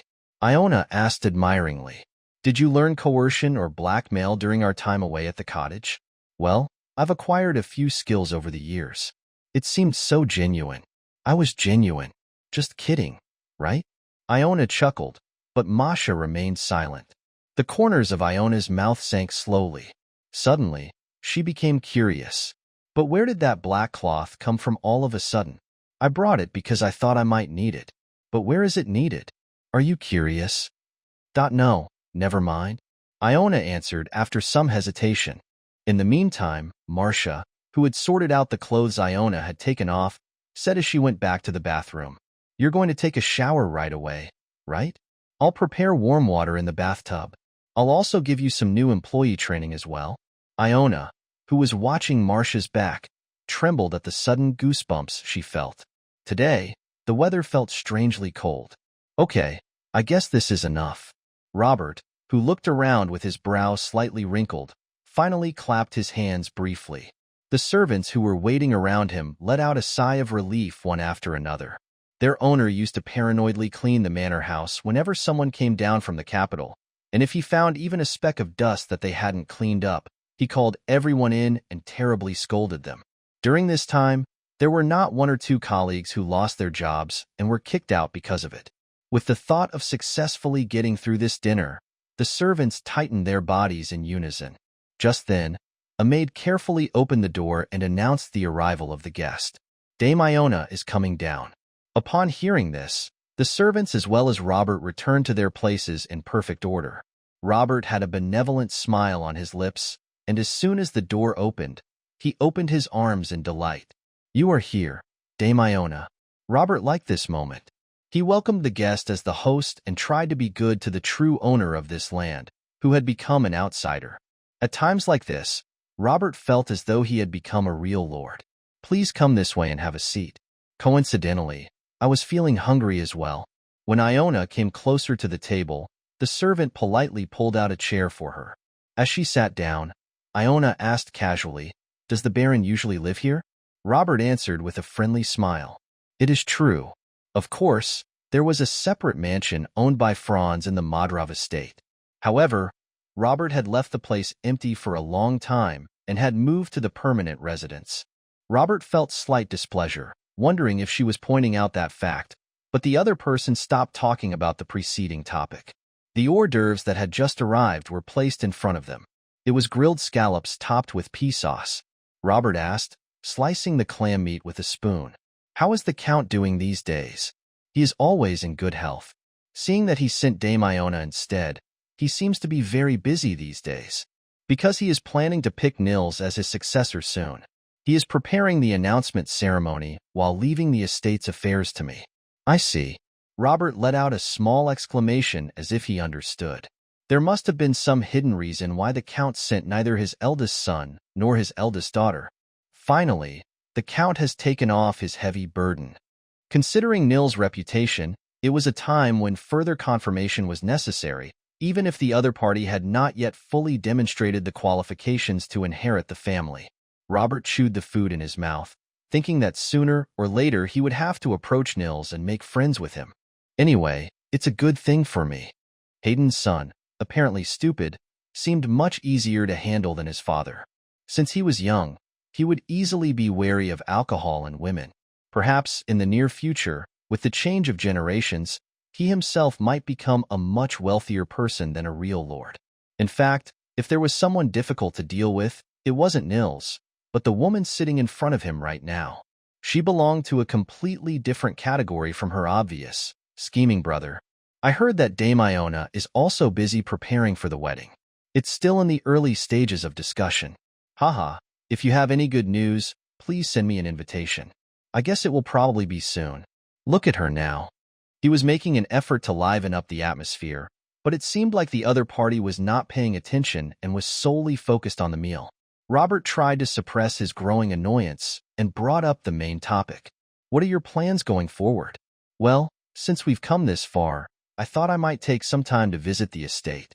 I'm tired and want to rest early today, so tomorrow would be appropriate. Ah, then I will guide you myself. Would you like to take a tour of the office before that?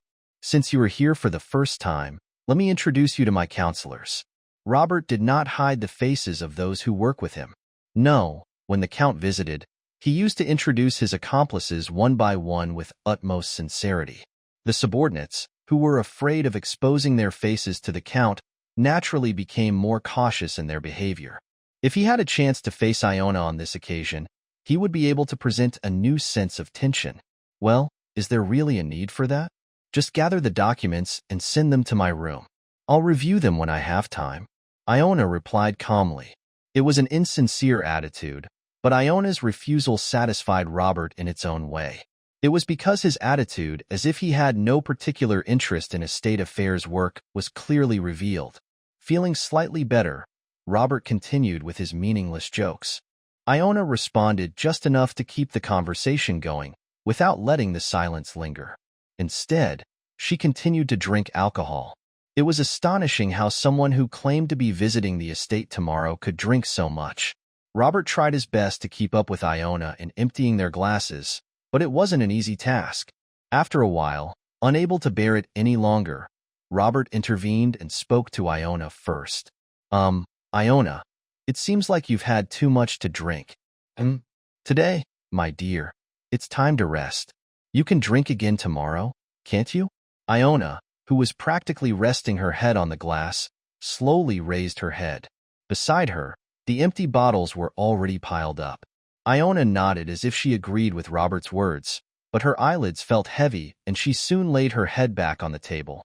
Dame Iona. Robert, too, was drunk, though not as much as she. If the opponent had an injection, it seemed that there would be no way to deal with it. Robert managed to get up from his seat. Suppressing the hiccups that came rushing in, he waved his hand at the servants. Take Iona to her room. Slowly. And while you're at it, move the prepared documents as well. Iona was already half asleep, so she didn't move. The attendants carefully picked her up and left. Robert shook his head and took hold of his glass. As he swallowed a gulp of cold water, he felt his senses returning a little.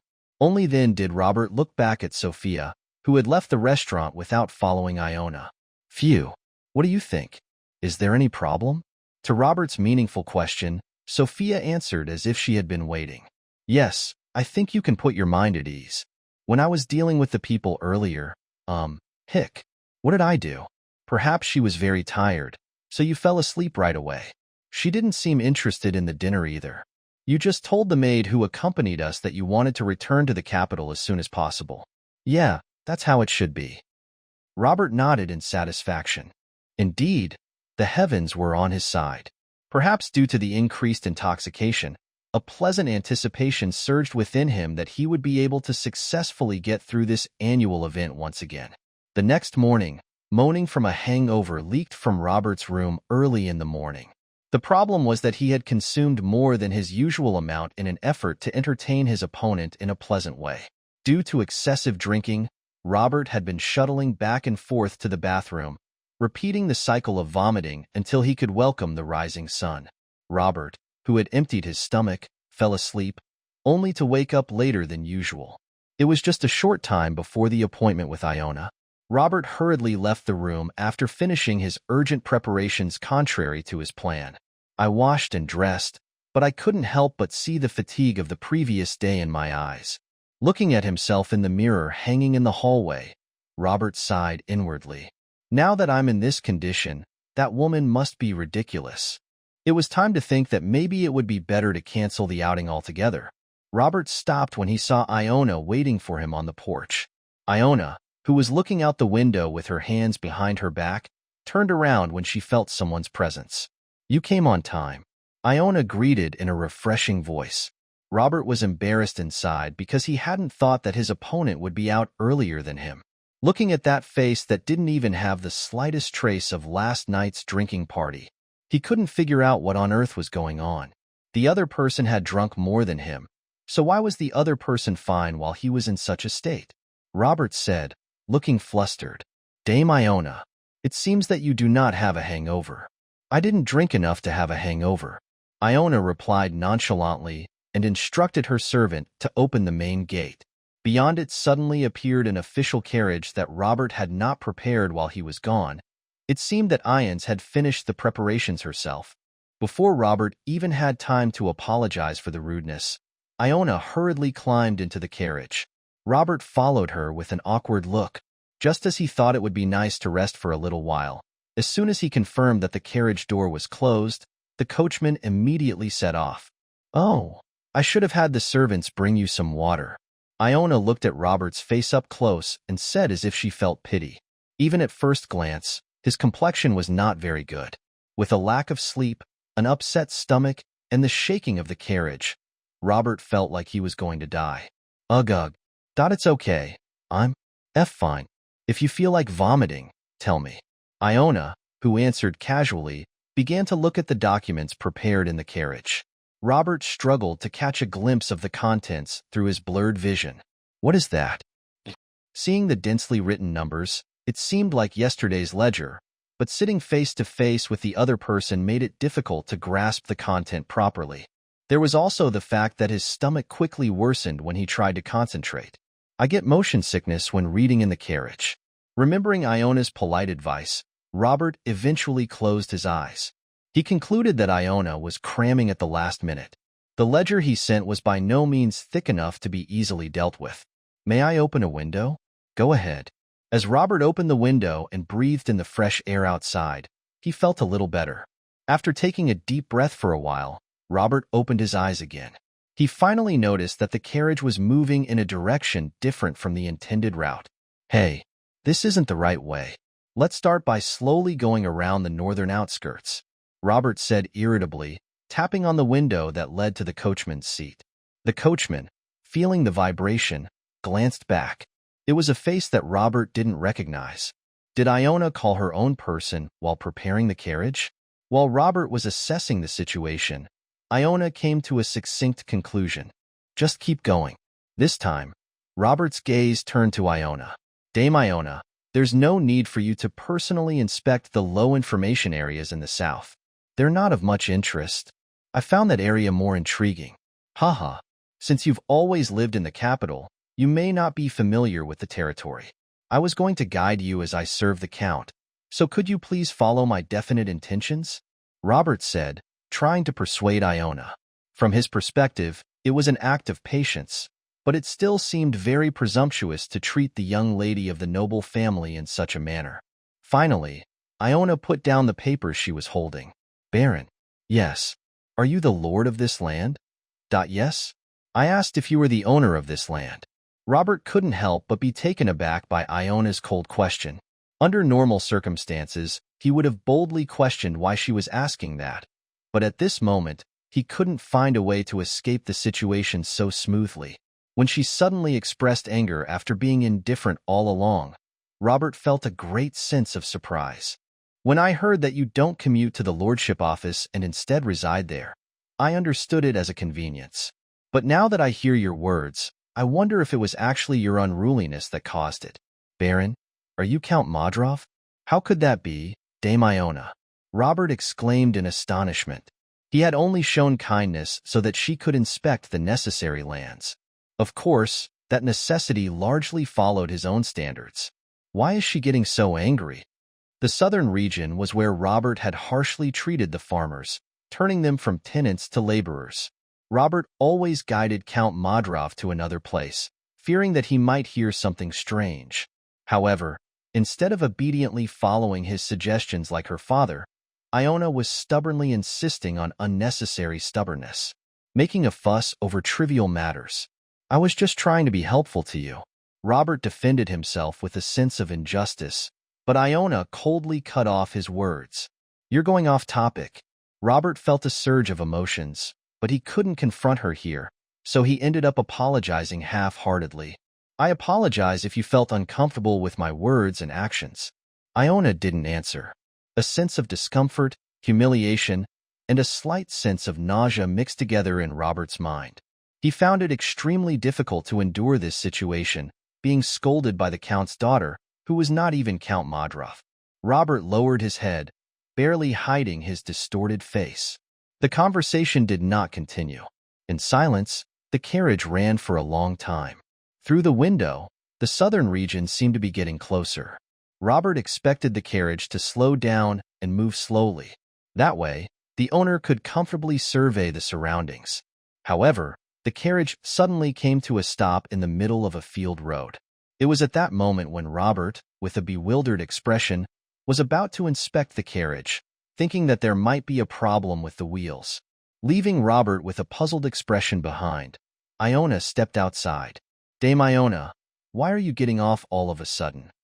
Robert stopped talking abruptly.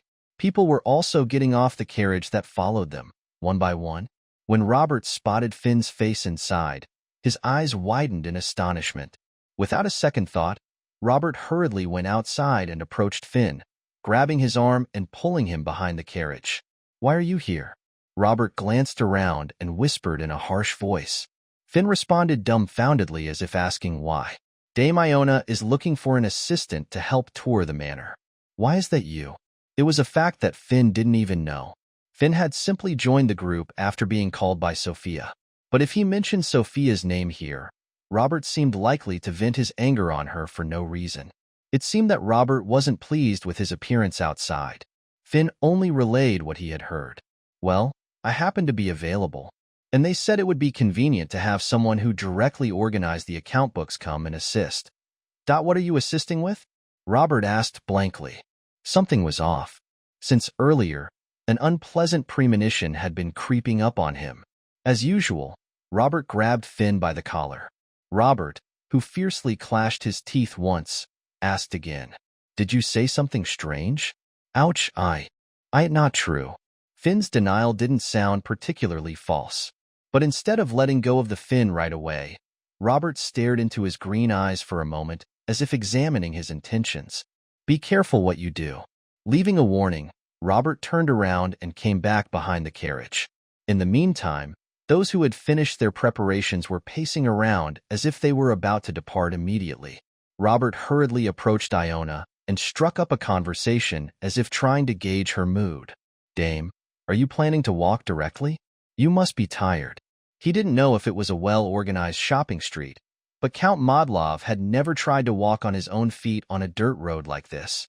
It was because his clothes would quickly become dirty with dust, not to mention the foul smell of manure. When Robert pointed to the ground with his fingertips from inside the comfortable carriage and explained, "This is the amount of money from here to there," the Count would nod his head in satisfaction. Why does his daughter choose to go through unnecessary hardships?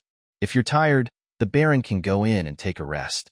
"No, I'm just afraid Dame Iona will be having a hard time. The Baron seems to worry a lot. Or perhaps there are many things to be anxious about." Iona smiled softly after asking. While Robert froze in response to her thought-provoking question, Iona began to walk ahead, leaving him behind. Servants carrying documents and luggage lined up and followed behind her.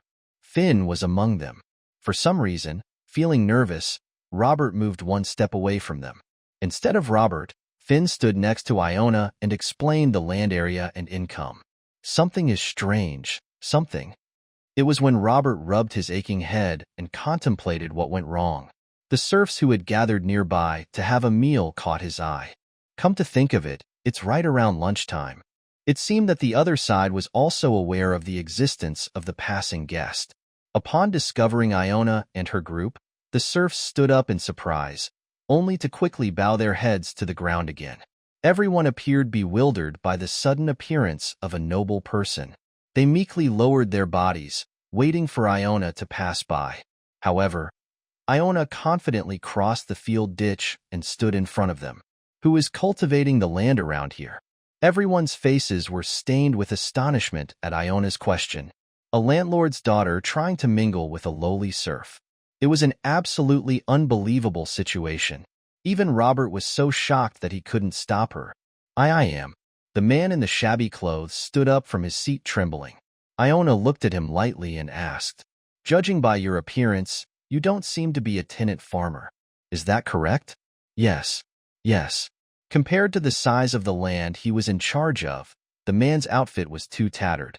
Even the food he was holding was so poor that Iona wondered how he could muster any strength after eating that. However, Iona's eyes did not show any sympathy. Iona turned to Finn and asked in a cold voice. Looking at the documents, it seems that this person is in charge of about 6 lands. Is that true? Yes, that's right. Finn replied with a bewildered look.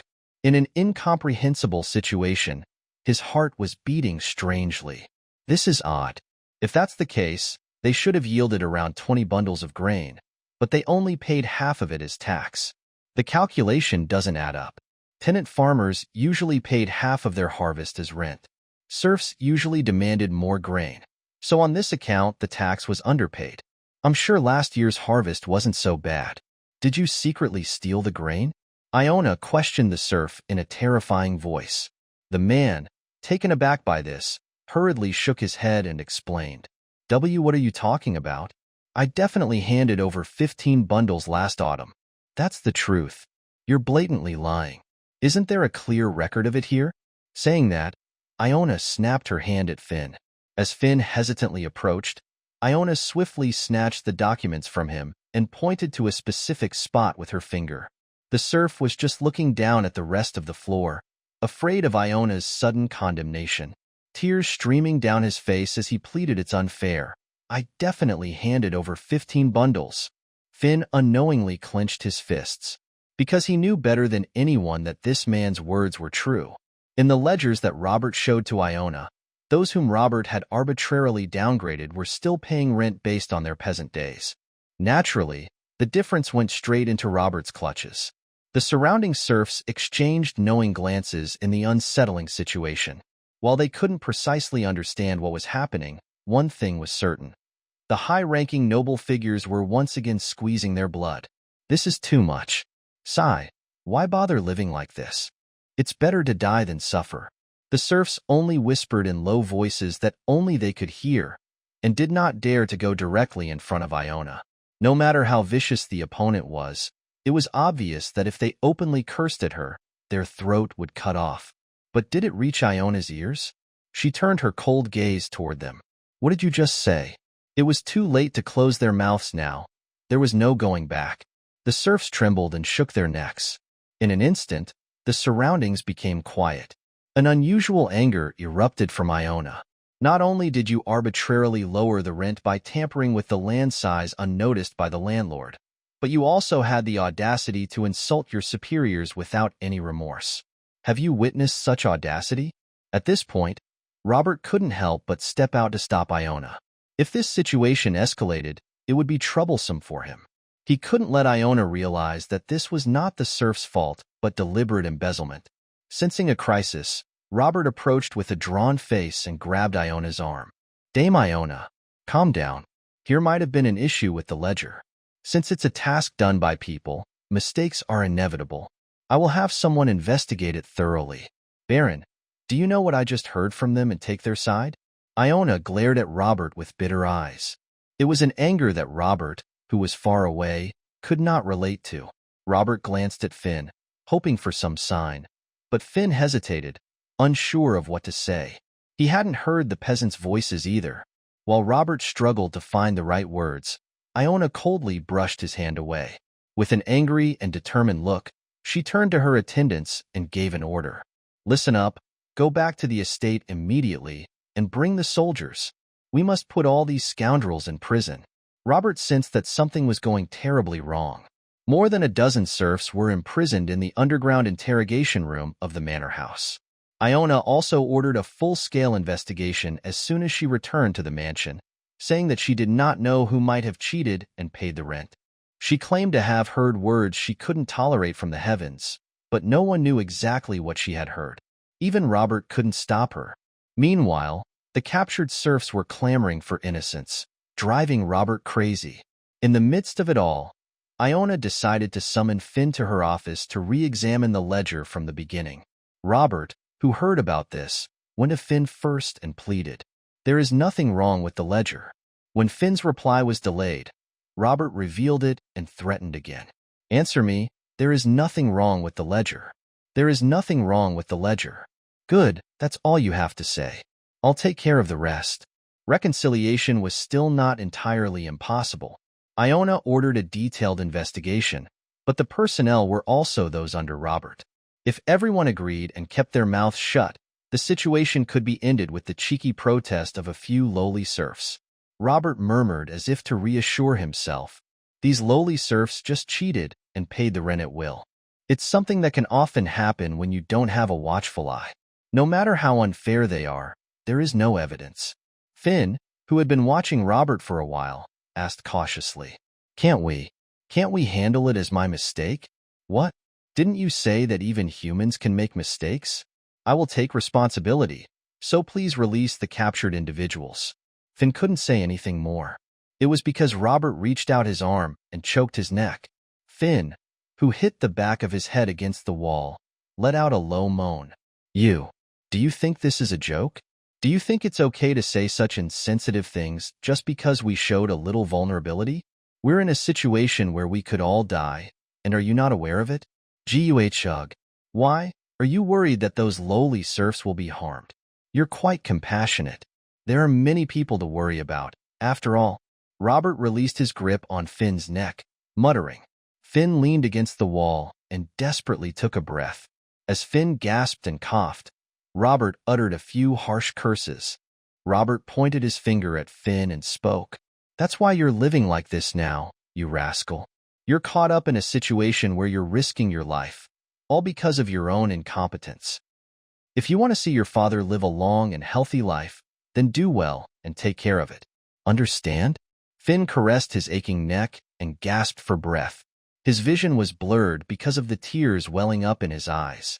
Robert briefly stuck out his tongue as he observed Finn's distressed state. Before you go to that woman, tidy up your appearance. Maybe wear a cravat or something. Robert kicked the chair next to him in a fit of irritation and left the room. Finn said he was planning to meet Iona soon, so it seemed Robert couldn't bring himself to do anything more. Finn, who had prepared himself to be severely beaten, felt a sense of relief deep down, and he felt disgusted with himself for feeling that way.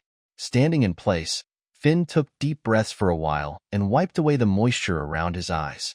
Looking at himself in the mirror, he tidied up his appearance and found a thin silk scarf as Robert had suggested. As he wrapped it around his neck, the red marks from his grandson quickly disappeared from view. With his usual expressionless face, Finn stepped into the corridor and headed toward Iona. After returning to the main residence, Iona had naturally pushed Robert aside and occupied the study. Finn left a polite knock and entered the room. I heard you called for me. Iona, sitting with her chin resting on her hand in front of the desk, turned only her eyes to look at him. Finn felt that she was observing him. After a brief search, she asked, Was your throat sore or something? Finn remained frozen in place. When he had checked in the mirror, all traces of the violence Robert had inflicted were completely hidden. He couldn't understand why the other person would ask such a question when there were no visible signs of what had happened. Finn reflexively denied it. What are you saying? That cravat, take it off. Iona ordered, pointing at him with her pin. Finn couldn't readily comply with her words. Iona's eyebrow raised slightly. Are you defying my words? In the end, Finn reluctantly raised his hand and untied the cloth covering his neck. He couldn't confirm with his own eyes, but the grandson's marks wouldn't have disappeared in that short amount of time. He felt her gaze lingering just below his chin. Is it the work of the Baron? Finn found this situation truly bizarre. He had just met Iona today. It was strange enough that she seemed to know about him, but what he couldn't understand was why she was showing interest in his wounds. Has someone in the mansion relayed the information? Was she trying to assert her dominance and show off her knowledge, as if she knew everything? If that were the case, he couldn't deceive her with half-hearted lies. Finn felt the need to mix truth with his words. He answered, playing the role of a faithful subordinate to the Baron. I failed to properly attend to the guests. Oh, is that so? Iona replied with a lack of sincerity.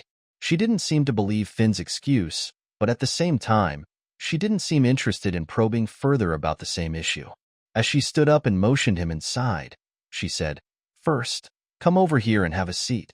Inside the study, there was a small room attached for meetings. After entering, Iona picked up a glass kettle placed on top of a low storage cabinet and poured herself water. Finn attempted to stand up and do it himself, but she extended her hand to stop him. Returning to her seat, Iona pushed a glass of water in front of Finn and said, "I apologize for not having proper tea to serve."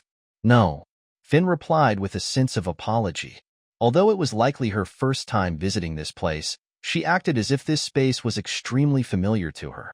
It was a strange feeling, as if she was receiving him as a guest. She suddenly asked, "How old are you?" 28. "Ah, I see. Around that age." Before he could feel puzzled by her inexplicable reaction, she threw the next question. "Since when have you been working for Baron Franz?"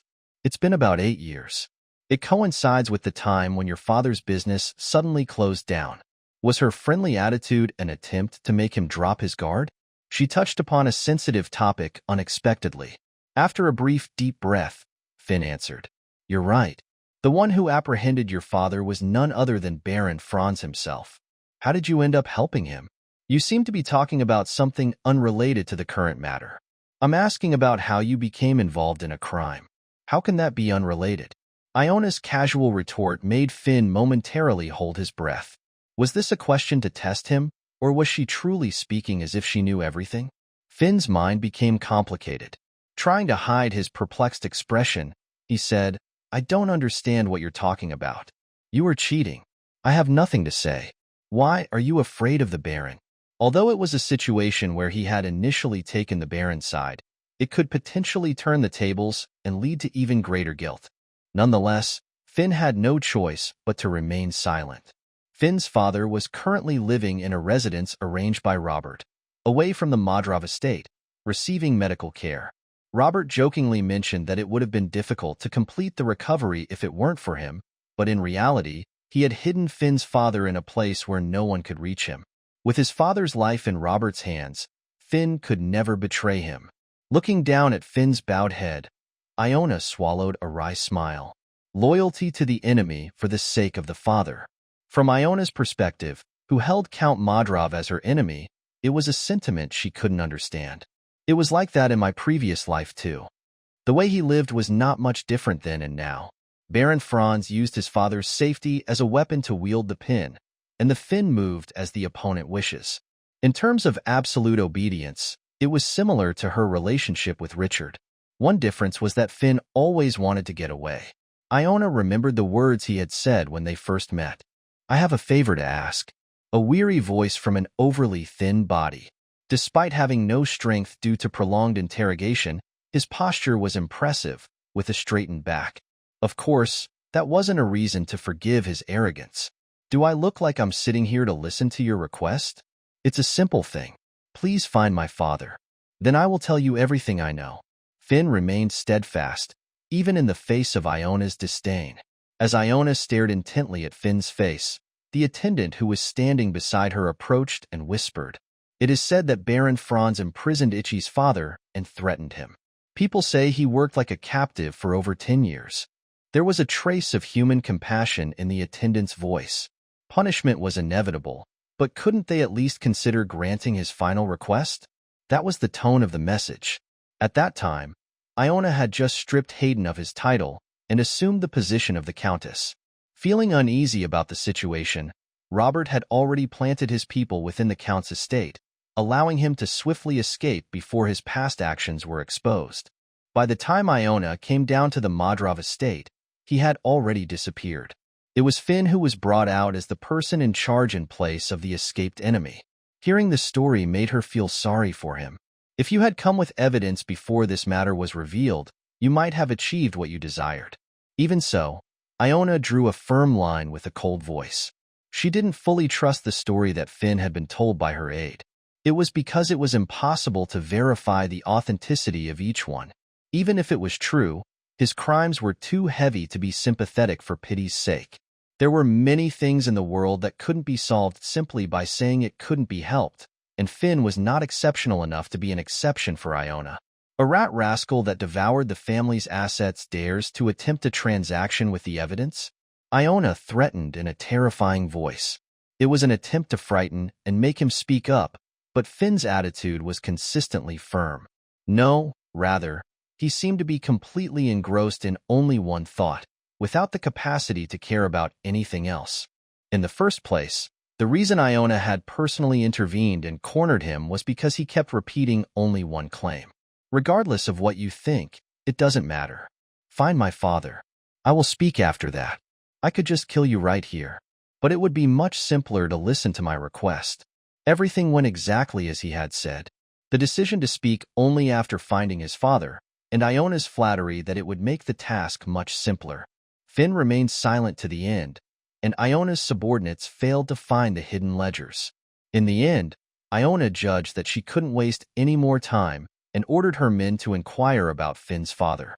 She had to resolve the territorial issue and return to her lord. There were no loyal followers who would devote themselves to a fugitive. Iona was able to find Finn's father shortly thereafter. No, whether she could say that she found him or not was uncertain. Iona closed her eyes for a moment and spoke. Finn, your father is already dead. As Iona finished speaking, Finn abruptly stood up with a pale, horrified face. It was the first dramatic reaction he had shown since sitting in this place. No matter how important it is to uncover the truth, how can you say such a thing? Do you think I'm lying? Iona could read Finn's thoughts without bothering to hear an answer. He wanted to believe so desperately. Didn't the Baron move him to another region when your father became seriously ill about 3 years ago? With the excuse of treatment, Iona said, searching for distant memories. At that, Finn was visibly flustered. That may be true, but I have seen my father even after that. I saw him alive with my own eyes. Your father couldn't last another year and died. That's impossible. I consistently receive letters, even just recently. Handwriting can easily be forged. Do you remember when was the last time you met with your father? The exact date was hazy, but one thing was certain, it was earlier than the time Iona mentioned. Since then, Robert has not allowed Finn to leave the estate any longer, using the excuse that he was busy with work. Because he could only meet his father under his supervision, Finn had to be content with occasional letters. I can't believe it. Finn gritted his teeth. It seemed that he could not bear to accept his father's death. Iona didn't say anything and just stared at the desk. She was there to give him time to accept the reality. Did he also realize that fact? Finn's eyes, which were glaring at Iona, gradually relaxed. Finn groaned and murmured, finally biting his lip to shut his mouth. Soon, his expression completely crumbled. With a trembling jaw, he managed to speak. Is that true? If I had thought of deceiving you, I would have allowed you to meet your father. But then, why didn't you? I didn't want to deceive you like Baron Franz did. Finn sat helplessly in his seat. He raised his hand and covered his eyes. But he couldn't stop the tears from flowing from top to bottom. Moisture seeped through his dry fingers. As if unable to suppress his emotions, he blurted out suddenly. Every day I thought I wanted to die. I guess I can do it now. His voice withered away, like a squeezed-out sponge, as it reached its end. He had cried like this before as well.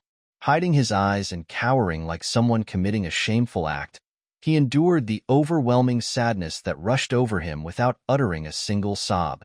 Only after witnessing that sight did Iona realize that he was someone who could endure such sacrifices for his father. Iona asked quietly, "Are you planning on getting revenge? Revenge? Or perhaps atonement?" Finn looked at Iona with misty eyes. If it was revenge, was it a promise to give him a chance to repay what he had suffered from the Baron? If it was atonement, was it a statement that he could cleanse the sins he had committed until now? Neither of them felt real. Finn was well aware of the weight of his actions. It was because what he had seen today was the result of his own mistakes. As if reading his inner thoughts, Iona asked, "Have you seen the faces of the serfs captured today? I asked if you saw the pitiful state of the territory's people who have suffered due to the consequences of your actions." Finn nodded slowly. Until now, Finn had hardly left the Lord's mansion. He spent his days buried in documents from early morning until the next dawn, consumed by his administrative duties. Robert had entrusted Finn with not only dirty tasks such as maintaining double ledgers, but also all the various responsibilities assigned to the acting lord. He became accustomed to his wrongdoing. At first, He must have been tormented by the thought of being involved in crimes, but as time passed, he only thought about completing his work quickly. People appeared as mere numbers when he stared at them. Finn intentionally turned a blind eye to the fate that awaited the peasants he had signed off on in the documents. That was the only way he could survive. Finn opened his mouth after a long silence. If you need a testimony, I'll provide it. I'll hand over all the evidence I've kept. Now that he had learned of his father's death, Finn had nothing left to protect. Further denial was futile. No, in fact, he wondered if he had been rebelling meaninglessly from the beginning. The woman who had been able to clearly see the situation within the Madrov domain, even from a distance. She had called him not to investigate the Baron crimes or anything like that, but merely because she needed evidence to make her work easier. Unlike him, who had held on to all the evidence and continued to suffer, he felt that she would be capable of setting everything right. It was the only thing he looked forward to in the future he would see. I haven't promised you pardon yet. I don't want that. Please punish me like everyone else. After serving your sentence, how do you plan to live? Is there anything like serving my sentence? I dared to deceive and betray the owner of this land, so I must repent by dying. By speaking of death, Finn was able to calm his restless mind. It was the first time his troubled thoughts had become clear. However, Iona didn't admire his solemn determination, but instead ridiculed him without hesitation. Do you know why the world is filled with shameless people? It's because they never feel remorse for their mistakes. They have no guilt, so they don't think they should lose anything in return. They confidently lift their heads as if nothing happened and shamelessly continue to live. Only people like you are broken and crushed, becoming the scapegoats. Upon learning of his father's death, Finn had cooperated with Iona even in his previous life. And now, he wanted to pay the price and die. Despite the fact that it was Franz, the Baron who caused all of this, who knew nothing of responsibility and fled. You know what? If you get caught, the charges will be embezzlement and forgery of official documents. The plight of the poor territories people who were sacrificed because of the Baron won't be mentioned at all. The Count I know will only continue to exploit after finding the Baron's secret funds because it's profitable. Iona knew how to manipulate and elevate someone like Finn. Those who had lived their lives only for others did not know how to determine the direction of their own lives. Only another person became his path and future, just like Iona. In her previous life, Iona had failed to realize this fact, which allowed her to reap Finn competence in its nature, was more versatile in the realm of treachery. The desired future might not have been what it turned out to be, but nonetheless, Finn silently stood by Iona's side. Perhaps he knew that the moment he expressed dissatisfaction, she would abandon him without a trace of regret. Finn did countless things for her and Richard without ever refusing. And one day, he was suddenly assassinated by someone filled with resentment. I want to give you a chance to make all things right. You've been with the Baron for a long time. As you've handled many tasks, you must also know many unjust stories. Make them restore their original lives directly. Otherwise, your death will be remembered as a cowardly escape. Isn't that right? As Iona descended to the Madrov territory, she made a silent determination. Just as she was determined not to live as before, she would show him a different future. At least, she would ensure that he would not fall back into the life he hated. That was why she couldn't demand him to work for her as she did before. Rather than that, she sincerely told him to live for others who he had sinned against. She said it with genuine intent. And if you still want to die, come and tell me then. I'll personally bury you next to the grave of Baron Franz. It's not an ending I would recommend, though. Concluding the words like a joke, Iona smiled bitterly. Although she packaged it as something for his sake, she couldn't deny the fact that her way of dealing with him was still cowardly. She knew from the beginning what kind of answer Finn would give her. Finally, the man's burning red eyes showed determination. Finn looked straight at Iona and asked, "What should I do from now on?" It was that evening that the nameless guards broke into the manor house to arrest Baron Franz. No special work was required for Iona to mobilize the head of the guard. Iona was the kind of inspector who came to oversee the territory on behalf of the Lord, and above all, there was a reliable witness who shared her intentions. Upon learning that Finn had revealed all the irregularities, the captain of the guard quickly sided with Iona. No matter how much Robert had been flying and crawling within the territory, he was only a vassal. It was obvious which of the two would be the wiser choice, Count Modrov or Baron Franz. However, when the guards entered Robert's room, he was already gone. At the same time, Robert was trembling with anxiety and fear in a remote location, inside a storage shed for agricultural materials. As soon as the gag was removed from his mouth, Robert shouted in astonishment, "Dame Iona, what the Hades is this? The gag. Should I put it back on?" The man who had brought Robert here asked. He was one of the operatives whom Iona had personally brought from the capital.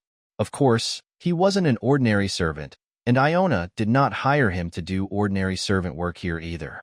After a moment of contemplation, Iona nodded her head and ordered him to go outside.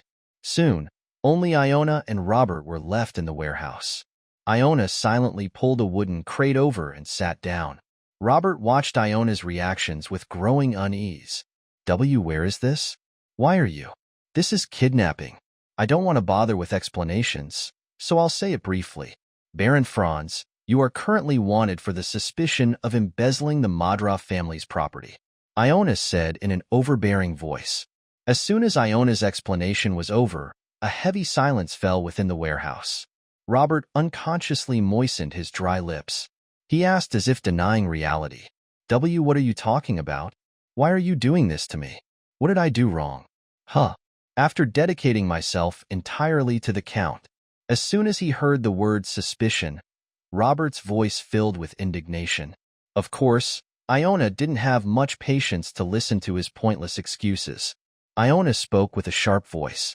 Baron, Finn has confided everything. Robert, who had been approaching Iona on his knees, stiffened his body. The nape of his neck was drenched with cold sweat. How did he?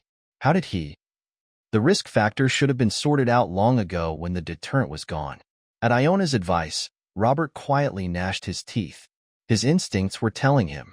The woman standing in front of him was the one who informed Finn of the fact that his father had passed away. From the beginning, she had intended to come to the Modrov territory for this purpose. Otherwise, it wouldn't make sense. Why bother inspecting an unimportant area, detaining the peasants and creating a scene, or summoning Finn under the pretense of investigating the account books? It was all to hold him down and make him kneel here. What do you want from me? Robert asked in a trembling voice. He had woken up in this secluded place, a truly desperate situation, but even in the midst of it, he tried to find a way to survive. If the other party had intended to punish him formally, they wouldn't have created a conversation like this. Either let him go after revealing something that shouldn't be revealed to others, or secretly eliminate him. Robert chose to hope for the former possibility. Is it money? Robert asked nervously. Since there was nothing else she could demand from him, he spoke with a certain level of confidence. Let's make a deal. If you cover up this matter, I will give half of the amount I have collected so far to you. I will continue to send you things to embezzle in the future. It's not a bad deal, right? After all, even if he were to die like this, the money would only go back into the Count's pocket.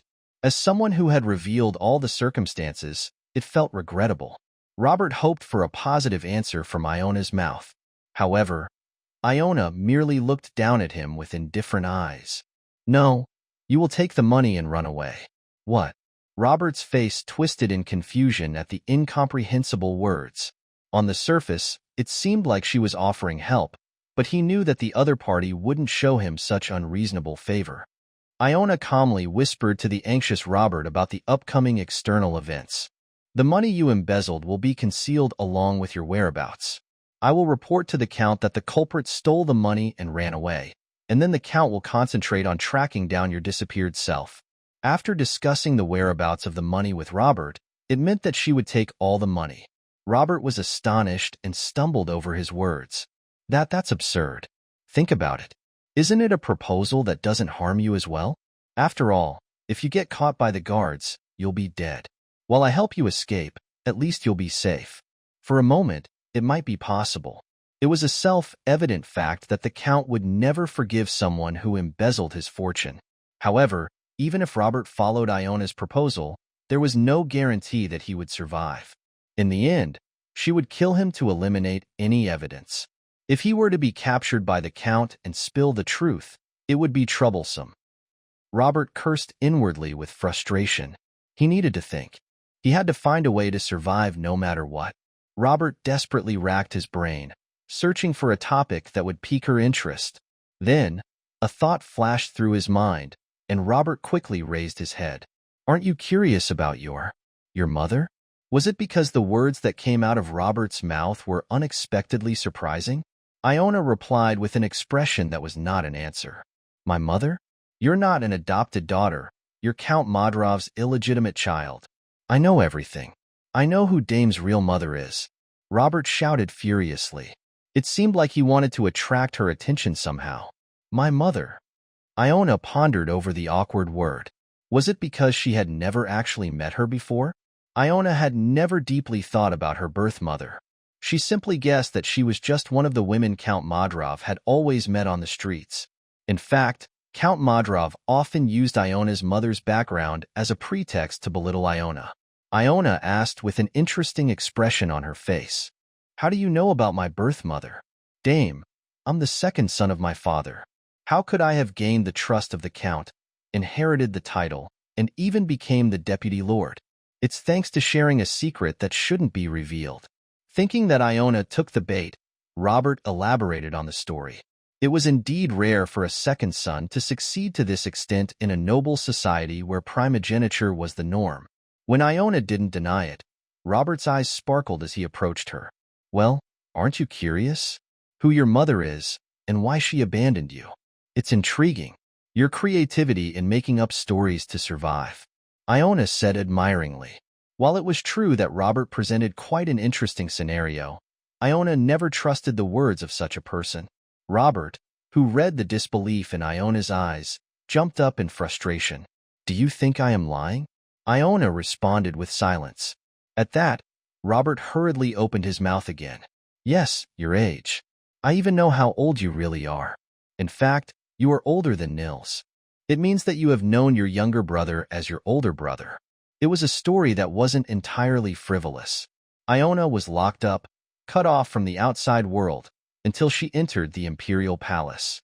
There was a date that she was told that it was her birthday, and there was no evidence to refute it even if the actual date of birth was earlier than that. But if that were true, a question arises. The former countess gave birth to Nils exactly 10 months after the wedding with Hayden. If Iona was older than Nils, it means that she was conceived before Hayden became her husband. However, even though it didn't change the fact that Iona was an illegitimate child, but at least the Count could avoid resentment that he had committed adultery after marriage. Why did Hayden insist on deceiving Iona about her age and taking responsibility for his own wrongdoing? "Come on, let's make a deal. Send me into exile. Once I settle safely, I will tell you everything I know. Isn't it valuable enough to be called a secret about your hidden birth, something you didn't even know existed?" Huh. Beads of sweat trickled down Robert's forehead as he pleaded with Iona. With the hope that she would let it slide by this point, he looked at Iona earnestly. Considering that everything he had said so far was the entirety of the facts he knew, his proposition itself was a scam. However, it didn't mean that he had completely made up a story. There was a time in the distant past when Count Modrov traveled here and there as if he had a thorn in his side. Shortly before the wedding, instead of immediately heading to the capital, the Count stayed in his territory for a while. Thanks to that, Robert, at that time, was often taken by his parents and frequently visited the lordship. It was because the adults had calculated that it would familiarize the future head of the family and prepare him in advance. Of course, Hayden had no interest in the troublesome little boy. If it weren't for that incident, Hayden probably wouldn't even remember Robert's name properly. "Hey, can you tell Mr. Hayden that a guest has arrived?" In that respect, it was truly an extraordinary coincidence that the woman who came with the child happened to call for Robert. Perhaps from the woman's perspective, the naive little child of uncertain age felt safer than others. In fact, until that point, Robert didn't fully understand what the situation he was in meant. Robert agreed to the woman's request and, following Hayden's order to keep their meeting a secret, he didn't tell anyone about that day's events, until he grew old enough to realize that the deal was completely mismatched. Anyway, it was lucky, whether I like it or not. Hayden didn't kill Iona or send her away. To smoothly navigate that unnatural situation, he needed some proper maneuvering. In return for protecting Hayden's secret, Robert gained a reliable backer in Count Modroff. And perhaps, Robert thought that he might be able to overcome the crisis by using it once again. "Do you want to exile?" Iona asked with a voice that couldn't be guessed at the intention. Robert quickly nodded his head as her words ended, fearing what would happen if he didn't. "It doesn't matter which country. If you help me settle down safely, I will keep what happened today a secret for the rest of my life." There must be no lie in that statement. Robert's face instantly brightened. He nodded his head several times, assuring her that there was nothing to worry about. Right now, the security in the territory is tight, making it difficult to escape. "You'll have to hide here for a while. Can you stay unnoticed?" "Of course. What you need to do is pass the information through the man you saw earlier. He will guide you to the destination." To think that he had to accompany the man who knocked him out and kidnapped him for a long time. Robert felt a bit uneasy, but he had no choice but to accept it. If Iona had made that decision, he had no other choice. Iona left Robert behind, who had completely calmed down, and went outside. The man who had been sent out earlier was guarding the front like he was watching. Iona spoke to him. "In 2 days, when I leave for the capital, the security will be low. Take the subject to a new location at that time." Considering the period during which Robert had been acting as the deputy lord, the amount of embezzled funds was significant. Since they couldn't touch the Count's funds, Iona planned to temporarily hide the money where it couldn't be found. For that to happen, Robert needed to roam outside diligently and divert attention. "Are there any changes to the plan?" In response to the errand man's secret question, Iona quietly affirmed, "Yes, leave a trace in the port of Tours, then dispose of him at sea." She pretended to consider the proposal in order to make Robert obedient, but her determination to deal with him had been firm from the beginning. Even if his claim about knowing the true identity of her birth mother was true, it didn't matter. Anyway, even in the past life, Iona did not meet her birth mother until the day she died. Was there any other expression as empty as the name of her mother? Whether she lived or died, whether she had been forced to abandon her daughter, or circumstance unavoidable, Iona was not willing to take the obvious risk just to get the answer to those questions. The serfs Iona had captured were released safely less than a day later. Those who expected to be beaten, even when they did not, were dumbfounded by the unexpectedly merciful treatment. However, when they went outside, there was separate news that was even more astonishing. It turned out that this time, the suspicion had fallen on Baron Franz. A soldier explained the situation to them, who looked puzzled. He was accused of embezzlement. It seems he made people work as farmers, but recorded that he received rent as usual in the account book. And he gulped down all the remaining money himself. "What? So that's why we were suspected of producing less grain?" "Yes, the auditor who came this time was the Count's adopted daughter. She was incredibly thorough in her work. She could tell at a glance that there was a problem with the account book and could identify who was telling the truth and who was lying." "Ah, what's her name?" "This is Hansen." Yes. The 4 of you here are now free citizens starting today. The same goes for your family members." "Yes? A decree has been issued to restore the rights to those who were unjustly deprived of their cultivation rights. Once the damage investigation is complete, compensation will be provided." The soldier spoke indifferently while scribbling in his notebook. The serfs, or rather, those who had become tenant farmers again, exchanged blank stares. They tried to pinch their skin and adjust their posture, but all they felt in their reddened arms was pain. "Isn't this a dream? Did I hear correctly? Unbelievable. Noel, you've done something amazing.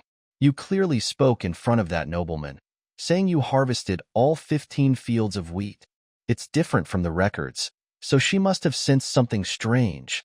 "That's right, it's true. I never thought such a day would come in my life." Overwhelmed by joy, they embraced each other. After being unjustly deprived of their cultivation rights, their already difficult livelihoods had become even more impoverished. Every time the Count looked around the estate and went back, they cursed at him, saying that he was the same as the Baron.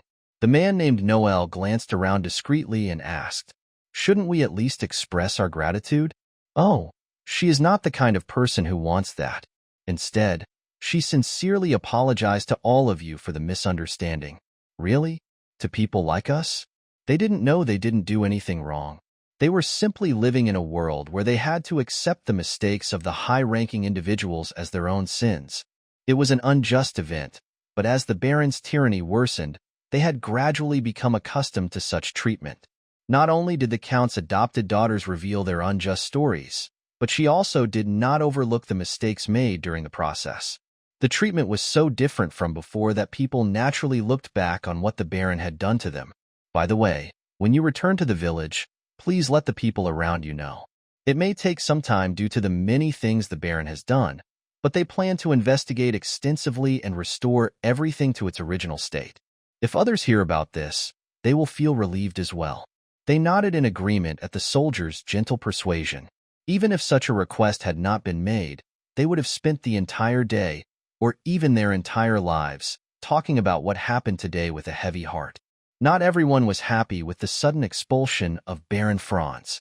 Unlike the tenants who were mainly persecuted, some of the aristocrats who had joined in the Baron's intentions were secretly feeling uneasy about the situation. Starting from the news that today's lunch had been cancelled, they judged that they could no longer passively observe the situation. They gathered among themselves and discussed whether they should bow their heads and visit Iona first or stay quiet and keep their mouths shut. In the meantime, Viscount Daniel Klaus, who was invited to the permanent residence alone, had a visibly fearful expression. Although there seemed to be something pricking at him, the truth was that within the Madrov estate, noble individuals as upright as him were rare. It was not because Daniel was an upright person, but rather because his stature was too small to commit any acts that would cause trouble if caught. Daniel, with a timid and weak personality, was easily ignored even by the servant who attended to him. Why did Dame Iona call me? What if she thinks I did something bad by helping Baron Franz? Even at this moment, Daniel was tormenting himself with unnecessary worries. He tried to calm his trembling heart, but as he regulated his breathing and stood up, this time his arms and legs felt stiff. The servant who was leading the way glanced back at Daniel and spoke. "We have arrived, Viscount." Yes. I am ready." After replying, Daniel swallowed his saliva. As the servant knocked and announced Daniel's visit, permission to enter was granted. Daniel took a deep breath and stepped into the study. The woman who was working at the desk stood up when she saw him. "You are here on time. Nice to meet you, Viscount Klaus." "Oh, hello, Dame Iona. It's an honor to meet you. My name is Daniel Klaus." As he greeted her, Daniel glanced briefly at the pin she was wearing. It was because the situation with Iona, who was Robert's aide, felt a little strange. Of course, Daniel wasn't bold enough to point it out in front of those involved. He needed great courage just to ask Iona about the reason she had summoned him. "Yeah, but why did you suddenly find me?" Due to excessive tension, he ended his sentence abruptly, cutting off the rest. Daniel hesitated, wanting to say sorry, but Iona replied in a non-trivial tone. "Oh, it's nothing special. I called you because I wanted the Viscount to serve as acting lord instead of Baron Franz for the time being." "Yes?" As Daniel gradually recalled her surprising expression, he couldn't understand what he had just heard. Becoming the acting lord himself. It was a position that didn't suit him at all. Certainly, Daniel was the legitimate heir of the Klaus family, but the only reason he could inherit the title was that he was the illegitimate son of a prestigious household. If his parents had the strength to have another child, no one would have cared about the principles of primogeniture. He was a sharp contrast to Robert, who didn't hesitate to use any means necessary to seize titles and positions. Daniel and Robert were of similar age, but until Iona arrived, they were in completely different positions that couldn't be compared. Daniel hurriedly declined Iona's offer. That's impossible. How can I handle such a heavy responsibility? It would be better to find someone else." "Are you rejecting it without even trying?" "I understand my limitations, Dame Iona. If I were to assume the role of acting lord, Madrov territory would become the most dreadful place in the world. I assure you. Viscount, you have a more grandiose ego than I expected. You believe that you can make this place even more terrible than the former acting lord who exploited the people and stole money." Iona responded as if she were amazed. Daniel was at a loss for words. Without giving him any room to breathe, Iona continued her questioning. Do you want to know why I appointed you as the temporary acting lord? Daniel couldn't understand the reason. Not a single good outcome came to mind when he thought about taking on the role of acting lord. He quietly bit his lower lip, wondering if the other person was making fun of him. Iona extended her arms towards him with a friendly attitude and spoke. Viscount, I was deeply impressed by you. Among the numerous nobles living in this vast territory, there is only one family that Baron Franz has not reached out to. Do you know where it is? That. Daniel hesitated, his cheeks turning red. He hadn't made a noble decision with a lofty determination. Daniel lacked the enthusiasm to flatter Robert, and didn't have any suitable angles to approach him directly. Iona was well aware of that fact, but she packaged Daniel's position in the most favorable way possible. While Baron Franz was disrupting the order of this land with all sorts of tricks, the last remaining conscience stood firm. It's truly a touching thing, isn't it, Viscount? In this atmosphere, Daniel couldn't confess his own incompetence. He was a man who always made important decisions in his life as if being pushed by others. Daniel knew that Iona would be greatly disappointed in him, but he couldn't bring himself to speak up. Softly, Iona tried to soothe him with her gentle voice. I would be extremely grateful if someone like you could be a source of strength during these difficult times. Well, I'm inexperienced in managing territories. I don't expect to do well from the start on something you have never done before. But fortunately, the best expert is right here to help you quickly adapt. Saying that, Iona grabbed Finn's shoulders and led him forward, pulling Daniel along. From now on, our friend here, Finn, will provide a lot of help to Viscount. He's someone I particularly trust. Please take care of me, Viscount. Finn politely bowed his head toward Daniel. Daniel, who had thought that the other party might look down on him, felt a slight boost in confidence just from that fact.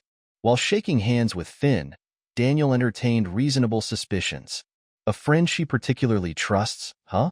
Could it be because he confessed his conscience? Otherwise, it wouldn't make sense how Baron Franz was handled so neatly. A whistleblower who made up his mind to bring justice even belatedly, and a person who kept his conscience until the end. Putting it all together, it seemed like a pretty plausible combination. Besides, looking at that trusting gaze Iona was sending to Finn, Daniel was sure about it. A highly regarded talent like her wouldn't have eyes that were completely blind. Perhaps he himself was more capable than he thinks. At least he could be a more righteous substitute than his predecessor, Robert. Daniel's enthusiasm swelled up in an instant. Thank you for trusting me. Dame Iona, I will do my best not to disappoint you, Daniel promised with a spirited voice. Iona encouraged him by patting his shoulder. Yes, let's officially start working from tomorrow. But before you return home, let's take a look at the Lord's Chamber, the space that you will manage in the future. It's good to get familiar with it beforehand, isn't it? The space he would manage from now on. It was truly some attractive words. Daniel nodded his head as if he was possessed. Iona called a servant, as if she had been waiting for him, and had him accompany Daniel. Until just a moment ago, Daniel was trembling with nervousness, but now he had an expression as if he was walking in a dream. Iona and Finn smiled and stood side by side, seeing Daniel off. After the door closed, Finn slowly tilted his head toward Iona and asked, "Are you sure you want to be the person in charge? Isn't it obvious? He'll probably be loyal." Iona answered with a satisfied look on her face. Daniel didn't have the personality to commit corruption like Robert, and above all, he was someone who could easily be replaced when Iona wanted it. For now, that was enough. Iona wasn't expecting much from Daniel. No, it would be more accurate to say that she had no expectations at all. Especially if you want someone to follow your instructions, they need to be open-minded, don't you think? Daniel didn't have a clear understanding of what the Deputy Lord actually do. Perhaps until Daniel properly grasped the job, Finn would make most of the decisions on his behalf. Finn was planning to engage in inefficient tasks from the ruler's perspective, and for that, it was better to have a blind fool in the position of decision-maker. However, they couldn't completely ignore the opposition that would come from external sources. Thinking of the faces of the various deities who had served with Robert, Finn spoke. The voices of objections will probably be loud. regarding the appointment of the deputy, as well as the future tasks. They may have opinions, but they won't have the power to sway the decision.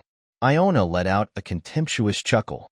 The vassals appointed by Count Madrov were all following their respective families and had come up to the capital. The majority of those left in the territory were the incompetent ones.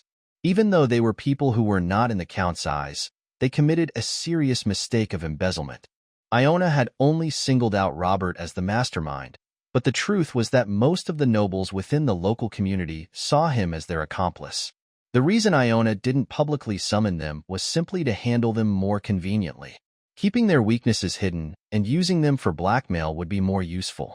Speaking of which, I have something to give you. As if she suddenly remembered, Iona rummaged through the messy desk, finding several letters piled up on one side. Iona pushed them towards Finn and said, "It's a present." "What is this?" Finn, with an inquiring gaze, examined the writing on the envelope. While the senders were unified as Iona Madrov, the recipients' names were diverse. The common factor was that they were all nobles who used to associate with Robert.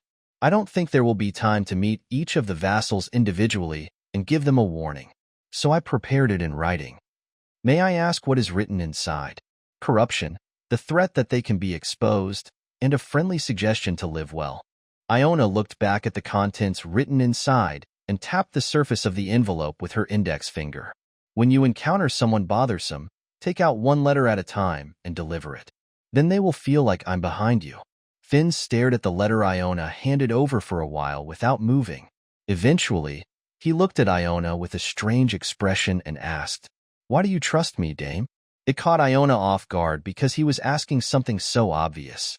In her previous life, Finn had been someone who worked for her like an extension of her hands and feet. He had never acted against her intentions, and he had even faced death as a consequence. For Iona, trusting Finn was as natural as the rising of the sun and the setting of the moon.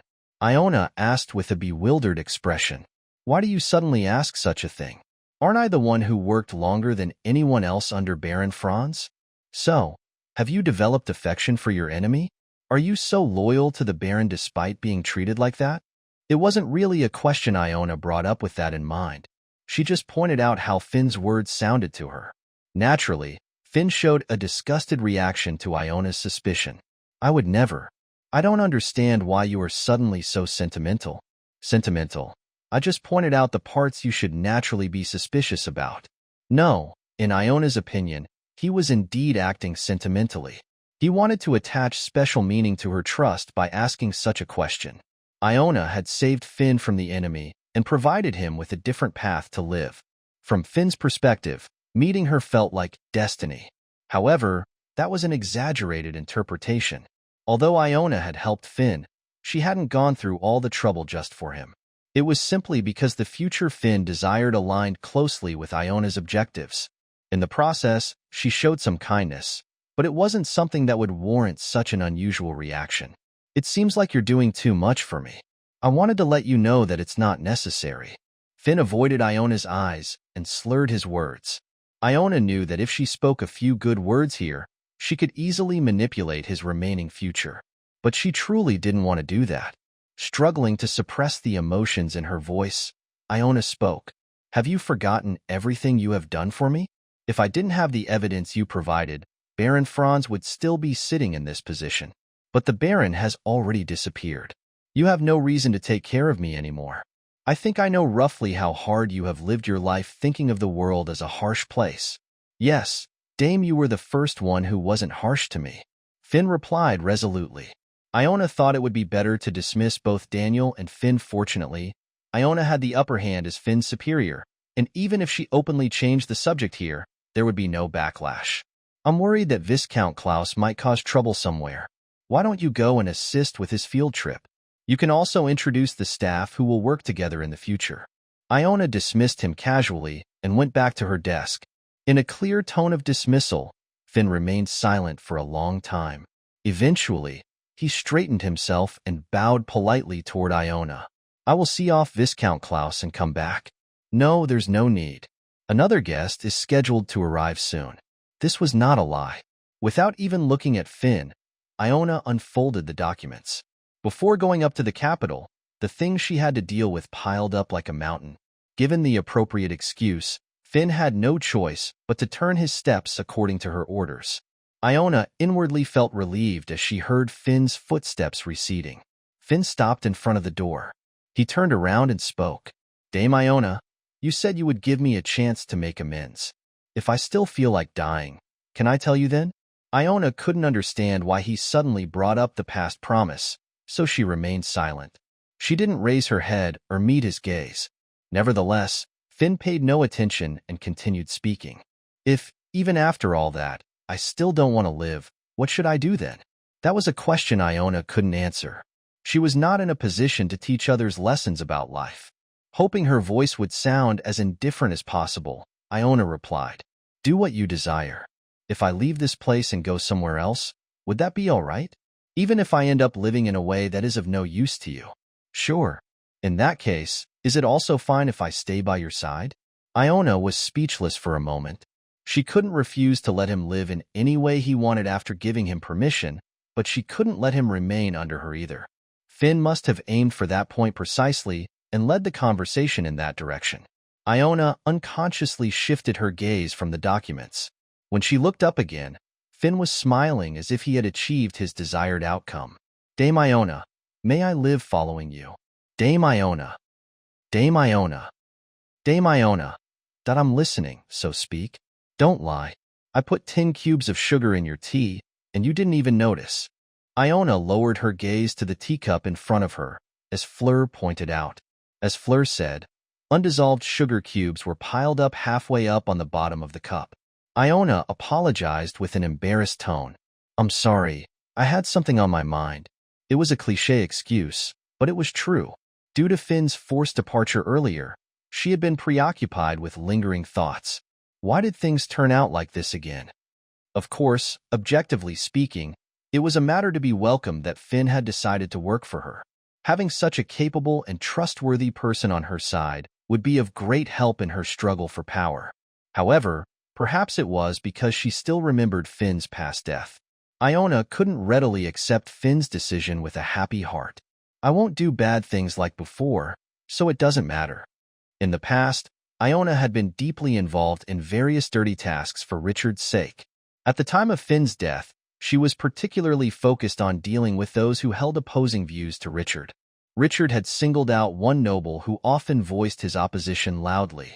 Although that noble was a pretentious aristocrat who used his authority to create disturbances, he had not committed a grave enough crime to warrant death. Iona disguised the incident as an accident and took care of it. With Finn's help, she successfully completed the task flawlessly, but the guilt remained inevitable.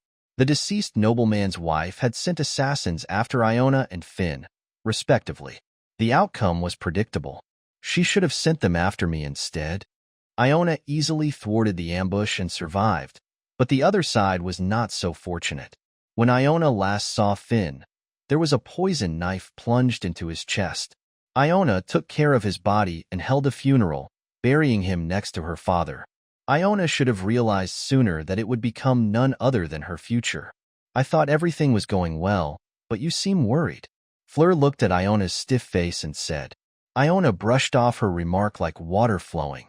To reach the best conclusion, deep contemplation is always necessary. "All right, I guess you won't tell me about the underlying circumstances," Fleur replied in a cheerful voice. Then, instead of continuing the exhausting argument, the subject was immediately changed. "I heard that you will be leaving tomorrow." "Yes, as originally planned.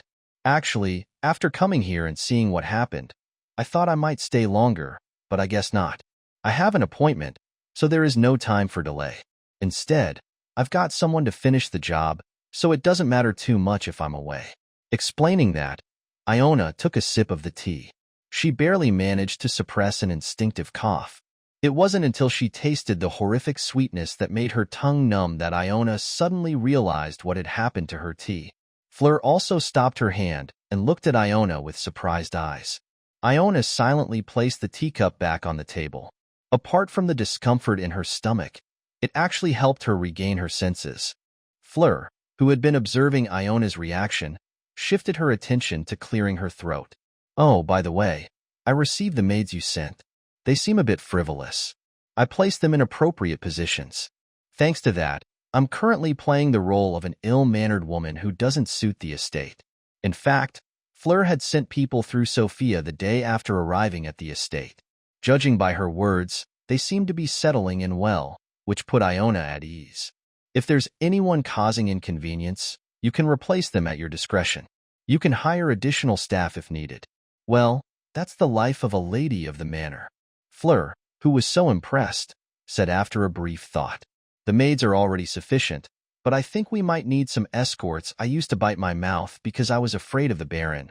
But now there's no reason to be careful, right? I wonder if I'll feel like venting my anger on the wicked concubine of the wicked lord. I will arrange trustworthy individuals to accompany you. Iona nodded meekly. She was just thinking that she would need someone else to protect her. Thanks to Iona's willing agreement, the conversation didn't veer off into unnecessary discussions. Soon a natural silence fell between Iona and Fleur. In fact, they hadn't created this situation to discuss anything specific. A request for additional personnel could have been conveyed through a letter. Fleur lightly tapped the teacup with her fingertips and asked, "If you go to the capital, we won't have the chance to meet again, right?" "Probably not." "All right, how many minutes has it been?" 20 minutes, I guess." After answering that, Iona glanced at the clock hanging on the wall. It wasn't accurate, but there was no significant error.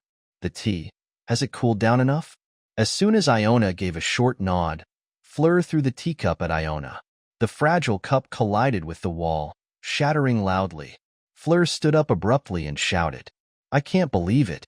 You treat me like this, and yet you expect me to leave unharmed." As if one cup wasn't enough, Fleur then picked up the teapot. Iona nodded her head and pointed to her own head with her index finger.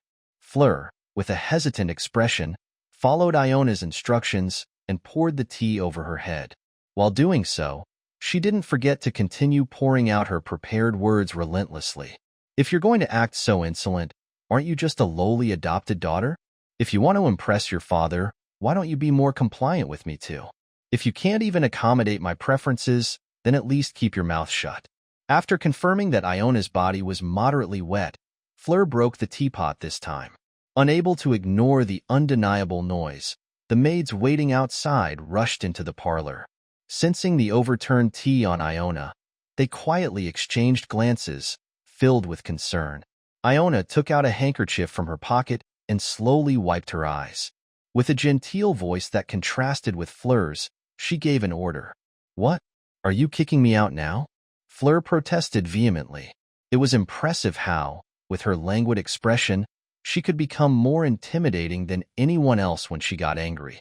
Fleur's lips trembled with rage, and she began throwing the objects that were on the table, one by one. "Who do you think you are, acting as an auditor here? It was all because I told the Count that I wanted to tour the estate. If you have any conscience, you should handle it well on your own. Why are you making such a disappointing remark from this side? Please calm down, Miss Fleur. Even if you say that, some things just can't be done. You should make the reasonable request in the first place." "What? Are you saying that my current demand is unreasonable? What's so special about a few dresses? If you want to purchase those dresses with public funds, of course it's unreasonable." Iona calmly countered. The servants stood quietly, holding their breath, unable to intervene in case sparks flew between the two. However, just because they pretended not to hear and kept their mouths shut didn't mean they were completely in the dark. Unless they were idiots, they could clearly see why Iona and Fleur were fighting. "Why should I take out an important budget from somewhere? I heard that the Baron or someone like that has embezzled a lot. So can't we just use some of that? We haven't even found the escaped Baron yet. Is it my fault that you're so incompetent that you missed him? You're going to confiscate all of that family's property anyway. Why do you think it's so difficult?" Fleur was boldly demanding a new dress with the funds embezzled by Baron Franz. In response, some of the servants stared at Fleur with open expressions of astonishment, calling it public funds or unauthorized funds. Since when has that been ordinary money? It wasn't Baron Franz's property. It wasn't even Count Modrov's. It was the money that had been squeezed and exploited from the blood of the people in the territory, taken from all of them. Those who attended Robert's close quarters knew this better than anyone else. A courageous maid stepped forward and restrained Fleur. A few others stood behind her, lending their strength to support their comrade. Hostile air filled the room. Everyone present poured silent condemnation toward Fleur. Slowly surveying the reception room, Iona came to the conclusion that it was enough. Miss Fleur, there are many eyes watching. It's time for you to retreat. With a fierce gaze, Fleur glared at Iona and said, as soon as I return, I will write a letter to the Count, explaining how I was treated. Even if you say that, it won't change my decision. I hope your thoughts will change once you return to the capital. Fleur shot a piercing look and abruptly turned her head. Let's go. In response to Fleur's command, her maid, who had been observing the situation from a distance, hurriedly followed her. Amidst the sound of hurried footsteps, Fleur moved further away. The servants of the household, who had been holding their breath, waiting for her departure, hurriedly approached Iona. Oh my, Dame Iona, are you all right? Wow, can there really be such a frightening woman? Be careful not to step on any broken pieces. Hey, come over here and clear the floor. Dame, would you like to change your clothes? All the maids were looking at Iona with worried eyes. Although Iona had only stayed here for a few days at most, the people of the territory respected her more than the actual lord, the Count. This was because it was Iona, not Hayden, who had exposed Baron Franz's corruption and looked after the affairs of the territory. There wasn't much difference between those working in the noble household. Robert had ruled as the owner of the estate for a long time, but there were not many who truly remained loyal to him. He was a man who treated people in a demeaning manner. Even while waiting on Robert for a living, the servants sometimes became disillusioned with the reality. They were genuinely happy that Iona had changed the owner of the estate. I have to take a bath first. I will go and prepare it. Sophia quickly responded and left her seat first. Tea was still dripping from her hair, so Iona first wiped off the water with a towel brought by the maids. One maid, who looked at Iona with pity, lowered her voice and asked, "Is that the Count's lover?" Iona silently nodded her head. From that point on, various complaints erupted. Actually, I saw her when I went out on an errand yesterday. She was grabbing the maids like she was catching mice. Ugh. I'd rather work under Baron Franz. Does she have to act like a noble lady just because she's wearing those fancy dresses? She's not a real noble, and yet she dresses up like a lady while the people in the territory are dying of hunger. If she wants new clothes, she should ask the Count to buy them. Why does she bother Dame Iona? This brat woman.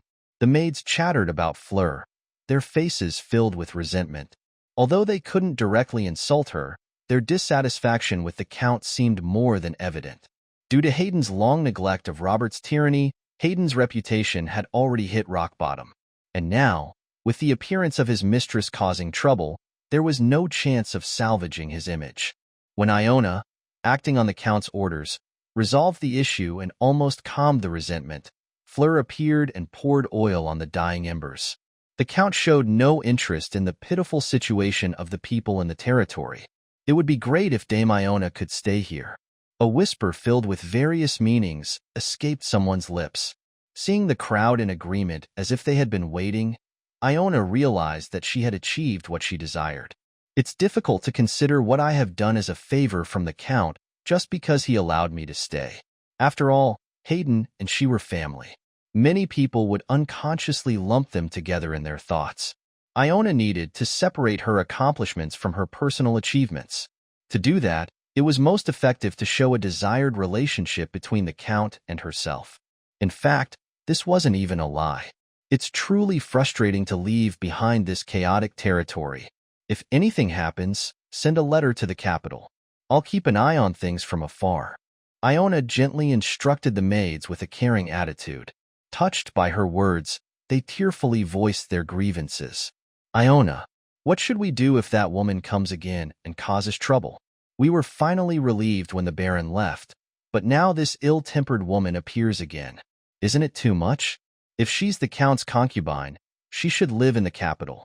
I don't understand why she has to come all the way here and create a mess. In the place where Baron Franz left, Iona planted a new public enemy called Fleur. A concubine who was blinded by extravagance would be identified with the Count from now on and would attract all the grievances. Unlike Iona, who emerged as a hero of the land, the status of a ruler came from the sentiment of the people. No matter how noble their status might be, the foundation of their power ultimately relied on land and people. When there was a force pulling from above, the existence of stepping stones was of little concern. But if that upper force lets go, they would plummet downwards without even the slightest protective measure. What kind of expression would Hayden make when he realized that there was nothing left to put his feet on? Iona looked forward to his second downfall as if it were the first. Despite everything going well, the amount of work that Iona had to handle did not decrease. Until the morning of the day she was supposed to depart for the capital, Iona had to review numerous matters in her office with her aides. While she might not have had a say in other matters, Iona's influence was absolutely necessary in deciding how to handle Baron Franz's family. Even if the final decision would be made by the Count, it was necessary to prepare some contingency measures beforehand. The good thing was that all of the aides were clearly aware of the situation within the Baron family because Robert had privately managed the manpower of the manor house. They all devotedly helped Iona, bearing in mind the desire not to be implicated as accomplices. Within the office, the only sounds heard were the scratching of pens on paper and voices requesting reviews. Viscount Klaus, who had been appointed as the deputy lord, was also present from the morning, although he sat there like a discarded pipe, not providing any substantial assistance. And around noon, just when everyone was feeling hungry but hesitated to suggest going for a meal, a villain appeared as if to save the day. You should not enter without permission. First, go through the proper procedures and request a visit. We can't let everything go to waste. Thud with a loud noise, the office door swung open. A middle-aged man strode in and surveyed the room with fierce eyes. The man who spotted Iona from the dais confidently demanded, "Dame Iona, let's have a talk." Iona asked her aide who was right beside her. "Who is he?" "He is Baron Haas." "Oh." Iona made a sound, whether it was a groan or an expression of admiration, and put down the documents she had been looking at. Seemingly feeling ignored, Baron Haas' face flushed red with anger. The man shouted in an enraged manner, "Dame Iona, what kind of disrespect is that?" After exposing the crimes committed by Baron Franz, Iona had not stepped outside the lordship. She only instructed her subordinates to investigate and punish. However, it didn't mean she accepted external visits either. She canceled the luncheon that was originally planned with the departing vassals and had been refusing all forms of communication with a formal apology as the only remaining gesture. At first, the vassals showed concern, but as the disregard continued, their anxiety gradually turned into anger. Even though she was the daughter of the owner's family, she couldn't look down on them this much. I wonder if there's something fishy going on. Of course, Baron Haas was well aware that Robert had indeed committed embezzlement, but it was also true that everything had happened too abruptly. It felt contrived, to the point where it was difficult to catch up with the flow. What was especially suspicious was Robert's sudden disappearance, which had become mysterious. Robert had vanished without a trace, leaving behind the objects he had been using without telling anyone, as if he had evaporated into thin air. He definitely didn't seem like someone who had disappeared voluntarily. "Doesn't the Baron know what a visitation request is?" Iona asked aggressively, seemingly uninterested in cooperating. Baron Haas, who was taken aback, raised his voice even louder. "I did. However, since there has been no response until the day of your departure, isn't it natural for me to come find you myself? If that's the case, then you must not know what refusal means. If I didn't want to meet, wouldn't it be obvious that I wouldn't give any answer?" In response to Iona's comment, Baron Haas clenched his fists. His patience had already reached its limit while waiting for her reply. He had no more tolerance left. Baron Haas spread his arms wide and shouted in an exaggerated tone, "Dame Iona, what are you so afraid of that you refuse to meet with your vassals and go into seclusion? Is there any reason why you shouldn't meet us? Please let us know what the Hades the problem is." "What's the problem?" Iona's voice, as she retorted, was chilling.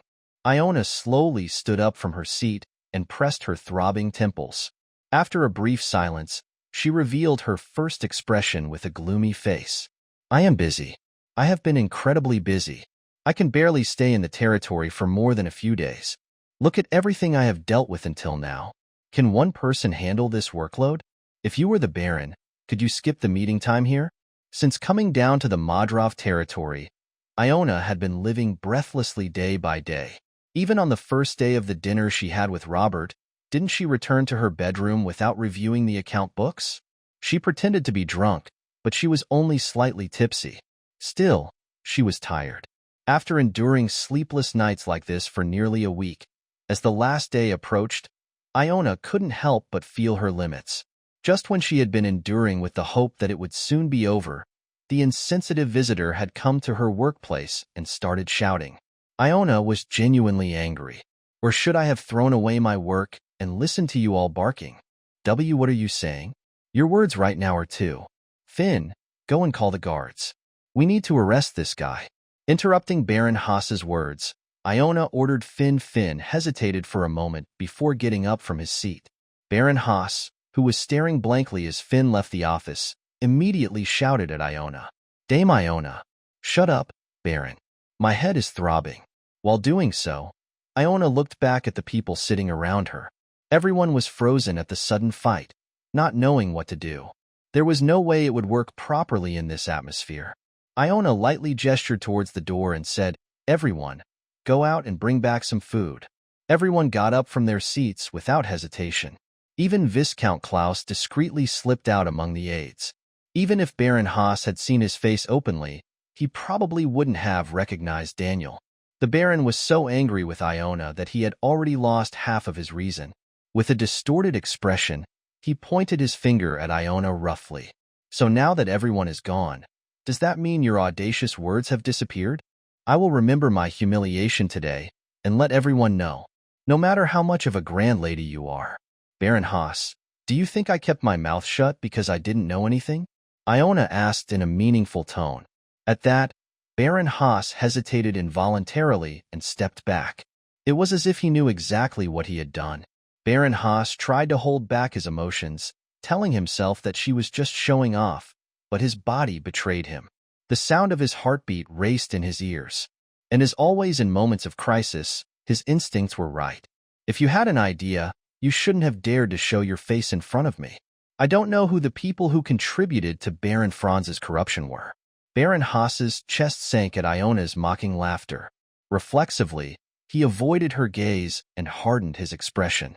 He could only stand confidently in front of Iona under the assumption that his faults hadn't been exposed.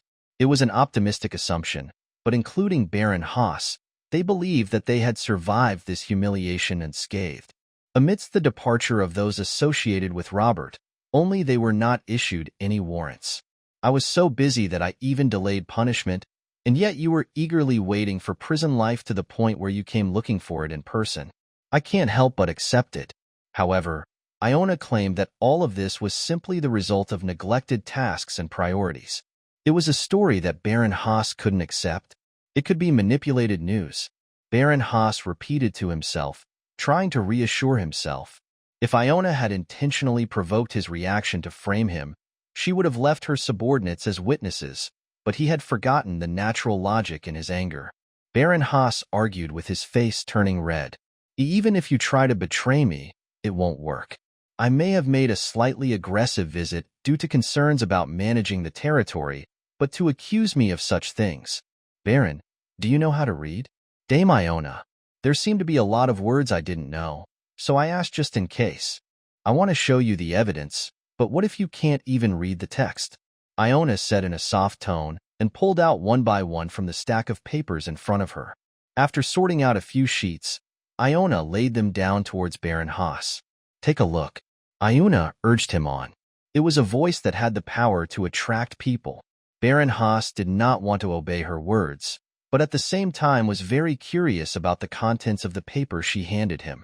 The Baron couldn't stop his feet from moving in that direction on their own. Baron Haas carefully picked up the papers on the desk. Soon, his face began to turn white. What is this? Baron Haas was speechless. It was because what he had done for Baron Franz for a long time was clearly organized, even what he received in return. Baron Haas glanced at the other papers piled on the desk with an anxious look on his face. He wondered if other vassals were also organized in such a way. Now, do you understand what position you're in, Baron? Or should I explain it directly? Having said that, Iona picked up a document that Baron Haas hadn't looked at. At that, Baron Haas almost jumped on top of the desk and took the papers Iona was holding. He hastily tucked it away into his own belongings and said, "This, Dame Iona, please listen to me for a moment. All of this was forced by Baron Franz. I'm in an unfair position as WEL. However, Iona was not interested in the story he made up, and there was no more time to listen to him.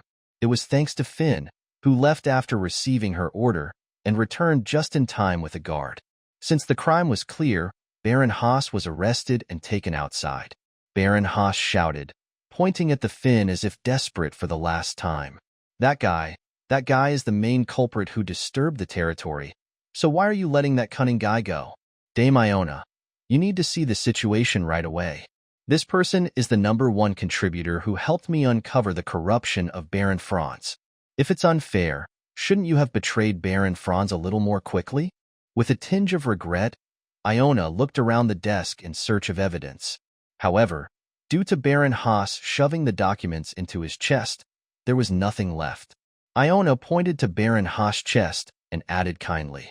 The guards, who had bowed to Iona in understanding, took the evidence and left with Baron Haas, who had become one with the evidence.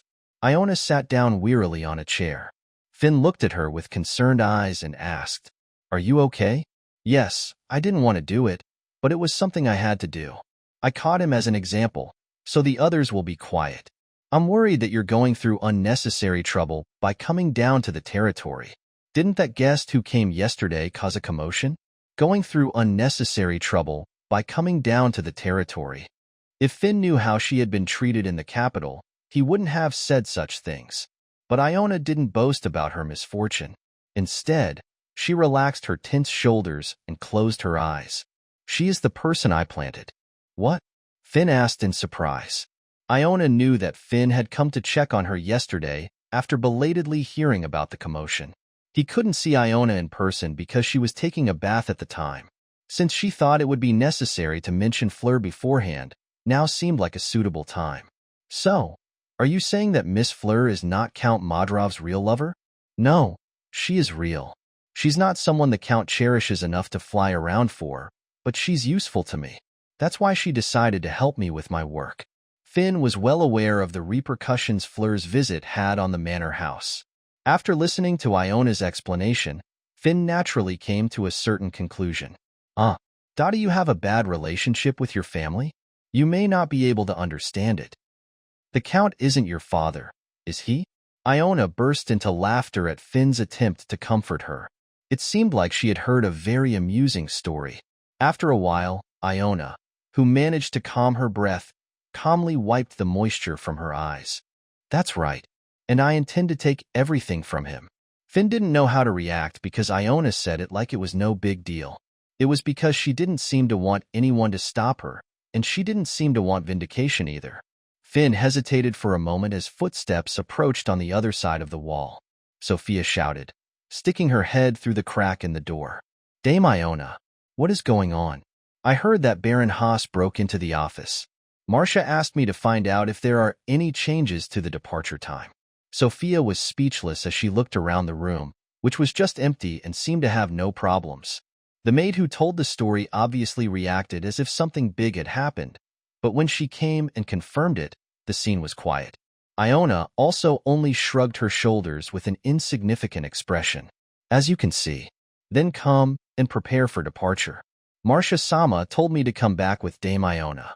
If it is delayed further, I might have to spend the night outside." Sophia looked anxious as she urged Iona. It seemed like she was more afraid of Marcia than Iona. Iona answered after a moment of thought, "I'll be leaving soon, so wait outside." All the other personnel were away anyway, so there was no point in holding on to anything more by herself. It seemed that the rest of the work should be handled by the natives. It seemed a bit imposing to leave with such heavy responsibilities, but that didn't mean she had been less dedicated than them until now. The reason why she abandoned her job midway in the first place was because of Baron Haas. After confirming that the door was closing, Iona thought of the last words to ask Finn. With her fingertips at her temples, Iona recited the precautions one by one. Finn, take care of Miss Fleur while I am away. I don't think there's much to do, but because there might be some trouble. There is a girl named Sarah among the maids who works for Fleur, and since I have attached her, she should be able to communicate through that side. I will. For the time being, official business reports will be delivered to the Count, but I hope you can grasp the contents in advance and contact me without delay. Can you do that? Of course. Oh, and keep Viscount Klaus busy for a while, under the excuse of being busy. It would be troublesome if he encounters others and unnecessary rumors spread. It won't be difficult. There are actually a lot of things to deal with. The answer was too naive. Iona paused for a moment and looked down at Finn. Because of his bent posture, his light brown hair fell below his eyebrows, casting a light shadow. His usually hazy light green eyes were tinted with a murky light, creating a peculiar atmosphere, as if he was harboring other thoughts unknown to her. However, his voice when asking about the next command was as polite as ever. Is there anything else I can do for you? No, I don't have any. Iona lifted her gaze briefly and replied. She couldn't figure out the exact nature of the discomfort she felt. After examining several possibilities, Iona brought out the most plausible reason among them. Doesn't this look ungrateful to you? Instead of paying back the favor to the family that took me in and raised me as a noble, I'm planning to steal everything. I believe there must be a reason. And what if there isn't? Then I can pretend there is. It didn't make much sense, but at the same time, it was a convincing answer in a way. Finn interjected with a firm voice. Didn't I already tell you that I will follow you from now on? You already know how far I can go for the master I serve. Indeed, this person resembled herself. Iona thought that was why she couldn't help but care for him, wishing for him to live a life without regrets. It felt as if she were seeing her past self, and she didn't want his past death to be in vain. Recalling the lost time, Iona quietly closed her eyes. It's not good to base the value of your life on others. Because it's you who says that, I made this decision. You overestimate me. Is it wrong to want someone who appreciates the weight of loyalty as my master? Iona was speechless. Unintentionally, Iona burst into laughter. It was because the reason she had decided to live for Leroy in this life instead of Richard came out through Finn's words.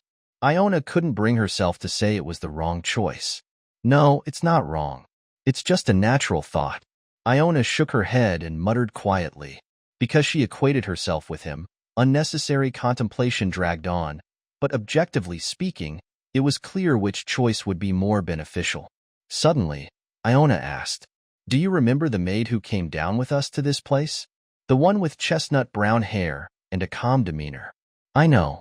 I asked her to work for me. I want to say the same thing to you as I did to her. Already having made up her mind internally, Iona didn't waste any more time in hesitation. I will surely value you.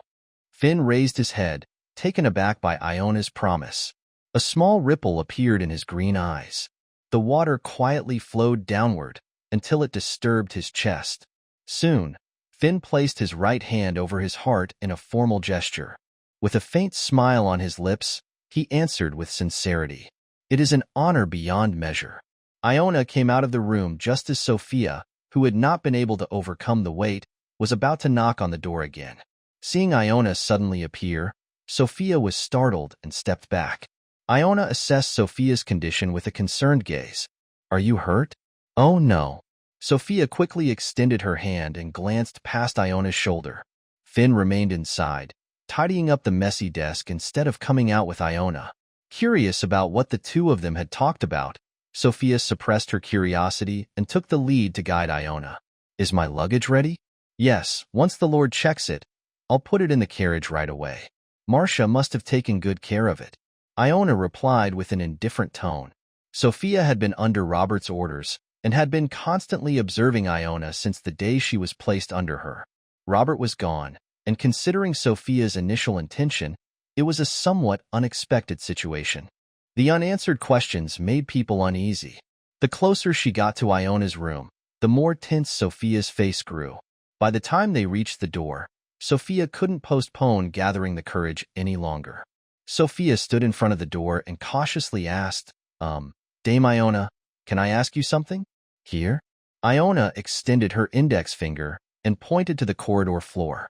Seeing Sophia's frightened face and her gaze scanning from the doorway, it seemed that this maid was indeed more afraid of Marcia than Iona.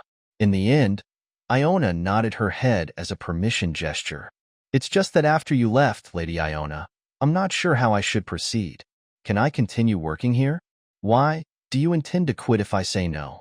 Sophia's expression darkened at Iona's retort. It was the expected reaction.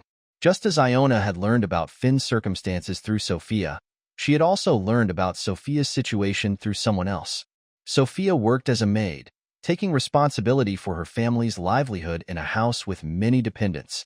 The money Robert gave her on the side was an irresistible temptation. She was, in a way, the owner of a common story. If Iona were to punish her, she could give her any punishment, and if she were to forgive her, there would be no reason not to. However, Iona did neither. It was for the exact same reason that Iona left the vassals uncaptured. First of all, Iona was too busy. I was busy. The redeployment of personnel was something that required a lot of attention above all else. It was annoying. That was why she didn't feel the need to hurry things up unless it was an element that would cause a problem right away.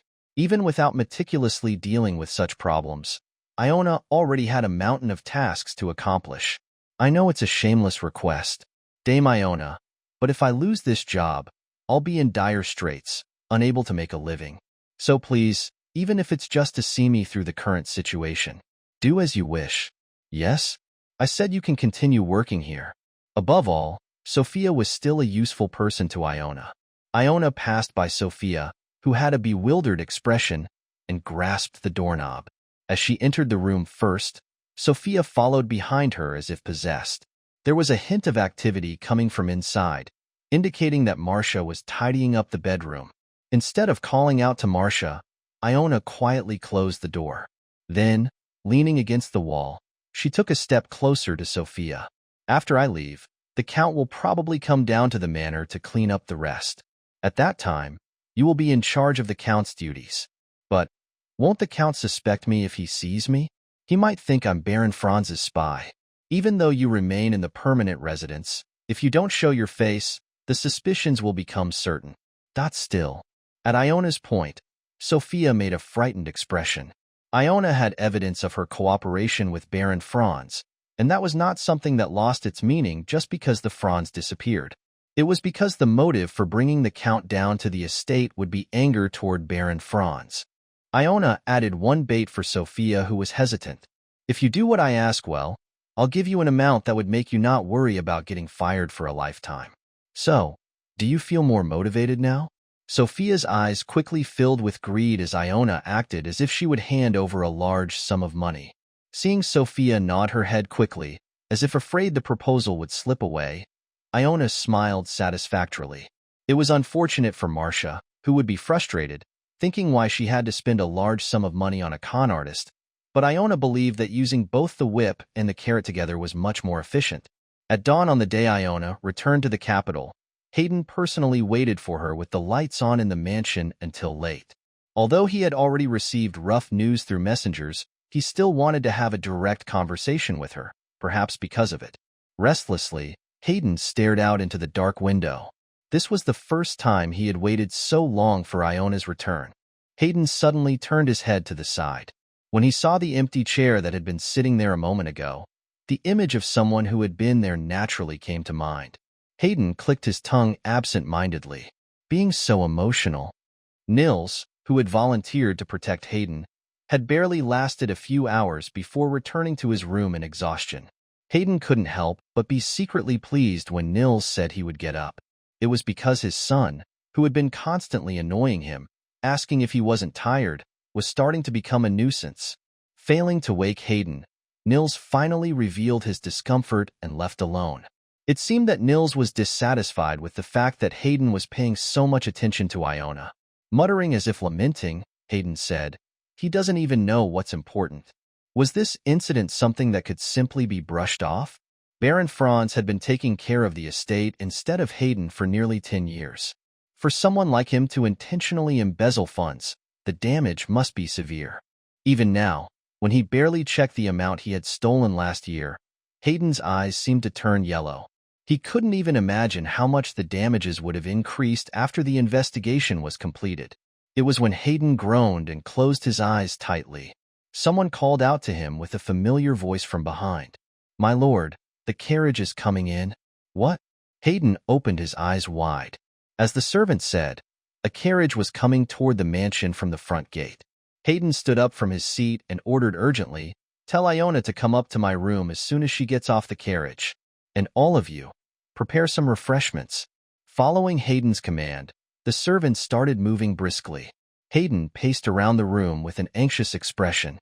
He knew it would have been tough on Iona during her journey here, but until she gave her report, she couldn't rest either. After a short wait, a sense of presence approached from outside the door. Iona knocked to announce her arrival. "I heard you called, Count. Come in." Hayden quickly permitted her entry. Iona sat across from him, and soon the servants brought the prepared food.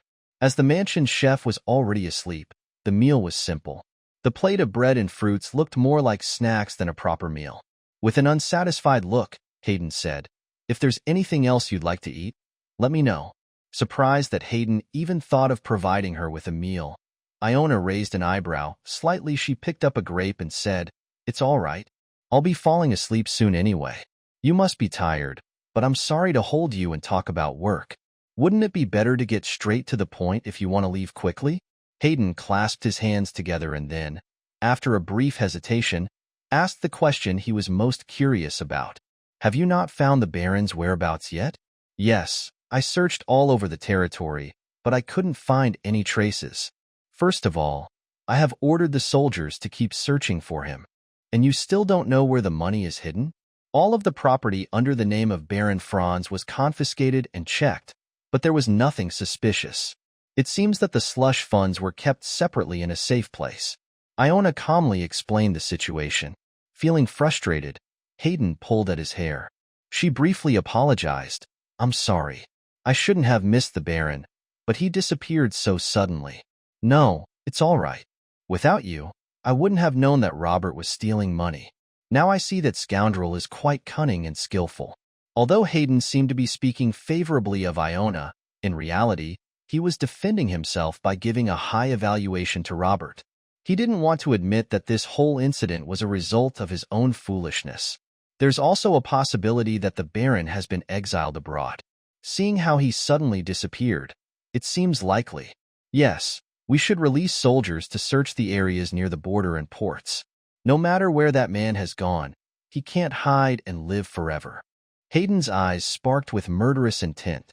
He was so angry with Baron Franz that he seemed to be blind to other matters. He only continued to ask questions about Baron Franz.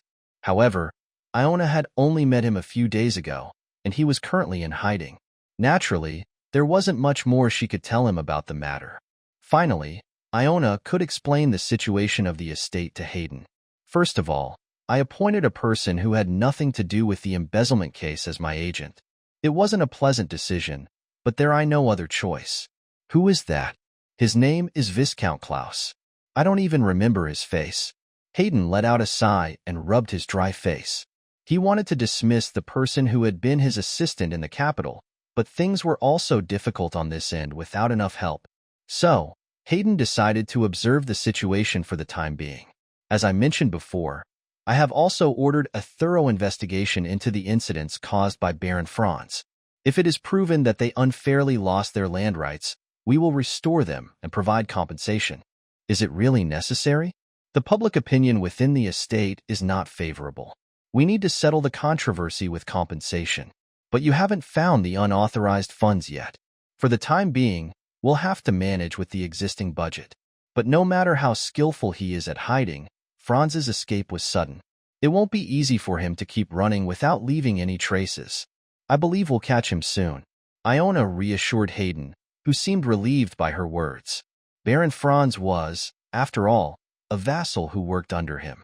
How could he not find even one of his subordinates, especially when he mobilized money and power to track him down?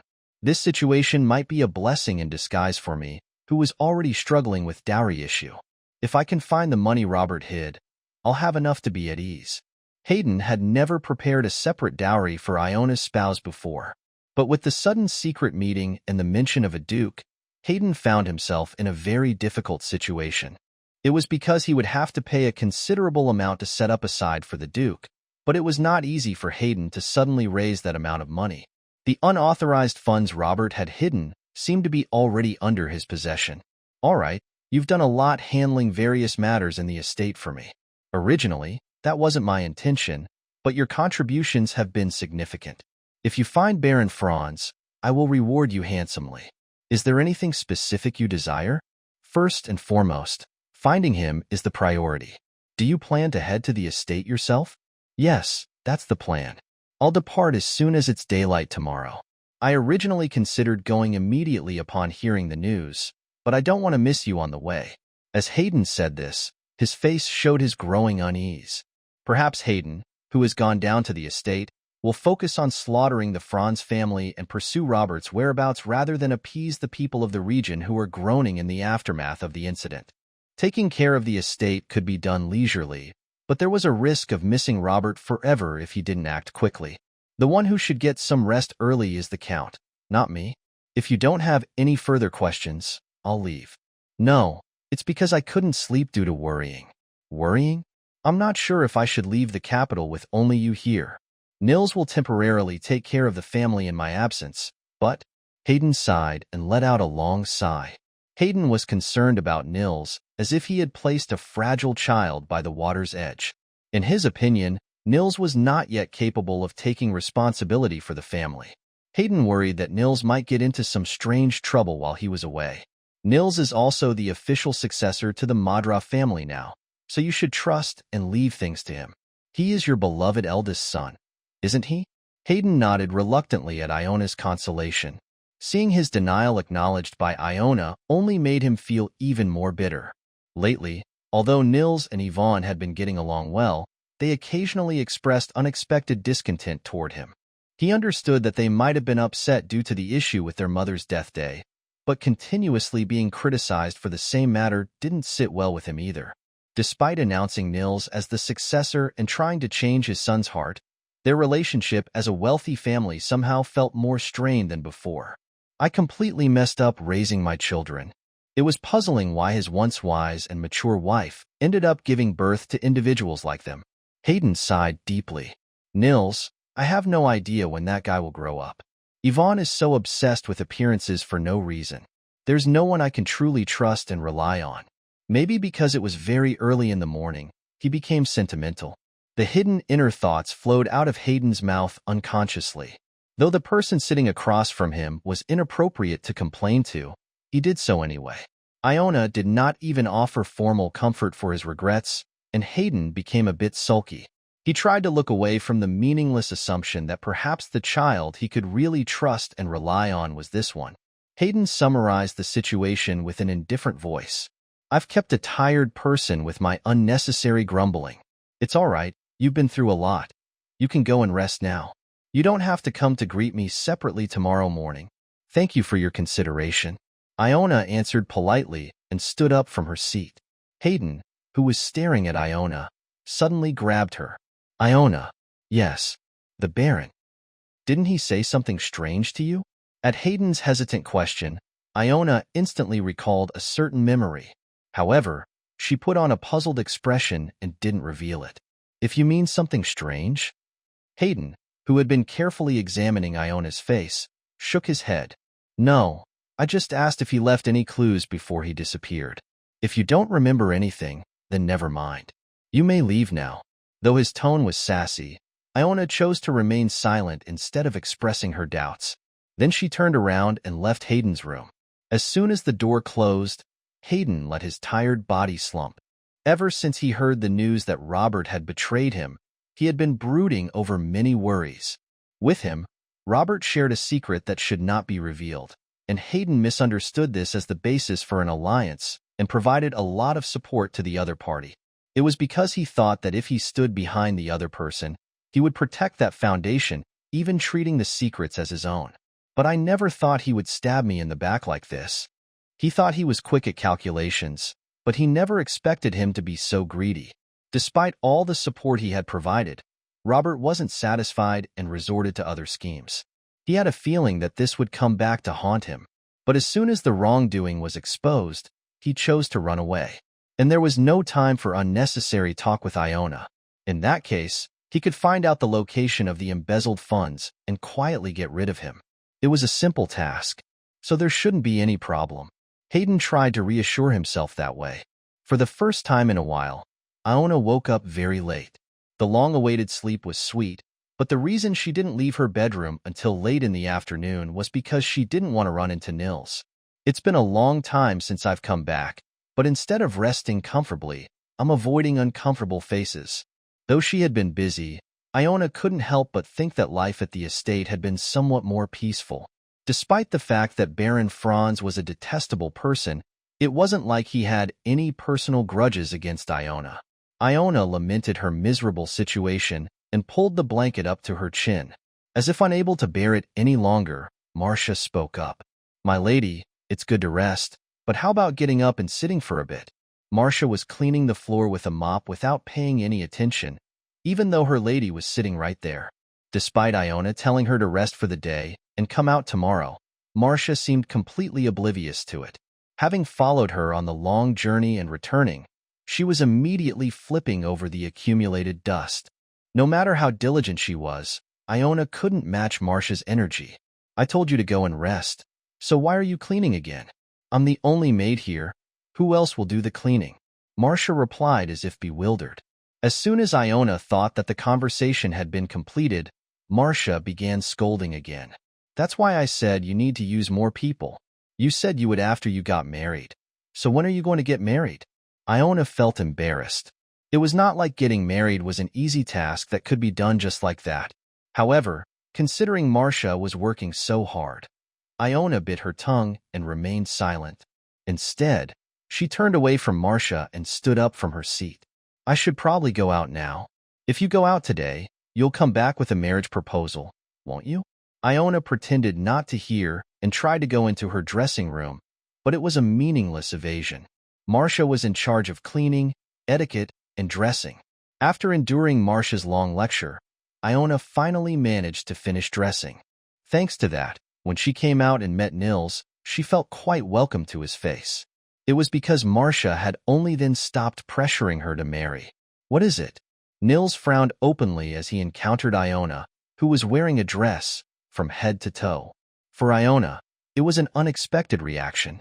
He was the one standing in front of the door, blocking the way, not Iona. Nils glanced up and down at Iona, who was dressed in an outing outfit, and asked, "Why did you change into an outing outfit as soon as you came home? Tell me about your business." Iona replied coldly. She thought it was a more gentle response than questioning what he would do if she told him, but Nils turned red with anger all at once. "This?" Iona looked indifferently at Nils, who was clenching his fist as if he were going to hit her at any moment. Nils objectively resembled Hayden, who was handsome, but due to his naturally hot temper, his impression was rather unfavorable. His habit of furrowing his brow had already created wrinkles between his eyebrows, making him look older than his peers. "Am I older? I can't believe it." Even at a glance, her face seemed younger.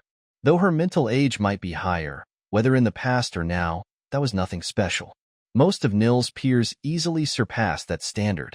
If it hadn't been for the conversation with Hayden last night, Iona wouldn't have taken Baron Franz's remarks so seriously. The Count obviously cared about something that Robert knew. If Robert really knew who her birth mother was, and if that was the secret the Count was hesitant to reveal, what would this situation mean? Who exactly was her mother? Why would the Count have supported Robert for over 10 years in exchange for that secret? Thinking that, Iona asked curiously to Niall, "Nils, was there a reason why you didn't want me to call you brother? Don't talk nonsense. I'm barely holding back my anger just by looking at your face." Nils reached out his arm towards Iona, as if trying to push her away. Iona thought he was going to shove him aside, but Nils stopped at an awkward distance. In his outstretched fist, he held a crumpled letter. It seemed to be the result of him giving in to his anger just now. "It seems like you're out of your mind to crumple up a letter from the Imperial family." After confirming the Imperial seal, Iona took the letter from Nils with a cold glance. The envelope had already been torn open. It seemed he had checked it first, thinking it contained important news. Since it had only been a day or two, instead of questioning him about it, Iona checked the contents without a word. As she expected, the sender was Richard.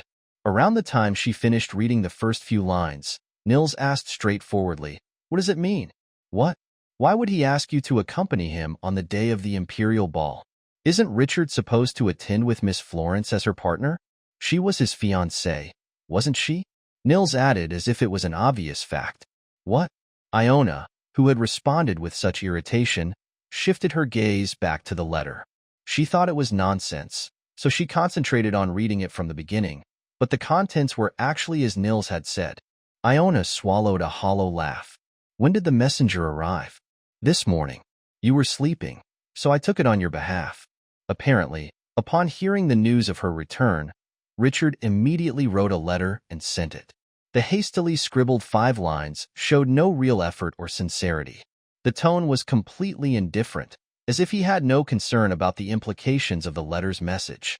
However, appearing at a grand event like the palace ball with another woman, not one's fiancée, wouldn't be as easy as it sounds. From the fiancée's perspective, it would be a huge insult. Moreover, the woman who played the role of the partner would inevitably face public scorn. Isn't that why he ordered the marriage, because he was wary of rumors about being involved in an affair with me? Or had Florence annoyed him to the extent that he wanted to punish her this way? Iona must have hurt Florence's pride greatly because she retaliated by not accepting Florence's anger as before. Perhaps Richard was tired of the resentment and complaints directed at him and wanted to completely sever ties with Florence. Regardless of the cause, this situation was a huge headache for Iona. Thinking of an enraged Florence confronting her immediately sent a throbbing pain to her head. In that moment, she would have been willing to quietly take a slap from Florence if it were to come. He said he would compensate for the injury caused by Florence. What a joke. Compensating for the harm caused by Florence? What a joke. Indeed, Richard had no feelings of remorse toward Iona. Otherwise, he wouldn't have invited her to such an event. You must have done something wrong.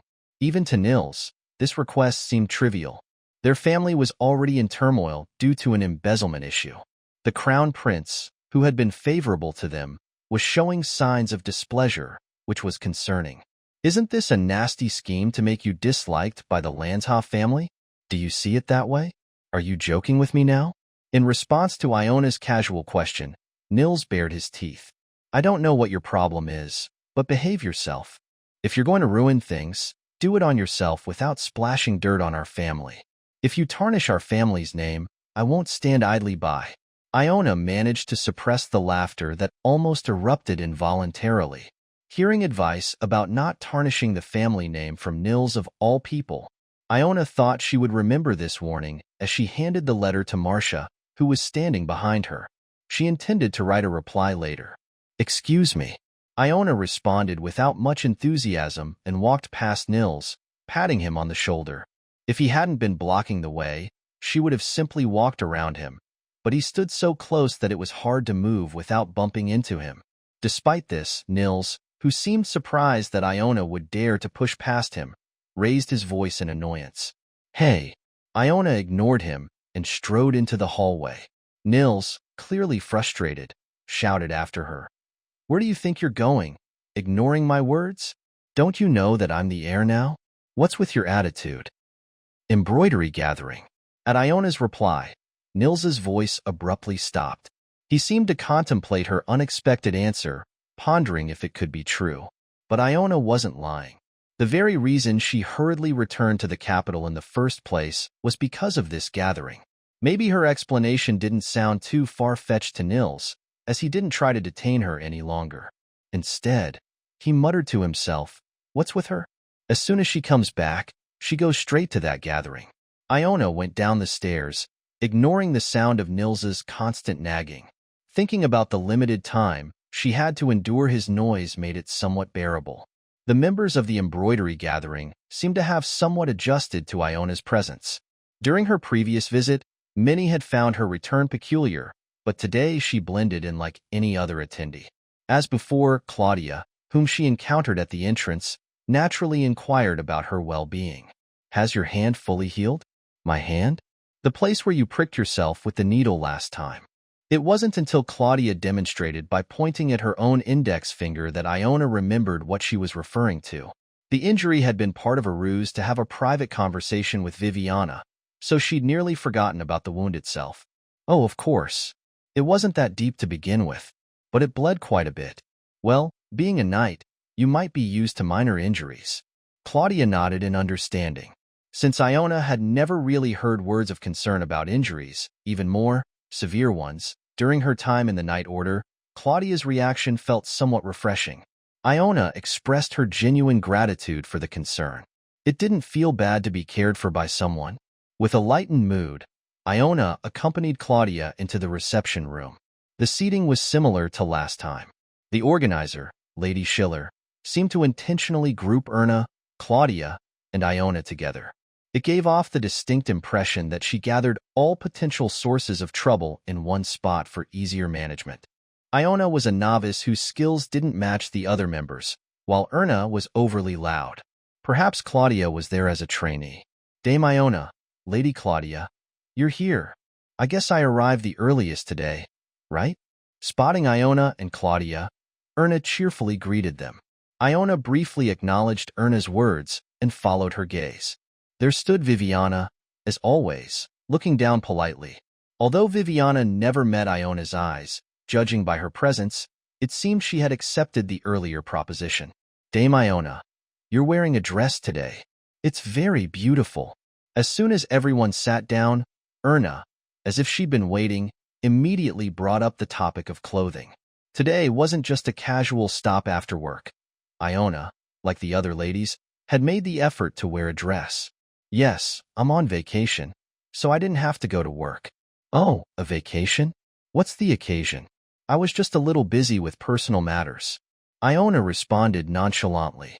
Her vague reply was meant to discourage probing questions, but Erna's expression seemed a bit mischievous. Were you busy? Perhaps preparing for marriage?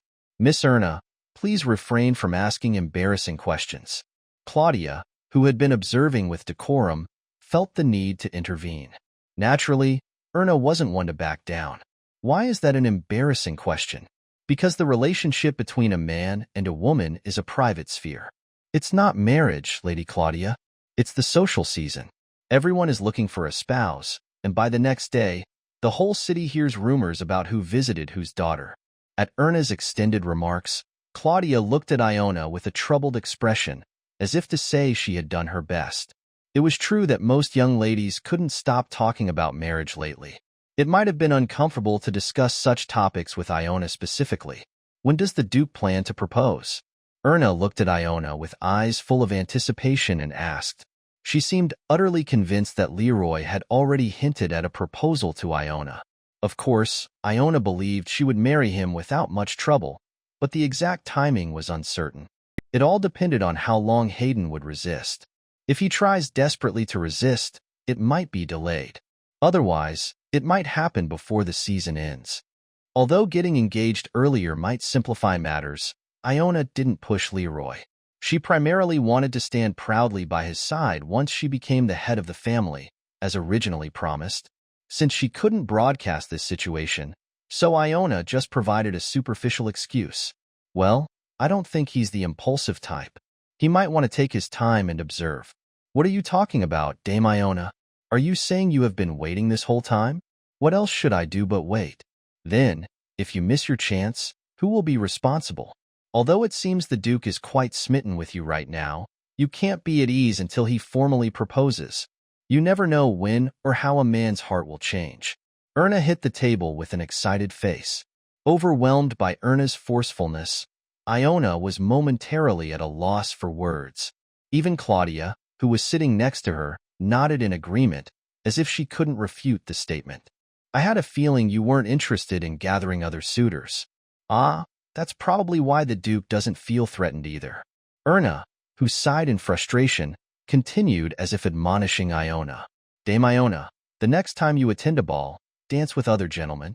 If rumors spread about another suitor, the Duke might get restless, right? Nothing stirs up tension like jealousy. Dance with another gentleman? Iona involuntarily recalled a letter from Richard. Would attending a ball with another man be enough to provoke jealousy? Both men probably have other plans. Not that they would be jealous. She chuckled inwardly at the absurdity of her thoughts. Meanwhile, Claudia and Erna continued their heated discussion. It is not wrong. I know of cases where men, believed to be on the verge of proposing, backtracked at the last moment. Although I don't believe the Duke is like that. My sister went through that. He confessed his love, acting like he'd bring her the stars, but then suddenly said it wasn't the right time for marriage. Not long after, he proposed to one of her friends. Oh my, isn't that just too cruel? Once it happens, it's too late.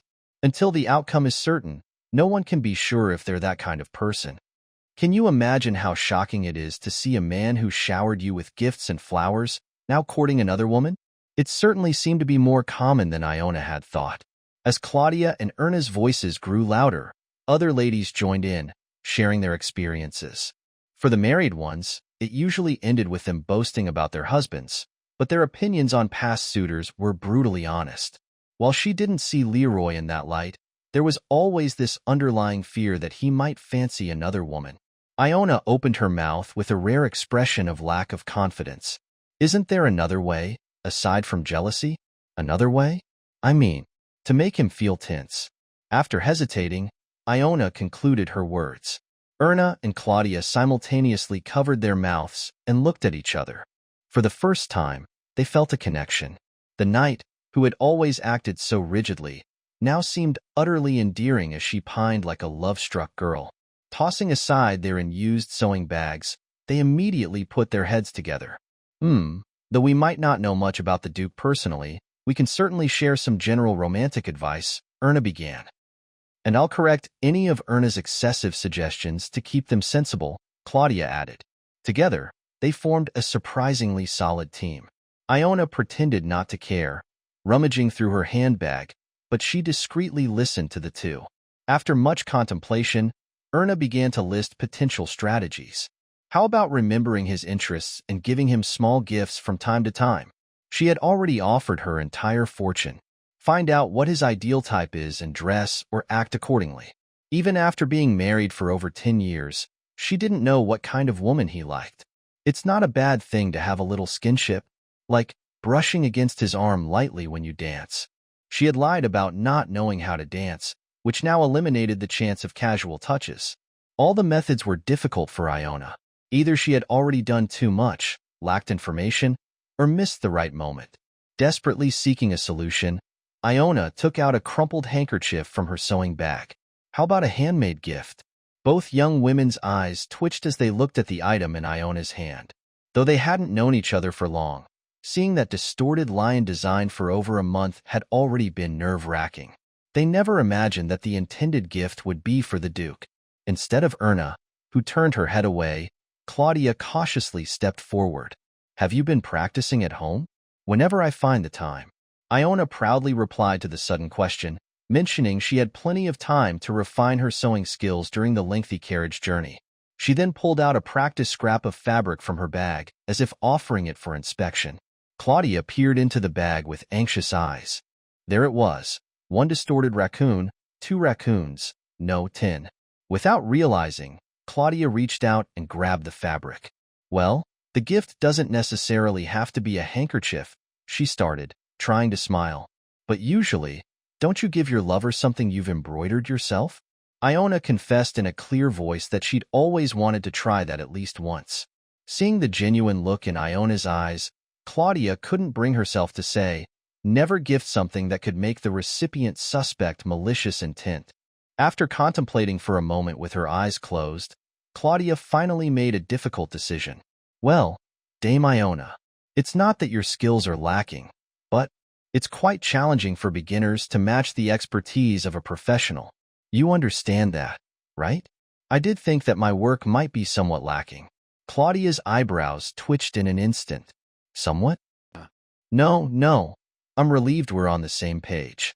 In any case, since it's a gift, I think it would be best if it were finished more elegantly. Would it be okay if Erna and I helped a bit in completing it? I mean, just a tiny bit.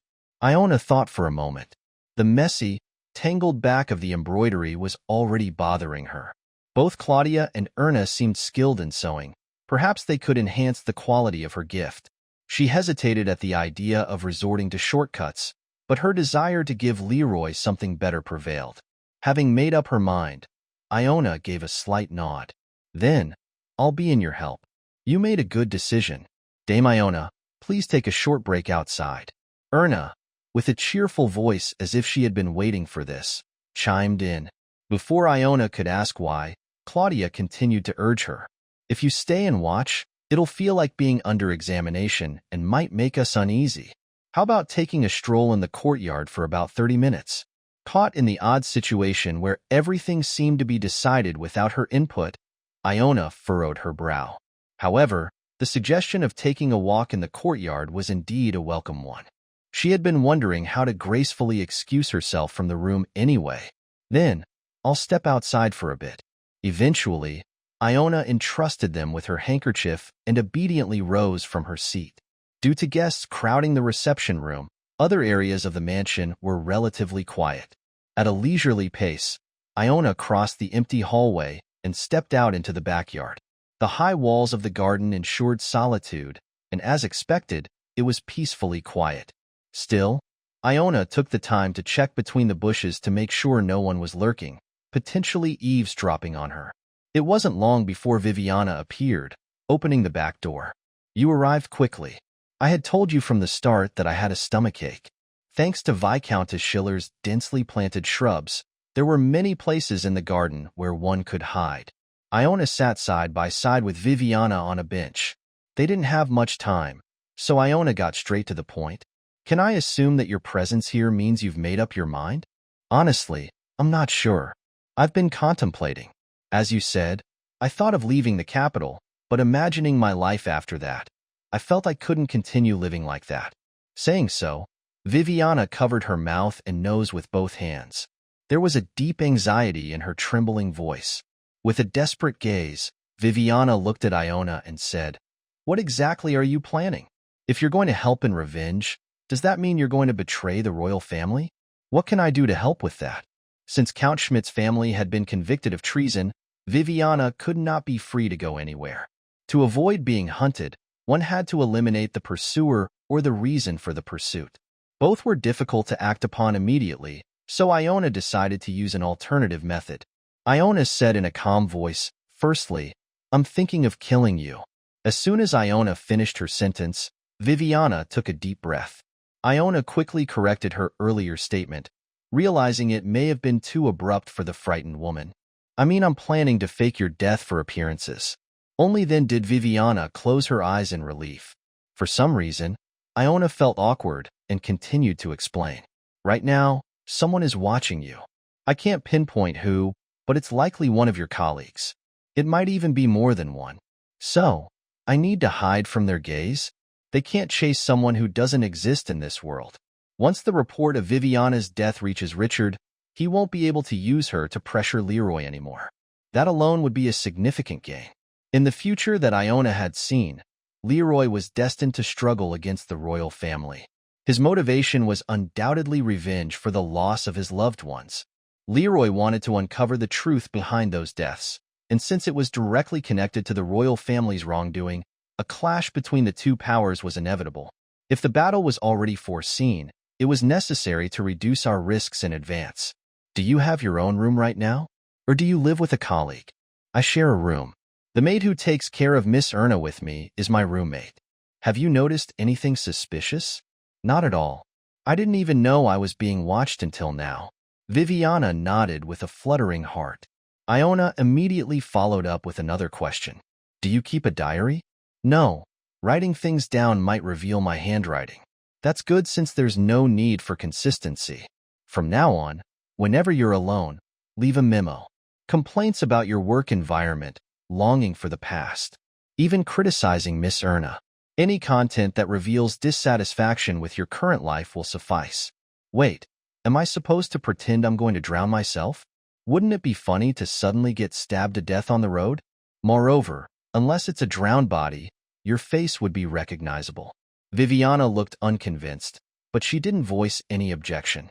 Iona lightly shrugged and said, "You are doing hard physical work and your old fiancé has appeared in the capital. He's discussing marriage with another woman. It's understandable if you become pessimistic about your situation. I was doing just fine. To others, it seems like a plausible story, so don't worry." Iona reassured her. Fortunately, Viviana didn't throw any childish tantrums, allowing Iona to continue outlining the plan. In the cover of night or early morning, we'll stage a scenario as if you've thrown yourself into the river. There might be watchers who'll try to follow and stop you, but we'll have someone prepared to play the role of a drunkard to distract them. I, first of all, need to safely get out of the water. I can't swim at all. We'll arrange for someone to assist you. There are experts for such tasks. In her previous life, while carrying out tasks for Richard, Iona came to know a lot of useful messengers. The one she had taken to the Madrov estate to accompany Robert was one of them. People who are worth the high price they command. Whether then or now, Iona favored them. As long as the money was properly prepared, there was no other concern.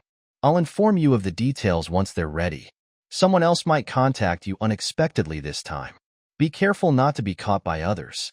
Iona, who had succinctly conveyed the mission, stood up from her seat. There was no benefit in her and Viviana staying together for too long.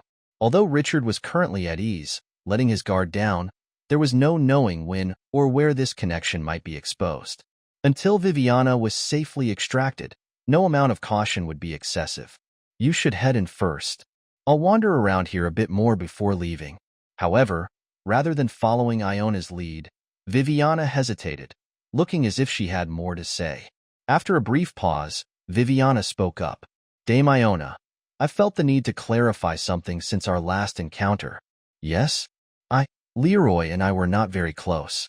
I swear on the heavens." Iona was taken aback, unsure of why Viviana would bring this up out of the blue. Despite hearing Viviana's clarification that she and Leroy were not close, the fact that he was her former fiancé inevitably gave her an odd feeling. Perhaps noticing this, Viviana hastily added, "I mean, you warned me against falling for him and mentioned that I was special to him. It seems like you believe there was something between Leroy and me. But absolutely there wasn't." It seemed Viviana had come with a firm resolution to address this matter. Her voice, which began softly, grew increasingly emotional. "I mean, it's true that I care for him and he cares for me. But if someone you know is in trouble, it's natural to be concerned, right? Especially if you've known them since childhood. Isn't that right?" "That's true." Caught in Viviana's earnest plea, Iona could only nod in agreement. She had suspected a romantic relationship between Leroy and Viviana due to their past engagement, but apparently that wasn't the case.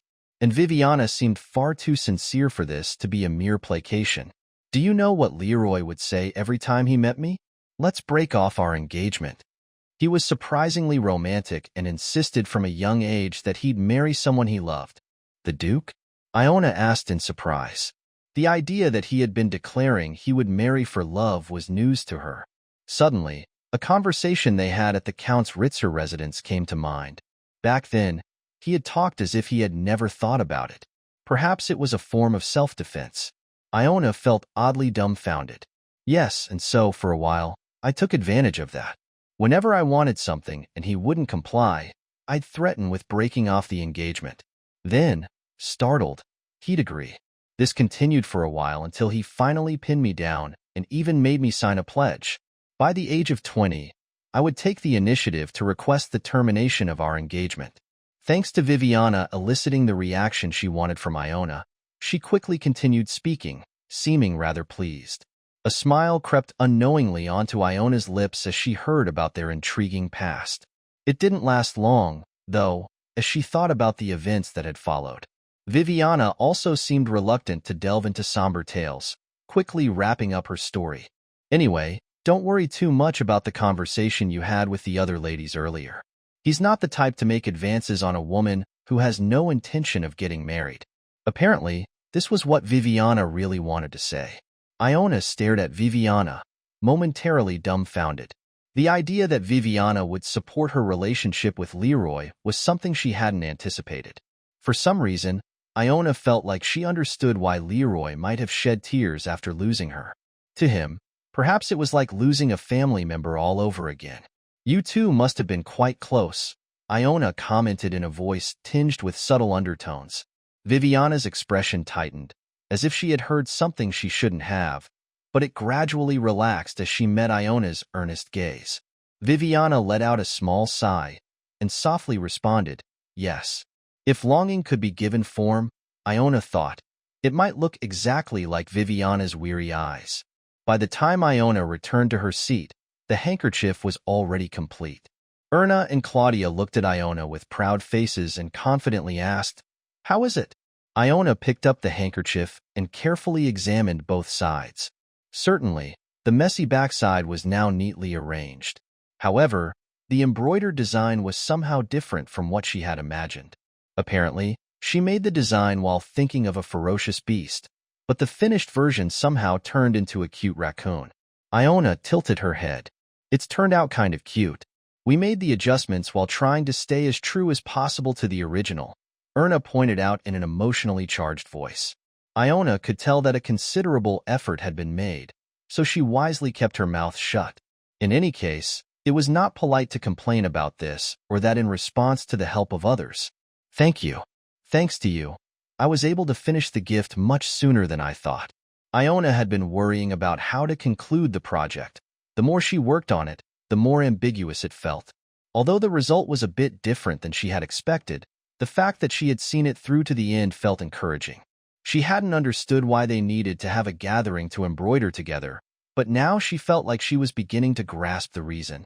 All right, let's all give a round of applause to Iona, who has completed her first piece. From a little distance, Lady Schiller, who had been observing the scene with satisfaction, initiated the applause. Everyone joined in, clapping their hands and offering congratulations. A few even approached Erna and Claudia to pat them encouragingly on the shoulders. Feeling a bit bashful, Iona folded the handkerchief and tucked it into her pocket. Just then, a hand suddenly stopped her. Dame Iona, if this is a gift, it should be beautifully wrapped. Having said that, Lady Schiller called in the maid who had been waiting. Daisy, could you please prepare a gift box? And while you're at it, iron this handkerchief. Yes, madam. Soon, a textured paper box, normal paper, and ribbons were delivered to the table. The ironed handkerchief sat there, neatly folded and subtly shining. With careful hands, Iona wrapped the handkerchief in normal paper and placed it in the box. As Lady Schiller tied the ribbon for her, she asked in a soft voice, will you be coming again? It must have been a courtesy to capture the newcomer. Iona perceptively picked up on the unspoken language Lady Schiller had displayed and cheerfully replied, yes, I'll definitely attend. Good.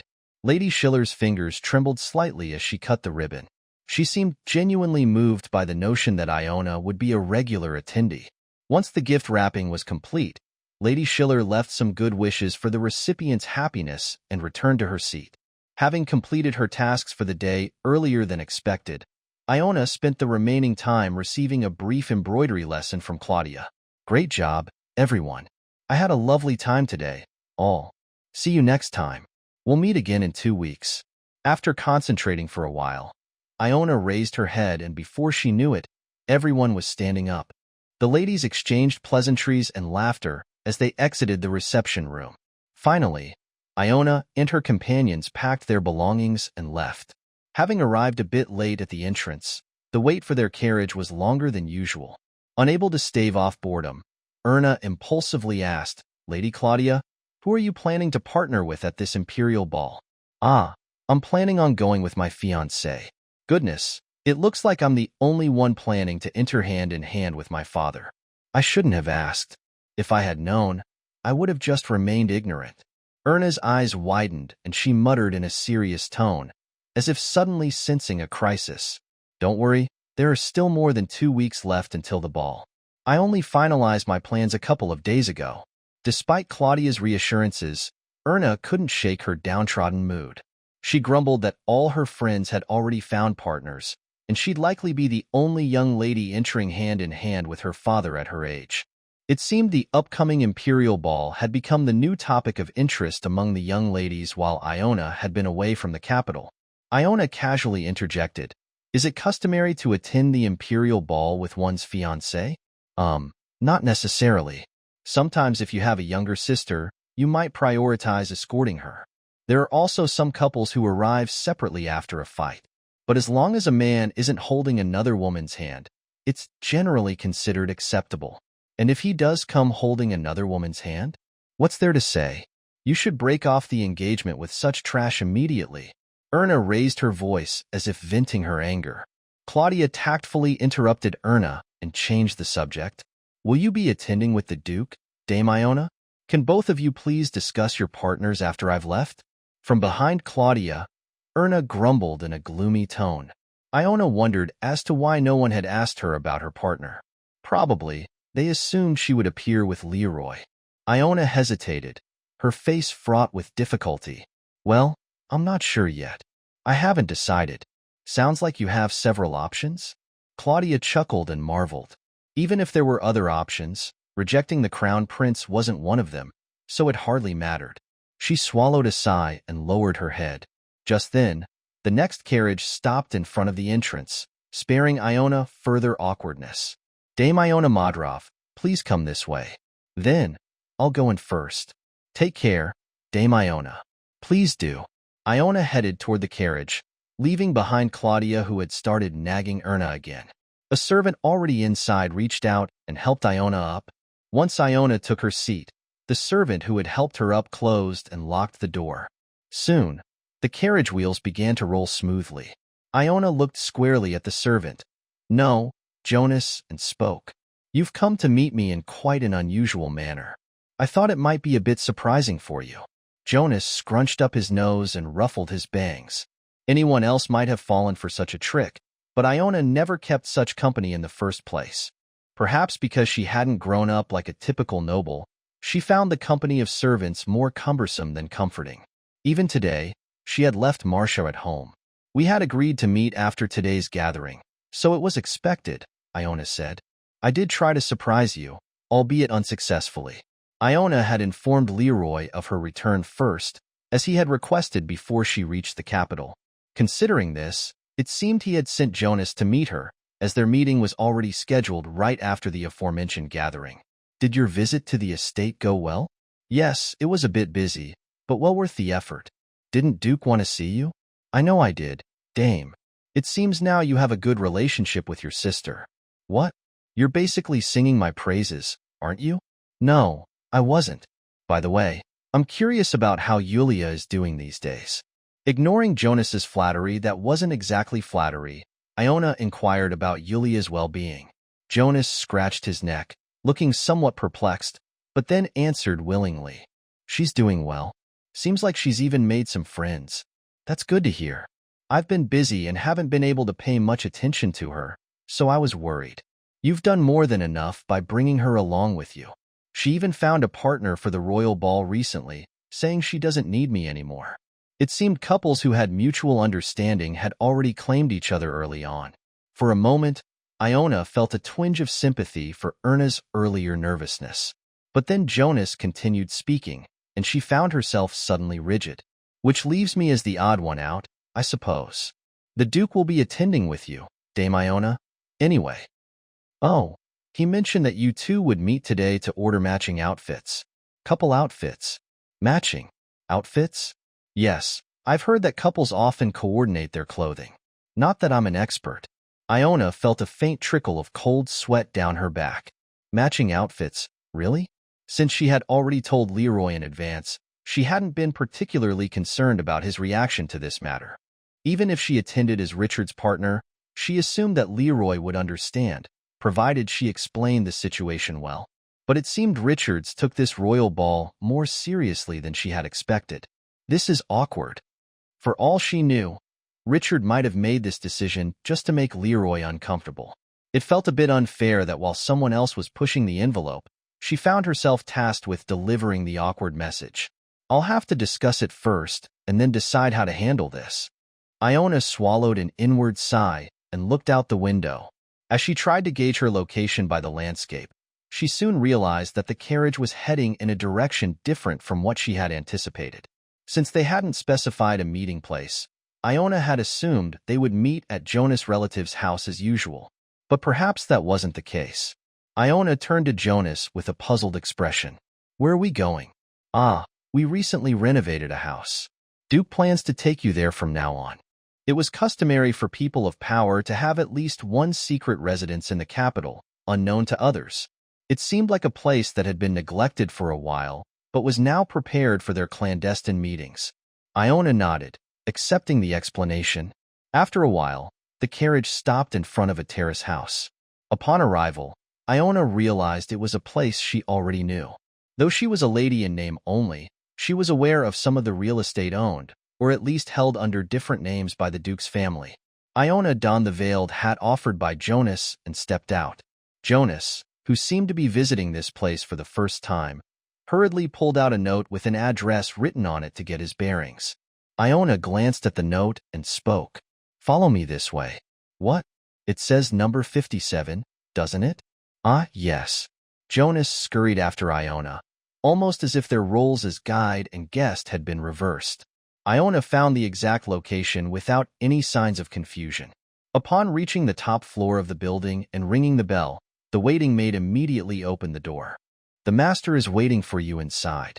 Iona took off her hat and shawl, handed them to the maid, and entered. Compared to a mansion or other townhouses, the space was modest, yet fully furnished and complete in its own right. The entire room smelled strongly of wood, as if the furniture and flooring had recently been replaced. As Iona moved toward the living room, she narrowed her eyes slightly at the sound of a woman's voice coming from behind the wall. Opening the door, sure enough, there was a familiar face sitting across a low table from Leroy. "Hello, Dame Iona. It's an honor to see you again." Penelope, a staff member from the Modrov Manor's tailor shop who had made a house call last time, rose to greet her. To think the person to take her custom clothing order was already here. Iona had intended to spill the beans to Leroy as soon as they met. She found herself in an unexpectedly awkward situation. Misinterpreting Iona's confused expression, Leroy kindly explained the situation. "I thought it'd be best to order our clothes for the royal ball in sync with your return. The timing was a bit tight to get it done on the date we wanted. Since it's for Dame Iona and Duke Leroy, we made it happen. But you must keep it a secret that we're taking additional orders at this time," she said, covering her mouth with her index finger and offering an awkward smile. Unable to think straight, Iona decided to move her body instead, sitting beside Leroy as naturally as possible. Leroy, who had been thoughtfully looking over a catalog, slid it towards Iona, saying, "Good timing. I've been hearing all sorts of recommendations, but I can't quite imagine them. What do you think?" "I'm not really sure about these kinds of things." "Ah." Recalling Iona's sparsely filled wardrobe, Leroy let out a candid sigh. "Then let's leave the design to the experts and at least decide on the color. Do you have a preferred color?" Iona usually just wore whatever, either the Royal Knight uniform or something Marcia had picked out for her. The idea of having a preference was unthinkable. Before Iona could speak, the person in front began listing several options. "The trend these days is fabrics in turquoise with a sheen. Or we could go in a completely different direction with red silk mixed with black lace to give it a powerful feel. The color would also match beautifully with your eye color. Not bad. A darker tone, but if it's properly adorned, it's likely to stand out more than anyone else's. It would also match well with the Duke's outfit." Both Leroy and the woman looked at Iona as if seeking her approval. Overwhelmed, Iona gave a slight nod. A quick back and forth later, the consultation was swiftly concluded. Thanks to her, who had already gathered insights into Iona's preferences from their last encounter, most of the decisions were made for her. "Then I'll take my leave. I'll come by your place for a fitting in a week," said the woman, her melodic voice filled with formality. She left her seat without delay. Iona tried her best to send her off with a smile, as the woman had clearly carved out time from her busy schedule for them. Still, an air of awkwardness was inevitably felt. As soon as the door closed, Leroy swiveled his body toward Iona. Leaning back against the arm of the sofa, he surveyed her intently. "You look pale. Are you unwell?" Extending his arm toward Iona in a familiar manner, he expressed his concern. A rough and strong knuckle lightly touched Iona's forehead, then swept her hair back before swiftly pulling away. His actions were so natural that Iona felt no discomfort. Perhaps it was because her mind was preoccupied with other thoughts, leaving her little room to be concerned about external circumstances. Iona bit her lip and began her confession. Well, actually, I have something to tell you. She started and looked directly at Leroy with solemn eyes. He had already set the tone with his earlier actions, but Leroy sat half reclined, seemingly unperturbed by any sense of urgency. Although she failed to create the ideal atmosphere, she could no longer delay revealing the truth. Iona reluctantly began to speak. Do you remember what I told you before I left? That the Crown Prince had asked me to be his partner in exchange for this vacation? Of course, I remember. I received a message from the palace this morning. Richard has asked you to attend the royal ball with him? Leroy interrupted as if he had anticipated this. He didn't seem particularly perturbed by Richard's imposition, nor did he seem flustered by this unexpected development. Confused by his reaction, Iona clamped her mouth shut. If he had anticipated the Crown Prince's decision, there was no need for him to have ordered custom outfits in the first place. Should I decline? Iona clenched her sweaty palms, questioning whether the invitation implied that she should attend as Leroy's partner regardless of Richard's offer. To her surprise, Leroy countered, Do you think the Crown Prince's offer is so easily refused? Not easily, but there could be an excuse. I could say I had prior commitments. Then the Crown Prince would take it out on you like a petty man, Leroy casually speculated. Though it was a careless assessment, Iona found herself agreeing. The partner proposal itself seemed to be a kind of spite from Richard. She doubted that he would gracefully step aside if she declined. As Iona lowered her gaze with a troubled expression, Leroy met her eye level. He asked with a slightly playful tone, Do you feel sorry for me? Well, all things considered, isn't it appropriate for me to attend as your partner? In that case, wear the dress I gave you as a gift. Leroy spoke as if to comfort Iona and pulled the red ribbon attached to the shoulder line of her dress. Since it was simply for decoration, the clothes didn't become loose when he unfastened them, but even so, she could feel some strange intention in his careful hands. Rubbing the end of the red ribbon, Leroy looked into Iona's eyes and added, If we wear clothes of the same colors, we'll look like the true pair to any onlooker. It was then that Iona finally understood why he had chosen the same color outfits for the ball. People are often most influenced by what they see. Even if Iona were to make her entrance holding Richard's hand, she would still appear to be Leroy's true partner if they began to hang out, especially since their clothes would proclaim it. Impressed by his cunning, Iona suddenly had a practical concern. What if His Highness also wears red? She asked. Smiling lightly, Leroy replied, It won't quite be the same fabric, will it? Still, my first appearance will be alongside the Crown Prince. People might start whispering about you as well, considering that the Crown Prince already has a fiancée. I've got that accounted for. What's the plan? That's a secret for now. It's the kind of topic where timing is everything. Leroy deflected with an enigmatic tone. Baffled by his cryptic statement, Iona chose not to press him. She believed he had good reasons for keeping secrets from her. As they talked, Iona suddenly realized that they were standing quite close to each other. Leroy, with his arm resting on the back of a chair, was still fiddling with the ribbon on her dress. He seemed to relish the soft touch of the silk. Offering a thoughtful suggestion, Iona said, Would you like me to cut it off for you? Cut off what? The ribbon you're playing with. After a moment of silence, Leroy asked, Did I make you uncomfortable? No. You seem to like it. It's fine. It looks pretty where it is, Leroy answered, seemingly incredulous, as he retied the ribbon. She thought it would be obvious that he had fiddled with the ribbon, but a quick check revealed that it had returned perfectly to its original state. It was then that Iona felt a strange sense of disappointment. Leroy gazed at Iona with narrow eyes and said, Whenever I look at you, I feel both uneasy and, at the same time, quite reassured. What makes you uneasy? I will correct it if you tell me. That's exactly it. The fact that you can put me at ease so quickly is reassuring in itself. His answer was ambiguous. difficult to categorize as either praise or criticism. Based on his words alone, it sounded like the former, but his eyes strangely lacked emotion as he spoke. Feeling the need to defuse the awkward atmosphere, Iona reached into her handbag and pulled out a small box. She'd received a dress from Leroy. It seemed right to reciprocate with a handkerchief she had just finished making today. Seeing the gift box, Leroy's eyes lit up. Accepting it with a puzzled expression, he asked, "What's this?" "It's a gift," Iona replied, a slight tension in her voice. She hadn't given it much thought while pulling it out, but now that he was about to unwrap it, she felt strangely anxious. Even though it was her first time gifting something she had personally crafted, it was not like she had ever given him anything else either. Nervously, Iona awaited his reaction. Finally, Leroy opened the box, pushed aside the tissue paper, and lifted the handkerchief out. Unfolding it, he examined it for a while, then held it up to the light coming through the window. His furrowed brow and focused expression suggested he was about to deliver a professional assessment. After a lengthy silence, he suddenly exclaimed, "It's indescribably wonderful.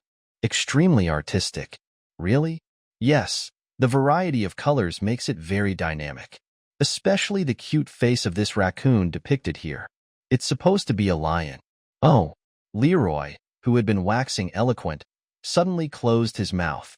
There had been a minor issue of his misidentifying the embroidered animal, but Iona thought he had good reason to be confused. Even she had felt it looked more like a raccoon than a lion upon seeing the finished product. Leroy, once again staring intently at the embroidered pattern, eventually let out a soft chuckle. It seemed the surprise gift had notably lifted his spirits. Holding one end of the handkerchief, he said, "I'm touched. I had no idea you'd even hand-stitch something for me. How did you know I made it myself?" "It just felt like it was made with care," Leroy replied, avoiding Iona's eyes as he tucked the handkerchief into his pocket. Iona felt a quiet sense of pride that her gift had been so readily accepted. However, attributing this solely to her own efforts felt somewhat guilty, so Iona made sure to clarify the origins of the work. "To be honest, I had some help. I originally intended to complete it myself, but it wasn't easy. There are these two friends, Erna and Claudia, who I met at an embroidery group, and they're both extremely skilled." "You've been going to an embroidery group? For me?" "No, not exactly for you." Leroy, who looked surprised, immediately withdrew at Iona's denial. Iona looked into his face, hesitating for a moment before speaking her next words. The embroidery meeting was scheduled for the afternoon, so she could have technically arranged to meet Leroy earlier than that. The reason Iona had delayed their meeting until after the embroidery group was that she had something else to confirm beforehand. She needed to know what choice Viviana had made to decide whether or not to inform Leroy of her existence. And this time, Viviana had finally mustered the courage. Iona spoke after a brief, deep breath. "Lord Leroy, I found Miss Viviana." Florence was despondent. This emotion had constantly followed her like shadows ever since she embraced the grand honor of being the crown prince's fiancée. When Richard first nominated Florence as his fiancée, she was full of dreams. She felt like she wanted to boast to everyone that she would become the partner of that noble man and, in reality, sometimes did so. All the young ladies were jealous of Florence yet feared being out of her favor. The world seemed already half hers. She really thought so back then, but it wasn't. It didn't take long for Florence to snap out of her delusion. Despite the fact that Richard chose her himself, he was always indifferent to her. Whenever she visited him, he would always brush her off, saying he was busy, and he never cared about her stance in public events. If she could have considered him merely as a partner of a political marriage, it would have been easier for her. But Florence loved him. That was the root of all the tragedies she faced. Because she loved Richard, Florence tried to understand him, no matter how cruel he was to her. She thought she could understand. She knew from the start what kind of person he was. Richard was inherently a beautiful but unpredictable man. He possessed angelic beauty, to the extent that there were jokes saying that the most beautiful woman in the empire was the crown prince, but the nature hidden beneath his skin was greatly twisted. Sensitive to others' mistakes, he often replaced his subordinates and always showed arrogance in front of his ministers. Many ministers raised their voices claiming he was not fit to rule the country, but as the emperor only had him as a child in the palace, such nominal opposition had no meaning. Richard was a bad person to everyone equally, and with that thought, he wasn't particularly cruel to her. Florence found solace in just that fact, until she learned that there was an exception to Richard. Iona Madrov. When Florence first met Iona, she didn't pay much attention to her.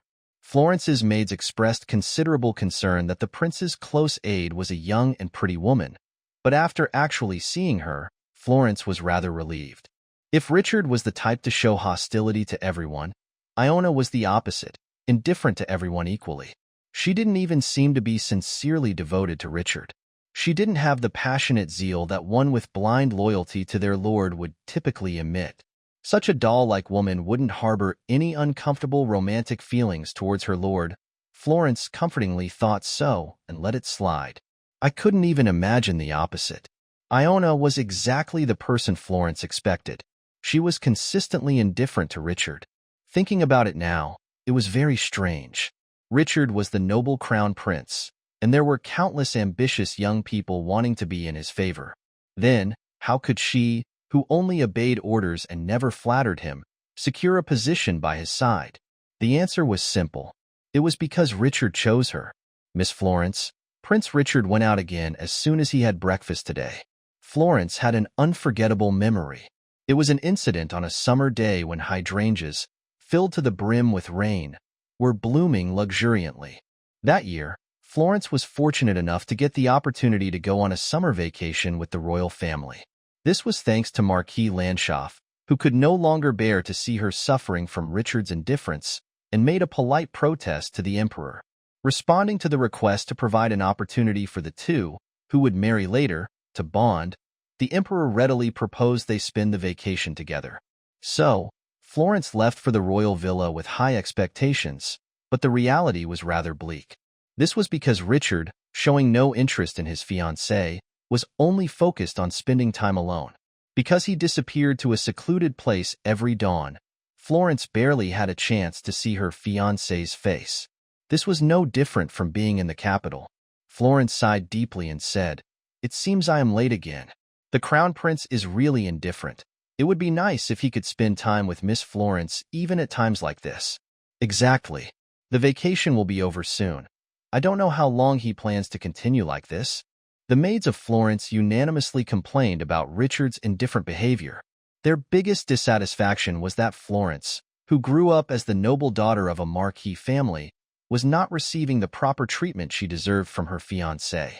Then, one maid who had been observant for a while, suggested in a subtle voice, "Miss Florence, why don't you go find Prince Richard yourself today?" Go find him myself? I woke up early and overheard something. Knight Iona came to the kitchen earlier and requested a packed meal, emphasizing it was food for the crown prince. Once the maid was sure everyone was focused on her words, she continued coyly. When she went out, I caught her right there. Pretending not to know, I asked her where she was going, and she said she was going to the lake. So I kept that in mind and waited for Miss Florence to come out. There was only one lake nearby. Although it was quite large, it wouldn't take long to explore on horseback. Even if questioned why she followed, she could excuse it by saying she went out to play in the water. Thus, there was nothing to worry about. The maids, excited, started preparing to go out immediately. Once the maids and a few serving girls gathered, a plausible excursion procession was formed. Florence rode a white horse, whose fur shone brilliantly, and headed straight for the lake. Once they arrived at the destination, realizing it was too much to bring everyone along, Florence ordered them to play in the water and started looking around alone. The thought of possibly being scolded when encountering Richard made her anxious belatedly. If Richard was glad to see her, she planned to bring him to the water play spot. If not, she intended to act as if she hadn't seen him and withdraw discreetly. Florence found Richard when she had circled about half the periphery of the lake. The sound of talking nearby caught Florence's ear. Like being drawn in, Florence, approaching the direction of the sound, felt Iona turning around and unconsciously hid behind a tree. "Why is that? I think I heard someone." "Don't do that. Come sit next to me. It's an order." It's hard to respond to sudden attacks in a seated position. Even if we're attacked unexpectedly, I'll sacrifice you and run away quickly. So sit down with ease. Iona hesitated, as if persuaded by those ridiculous remarks. Seizing the opportunity, Richard grabbed her hand and pulled her. Losing her balance, Iona fell over the cloth laid on the ground. Iona tried to get up again, but Richard didn't let her go. I will sit, so please let me go. Relax your shoulders and take a nap if you can. I will let you go once you seem to be relaxed. Are you defying my orders? To anyone, it was clear that Richard was being unreasonable, but his unreasonableness had authority. Eventually, Iona did as Richard ordered, lying next to him and closing her eyes. Only then did Richard release Iona's hand and sit down comfortably. He then silently gazed down at Iona's closed eyes for quite some time. For a seemingly incomprehensible amount of time, he focused intently on her without diverting his attention elsewhere, as if studying every detail. Don't open your eyes, Iona, Richard whispered a warning. To Florence, his words sounded as if he didn't want his true feelings to be discovered. Only after making sure Iona's eyes were closed did Richard secretly look at her, as if satisfying a long-suppressed desire. That was all. Richard did not act upon any feelings or reveal his heart. However, Florence wondered what other emotion, if not love, this could be. She felt an urge to immediately pull Iona up and push her away from Richard's side. Or perhaps she wanted to approach Richard and confront him, asking why he was behaving like this, questioning why he had engaged her if he was going to be like this, and why, knowing her love for him, he had chosen her to fill a position in name only. Of course, Florence couldn't do any of these things. Instead, she fled from the spot. Repeating to herself that she saw nothing, she ran down the forest path to return to her group. The sounds of water play and the laughter of the maids effectively diluted Florence's anxiety. However, a certain thought never disappeared and remained within her. From that day on, whenever Florence encountered Iona, she felt an intense surge of emotions. It mostly manifested as anger, but it was composed of a myriad of feelings: jealousy and contempt, feelings of defeat and sadness, loneliness and solitude, and a slight sense of guilt for harboring resentment against an innocent person. Florence knew well that Iona didn't see Richard as a romantic interest. That fact only intensified Florence's hatred for Iona. Had Iona desired Richard's heart as much as Florence did, at least it wouldn't have felt as unfair. What Florence desperately yearned for being in someone else's grasp, and the fact that this other person might not even realize they held it, was unbearably painful for her. I might really break off the engagement this time, Florence murmured weakly, looking down at the letter envelope in her hand. It was a letter she had sent to Richard, returned unopened, in the same packaging she had sent it in. Since the day she slapped Iona and was expelled from the palace, Florence had not met Richard even once. She remained confined to her mansion, diligently sending letters of apology, but the response was always silence. Florence was utterly exhausted. Her emotional turmoil had taken such a toll that her face had become almost gaunt, and her complexion was far from healthy. What made Florence most miserable was the fact that Richard likely felt no sympathy for her in such a state. Biting her lip, Florence suddenly stood up with determination. She set her letter on fire with a candle and threw it into the fireplace. As she watched the burning embers, trying to control her ragged breathing, someone knocked on the door. With an irritated tone, Florence inquired, "What is it?" "Miss Florence, Lady Madrov is here to see you." Lady Madrov? Did she hear correctly? For a moment, Florence doubted her own ears. Do you mean Lady Iona Madrov? No, it's Miss Yvonne Madrov. It doesn't seem like she made an appointment. Should I send her away? While it was somewhat relieving that it wasn't Iona who came, a visit from her younger sister was equally puzzling. Yvonne and Florence had only crossed paths at parties a few times. They shared no close bond. Just hearing the Madrov name was enough to make Florence's teeth chatter. Unable to fathom why the visitor sought her out, Florence furrowed her brows. No, lead her to the drawing room for now. Tell her to wait while I get ready, and call my maids here. In the end, curiosity won over her discomfort. Accepting Yvonne's visit, Florence first summoned her maids to help her get dressed. Having wanted some solitude, She had dismissed all her servants earlier, so she was alone in the room. She had to first rectify her rather disheveled appearance before she could meet her guest and determine the purpose of this unexpected visit. Although the maids hurried over upon being summoned, Florence took her sweet time to get ready. She wasn't the kind-hearted type to warmly welcome an unexpected visitor, especially not one as unrelated as Yvonne. Moreover, if the polite guest happened to be Iona's sister, Florence felt she had every right to be even more spiteful. After spending considerably more time than usual on her makeup and attire, Florence gave herself one last glance in the mirror. The face that just a moment ago looked pale and lifeless now appeared somewhat presentable. Though the emotional strains and subsequent weight loss had sharpened her features, this could work to her advantage in this encounter rather than being a setback. With a satisfied mood, Florence set out to greet her guest. Despite the long wait, her visitor seemed steadfast and remained seated, evidently not here on a casual errand. Entering the drawing room, Florence took a seat opposite her guest without offering a greeting and immediately asked in an assertive tone, "What do you want?" "I came because I have something important to discuss," Yvonne replied, her face tense. From the looks of it, she wasn't here to pick a fight, but even so, Florence maintained a cold demeanor. "I really don't know what kind of matter would make you come to see me personally. I don't recall us being that close. Of course, we aren't the best of friends, but something came up that deeply concerns you, prompting me to muster the courage to visit," Yvonne responded. "Don't beat around the bush. I'd appreciate it if you'd get straight to the point. I'm not someone with enough leisure to waste too much time on an unexpected visit." Yvonne seemed unprepared for Florence's direct aggression. With a look of unease, Yvonne's eyes darted around, and she then clasped her hands together, her expression one of determination. "Lady Florence, do you have plans to attend the upcoming royal ball with a particular partner?" Florence slightly furrowed her brow at the irksome question. The royal ball. That event had already been causing Florence a great deal of anxiety. Ever since the royal family announced their intention to hold a ball, a significant amount of time had passed, and she had yet to receive any word from Richard. Despite this, Florence held onto a sliver of hope that Richard would contact her at the right moment. After all, as Richard's fiancée, it was only fitting for her to attend the ball hosted by the royal palace as his partner. However, why would this lady question such an obvious fact?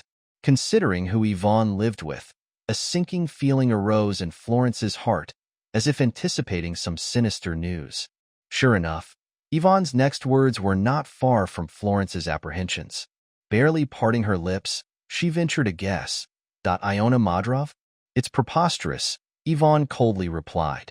With more anger than even Florence seemed to feel, Yvonne clenched her fist tightly. She cast a fierce gaze at some point on the tea table before continuing, "It's absurd. No matter if he's the crown prince's knight, it's clear you're his fiancée. To take away the position of a partner is preposterous, especially when she herself is in ongoing marriage discussions with another man. It's not even remotely amusing." Yvonne spoke in a low and quick manner, as if reciting a spell. In some ways, it was an attempt to maintain rationality, but inevitably, Yvonne's voice grew harsh as if she couldn't contain her anger. "That girl always covets what belongs to others. She takes everything from others, yet acts as if she herself has received nothing. She's oblivious and shameless. She must be punished," Yvonne concluded with a trembling voice, her eyes fixed on Florence, with a thin line of red veining visible within. Florence unwittingly marveled slightly at this. She had long known that the relationship between the two sisters, Iona Madrov and Yvonne Madrov, was not good. Yvonne openly disdained Iona and did not bother to hide her dislike for her own sister. It was indeed amusing that two unrelated individuals acted as if they were siblings, so Florence didn't find it peculiar. If one's biological daughter was overshadowed by the adoptive daughter, it would be natural for the biological daughter to harbor some competition against the adoptive daughter. However, seeing Yvonne's reaction, it seemed that the feelings she had towards Iona were not simply cute jealousy. Perhaps, Yvonne hated Iona even more than Florence did. "Why did you come to me?" "Well, are you hoping that I'll get angry at hearing this news and retaliate against her?" Florence pointedly remarked. Yvonne retorted as if wronged by Florence's drawn line of behavior. Miss Florence, will you let that girl be? What should I do then? Kill her? Florence stared at Yvonne with a piercing gaze as she asked this, seemingly guessing the other's intention. It was certain that Yvonne bore a grudge against Iona. It seemed right that she came here intending to incite anger and seek retaliation. What Florence was curious about was to what extent Yvonne had prepared herself mentally for this. If it were me, I would have wanted to kill her. Yvonne whispered so, moistening her dry lips with her tongue. Until Nils first suggested killing Iona, Yvonne actually hadn't given it much thought. She was rather concerned about acting rashly, wary of Nils's impulsive decision. But eventually, Nils was proven right. Seeing Iona stepping forward hesitantly on the day of their mother's memorial, Yvonne realized they should have gotten rid of Iona right from the start. It was impermissible to leave that insolent bastard who dared to treat their mother so trivially. However, despite committing such an outrageous act, Iona not only escaped paying the proper price, but was also thriving day by day. She gained their father's trust by exposing an embezzlement scandal in the territory and received a partnership proposal from the crown prince upon returning to the capital. Nils, who acted as if he would kill Iona on the spot, eventually backed down in front of their father's warning. He suggested waiting for the next opportunity, but Yvonne, who was watching her, was skeptical. I can't wait any longer. Once she marries the Duke, she'll be untouchable. She must be brought down before she rises any higher so that she couldn't dare to think of a comeback. As much as Yvonne wanted to kill Iona, she wanted to see Iona live a messed-up life even more. It wouldn't be too late to end her life after that.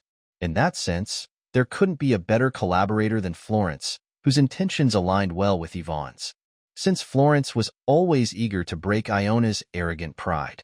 With a grave voice, Yvonne spoke. I want that insolent girl to be unable to walk around with her head held high outside. Even if the disgrace brought upon Iona would reflect badly on her own family, Yvonne didn't care.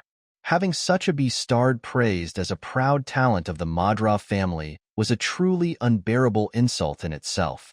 Why is everything so complicated? Nils muttered annoyingly, tossing his pen onto the desk. Thanks to this, ink splattered on the wooden surface, leaving behind small stains. But instead of wiping them off, Nils turned his head away as if to ignore it. He couldn't bring himself to look again at the documents he had been grappling with for a while. Recently, Nils had been taking care of the family's affairs on behalf of Hayden, who had been away from the capital. He had thought that becoming the head of the family would make him feel like he owned the world, but tasting the weight of responsibility revealed it was no easy task. Nils inwardly blamed his father, Hayden, who only recently started educating him to be the successor. How old am I for him to start handing over responsibilities to me, as if he's doing me a favor now? Hayden always criticized Nils for his laissez-faire attitude, saying he wasn't qualified yet, but in fact, Nils had his reasons too. Since his father never trusted and delegated tasks to his son, Nils had plenty of free time, which he spent hanging out with friends. Indeed, since taking on various duties, Nils had been so busy that he couldn't find time to rest. He could make time to play if he wanted to, but in his judgment, now wasn't the time. He was finally acting like a proper successor. He couldn't afford to lower his standing by attending inappropriate gatherings. Once I inherit the family, I won't need to be so conscious of their gaze anyway. It wasn't that Nils enjoyed living according to Hayden's whims. Objectively speaking, Hayden wasn't a father worthy of admiration. However, Nils didn't have the audacity to go against his father, the head of the family, to the extent of falling out of favor. Taking revenge for his mother could be done after Hayden had turned into a senile old man in the back room, couldn't it? With that thought, Nils tried to disguise his cowardice with reason. Nevertheless, he suddenly recalled what Iona had said to him. Nils, you're a disgusting and cowardly person. If you want to mourn your mother's death, you should have stopped calling that man your father. Unconsciously, Nils gritted his teeth. When the time comes, I'll that bitch too. With this resolution, Nils nervously stroked his chin. The humiliation from the day he was hit by Iona still lingered vividly. Nils renewed his anger towards Iona every day, and it was precisely because of the existence of the dentures he shared his daily life with. In reality, the arrangement didn't fit perfectly, so it felt foreign, and the fastening device was also frequently bothersome. That was not to say he felt relieved when he took out the dentures either. Every time he was reminded of the absence of his once healthy teeth, Nils felt the urge to run to Iona's room and rain punches on her face. At the moment when Nils, unable to contain his irritation, rose from his seat, a butler swiftly walked into the office without even knocking. Master Nils. Judging by his tense expression, it seemed he had urgent news to deliver. Nils wasn't fond of the butler's insolent attitude, but he decided to hear the matter first. Why? Did my father finally locate that Baron Franz? No, sir. That's not the issue. The butler took a deep breath as if to calm his excitement, then stiffened his neck and spoke.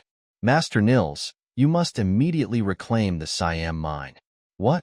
Nils furrowed his brows and retorted. Reclaim the mine? What on earth was he talking about all of a sudden? It took Nils a moment to recall what mine the butler was referring to. It was one of the useless pieces of land he had secretly disposed of without his father's knowledge. What are you talking about all of a sudden? What's with the Siam mine? Why should I buy it back? Didn't you dispose of that land, sir? The butler nudged Nils as if he was feeling stifled. Seeing him interrogate like this, it seemed he had suspicions but lacked concrete evidence. Nils, secretly relieved, straightened his back and feigned innocence. How dare you doubt me? Why are you asking me about the land that my father managed? Even if you've been teaching me in place of my absent father, do you not think the Count would avoid recklessly dealing with assets tied to the royal family? The butler's voice suddenly rose. At his intimidating tone, Nils unwittingly took a step back. The butler had always served Hayden, diminishing his own presence like a shadow. Nils had known him for almost a decade, but it was the first time he'd seen him so angered. With a flushed face from anger, the butler continued to question. I've heard the Siam mines have resumed silver production. What a ridiculous rumor. Who would dare develop a land that the owner hasn't touched? But do you know what's even more unbelievable? The rumor turned out to be true. Hey, calm down and slowly. After hearing the news, I checked the remaining documents with disbelief. And as expected, the land documents of the Siam region were conspicuously missing. The only ones who could touch them are you, me, Miss Yvonne, and you, Nils. You don't intend to blame your younger sibling, do you? Nils was at a loss for words.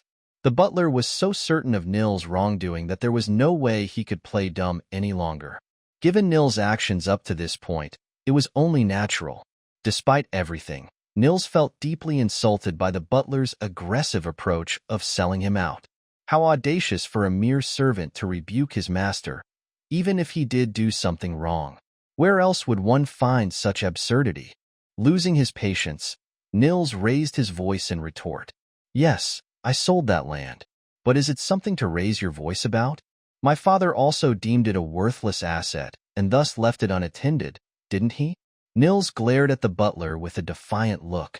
He stepped forward, as if ready to throw a punch, but the butler didn't seem the least bit intimidated. The butler had a separate concern that truly frightened him. With cold, sunken eyes, the butler questioned Nils. Do you understand the implications of the resumed silver production from that mine? It means that we will never be able to buy it back for the price that you sold it for. Do you even know the market rate for a viable silver mine? Do you know the original value of that land? Are you aware of the predicament the Count's family is now in due to your actions? Nils couldn't answer any of the butler's successive questions. He hadn't anticipated such a dire situation when he squandered his gains on gambling. He wanted to defend himself by saying he hadn't known things would turn out this way, but he was aware that such a response would only make him look even more pitiful. Seeing Nils fall silent, the butler swallowed a sigh and spoke as if pleading. Go find the one you sold the land to right now. The Siam mines have a tribute contract with the royal family. Even if it means invoking the royal name to instill fear, we must get it back. By tribute contract, you mean? We have to offer the mine silver? It was a land given on that condition. Once it's known that production has resumed, the royal family will demand the contract be honored. But if it becomes known that you sold the land on a whim, how do you think the royal family will react? Only then did Nils truly sense the gravity of the situation, his face turning pale. Until now, he had only thought of that mine as a useless plot of land, unaware of the reasons it belonged to his family. I didn't know. Such words have no meaning now. You must resolve this matter before the Count returns. Otherwise, you might have to relinquish your position as the heir. Chastened by the butler's stern warning, Nils slowly nodded in agreement. With a growing sense of urgency, Nils glanced at the clock hanging on the wall and swiftly left the office. He was headed to meet the second son of the Meyer family, to whom he had sold the Siam mine. Once outside, Nils promptly boarded a carriage bound straight for the Baron Meyer residence. Fortunately, the person he sought was at home, allowing Nils to meet his friend without much delay. Until the moment the Meyer family's second son greeted him with a welcoming face, Nils believed the matter would be resolved smoothly. After all, the person had always tried hard to impress Nils, who held a higher status. However, when Nils broached the topic of the Siam mine, he was taken aback by unexpected news from the other party. The Siam mine? Count Leroy bought it from me a while ago. Confused by the other's baffled response, Nils was left even more astounded. Why on earth was the name of the man engaged to Iona being mentioned here?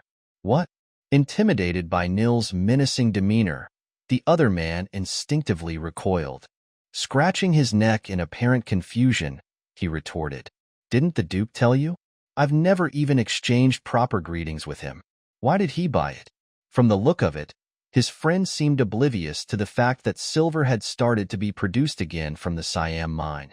Otherwise, he couldn't have responded so thoughtlessly to letting go of such a massive asset.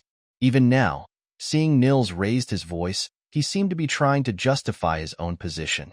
"Well, I was already worried about holding on to land that originally belonged to another family. I thought if the Count found out, you would be the one in trouble. So I had many concerns. But then, the Duke, somehow knowing about it, came to me and asked to buy the land. So you hastily sold it off? Why are you getting so worked up? Calm down and listen to me. The Duke initially bought the land for your sake, you know?" Challenged by Nils' probing, the friend evaded with a startled face. Trying to pacify Nils, he continued in a soothing tone. "When he heard you lost the land due to a bet, it seems the Duke was quite concerned. Given he's soon to be married to Iona, he wanted to make a good impression on her family, so he asked me to sell the land to earn some brownie points." It was an utterly absurd explanation. To want to look good in front of the family because he's about to marry Iona? It was as nonsensical as saying you'd find clams when you dug a field. The reason being, Iona seemed to relish Nils' hardships more than his happiness. With a baffled expression, Nils pointed out the absurdity. "He is about to marry the BTCH. Why would he want to look good in front of me? What's there to lose? The Duke might not be aware of the dynamics between you two. Do you really think Iona would openly discuss her family disputes with the man she's about to marry?" It was true that there was nothing to gain from revealing bad relations with one's own family to a spouse. Nils, feeling a bit awkward, couldn't find a sharp retort. His friend confidently boasted, "You came here because the Count discovered you sold off the land, right? Then, go to the Duke immediately. If he hears you're in trouble, he'll probably return it to you as if it were a gift." Perhaps it was the strong faith in the Duke evident in his friend's eyes. Feeling convinced by that fervor, Nils finally nodded in agreement. Although there were suspicious aspects to the situation, the two families were set to be bound by marriage. While it was unclear why the Duke had started the mining operation without prior notice, if he learned that he had inadvertently put the family he was about to be related to by marriage in a tight spot, he would surely seek a resolution together. Perhaps this mine could be the first collaborative venture between the two families. Attempting to calm his anxiety-ridden heart, Nils rose from his seat. Now, as his friend suggested, it was time to seek out the Duke. When Nils arrived at the Duke's residence, Leroy was checking some documents in his bedroom. Upon hearing of Nils' visit, Leroy's eyes sparkled with a peculiar intrigue. It was just a short while ago that he had received positive news about the resumption of production in the Siam mines, and had spread the word. Leroy felt a little surprised by the other person's visit earlier than expected. "Should I say you're out?" "No, let him in." Leroy rose from his seat, nodding to the servant's question. He had been quite curious about the family that had been berating Iona. Because Iona was so reluctant to have him visit her home, he hadn't had the chance to meet Nils before. With curiosity brimming, Leroy headed to the reception room where Nils awaited. "Hello, Lord Leroy. I believe this is our first official greeting. I'm Nils Modroff." Seeing Nils for the first time, Leroy thought he looked surprisingly ordinary. He didn't look like someone who could break his sister's leg or leave a scar on her face. In his well-mannered demeanor, there was even a hint of integrity. Leroy lightly grasped the hand Nils extended for a handshake. "It's a pleasure. We should have met and talked sooner, but our meeting has been delayed. Everyone knows that you're a person of great stature, Lord. I should have reached out earlier. I apologize for the delayed greeting." The two exchanged casual pleasantries and took their seats. In truth, the topic they were to discuss was already set, and they had somewhat planned how to broach it. Thus, their conversation flowed. Looking for the right moment, unable to contain his impatience, Nils brought up the main point first. "I've come today to inquire about the silver mines in the Siam region." Leroy gave no response and gazed at Nils with a stoic expression. Noting Leroy's demeanor, the flustered Nils added, "I was told by the second son of the Meyer family that you acquired the land for me." "That's right." Upon hearing Leroy's unexpected affirmation, Nils' face quickly brightened. Relieved by Leroy's response, Nils candidly shared his predicament. "I believe I should start by expressing my deepest gratitude. As you might be aware, the manner in which I acquired that land was not entirely above board, putting me in a difficult position. Thanks to you, Lord, I've managed to evade a crisis, and I'm at a loss as to how to repay this enormous debt of gratitude. It seems premature to thank me just yet." Leroy replied with a faint smile, drawing a line. Nils momentarily froze, soon realizing the implications of his previous statement. It might have sounded as if he desired the land without offering anything in return.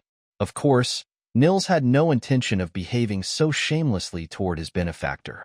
Nils hastily added, "Of course, indeed. Given that the mine is no longer just a barren piece of land, I understand that simply handing it over would be inconvenient for you, Lord. Please let me know your terms, and I'll do my utmost to meet them." Nils declared confidently, assuming that since this assistance started from goodwill, Leroy wouldn't demand an excessive price. However, Leroy merely gazed at Nils with a smile-tinted face, making no attempt to negotiate. Instead, with a slightly puzzled expression, as if there was some miscommunication, he asked, "Did I ever specifically promise or hint to you that I'd return that land?" Pardon? "Well, I don't recall such an agreement, but your forthright request has me a bit taken aback."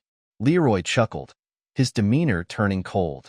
Confounded by this statement, which contradicted their earlier conversation, Nils was naturally thrown into disarray. While Leroy never explicitly stated so, hadn't he been behaving as if that was his intention all along? Nils couldn't comprehend why he had suddenly changed his stance. Feeling flustered, Nils hastily retorted, "I was informed by the person I handed the land over to that. Yes, at that time, I surely acted in a way to make a good impression on you. But isn't it possible that my feelings have changed since? Perhaps because I realized you hold no significant place in your sister's heart, that there is no need to show you such kindness." Stung by the sharp rebuke, Nils's face turned pale. The statement held truth.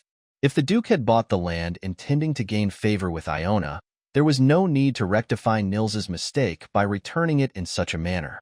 Given that Nils's relationship with Iona was, at best, abysmal, Nils racked his brain trying to find a way out of this predicament, but no ingenious solution to change the Duke's decision came to mind. What could possibly be used to persuade the Duke to change his mind? Should he now feign remorse and promise to get along better with Iona? Nils couldn't bring himself to make such a humiliating move. Instead, he launched into a stiff-faced justification. "It's true that Iona and I aren't close. We weren't born to the same parents, so even if we became siblings later in life, a distance between us was inevitable." Nils tried hard to wrap their strained relationship in a cloak of rationality. He earnestly hoped that the Duke would accept this justification, but it seemed he was more informed about their familial relations than expected. The Duke smoothly countered Nil's words with an almost fluid demeanor. From what I've heard, your manner of disciplining your sister seems to be rather problematic. Nils reflexively bit his lip. He recalled Iona, who not long ago flaunted a bruised cheek as if to display his wrongdoing. There was no doubt the Duke had heard the rumors and was now using them against him. Ironically, at that time, Nils had a broken tooth, making it impossible for him to even step outside. It's not plausible for outsiders to fully understand someone else's family affairs as if they were their own. So, you're suggesting I'm misinformed about your relationship? Engaging further in this topic would only put Nils at a disadvantage. Satisfied with defending his position to a certain extent, Nils shifted strategies to persuade Leroy with another angle. Lord Leroy, the Siam region's mines are intertwined with the royal palace through tribute contracts. Even for Iona's sake, it's only right to return the land to our family. If an issue arises, the entire Manhwa family would bear the brunt of the royal palace's wrath. So, you made the mistake, but the entire family will bear the responsibility. Is that it? Embarrassing as it is, it's the truth. All our family members bear the Manhwa name. You have a cunning way of putting things. A fascinating maneuver. Although his cheeks burned from the primal criticism, Nils struggled to suppress the rising shame. He wasn't fond of the reality where he had to barter with Iona to seek the Duke's assistance, but this wasn't the time to maintain pointless pride. To address the issue facing him and his family, the Duke's help was crucial. With a solemn posture, fists resting on his knees, Nils waited for a response from the other party. After a moment of contemplation, Leroy abruptly spoke. Do this if you wish to reclaim the land. Seek permission from Miss Iona. Pardon? You aren't blood-related, and neither of you have lived as a genuine family. Given that, why should I aid you at the cost of earning her displeasure? Nils flinched inadvertently at Leroy's words. Leroy seemed to want to point out that they were not a proper family, but it was somewhat contradictory to say that they were not related by blood on that basis. After all, the very reason Nils detested Iona so much was because they shared the same father. However, instead of delving into the stigma of their family, Nils sought confirmation. So, you're saying that if Iona gives her permission, it'll suffice? Yes. If she comes asking for assistance on your behalf, I'll gladly help both of you. Leroy proclaimed in a magnanimous tone, entrusting such a grave matter to another's choice, all to win a woman's heart.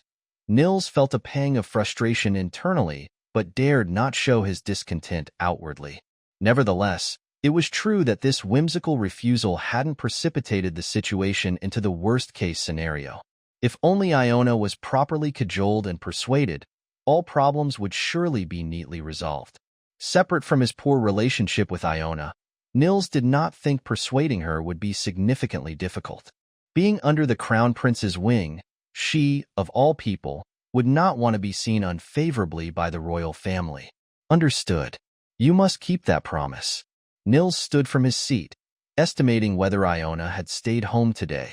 He felt like he had wasted time darting here and there all day, but at least the end of this ordeal was finally in sight. Nils vowed never to mess with the family property again and bowed politely to Leroy. Then he left the Duke's residence with an attitude as casual as his unceremonious entrance. Leroy did not bother to see Nils out, but watched him leave through the window. Seeing how the coachman hastily spurred the horses the moment the carriage door closed, it seemed his master was in a hurry. Leroy wondered what sort of conversation Nils would have with Iona once he returned home. He should at least grovel and beg to make it worth allowing her the choice, though it was questionable whether she had enough discernment left to consider her options. To Leroy, it seemed Nils still hadn't fully come to his senses. Well, whether he pleads or stands firm in his pride, the result will likely be the same. The Manhwa family not only suffered a major loss to their assets, but also lost the trust relationship with the royal family that had supported them for a long time. Moreover, with the head of the family, who should remedy the situation, away attending to other matters in a distant region, even a rapid response was difficult. It was clear that a ship led by Nils as captain would be unable to properly counter the incoming storm. On the other hand, Iona always seemed to instinctively know what the right choice was, always flipping a good hand as if she could see through everything behind it. Even when Iona first declared she would become the head of the household, Leroy treated it as a distasteful joke. But before he knew it, he found himself believing without a doubt that she would manage to do it. What she was gradually understanding wasn't limited to the affairs of the Manhwa family to which she belonged. Leroy recalled a conversation he had with her a few days ago. "Leroy, I found Lady Viviana." "What?" Leroy couldn't trust his ears at Iona's sudden bombshell. He had never told Iona that he was looking for Viviana, not because he didn't trust her, but because he judged it was not a burden to be shared with her. How on earth did she know to track Viviana's whereabouts? Moreover, she even managed to locate her target before Leroy could. Leroy, in his confusion, threw out a chaotic flurry of questions. "Found Viviana? What on earth are you talking about? Is she safe? Where has she been all this time? More importantly, how did you?" Lady Viviana was hiding in the capital, working under Miss Erna as a maid. While it is true that she seemed to be well without any physical harm, it's hard to say she's completely safe under the custody of His Highness, the Crown Prince. Custody? His Highness, the Crown Prince, has been securing and monitoring Lady Viviana for a while, to use her as a means to manipulate you in the future. Leroy felt heat surging to the tips of his head. Wasn't the royal family satisfied with turning his surroundings into a mess? So now they were trying to control him further by taking an old friend hostage. He had been silently gathering strength to uncover the truths of the past. He thought he needed to suppress his emotions coldly to scheme for the future. But even he, always maintaining a cautious demeanor, felt a momentary impulse to impulsively raid the royal palace and drag his enemy down from their throne. He wanted to bring Viviana to safety immediately, but it was Iona who stopped him. Only after hearing her calm voice, which soothed him, could Leroy finally quell his anger and regain his rationality. Iona already had a detailed plan in place to extract Viviana from the Crown Prince's grasp. The moment Leroy attempted to make contact and was discovered, it was certain that the Crown Prince would take action, she explained, insisting that she would handle this matter herself. Leroy had always harbored suspicions about her inexplicable, boundless goodwill, but in that moment, he couldn't help but vocalize his thoughts. "I really don't understand why you're doing all this for me." It was true. Her zeal in assisting him was too excessive to simply be about seeking revenge on the Crown Prince. Rescuing Viviana was certainly important to Leroy, but her existence wasn't particularly helpful to his cause. Rather, it was fortunate that she was not accused of being the same criminal for helping the child of a traitor.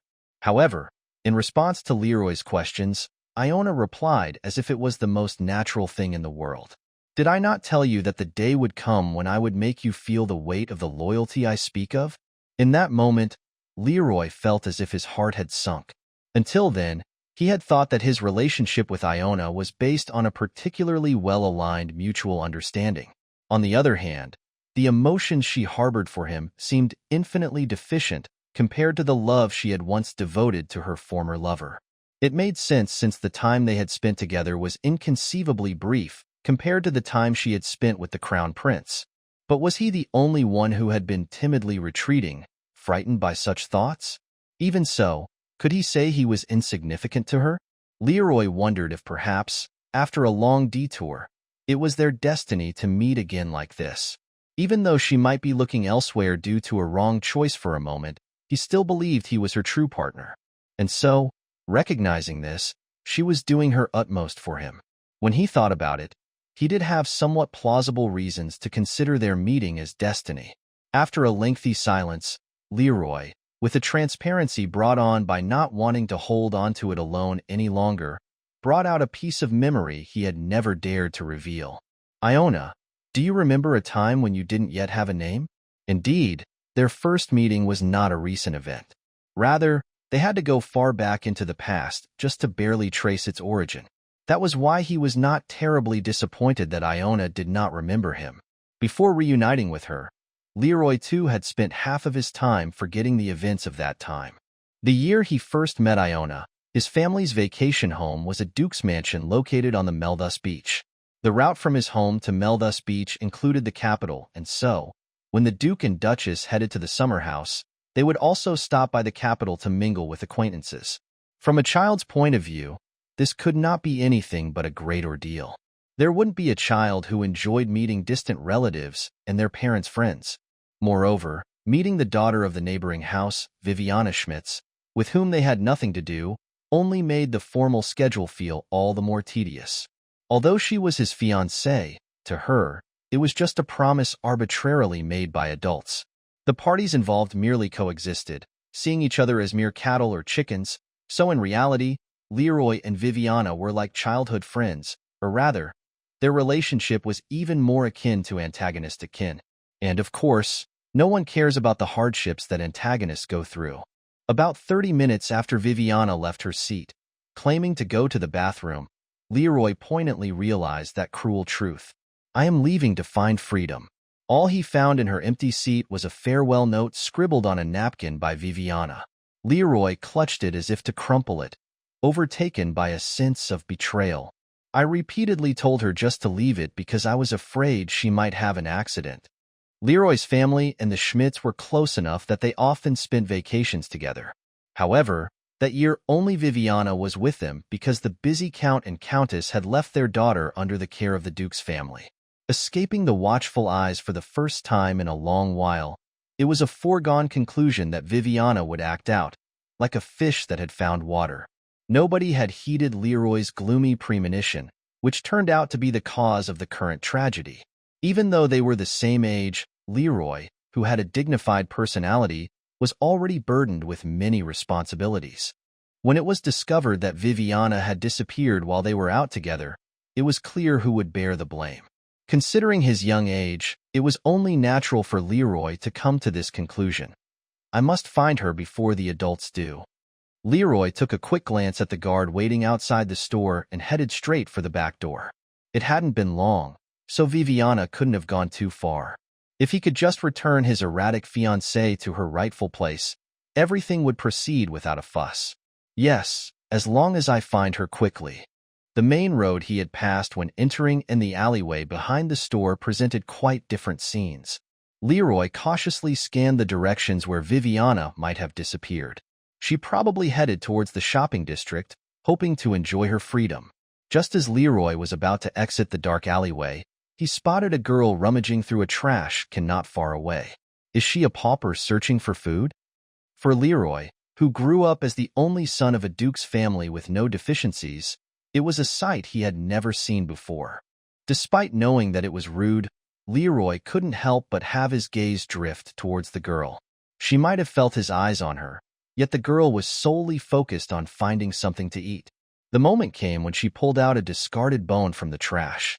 Unable to bear the sight any longer, Leroy approached her. Wait a moment.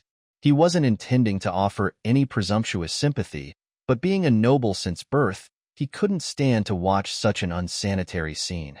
And yet, he couldn't simply ignore the hungry child either.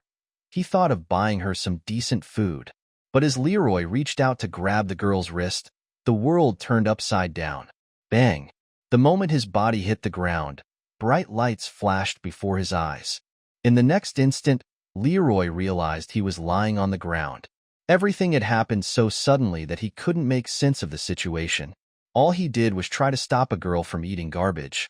But why was she now on top of him, pinning him down? If you try to take me back there, I'll kill you. She couldn't have been more than 10 years old. The girl's young face stared fiercely at him, her red eyes gleaming with menace.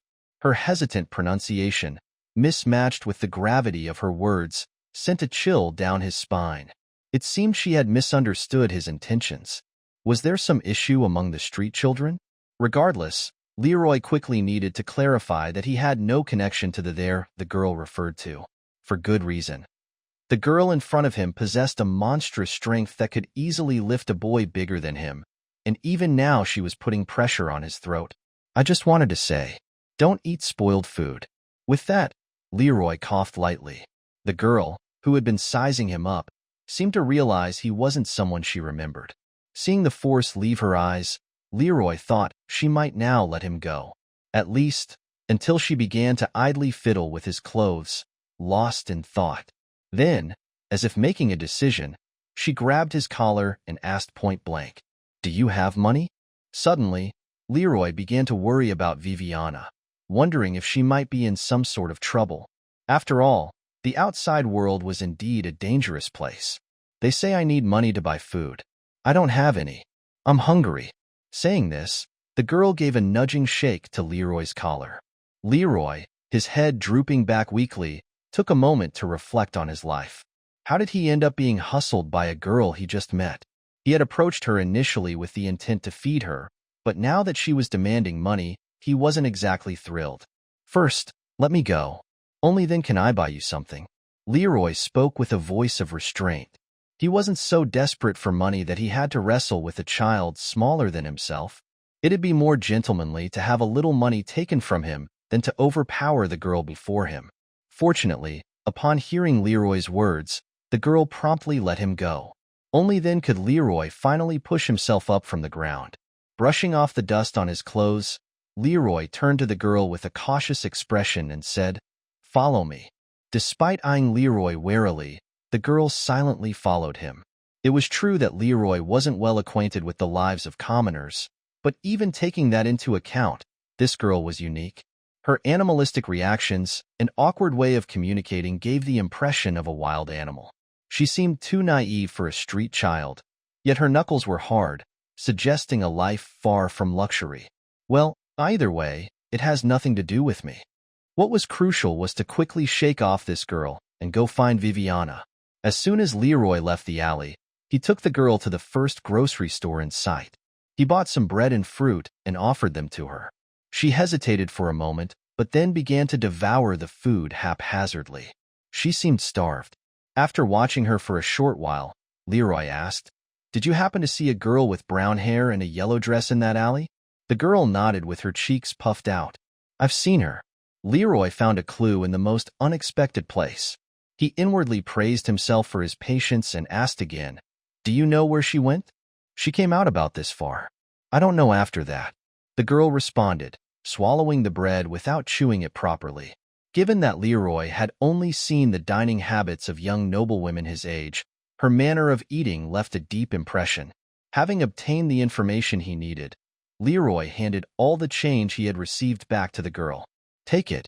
Why are you giving this to me?" "As payment for the information." Leroy responded and then added with a hint of an afterthought, "Next time you're hungry, don't knock down passers-by. Use this to buy something to eat." He didn't know how long she'd be able to survive on that money, but that was the best Leroy could do. He couldn't take responsibility for the girl's life just because he felt pity for her hunger. As Leroy prepared to leave, the girl suddenly grabbed his sleeve. He tensed a bit, recalling the previous incident, but then she brightly complimented him. "You are nice." "What?" "You gave me food, so now I have to pay for it. I'll help you." Feeling a strange vibe from the girl, Leroy promptly declined without much thought. "No, I don't need help. I'll help. I can do it on my own. But they said if I don't pay back for the meal, I'm a freeloader." "I'm not a freeloader." First of all, Leroy wanted to point out that the food was not obtained through extortion. However, what was the point in conversing more with someone he couldn't communicate effectively with? With a baffled look on his face, Leroy tried to refute the girl's words but quickly closed his mouth. He decided to ignore her entirely and turned on his heels. He felt her following behind him, but thought if he didn't respond, she'd eventually leave on her own. Contrary to Leroy's expectations, she was persistent. Even after walking continuously for several hours, she didn't seem tired and didn't fall behind in the slightest. Unintentionally, Leroy found himself accompanied by a tag along as he roamed the streets. Opening what felt like the umpteenth clothing store door, he repeated the same question. "Excuse me, ma'am, has a child with brown hair and a yellow dress come by here?" "A brown-haired girl in a yellow dress?" "Ah." At Leroy's question, the sales clerk seemed to think of something, her expression suggesting recognition. The clerk, who had been glancing around, intently looked at the girl standing behind Leroy for a moment. She seemed taken aback, perhaps by the sight of Leroy's unkempt-looking companions who clearly did not match him. The clerk quickly brought a smile to her face and said, "I did see a little girl who looked similar earlier. What's the matter? I want to know when she came here, and when she left, and where she went." "Well, I can't say for certain. Would you mind waiting inside?" I can call the staff member who attended to her. Leroy didn't want to waste time, but he had to admit he had no other leads. Reluctantly, he followed the employee into the reception room. Sitting beside him, the girl seemed completely at ease. Leroy felt a slight sense of unease. Even though he deliberately ignored her and kept moving, her undeterred spirit was evident. He began to worry if she would continue to follow him even when he returned to the mansion. It was a time when Leroy was troubled by two girls, his fiancée, and this sudden attachment. Soon, another clerk who served refreshments took a discreet glance at Leroy's group, not including his usual companions, and asked, "What's your relationship with the young lady who came with you?" "We have no relationship." "Oh my." Upon Leroy's honest response, the clerk looked surprised. However, she quickly took it as a joke and naturally began her sales pitch. While you're waiting, would the young lady like to try something on?" Leroy, about to refuse outright, hesitated for a moment. Could it be that she wanted to sell something in exchange for information? In this place filled entirely with women's dresses, he couldn't buy anything for himself, so he thought he might have to loosen his purse strings for the girl. Being the child of a wealthy family, money was not an issue for him. "Please prepare a few suitable outfits. I'll buy them." Considering the girl's background and her active nature, Leroy pondered for a moment and then added, preferably, something comfortable for her to move in. "Understood." The clerk responded with a gentle smile. The woman closely examined the girl's appearance for a moment, and soon, with a kind demeanor, knelt down in front of her. She looked the girl in the eye and suggested, "To try on the clothes, you might need to, freshen up a bit first. Young lady, would you come with me?" The girl, seemingly shy, did not respond to the woman's words. Instead, she looked back at Leroy, as if seeking his permission. Leroy gave a brief nod. "Go on." "To where?" Instead of replying to the girl, Leroy turned his attention to the clerk. Conversations were meaningful when held with someone you could communicate with. "Please take her." With the permission granted by Leroy, the clerk promptly reached out and took the girl into her arms. He had been worried about the girl showing aggression as she did earlier, but to his surprise, she willingly went with the woman. However, as they moved further away, her eyes remained fixed on Leroy. What more should I be concerned about? With these thoughts, Leroy tried to smile. After the girl and the clerk left, it wasn't long before another employee appeared in the reception room. He introduced himself, saying he had attended to Viviana and enthusiastically recounted their conversation in a genial manner. "Ah, you mean the young lady with brown hair and a yellow dress?" "Yes, I clearly remember attending to her. She looked quite young and came alone, which made her memorable." "How long did she stay here?" "Well, not very long from what I recall. She tried on a few outfits, but she seemed unsatisfied and left with a displeased expression." "So, she didn't buy anything?" When Leroy asked as if he found it strange, the employee glanced at him for cues, and then seemed to ponder deeply. Let's see. I was attending to another customer and might have missed some details in between." His memory seemed unreliable at best. Above all, Leroy doubted whether the young lady the man mentioned was really Viviana. Viviana had a penchant for dresses and jewelry, and she shamelessly spent others' money as if it were her own. In other words, even if she didn't like the clothes, it was highly likely that she would have bought plenty under the name of the Duke's family. After a brief contemplation, Leroy nodded and said, "Understood. The friend I came with decided to try on a few outfits. Please prepare the bill for those first. I need to get going." "Aren't you leaving with your companion?" "She wasn't exactly my companion to begin with." "Oh." To Leroy's response, the clerk smiled with an oddly satisfied expression. He politely asked Leroy to wait a moment before promptly exiting the reception room. Just when he thought he had found a clue, Leroy felt like he was back to square one. Overwhelmed by sudden fatigue, Leroy sighed and approached the window. He was trying to gauge where he might have to search for Viviana next. However, he froze as he looked out. To his disbelief, he saw the very girl who should have been changing clothes in the next room being dragged away by a suspicious-looking man. Leroy slowly closed his eyes and reopened them. Perhaps due to his exhaustion, he had mistaken what he saw. Or, by sheer coincidence, a girl resembling the one he was looking for happened to be passing by. After all, Why would the girl, who had just held the clerk's hand and disappeared, suddenly be taken away by a stranger? Feeling the urgency, Leroy, cursing under his breath, immediately kicked open the reception room door. The face of the man who seemed particularly pleased with the idea of leaving the girl behind flashed in his mind. Though unsure of the situation, Leroy knew he had to intervene in this daylight child abduction. Otherwise, he had an eerie and very real hunch that the last glimpse of the girl's red eyes would haunt his nights indefinitely. Häusergroth was a former mercenary. From the age of 15 to the verge of middle age, wherever brute strength was needed, he roamed and earned his keep. Thanks to his aptitude with the blade, he always got good pay. But one day, yearning to settle down, he realized he hardly had any money left in his pockets. Like many mercenaries, he'd squandered his fortune on alcohol, women, and gambling, letting his earnings trickle away as if they were soaked by a light drizzle. In a bout of life's disillusionment and another drink, Häuser received a suspicious offer from an acquaintance. The pay is good, but the job's not so nice. It's a long-term commitment. You in? If the pay's good, it's a good job. Don't joke around. Shortling, he readily accepted, thinking it would be similar to the jobs he'd done before. That was, accepting someone's commission to fight, torture, or perhaps keep an eye on someone. But once he started, the job was genuinely distasteful.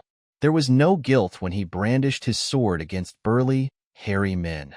Both sides were in similar predicaments, getting paid for their work, and given the nature of their profession, always being ready for the threat of death.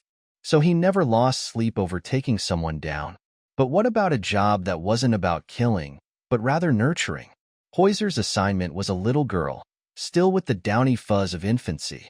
She seemed to be just learning to walk, yet he was to teach her to wield a sword. It was an absurd request. Moreover, the client locked him and the girl in a dimly lit building on the outskirts of the city, insisting that the child should never be allowed outside. Feeling overwhelmingly uneasy, he yearned to back out, but it was a futile wish. Häuser had taken an oath of secrecy, staking his life. If he abandoned the job on a whim, he'd pay the same price. So, he resigned himself to dedicate his life to this daunting task, albeit reluctantly. That didn't mean he raised the child well. Not only was he devoid of any talent in child rearing, but his employer never expected that from him to begin with. Häuser made sure the child ate when he remembered, and occasionally imparted lessons on how to navigate the world. The only consistent thing was the promised swordsmanship training. Surprisingly, the child had a knack for wielding a sword, so their skills progressed quickly. Once Häuser judged the child competent enough, he taught her other useful tricks too. The child endured training that even adults would find difficult, fueled only by sheer determination. If Häuser said something, the child would follow without question. He ruled over the child's little world like a tyrant. It was possible because Häuser controlled every aspect of her life. On the rare good day, he'd sit the child down, uncork a bottle of liquor, and embark on a long-winded tale about his past. If Häuser overlooked one thing, it was that his casual stories about the outside world ignited a curiosity within the child. Did you think you could just run away like that? One day, after throwing a piece of bread for the child to eat and then proceeding to drink away the day, this happened. Waking up late in the afternoon, he felt an odd silence in the house. A nagging suspicion drove him to look around, only to find the child missing. He, who always locked doors securely, found this immensely frustrating. Frantically checking his waist, Häuser realized that the bundle of keys he kept there was gone. He clenched his teeth in fury. Rushing outside, Häuser enlisted the help of acquaintances to search for the child. He needed to remedy the situation before his employer found out the child had run away. Otherwise, his own life would undoubtedly be in jeopardy. Fortunately or unfortunately, the girl had distinct features, silver hair with red eyes. With her short legs, she couldn't have gotten far. He was confident she'd be found if they just searched the city thoroughly. As expected, it wasn't long before one of his informants tipped him off about the child's whereabouts. In a dimly lit alleyway, away from prying eyes, Häuser nervously lit a cigarette as he awaited the arranged rendezvous. Fortunately, it wasn't a false tip. Soon enough, a familiar face appeared, pulling a horse-drawn cart. "Hey, Hoiser. What took you so long? Do you even know what I had to deal with on my way here?" With a furrowed brow, the man, showing signs of irritation, jumped down from the cart. His left temple was swollen red, suggesting he'd had a scuffle, likely while fetching the child. True to assumption, the man shot Hoiser a reproachful glance, grumbling, "Just who is this kid? Thought she was ordinary, but I nearly passed out after she struck a vital point. Should have warned me, so I could have prepped a sedative or something. I didn't know either. It's just a job." Hoiser, dismissively, stowed away his half-smoked cigarette. Though he had sought external assistance, he had no intention of revealing the true nature of their search, the child he had been entrusted with. It would be problematic if the client discovered the child's appearance had been revealed to the outside world. Yet, the man's suspicious gaze was already upon Hoiser. "She seems familiar, similar to someone I know. That's interesting. You've been suspiciously quiet lately. Did you have a child? What nonsense. Why would I ask you to chase my own flesh and blood like some stray dog? Well, we're just a bunch of rascals after all." Laughing as if he'd made the joke of the century, the man seemed to find immense amusement in the situation. Rather than engaging in such idle banter, Hoiser approached the back of the cart, wanting to check on the child. The child's silence indicated she might have already been sedated.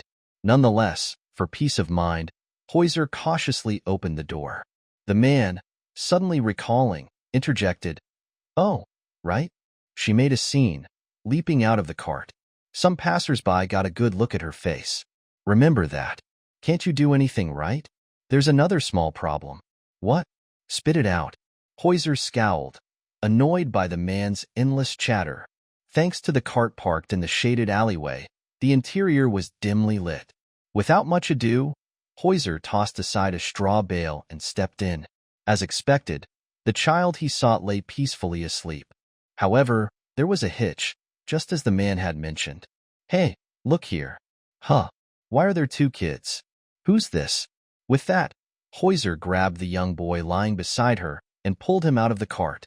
The boy, too, seemed drowsy from sedation, but that was all the more concerning.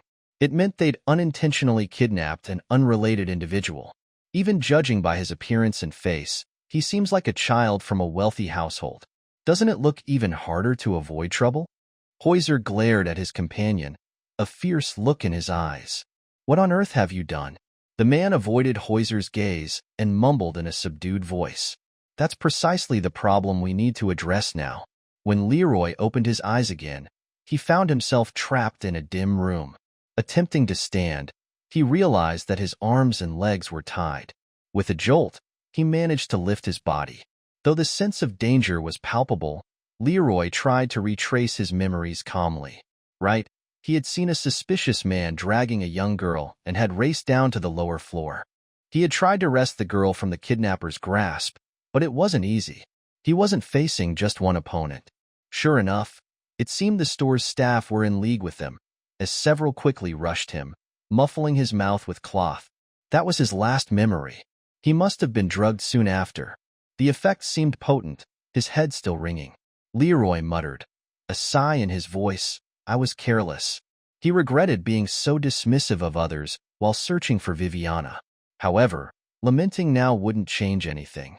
Was this a case of human trafficking targeting street orphans? He had heard of such incidents in places with poor security, but he never expected to witness it in broad daylight, especially in a high-end shopping area. And now, he himself was entangled in it. "I wonder how long it will take them to find me." Though abducted and brought to an unfamiliar place, Leroy wasn't particularly worried. He had deliberately drawn attention, shouting loudly while chasing the kidnappers. Many passers-by had witnessed the event, so his guards would likely come looking for him soon. Even if the kidnappers realized his identity and planned to demand a ransom, that was welcome news.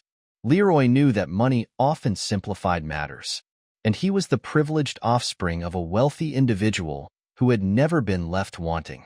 He was even willing to reveal his name to the kidnappers and help negotiate a ransom. While scanning the surroundings for any trace of the kidnapper, Leroy's gaze suddenly halted at a particular spot.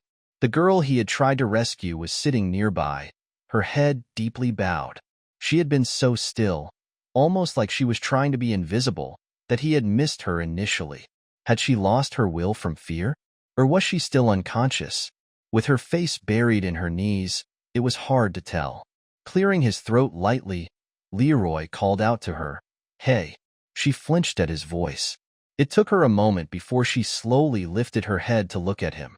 Then, with an almost accusatory tone, she blurted, "Why did you follow? Do I look like I followed?" With a fleeting smirk, Leroy raised his tied arms as evidence. He hadn't followed her. He was dragged along. The girl closed her mouth, seemingly guilt-stricken, as if she felt responsible for dragging him into this mess. Leroy, on the other hand, couldn't deny that he had gotten himself involved in unnecessary trouble. But how could he just stand by and watch a young girl being taken away helplessly? Above all, "You did ask for help, didn't you?" he said, looking intently at the girl's frail shoulders. Leroy had definitely heard it, the desperate voice of the girl crying out to be saved while he was facing off with the kidnappers. Even as he was being scolded for his needless meddling, the child's voice quivered with fear. She was scared of being trapped here, and all the more concerned for him, thinking that if she hadn't tried to help, he would have been safe. It wasn't wrong, but Leroy also thought that it wasn't something for her to feel guilty about. There was no need for the victims to squabble amongst themselves when there was a clear perpetrator, the kidnapper. Leroy continued to speak calmly, ensuring that his response did not sound like he was blaming her. "Thanks to you, quite a few people saw us being taken. Someone is likely to come rescue us from outside soon." "Rescue? Us?" "Yes, there's no need to be so frightened. Everything will be fine." At Leroy's reassurance, the girl wore a skeptical expression. She didn't offer any objections to his opinion, but she didn't seem to agree either. She just silently bowed her head without reply. Seeing this, Leroy was momentarily lost in thought. Conserving their energy wasn't a bad idea, but considering her condition, he couldn't just leave her be. Just look at that expression of despair. It was as if she had already lost all will to live. In the silence, the mind tended to wander, so he felt the need to consciously start a conversation to keep her from trembling in anxiety. Leroy swallowed a sigh and asked, "What's your name?" "I don't know. It's okay to say if you don't want to tell me." "I really don't know. My parents didn't give me one, so I don't have one." Leroy paused for a moment at her indifferent response. He had already sensed, subconsciously, that the girl hadn't had an ordinary upbringing. The emaciated girl, with bones almost protruding through her skin, exuded an impression of a starving wild animal, both in appearance and demeanor. She lacked basic common knowledge. Yet, on the other hand, she knew astoundingly well how to use her body. To anyone looking, she didn't appear to have been raised in a normal environment. But to not even have a name to the extent of non-existence, even a vagrant living as a companion to the streets would have some sort of name to communicate with the world. Leroy asked, a bit dazedly, "Then, what have people been calling you up until now?" After a moment of thought, the child began to count on her fingers and said, "Hey, you, oi." Leroy bit his lip. It was to suppress a sigh that almost escaped him without realizing it. This was a world of misery Leroy had never encountered before. Therefore, he couldn't bring himself to ask why she hadn't chosen a name for herself, or if there wasn't a guardian to tell her it was wrong to not have one. He faintly understood that what seemed natural to him might not be so for the girl, and the very act of realizing this fact could potentially be a wound to her. Instead, he decided to continue the conversation as if there was nothing odd about it at all, putting aside the one-sided introductions as if even his own name didn't exist. "How old are you?" "Don't know." "Then you probably don't know your birthday either." "What's good about knowing that?" "No, on second thought, it doesn't seem like there's anything particularly good about it. If you don't know, you can decide for yourself when you want to be an adult." "Is that so?" "Yeah." Even as he responded, Leroy thought to himself that he was spouting nonsense. He glanced at the girl to gauge her reaction, wondering if what he said was right. Fortunately or unfortunately, he could feel the tension gradually leaving her expression. From that point on, there was no need for him to steer the conversation further. It seemed the girl had other curiosities as well, pausing mid-nod to suddenly ask, will she be okay? Who? The girl you were looking for. Brown hair, yellow dress. She must be talking about Viviana. Leroy sighed reflexively. Chances were, Viviana had safely returned home without a care for anyone else. It was always like that. When his childhood friend caused trouble, it was he who ended up taking the brunt of the blame. Of course, it was his choice to go looking for Viviana alone, so he couldn't put all the blame on her. Not wanting to unsettle the girl, Leroy added a joke to his speculation. She'll probably be fine. She's the type who'd find her way out even if she fell into a desert. Are you close? She's a sworn enemy. A sworn enemy? It means fiancé. The girl's expression turned serious at Leroy's response. He had used sworn enemy as a playful explanation, thinking she wouldn't know the word fiancé, but it seemed to clash with what she did know. Muttering something under her breath, barely audible, the girl suddenly got up. Unlike him, bound hand and foot, her restraints seemed relatively loose. She walked up to him with heavy steps and, sitting down in front of Leroy, she leaned in close and said, "You shouldn't do that." Do what? Caught off guard by her ominous warning, Leroy involuntarily shrank back. Even sensing his discomfort, the girl maintained her intense gaze, insisting in a solemn voice, "You shouldn't marry an enemy. If you don't marry someone you love, you'll become unhappy," she added, as if imparting a profound life lesson. Understandably, Leroy was terribly taken aback by her words. Leroy was baffled as to why the girl, who didn't even know her name or age, suddenly clung to the topic of marriage with such seriousness. It seemed less like her own thought and more like she was parroting phrases she'd picked up from someone she knew. It was for reasons like this they say one shouldn't even drink cold water in front of children. Thanks to this, rectifying these odd notions had fallen into Leroy's lap. He asked, barely concealing his disbelief, "Who told you that?" "Uncle. Whoever it is, they're mistaken. Not many people marry for love in the first place. Still, don't do it." The conversation wasn't going anywhere. Leroy felt increasingly foolish for trying to have a serious discussion on such a topic with the girl. He sighed and turned away, but the girl stood her ground firmly before him. She seemed determined to press him until he agreed. She urged him again, "Don't do it. That's not for you or me to decide. Don't do it," I said. "Don't. All right, all right." Leroy capitulated, unable to overcome her persistence. Even when he cut the conversation abruptly, the girl did not seem upset. Rather, she seemed contented, having elicited the response she wanted, and promptly lost interest in him. The girl moved away, sitting at a distance next to Leroy, which left him feeling a sense of hollow defeat. He hadn't become engaged to a troublemaker like Viviana by choice. He was simply born into a decision already made by the adults. Why was it that he, Leroy, had to bear the brunt of this girl's scolding here of all places? As he was internally mulling over this thought, Leroy was about to speak again when the girl suddenly blurted out, "It's all because of that. Why I ended up like this." "Because of what?" "Because I don't have a mom or dad. Because I live like this." Leroy was struck speechless by the girl's candid response. It seemed to be a bitter dig at her parents for irresponsibly abandoning her. Leroy wanted to point out that it was a lack of responsibility, not a lack of love, but he realized such notions were too complex for the young girl.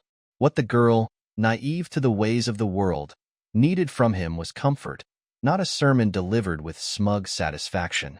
"It'll change once we get out of here." As he said this, Leroy brushed off the dust from the hem of the girl's dress. He had thought it was a stain from kneeling before him just moments ago, but it didn't come off easily, perhaps an old mark. Nevertheless, Leroy persisted in tidying up the girl's clothes, as if driven by a sense of determination, thinking that before being dragged here, this child should have at least had the chance to wear a new dress. With a contemplative tone, Leroy reiterated, "Whatever living like this means, it won't be your future anymore." "Can I really leave?" the girl asked with a vacant look, seemingly unable to fully grasp Leroy's confident prediction. Leroy nodded with determination. "Yes. And after that, live splendidly so no one can talk down to you ever again. Make a good name for yourself, choose your own birthday, and as you said, marry the person you love."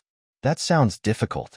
No, you can do anything you want, Leroy stated with emphasis in his voice. Perhaps it was the sincerity that she felt, even if she couldn't agree with him, that made her show a soft smile for the first time. Leroy watched her, momentarily spellbound by the transformation.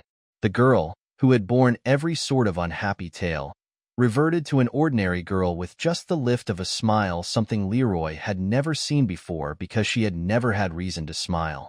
Had she grown up ordinarily, like others, she would have lived with such a bright expression, but such occasions had been non-existent until now.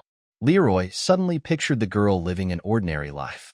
No more rummaging through trash cans for food, no hesitation when someone asked her name, no dread of being dragged back to that place she hated. Why couldn't this girl have such a normal, carefree life? There's absolutely no reason she couldn't, he thought.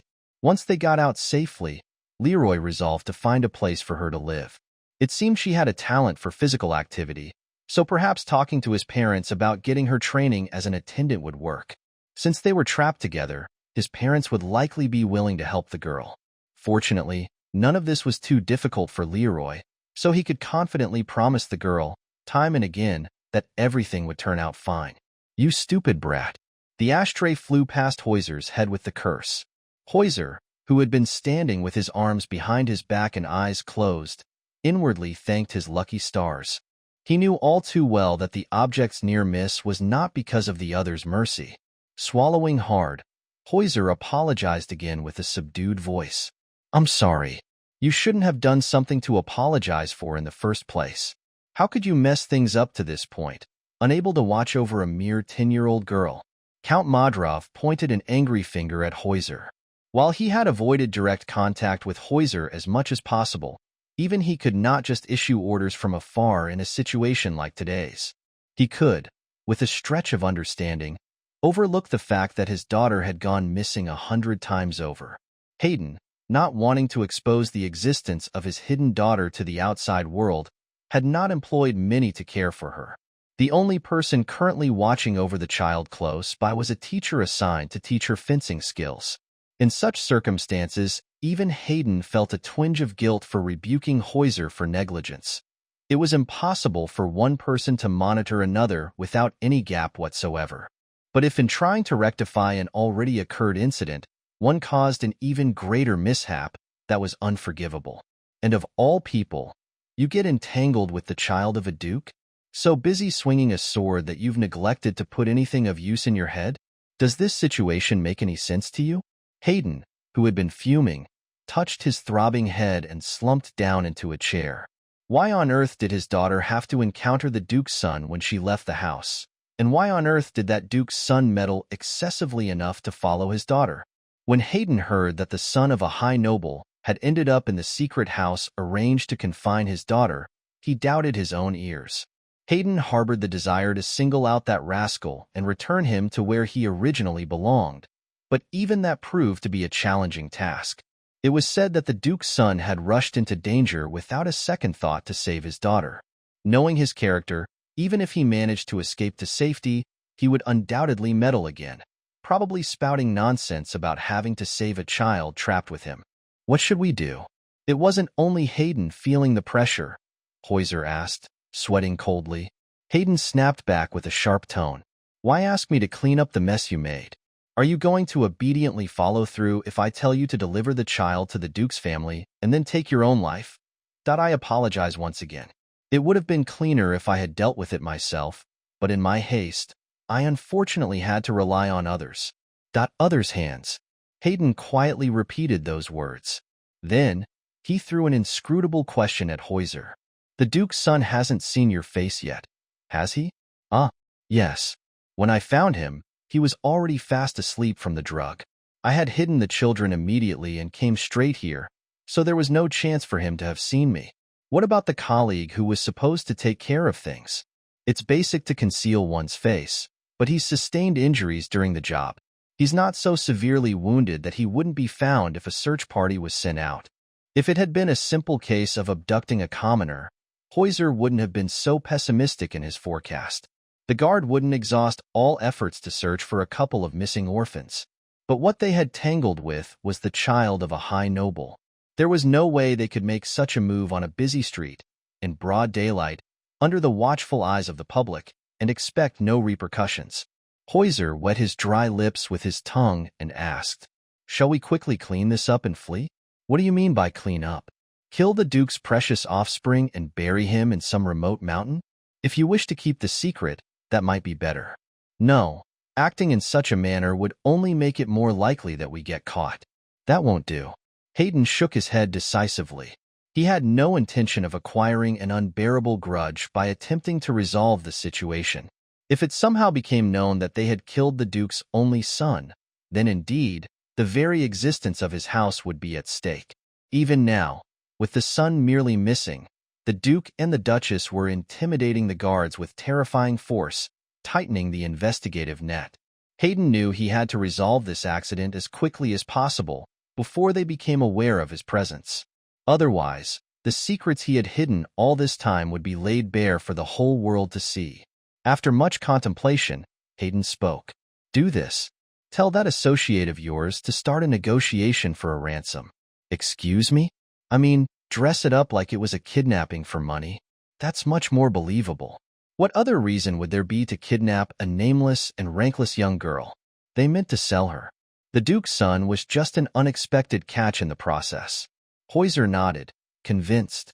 Although it would complicate matters further, it was indeed a more rational choice.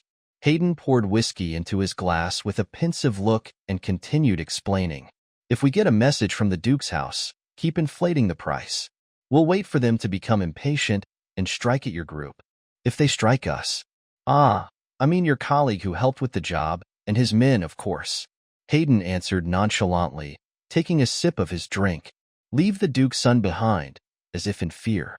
And after we successfully extract your daughter, kill all those who were involved in the operation and bury them. Those are the ones who can't talk back even if their mouths are shut." Hayden's face was the epitome of calm as he spoke. Hoiser reflexively began to reply with a yes, but he hesitated, his words halting as he belatedly grasped the full weight of Hayden's words. Imagining the face of the colleague who would be waiting for his return, Hoiser felt a cold dampness creeping up the nape of his neck. Hayden gave Hoiser one final piece of advice. "Don't forget to start a fire when you flee." "Excuse me?" "Burn that rat hole to the ground, so no one should know what it was ever used for." That was the end of the discussion. Having finished speaking, Hayden waved his hand dismissively, signaling that the meeting was over, and turned his back fully on Hoiser. Hoiser blankly stared at Hayden's retreating figure, then quickly exited into the hallway before the silence grew too oppressive. Crossing the corridor, Hoiser felt an eerie detachment, as if he were walking through thin air. It wasn't until he had completely left the building that he suddenly came back to his senses. With a twisted face, Hoiser spat on the floor in a gesture of defiance and muttered to himself. Yet, he knew despite everything, he would inevitably follow Hayden's orders. The kidnappers were an odd bunch, or perhaps extraordinarily meticulous. First of all, they didn't try to talk to Leroy, which was strange. Their faces were hidden behind masks and their bodies were swathed in bulky clothing as they came only to deliver essentials like water and food. Even when Leroy asked questions, they never responded, communicating amongst themselves with hand signals instead. They seemed like they had done this sort of thing more than once. Because they were so exceedingly cautious, Leroy found it difficult to extract any information. It was somewhat fortunate that he could tell day from night through a small window high up near the ceiling. If his count was correct, 3 days had passed since he had been taken. "Hey!" Leroy, lost in thought, suddenly lifted his head at the call. A girl, who had seemingly come close unnoticed, was offering him a piece of bread. It was from the meal that had been distributed earlier. Leroy hadn't touched his portion for a while, and seemingly unable to watch this any longer, the girl had decided to take matters into her own hands. "You eat. I'm not hungry." Leroy shook his head indifferently. Not being hungry was a lie, but not feeling like eating was true. His uneasy mood had kept him from touching the meals provided by the kidnappers thus far.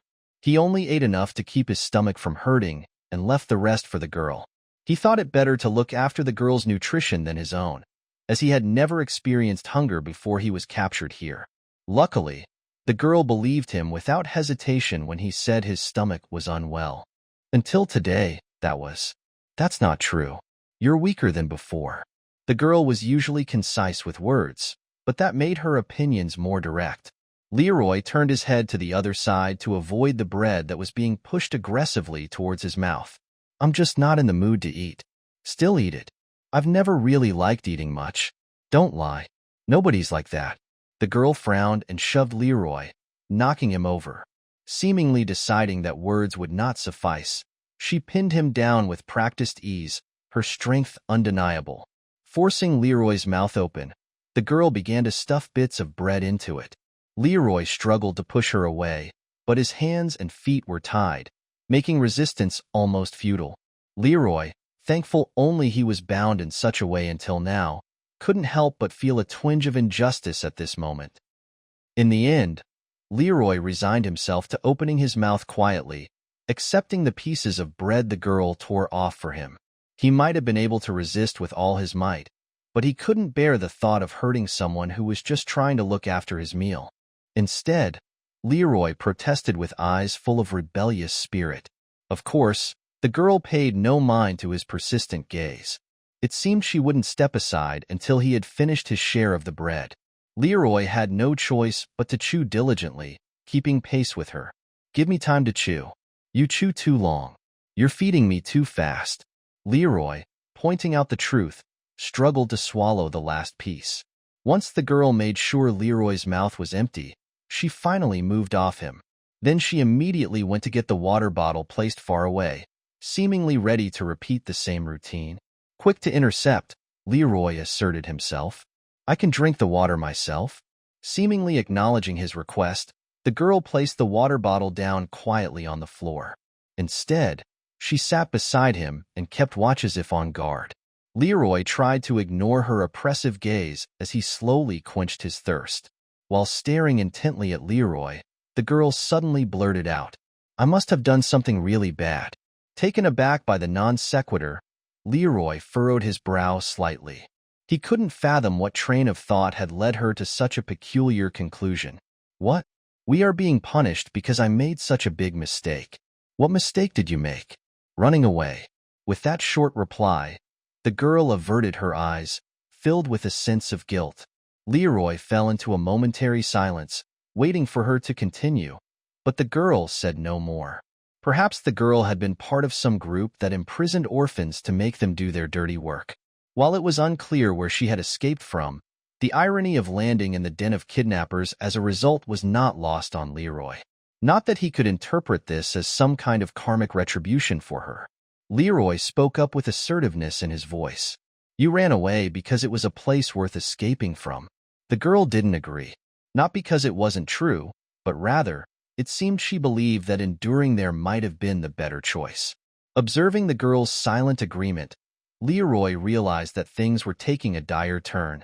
No matter how much they tried to buoy each other's spirits, they couldn't ignore the grim reality they faced. To find hope, they had to see some possibility for the situation to improve. Leroy moved past the girl, dragging his legs with difficulty towards the door. He lay on his back and, without hesitation, kicked out fiercely at the door. Despite being effectively sealed to prevent any escape, the iron door was susceptible to noise. The loud bang resonated through the building, and Leroy could sense the kidnappers stirring from afar. He did not cease his kicking until they became aware of the source of the disturbance. Eventually, one of the bunch appeared with an irritated expression. What the Hades do you think you're doing?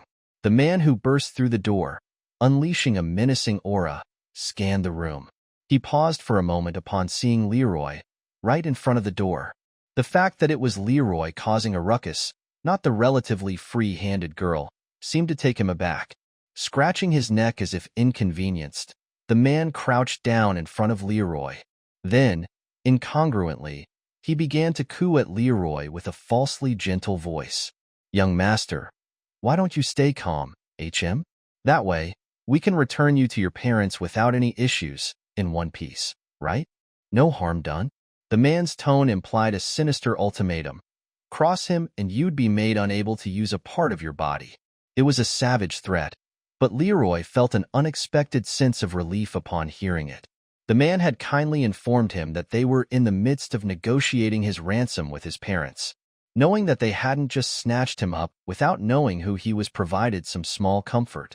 Leroy looked up at the man and said in a relaxed voice, "The bread is stale." "What? It's utterly tasteless. I can't fathom why you'd serve such subpar fare." At Leroy's confident complaint, the man closed his mouth, flustered. Despite the man's incredulous reaction, Leroy didn't stop his litany of demands. "The nights are chilly. This blanket won't do. The floor's damp too. We ought to lay down something more. Oh, and I'd fancy a warm bath as well." His demeanor was as if he were a guest listing complaints at an inn. The kidnapper listened to Leroy's words silently, and it took him a moment to vocalize his honest feelings. The man muttered as if in awe, "Has this kid lost his mind?" Leroy's lips curved into a sly smile, embodying the insufferable aristocrat. "The crazy ones are you guys. Keep treating me like this, and my grudge won't fade even after I return." "What? If you want to extort my ransom safely and plan your future, you'd better ensure my safety first. As it is, the moment I'm back, all I'll want is to hunt you down and lock you up in the same way. That won't do, will it? Unlike me, there's nobody willing to pay a ransom for trash like you. What the Hades are you on about? Do you really want to die?" The man stuttered, visibly perturbed. Despite the man raising his fist as if he were about to strike at any moment, Leroy felt no particular sense of threat. He had long since discerned that the man didn't have the nerve to harm him. With a dismissive smirk, Leroy cocked his head, presenting his cheek provocatively. "Go on, hit me if you're not scared." Of course, the man didn't dare lay a hand on Leroy. In his wavering eyes, one could sense numerous calculations being made. He seemed to be weighing whether Leroy's words were sincere or not. Then, Leroy spoke with finality, as if to drive the point home. "I have a good memory. I've definitely remembered your voice at least." The man swallowed the curse that he couldn't bring himself to voice out loud. His shoulders shook minutely with anger. Or perhaps it was a trembling born of fear. The man, clutching his fists, finally spoke with a cracked voice after simmering down his rage. "What do you need?" "For starters, some warm food." "Just a moment, please." "Wait," the man stuttered, adding honorifics as if he was still unsure how to address Leroy. He glanced over at Leroy as if seeking approval, then soon left to fulfill the request. As soon as the door closed, Leroy let out a weary sigh. He hadn't expected the kidnapper's cautious attitude to work in his favor like this. Their persistent efforts to conceal their identities had given off the impression they were afraid of any potential repercussions. Seeing them readily cowed by such a threat, it seemed Leroy wouldn't have to worry about unnecessary harassment in the future. True to his hunch, the man didn't keep Leroy waiting long. In just a few minutes, a steaming stew was delivered in a wooden bowl. It looked rustic, presumably prepared for the thugs, but compared to the dry bread he had been eating, it was a feast. Yet, possibly worried about Leroy's previous threat, the man hastily made excuses as he set down the tray. "This is all we have for now. I'll take better care of the next meal. The other things you mentioned, I'll have them ready by evening." Leroy gave a slight nod. Understanding the gesture to leave, the man promptly vacated the room. Meanwhile, the girl still seemed to be lost regarding the situation, sitting far away with a blank stare, observing the scene. Leroy gestured towards the tray and called out to her, "Come and eat." The girl obediently approached and sat near Leroy, yet hesitated to touch the utensils.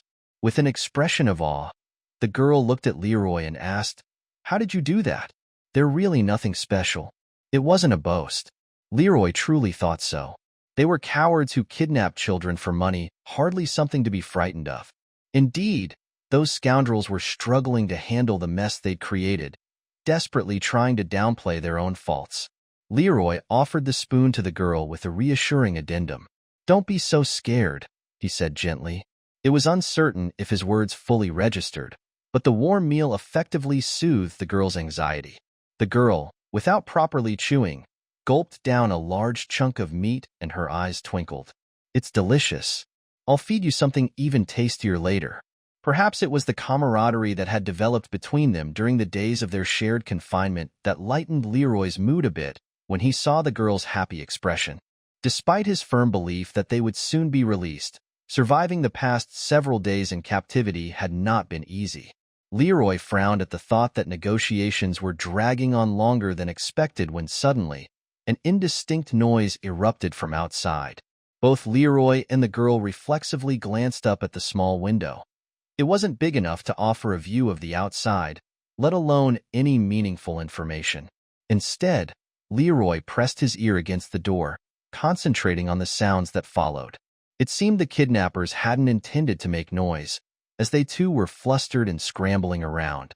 Amidst the chaos as they searched for the source of the disturbance, someone suddenly yelled as if screaming, "We're being attacked. The soldiers are breaking through the entrance. How did they find this place? There's no time to chat. Everyone grab your stuff. What about the kid? Do we take her? Are you crazy? Don't you realize they're here for the child? Leave the kids, and make sure they're after him first." Hearing this, Leroy felt a surge of relief within. The soldiers were breaking through the entrance. It seemed his family had finally succeeded in tracking down the kidnappers. Turning quickly to the girl, who was wearing a nervous expression, Leroy reassured her. "They're here to rescue us." "To rescue us?" "Yes, they're not with the bad guys. Just stay calm, and we'll be able to get out safely soon." Leroy pulled the girl's arm, drawing her towards himself. Together, they sat flush against the wall, watching the situation outside intently. It was out of worry that someone, driven by foolish greed, might act on their own. Leroy's wary reaction caused the girl to instinctively stifle her breathing, tense with apprehension. Glancing at the girl, Leroy noticed her small hand trembling and, without a second thought, grasped it tightly, repeating almost habitually that it would be okay. Though meant to comfort her, this gesture was equally reassuring for Leroy himself.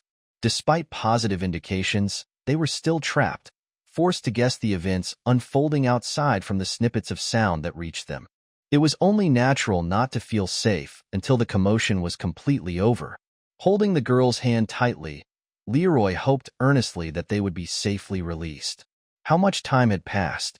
The outside noise, once clamorous with the kidnappers moving about, suddenly went silent as they seemed to have finally fled with their belongings.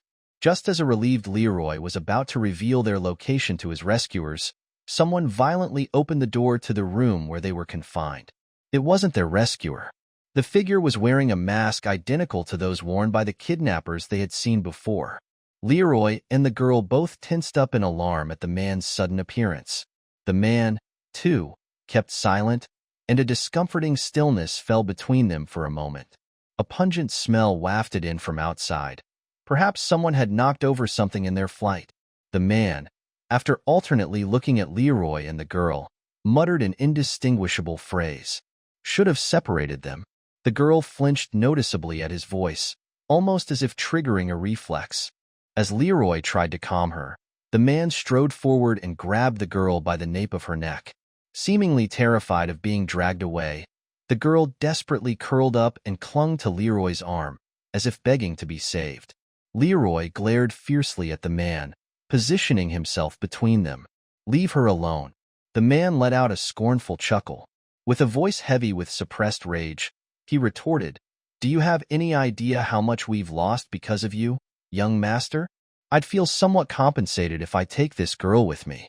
Was his immense anger due to things not going as planned?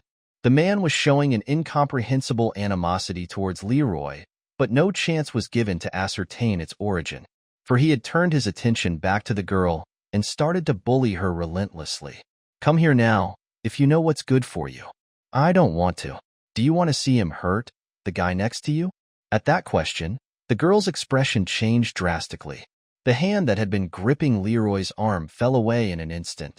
Leroy wanted to call out her name, to hold on to her, but it was impossible. Seizing the fleeting moment, the man hoisted the child over his shoulder. Leroy, bound and delayed, tried to intervene but was powerless to stop him. He gritted his teeth in regret for not having asked the person who brought their meal to untie his hands. "Put the girl down. Do that and I won't pursue you. I'll let you go quietly." Isn't escaping unscathed the most important thing right now? Leroy desperately stepped into the role of a negotiator. Even if this negotiation failed, he needed to stall for time until his family's people came searching for him. His promise of letting them go quietly if they released the girl was not a lie. If the girl was safe, Leroy was prepared to quietly bury and move past all of these events. With unshaken eyes that reflected his sincerity, Leroy looked up at the man. Perhaps sensing the honesty in Leroy's offer, the man replied in a voice tinged with reluctant admiration. Well, our young master is quite the strategist, despite his youth. Leroy bit his lower lip with a sense of ominous feeling. He could intuitively feel that his opponent was not enticed by his offer. Sure enough, the man began to chuckle with disbelief. But what to do? Noticing the tense atmosphere, the girl twitched slightly. It was a minor act of defiance, but it seemed to irritate the man significantly. Without hesitation, the man raised his arm and struck the child's nape, knocking her unconscious. Startled by his ruthless action, Leroy reflexively lunged at the man. "What the Hades do you think you're doing?" Throwing his full weight, Leroy knocked the man off balance. However, this was merely the result of the man's momentary carelessness. He wasn't so poor a fighter that he couldn't subdue a single cumbersome boy. The man grabbed Leroy by the hair and slammed him mercilessly to the ground. A surge of intense pain washed over him, his consciousness quickly becoming blurred. His forehead felt damp. The smell of blood wafted to his nose. Judging by the numbness across his face, he thought perhaps his nose was bleeding.